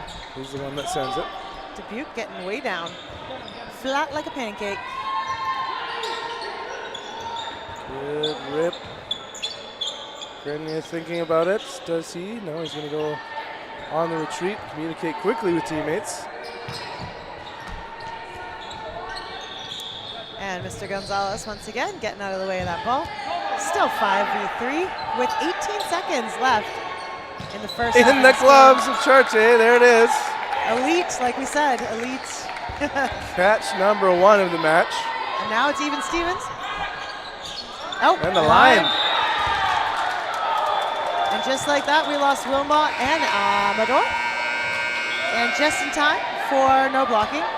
We are down to 4 New Era players versus 5 New Era players versus once upon a time Golden Boy himself, Rex Gonzalez. Oh, okay. Oh, And a quick end. Grenier happy to celebrate that one. We're ties it gonna be up switching sides. just like that. It's like the first half never even happened. Score is 2-2. And we're switching sides, seeing what these teams can make in the second half of this game. We see a 3-3 tie game over there on the other courts as Darkhorse and Apex battle it out for that hardware. And not only would it be just placement here and the bragging rights of bronze, this will affect their seeding as they head to nationals. What group you'll go in. So it'll be Manitoba 3 is one of the pools. Manitoba 4 will be in a different one. Yep. The stronger you are, the weaker most of your competition is. Which is makes for an easier trip, hopefully, through to the playoffs. We are sending a lot of men to that tournament. Manitoba will be sending 9 teams to nationals this year. Well deserved. Yeah, we have a representation by population. Very strong population here in Manitoba for dodgeball. We play a lot of dodgeball. It's an indoor thing that we can do in the winter, so we love it. All right, New Era lines up. Here we go. Zeal's already in position. And what do you think? Same speed? A little bit faster? Couldn't be any slower. It could be any slow. Well, meanwhile, though, the defensive stance on the balls. Oh yeah, As, they're showing us a defensive game again. As the elder Holzer quickly gets the balls, and the younger Holzers take it out. To be clear, I gotta say I don't mind a slow game. I'm saying it can't be slower. Not like it's a bad thing. I think They'd have to tie their shoes together to slow themselves down. just especially when you have these big guns, these guys on court, and they're showing this level of restraint and discipline. And It team speaks- catch. Yarjo speaks to their professionalism and their desire to pull it away and play as a team. Good catch. Wish we could see it from our angle. Just saw the back of Grenier as he did a little happy dance. Speaking of restraint, I was like, "Where's the quiet?" Yeah, a little bit of a tiny celebration. McEwen lines up now, staying back. Maybe a mid-court throw. Cascade on him. Again, restraint. He's No not hit. quick Yep. to fire back. Yeah, again, the restraint, the discipline, it is really looking good. Oh, wow. Delivers the ankle biter. What an Now with the amazing throw. lead. That was great. Yeah, now all of a sudden. 3 in a row, right? Yep. 3 in a row. Yeah, 3 in a row. The New Era that we have come to expect in years past. Confident, calm, collected, and winning a lot. Well, that A little bit of a false start there from the Holzer one. Let's see what Zeal does now with that 3 in a row. If they can turn it around, I think that they're maybe in a it is a double hit. See, Big I wish Dupasque, if he thought he didn't have it, if he also booped the ball. and see if somebody else can take it for them. The ultimate team catch would be having it right there. Yeah. Wilmot clipped. Will not calling himself out. Big moment here for Zeal. See if they're going to be able to come back up. The strafing and the hopping are not rewarded, and we're down to 3v4. Burden to throw, Zeal. Gonzalez solo throws. RJ getting out of the way.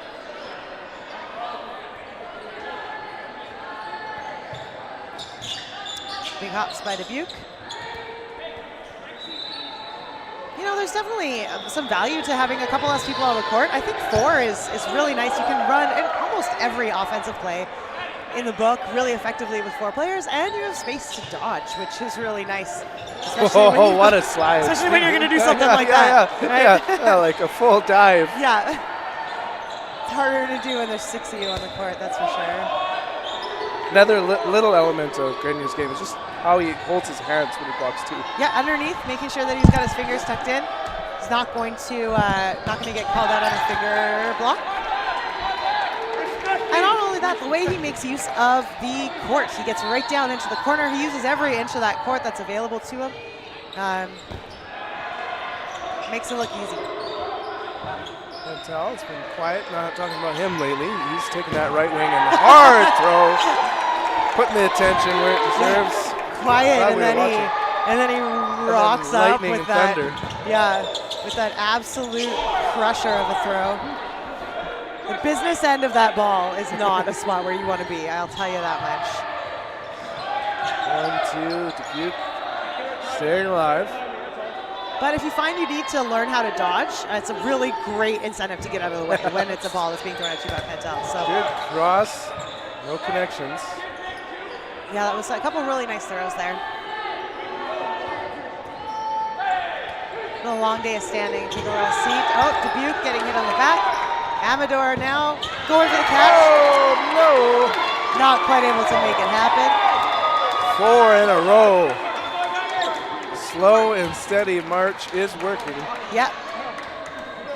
Yeah, once again, it's been a long, long day. And these teams have played, well, now the most out of almost anybody, right? You got to dig deep. Whatever you got left in the well, that's what you're drawing from now. And this slow, steady game is working beautifully for a team that's known to be a little bit more fast and furious sometimes. So.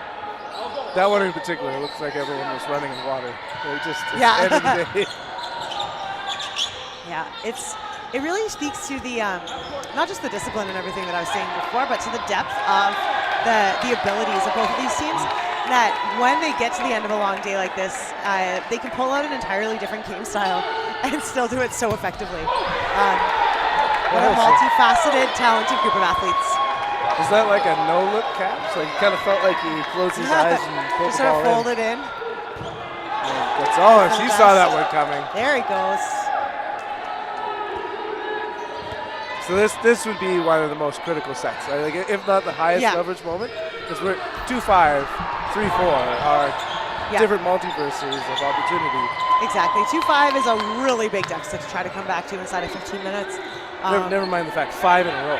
Yes, absolutely. Whereas, 4-3, that's just a Tuesday. Pentel flipping around, resets. New airs, burden to throw, 4 men at the line. Pasquet and a trailer by Grenier, but no connections. Crosses are good. Pasquet kind of screened on the cross, but it was both players protecting themselves. McEwen happy about that shot. And you know what? That trail shot from Grenier was really well positioned, well timed, and well placed. Did everything right there, but in and out. Oh, and if he hadn't done that secondary. Oh, what a jump, and he's alive until that moment. Oh no, that took a quick turn. Oof. Yeah. A very quick turn for Zeal. Does Rex Gonzalez have the gloves to bring one in? Holzer doesn't want to be the one to throw it. Booing?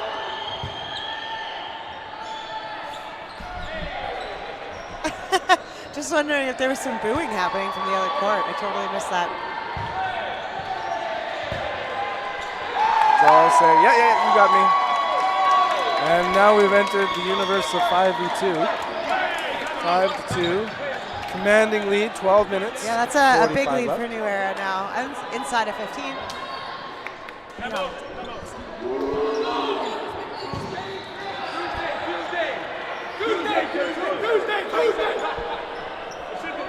just picking up some of the tea from over on the other court. It was a comical boo, not a real boo. Yeah, we heard some booing, and but that's okay. Just some gentle booing amongst the friends. That game over there, by the way, looks like it's tied at 4-all.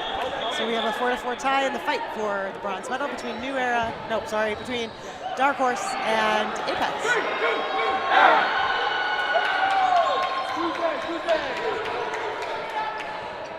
All right, here they go, lining it back up, and we are in the second half here with 12 minutes and 50 seconds left to go. Good shot, Holzer, all smiles. You didn't get me. Just a huge grin, and why not, right? He deserves to smile, being that close up, making that play, staying alive. Such a great player. You know, I say that, but literally every player on this team. Meanwhile, speaking of tea, I think were they yelling about the ball? Like, give us that ball. And most likely when you have to return a ball, it might have been a retriever touched it. Oh, I see. Well, it seems like it saves at least one of the Zeal players. Wilmot with a catch. Holy moly. That poor man's elbows. Yeah, I was just about to say the same thing. There was a casualty, though. Arthritis in 30 years. There it is. Oh. Does not repeat history, nor does DePasquet. Whoa. A limb on 3 attempted catches. And when the dust settles, we are left with Rex Oh my Gonzalez, goodness! who's completely I off was the very board. confused for a second there because we're counting the numbers and I was like, oh, it's for no. Forgetting that the green line is your sideline. I don't know what's worse, lining out by accident or lining out because you totally thought you were still well within your boundaries. Duke getting nice and low, ready. Tex rips it. Montel in center. Charte right. Every man with the ball. 1-2. It's Middles. Duke getting out of the way. You know those videos they say cats are liquid? I think Denim Dubuque might be liquid. Yeah, he's certainly hard to hit. And he's been that way forever. He's been around a long time, and he's never been an easy guy to get out of the game. So. Switching sides. Yeah. Cross. Probably making use of Denham's left-handed throw there a little bit by switching sides, seeing if they can't switch things up. Rips it hard on target. Holzer looking at his hands. Disappointed. Maybe like a. Sometimes you put fingers onto hands. Yeah, and then you it went with kind a of bad crushes miss, your and finger a little bit. And you get like maybe a little cut. It's the worst. Yeah. And you probably have some. Kind of not glue. What are we talking about? Chalk. Some chalk, Some and chalk then on it's like there. the searing pain. Wow. Oh, there we go. Good Catch catch meter for Charte. continues for Charte. When I'm looking at my hands after a missed catch, just because I'm talking to them, I'm like, what are you doing, hands? You have Get one it together. job. Yeah, exactly. I own you. Do what I say. Well, he's gonna get nice and small. Just couldn't quite get his arm on that. But, New Era's got to be feeling pretty good about themselves right now. They have really dug themselves right out of that hole, and now their lead is commanding. It's 6-2. There's less than 10 minutes. It's not an impossible task for Zeal, but New Era is making it harder. They would be a dark horse, harder. indeed, though. Yes, exactly.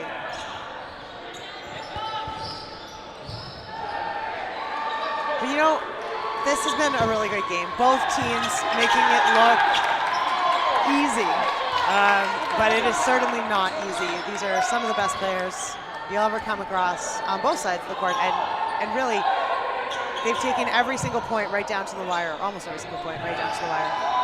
It's well matched. I don't think anyone would say that either of these teams doesn't deserve this spot in the gold medal game. A break in the action, both wingers slowly making their way up. 6v4 now. Dubuque still getting out of the way there. A pop-up catch. Pentel is out.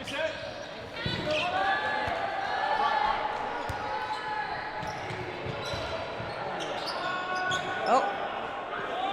And so we got Dubuque and Chartier. Cousin Chartier with 2 balls in hand, protecting himself. DePasquia is hard man to hit. He's had a lot of firing out of this tournament, and he's spent a lot of time on court still. So that really speaks to his talent and survivability.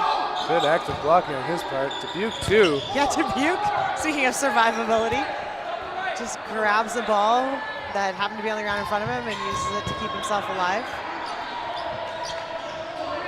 Still on the court there. Pasquet sharing with a teammate, but Destiny had other plans. He's got another ball in hand. Out of the way. You know, there's not a lot of players in the province, the country, the world who go this many rounds against New Era and live to tell the tale, but man, Dubuque and Chartier are putting on a masterclass here in survivability. Oh, he squared up, tried to bring it in. Unable to. Now it is Lots v. Chartier. He does it.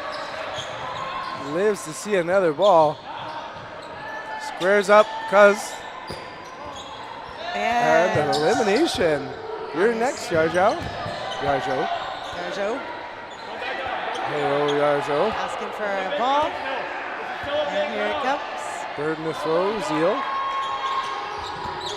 It's definitely harder. Oh, end of the day, but the fully loaded arm of Pasquet decided to knock him to the ground. Did KO. Did Chartier just did he look away for half a second? Is that what happened? Or like he blinked. He blinked and DePasquet decided that was his opportunity to end him.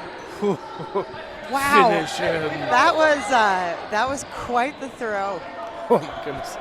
Hopefully somebody can check on Chartier and the little cartoon birdies that Yeah, are probably exactly. flying around his head. We've all been there. And I feel his pain. And thankfully, viewers, don't worry, the balls are foam. So no brains were harmed in the making of this entertaining. And another catch. Wow. DePasquet, it was like a screen and then opened up. Yeah. Good moment for him. And just like props right now for DJ. Like he's playing when there's a couple players on New Era that could be sitting in for him after that match. Yeah, he's a really strong player. Jack of all trades. Just when you think DePasquet is just a really solid defensive player, he rips out a throw like that one and shows you that he's an offensive threat as well. And if we're being honest, just a nice guy. So, Absolutely. Yeah. Definitely looking good. Wilmot and Dubuque should make it pretty darn tough for New Era to close out this round. Not a catch. Quick to point that out is Chartier. Just over 5 minutes left, and there's a 5-point differential between these teams, so a point a minute required here for Zeal to make something happen in the last and final minutes of the tournament today. Point a minute would require the ball actually moving as a heat seeker. Yeah, absolutely. And it would require a change of pace from New Era, but why would they do that when their disciplined pace is doing such great things for them? There it is. Line it up, knock them down. 8-2-2. So the over on the number of sets for this match. I did say, what did I say, 7 to 5? So In favor of New Era. In favor of Zeal. I thought maybe Zeal. Sorry, instead of Zeal. Yeah, I was supposed to say that. Yeah. You didn't say it in favor of So I. the presumptive gold medalist. No, I mean I always cheer for the underdog. It's not. Well, I am happy to see either one of these teams win. They both very much deserve it. But I was always going to pick the opposite of whatever you picked. So we have our switch up as Ferris, Ian, and Moises are on the board here. Yeah. Ian doing a good Oh, job and getting out of the way. Kopit. Oh, geez, with an injury, so don't expect him to be moving around much. Just coming in, show him how it's done.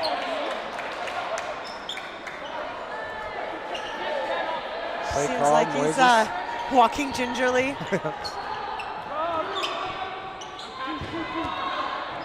It would be somewhat entertaining if nonetheless all the Zeal balls just full send on Right him. at him. Just want to make sure that he's got an opportunity here to. What Wow. a catch! Ferris Protects himself. really, really using his head there.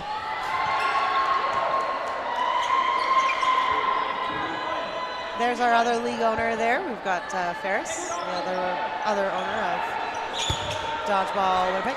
With a gorgeous New Era hat. Oh yeah, I didn't even notice. Emily, did you know there's a dodgeball merch shop now? I did. The dodgeballshop.com/New Era if you want to go get yourself some New Era merch. Show your love for the Prairie Provinces. And Mr. Daniel Holzer with another big catch. Picking out promo and another catch. Makes it 9-2. 2 minutes and 30 seconds remaining.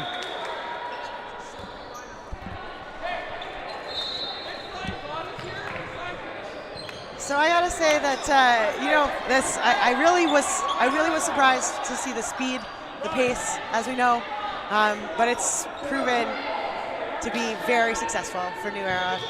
This is a team with a ton of experience. They know what they're doing, and I should know better than to think that I know what's going on inside their heads, because they really do seem to have it on lock. Wow, what was stunning was the first 2 points. Yeah. Brittany tried to stay with it. Ian also tagged out. Zeal looking really good here too. Zeal should come away from this tournament feeling very, very happy with themselves. They have improved their position over last year, from 3rd place to 2nd place, and no matter what, they will be heading to nationals representing Manitoba in a really great position this year, 2024. Some really killer plays from Zeal.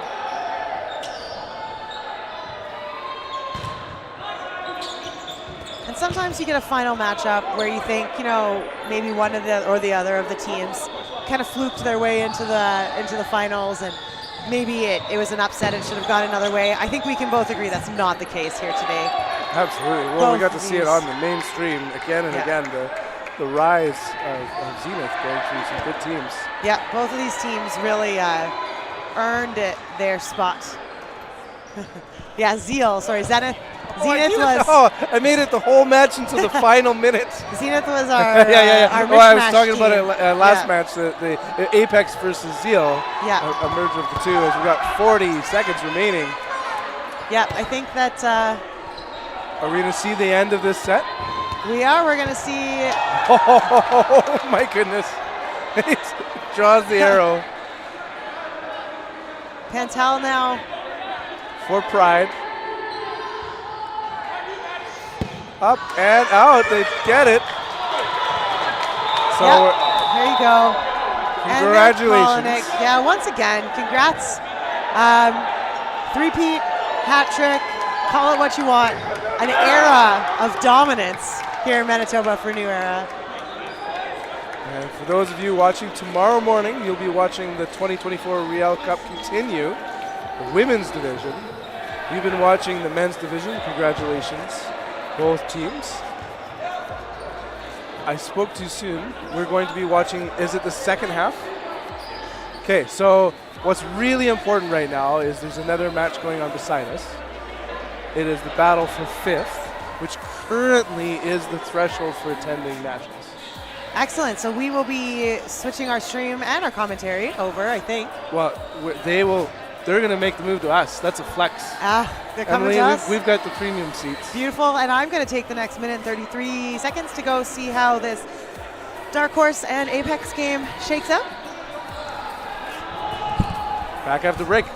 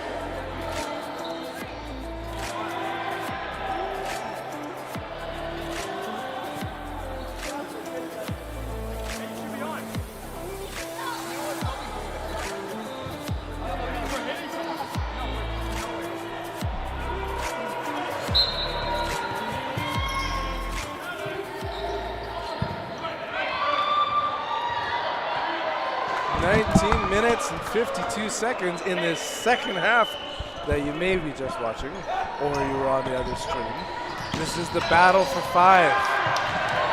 5 is the 5th place, which obviously, so what I mean is it is the final place that will be going to nationals representing Manitoba men. And to make things even better, while we watch that great catch, Eclipse just double checking himself. So we're going on in the mainstream with some commentary. You see the battle for 5th. Gats is being squared up right now, and Sensic gets targeted for the first point of the second half.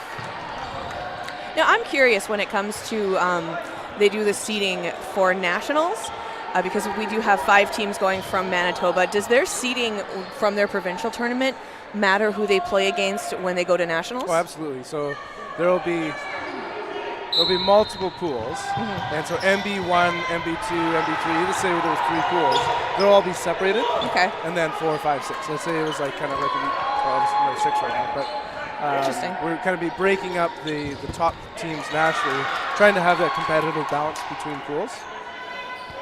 So what really matters, say, for the bronze battle that we're unfortunately missing right now, 6-6 is MB3 likely ends up being one of the stronger teams in their pool. Yeah, Darkhorse pulling it into another overtime on court number 1, but right here on court number 2, we have Tempest taking on Heathens. This is just the second half. We did move it onto the screen, correct? This stream, correct? Yep. So we're bringing you Easter egg bonus dodgeball content after the credits, because we just had the gold medal game on the stream. It was the Easter egg bonus part. I did try that. Sorry, my sense. It's been a long day. I thought you were trying to make another joke on the jerseys. No. This time I wasn't. Cats are doing great work getting low. Samson grabbing the ball, passing to his teammate. I'm sorry. 3v3. It surprises me that Gatsa doesn't wear more padding, considering how many injuries he's had.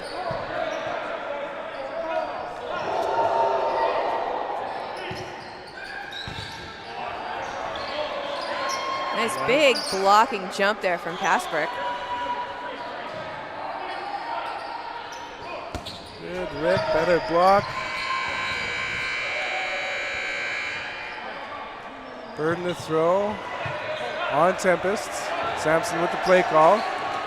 Good rip, winger on winger, but better block by Coombs as he squares up. Now 2 players out and gets out. That's another point. 5-3. What was 2-3, I believe, in favor of Tempest is now 5-3 in favor of Heathens. Sorry, my slow southern drawl. Thanks for coming in there. Oh, we see lots of screaming coming from that other side of the court. Heathen's coming in now, taking in those shots off of the win. Making that play call, we see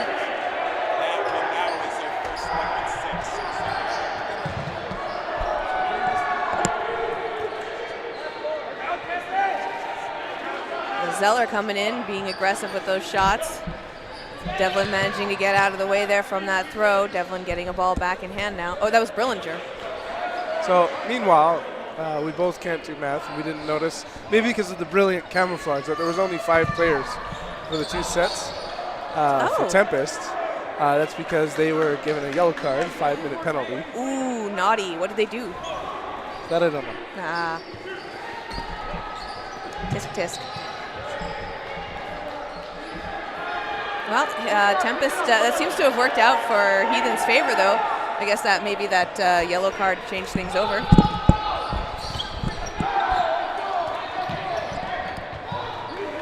All right. Hi, everybody. Thank you so much, Ben, for covering that one. Well, we got Emily back. I think Ben is done for the day. Thank you very much for joining us. But we got some bonus content going on here now. A little bit Heathens of bonus taking content. on Tempest. Yes, I love that. That's exactly what it is. We moved the game over here for your viewing pleasure. Looks like 5-3 right now for Heathens. And in case anyone's wondering how the bronze medal game turned out, Apex took the bronze over Darkhorse with a final score of 7-6 in regulation. No, sorry, in no blocking overtime. Holy. Yeah, they really went for it today. They were milking it. Darkhorse had a few overtimes today, too. Yeah, big day for both teams, and I feel like Apex has got to be pretty happy with that result. Again, improving over last year's result from 4th to 3rd. So we got Tempest coming up to the line now. Looks like Kimball taking a shot, going for Pichet. Pichet managing to get out of the way there. Heathen's looking very menacing coming up to the line. So I think you missed it before you joined us, but it turns out we only have 5 players on the court right now for Tempest. Earlier they received a yellow card, so they are playing short, which I think might have changed that point upset there for Heathens, because originally Tempest was winning. Wow. Not a lot of yellow cards handed out in tournaments like this, so I will be interested to review the game footage. I have no idea what they did to get a yellow card, but we know we know they got one. I've seen a couple of warnings, but not a lot of yellow cards. Although I do respect a ref that hands out a yellow card. So. Ooh, Trudeau wasn't watching that one. Takes him out in the hand.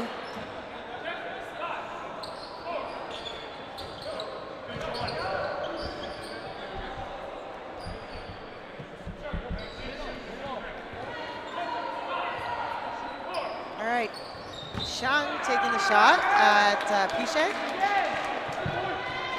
Almost looks like it was a disarm on Pichet. Ooh, going for Cripps. Cripps goes out. Chung is on fire.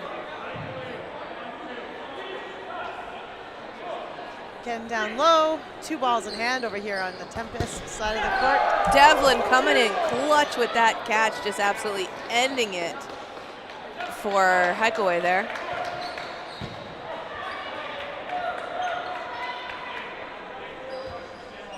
They've just got the 2 players left now for Heathens making that play call. We see Coombs taking it. It's going to be Kasparek. No, Coombs sending it towards Devlin. Devlin managing to pull his arm out of the way at the last moment there. Brillinger handing the ball off to Chung. It was a double tap on Coombs. Coombs managing to block. Races after the ball. You almost thought he was going to throw, but he slams it out of the way to sweep it over for his team. Going up at Chung. Chung does get hit. Yeah, but you know, not a bad little play there. The ball went up, and that means that Chung still had time to make through, which he did, and it was successful. He did take out Coombs. Kasparek, no hit. But he's got a pretty big job in front of him if he wants to take out all of those Tempest guys. Bit of a long shot there.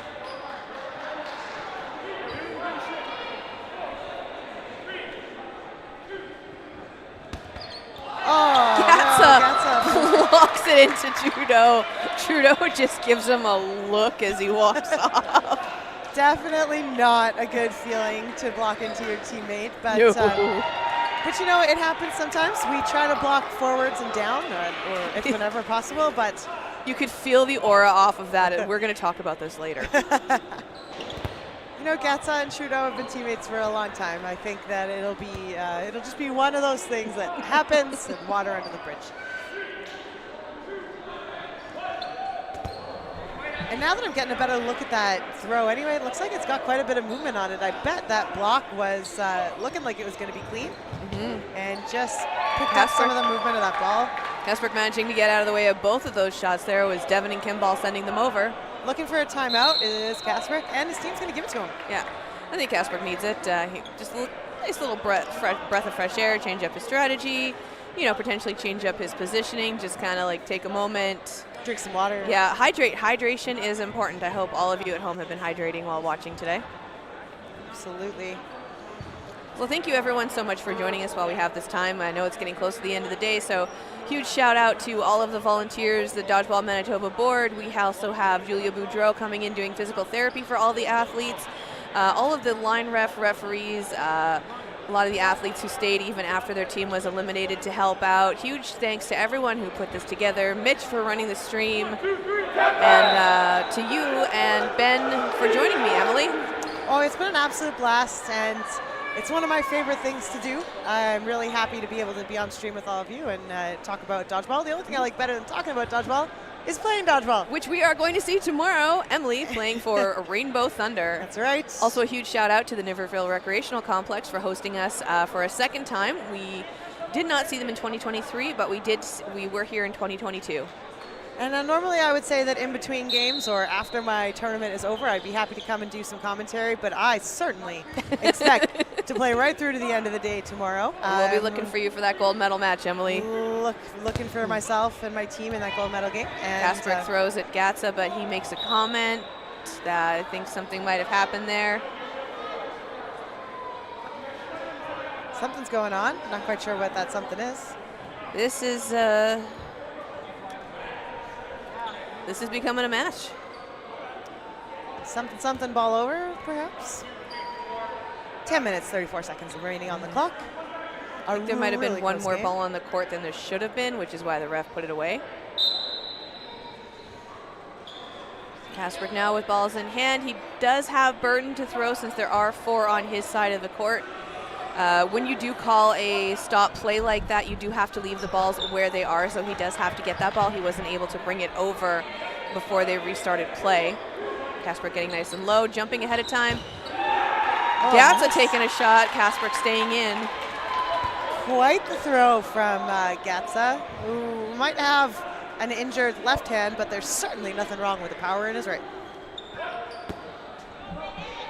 A wicked curve shot there from Kasper. Yeah, getting some of that funky movement on it, for sure. Kasper goes up and over, and he... Course side on the side, throws up his flag, just in case anybody missed it. He's got one job, and he's doing it. Nice to see those brand new flags getting their money's worth today. Yeah, absolutely. My personal favorite are when people don't notice that you're waving the flag and someone goes over and bonks you on the head with it. I really enjoyed that. I have yet to see that. Oh, I saw that a couple times. Really taking your job seriously. I love it. Nothing like a good old flag bonk. Oh. That was lucky or unlucky, depending on which side of the Grenier was coin going on. for it. He was smart there. They were slow getting to the balls on the Heathen side there. Yeah. Grenier went for that other ball, the third ball, and he did get it, but he tagged Pick away, and a team catch. Took him out of the game. That is the downfall of those really close-up, hard hits. They always bounce up. And those really sharp down-the-line hits, throws, though, from some players like Kasper there, still making us in the commentary booth fear for our lives. I'm flinching. I'm not so tired that all of my self-preservation has deteriorated. Yeah, if you've already played the tournament, then you'd be like, yeah, whatever. Yeah, I'm like, just hit me, it's fine. I needed a nap. A good concussion will help. Exactly. 5-4 now, 8 minutes left in the game. And this is, obviously the top four, really exciting to see how those placements go, but this is the last spot available. And both of these teams want it bad. So any teams that are not, that do not qualify for nationals, if you're on a roster for a team that doesn't qualify for nationals, you are available to be added to the roster of a team that did. So I would imagine that other teams are sizing up both of these teams, because these are the two teams that will be the closest, have done the best. And I'm not sure if there's an official after party, but that's where the bribes start changing hands to get to get that spot in Richmond. Yeah, absolutely. Oh, wow. Cripps there going for a catch. And he makes it. That's bring Coombs back on. Kasper going for Trudeau while Trudeau was retrieving the ball. Didn't have his eyes up. Kasper looks like he's going to take the shot, but sent by Piche right into Kimball. Kimball blocks.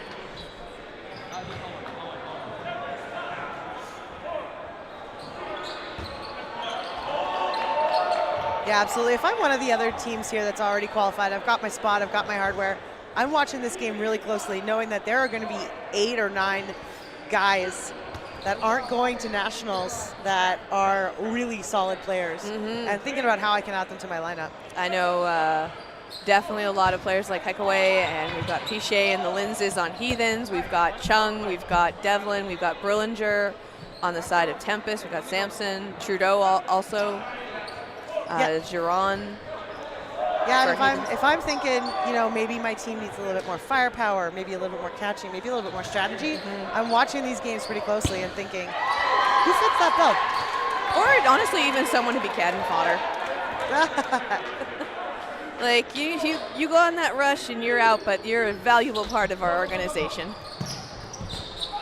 Ooh, Coombs with the block. Almost could have been a team catch, but Piche didn't quite notice it at the right time, but it went behind him, so it was a good move to not go for it.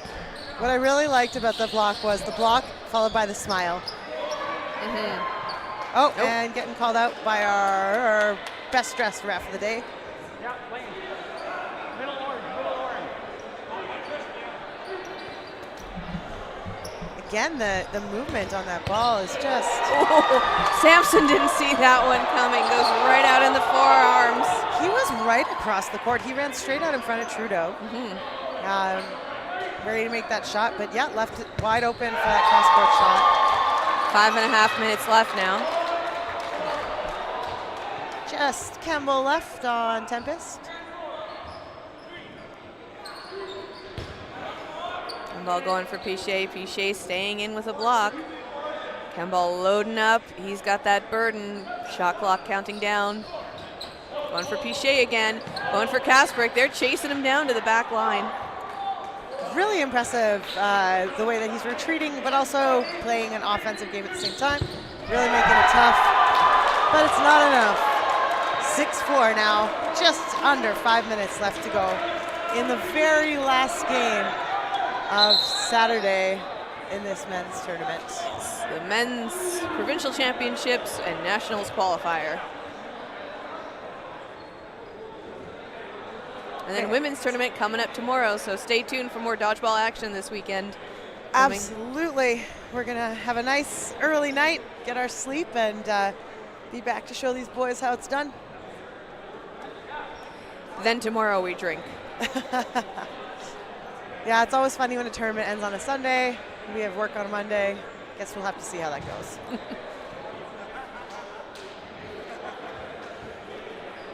See the teams just taking a moment to chat amongst themselves. Really quick little timeout. The clock has stopped.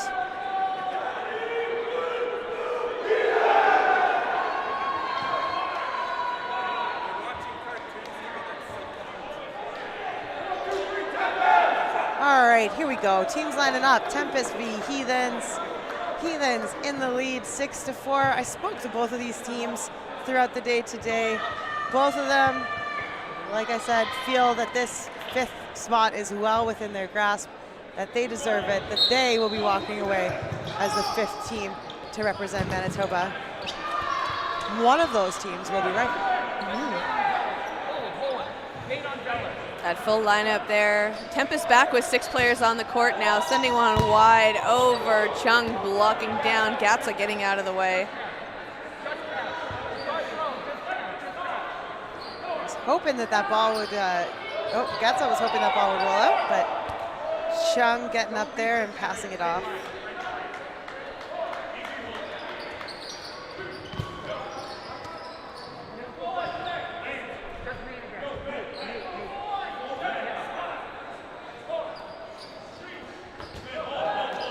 Can kind of tell the momentum is still kind of there. They do want that spot. They are fighting for it.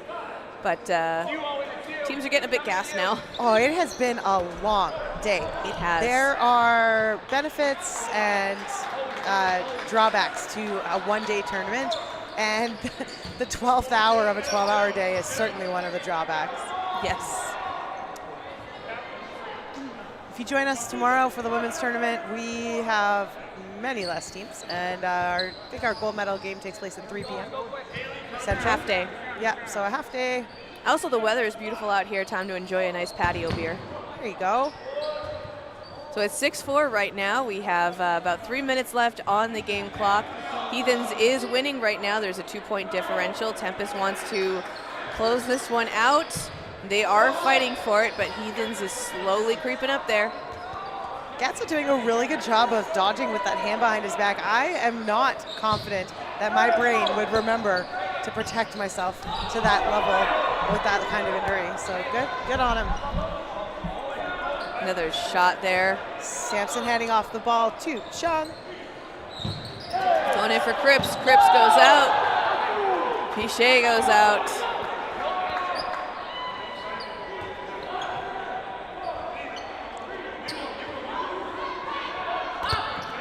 Nice block from Grenier. Gatsa getting the ball, passing it off to Kemball. Going after Coombs. That's a 1-2, and Coombs is out. Kasparek finds himself in that same position once again, staring up the pipe to a whole bunch of blue and yellow stripes. See what he can make of them this time around.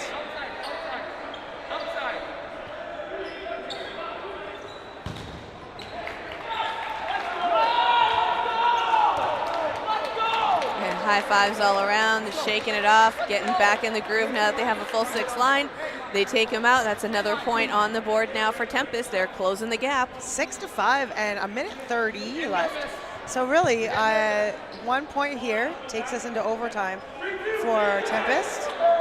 And Heathens is going to want to fight hard for this point. They want to make sure that they don't give Tempest the opportunity to close that gap. Pick away. Stays alive.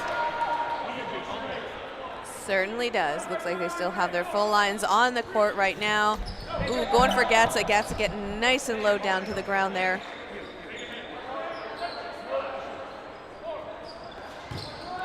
Kemball going up, trying to get that catch. Pop flies right into the air. Coombs going to retrieve that ball, bring it back for his team, make the play call, rush back.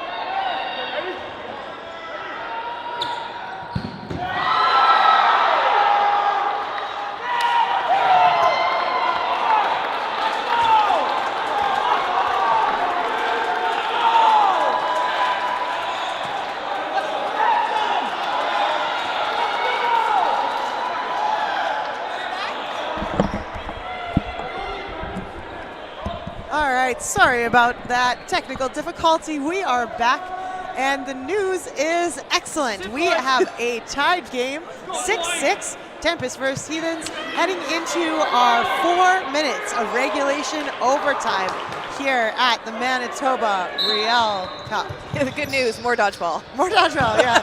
Excellent news, the dodgeball continues.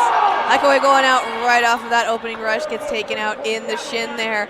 We can feel the energy start to rise in the gym now. All eyes are on these two teams. Zeller goes for Gatsa. Gatsa gets taken out. Every single person in the gym has their eyes glued on this court right now. That looked real close.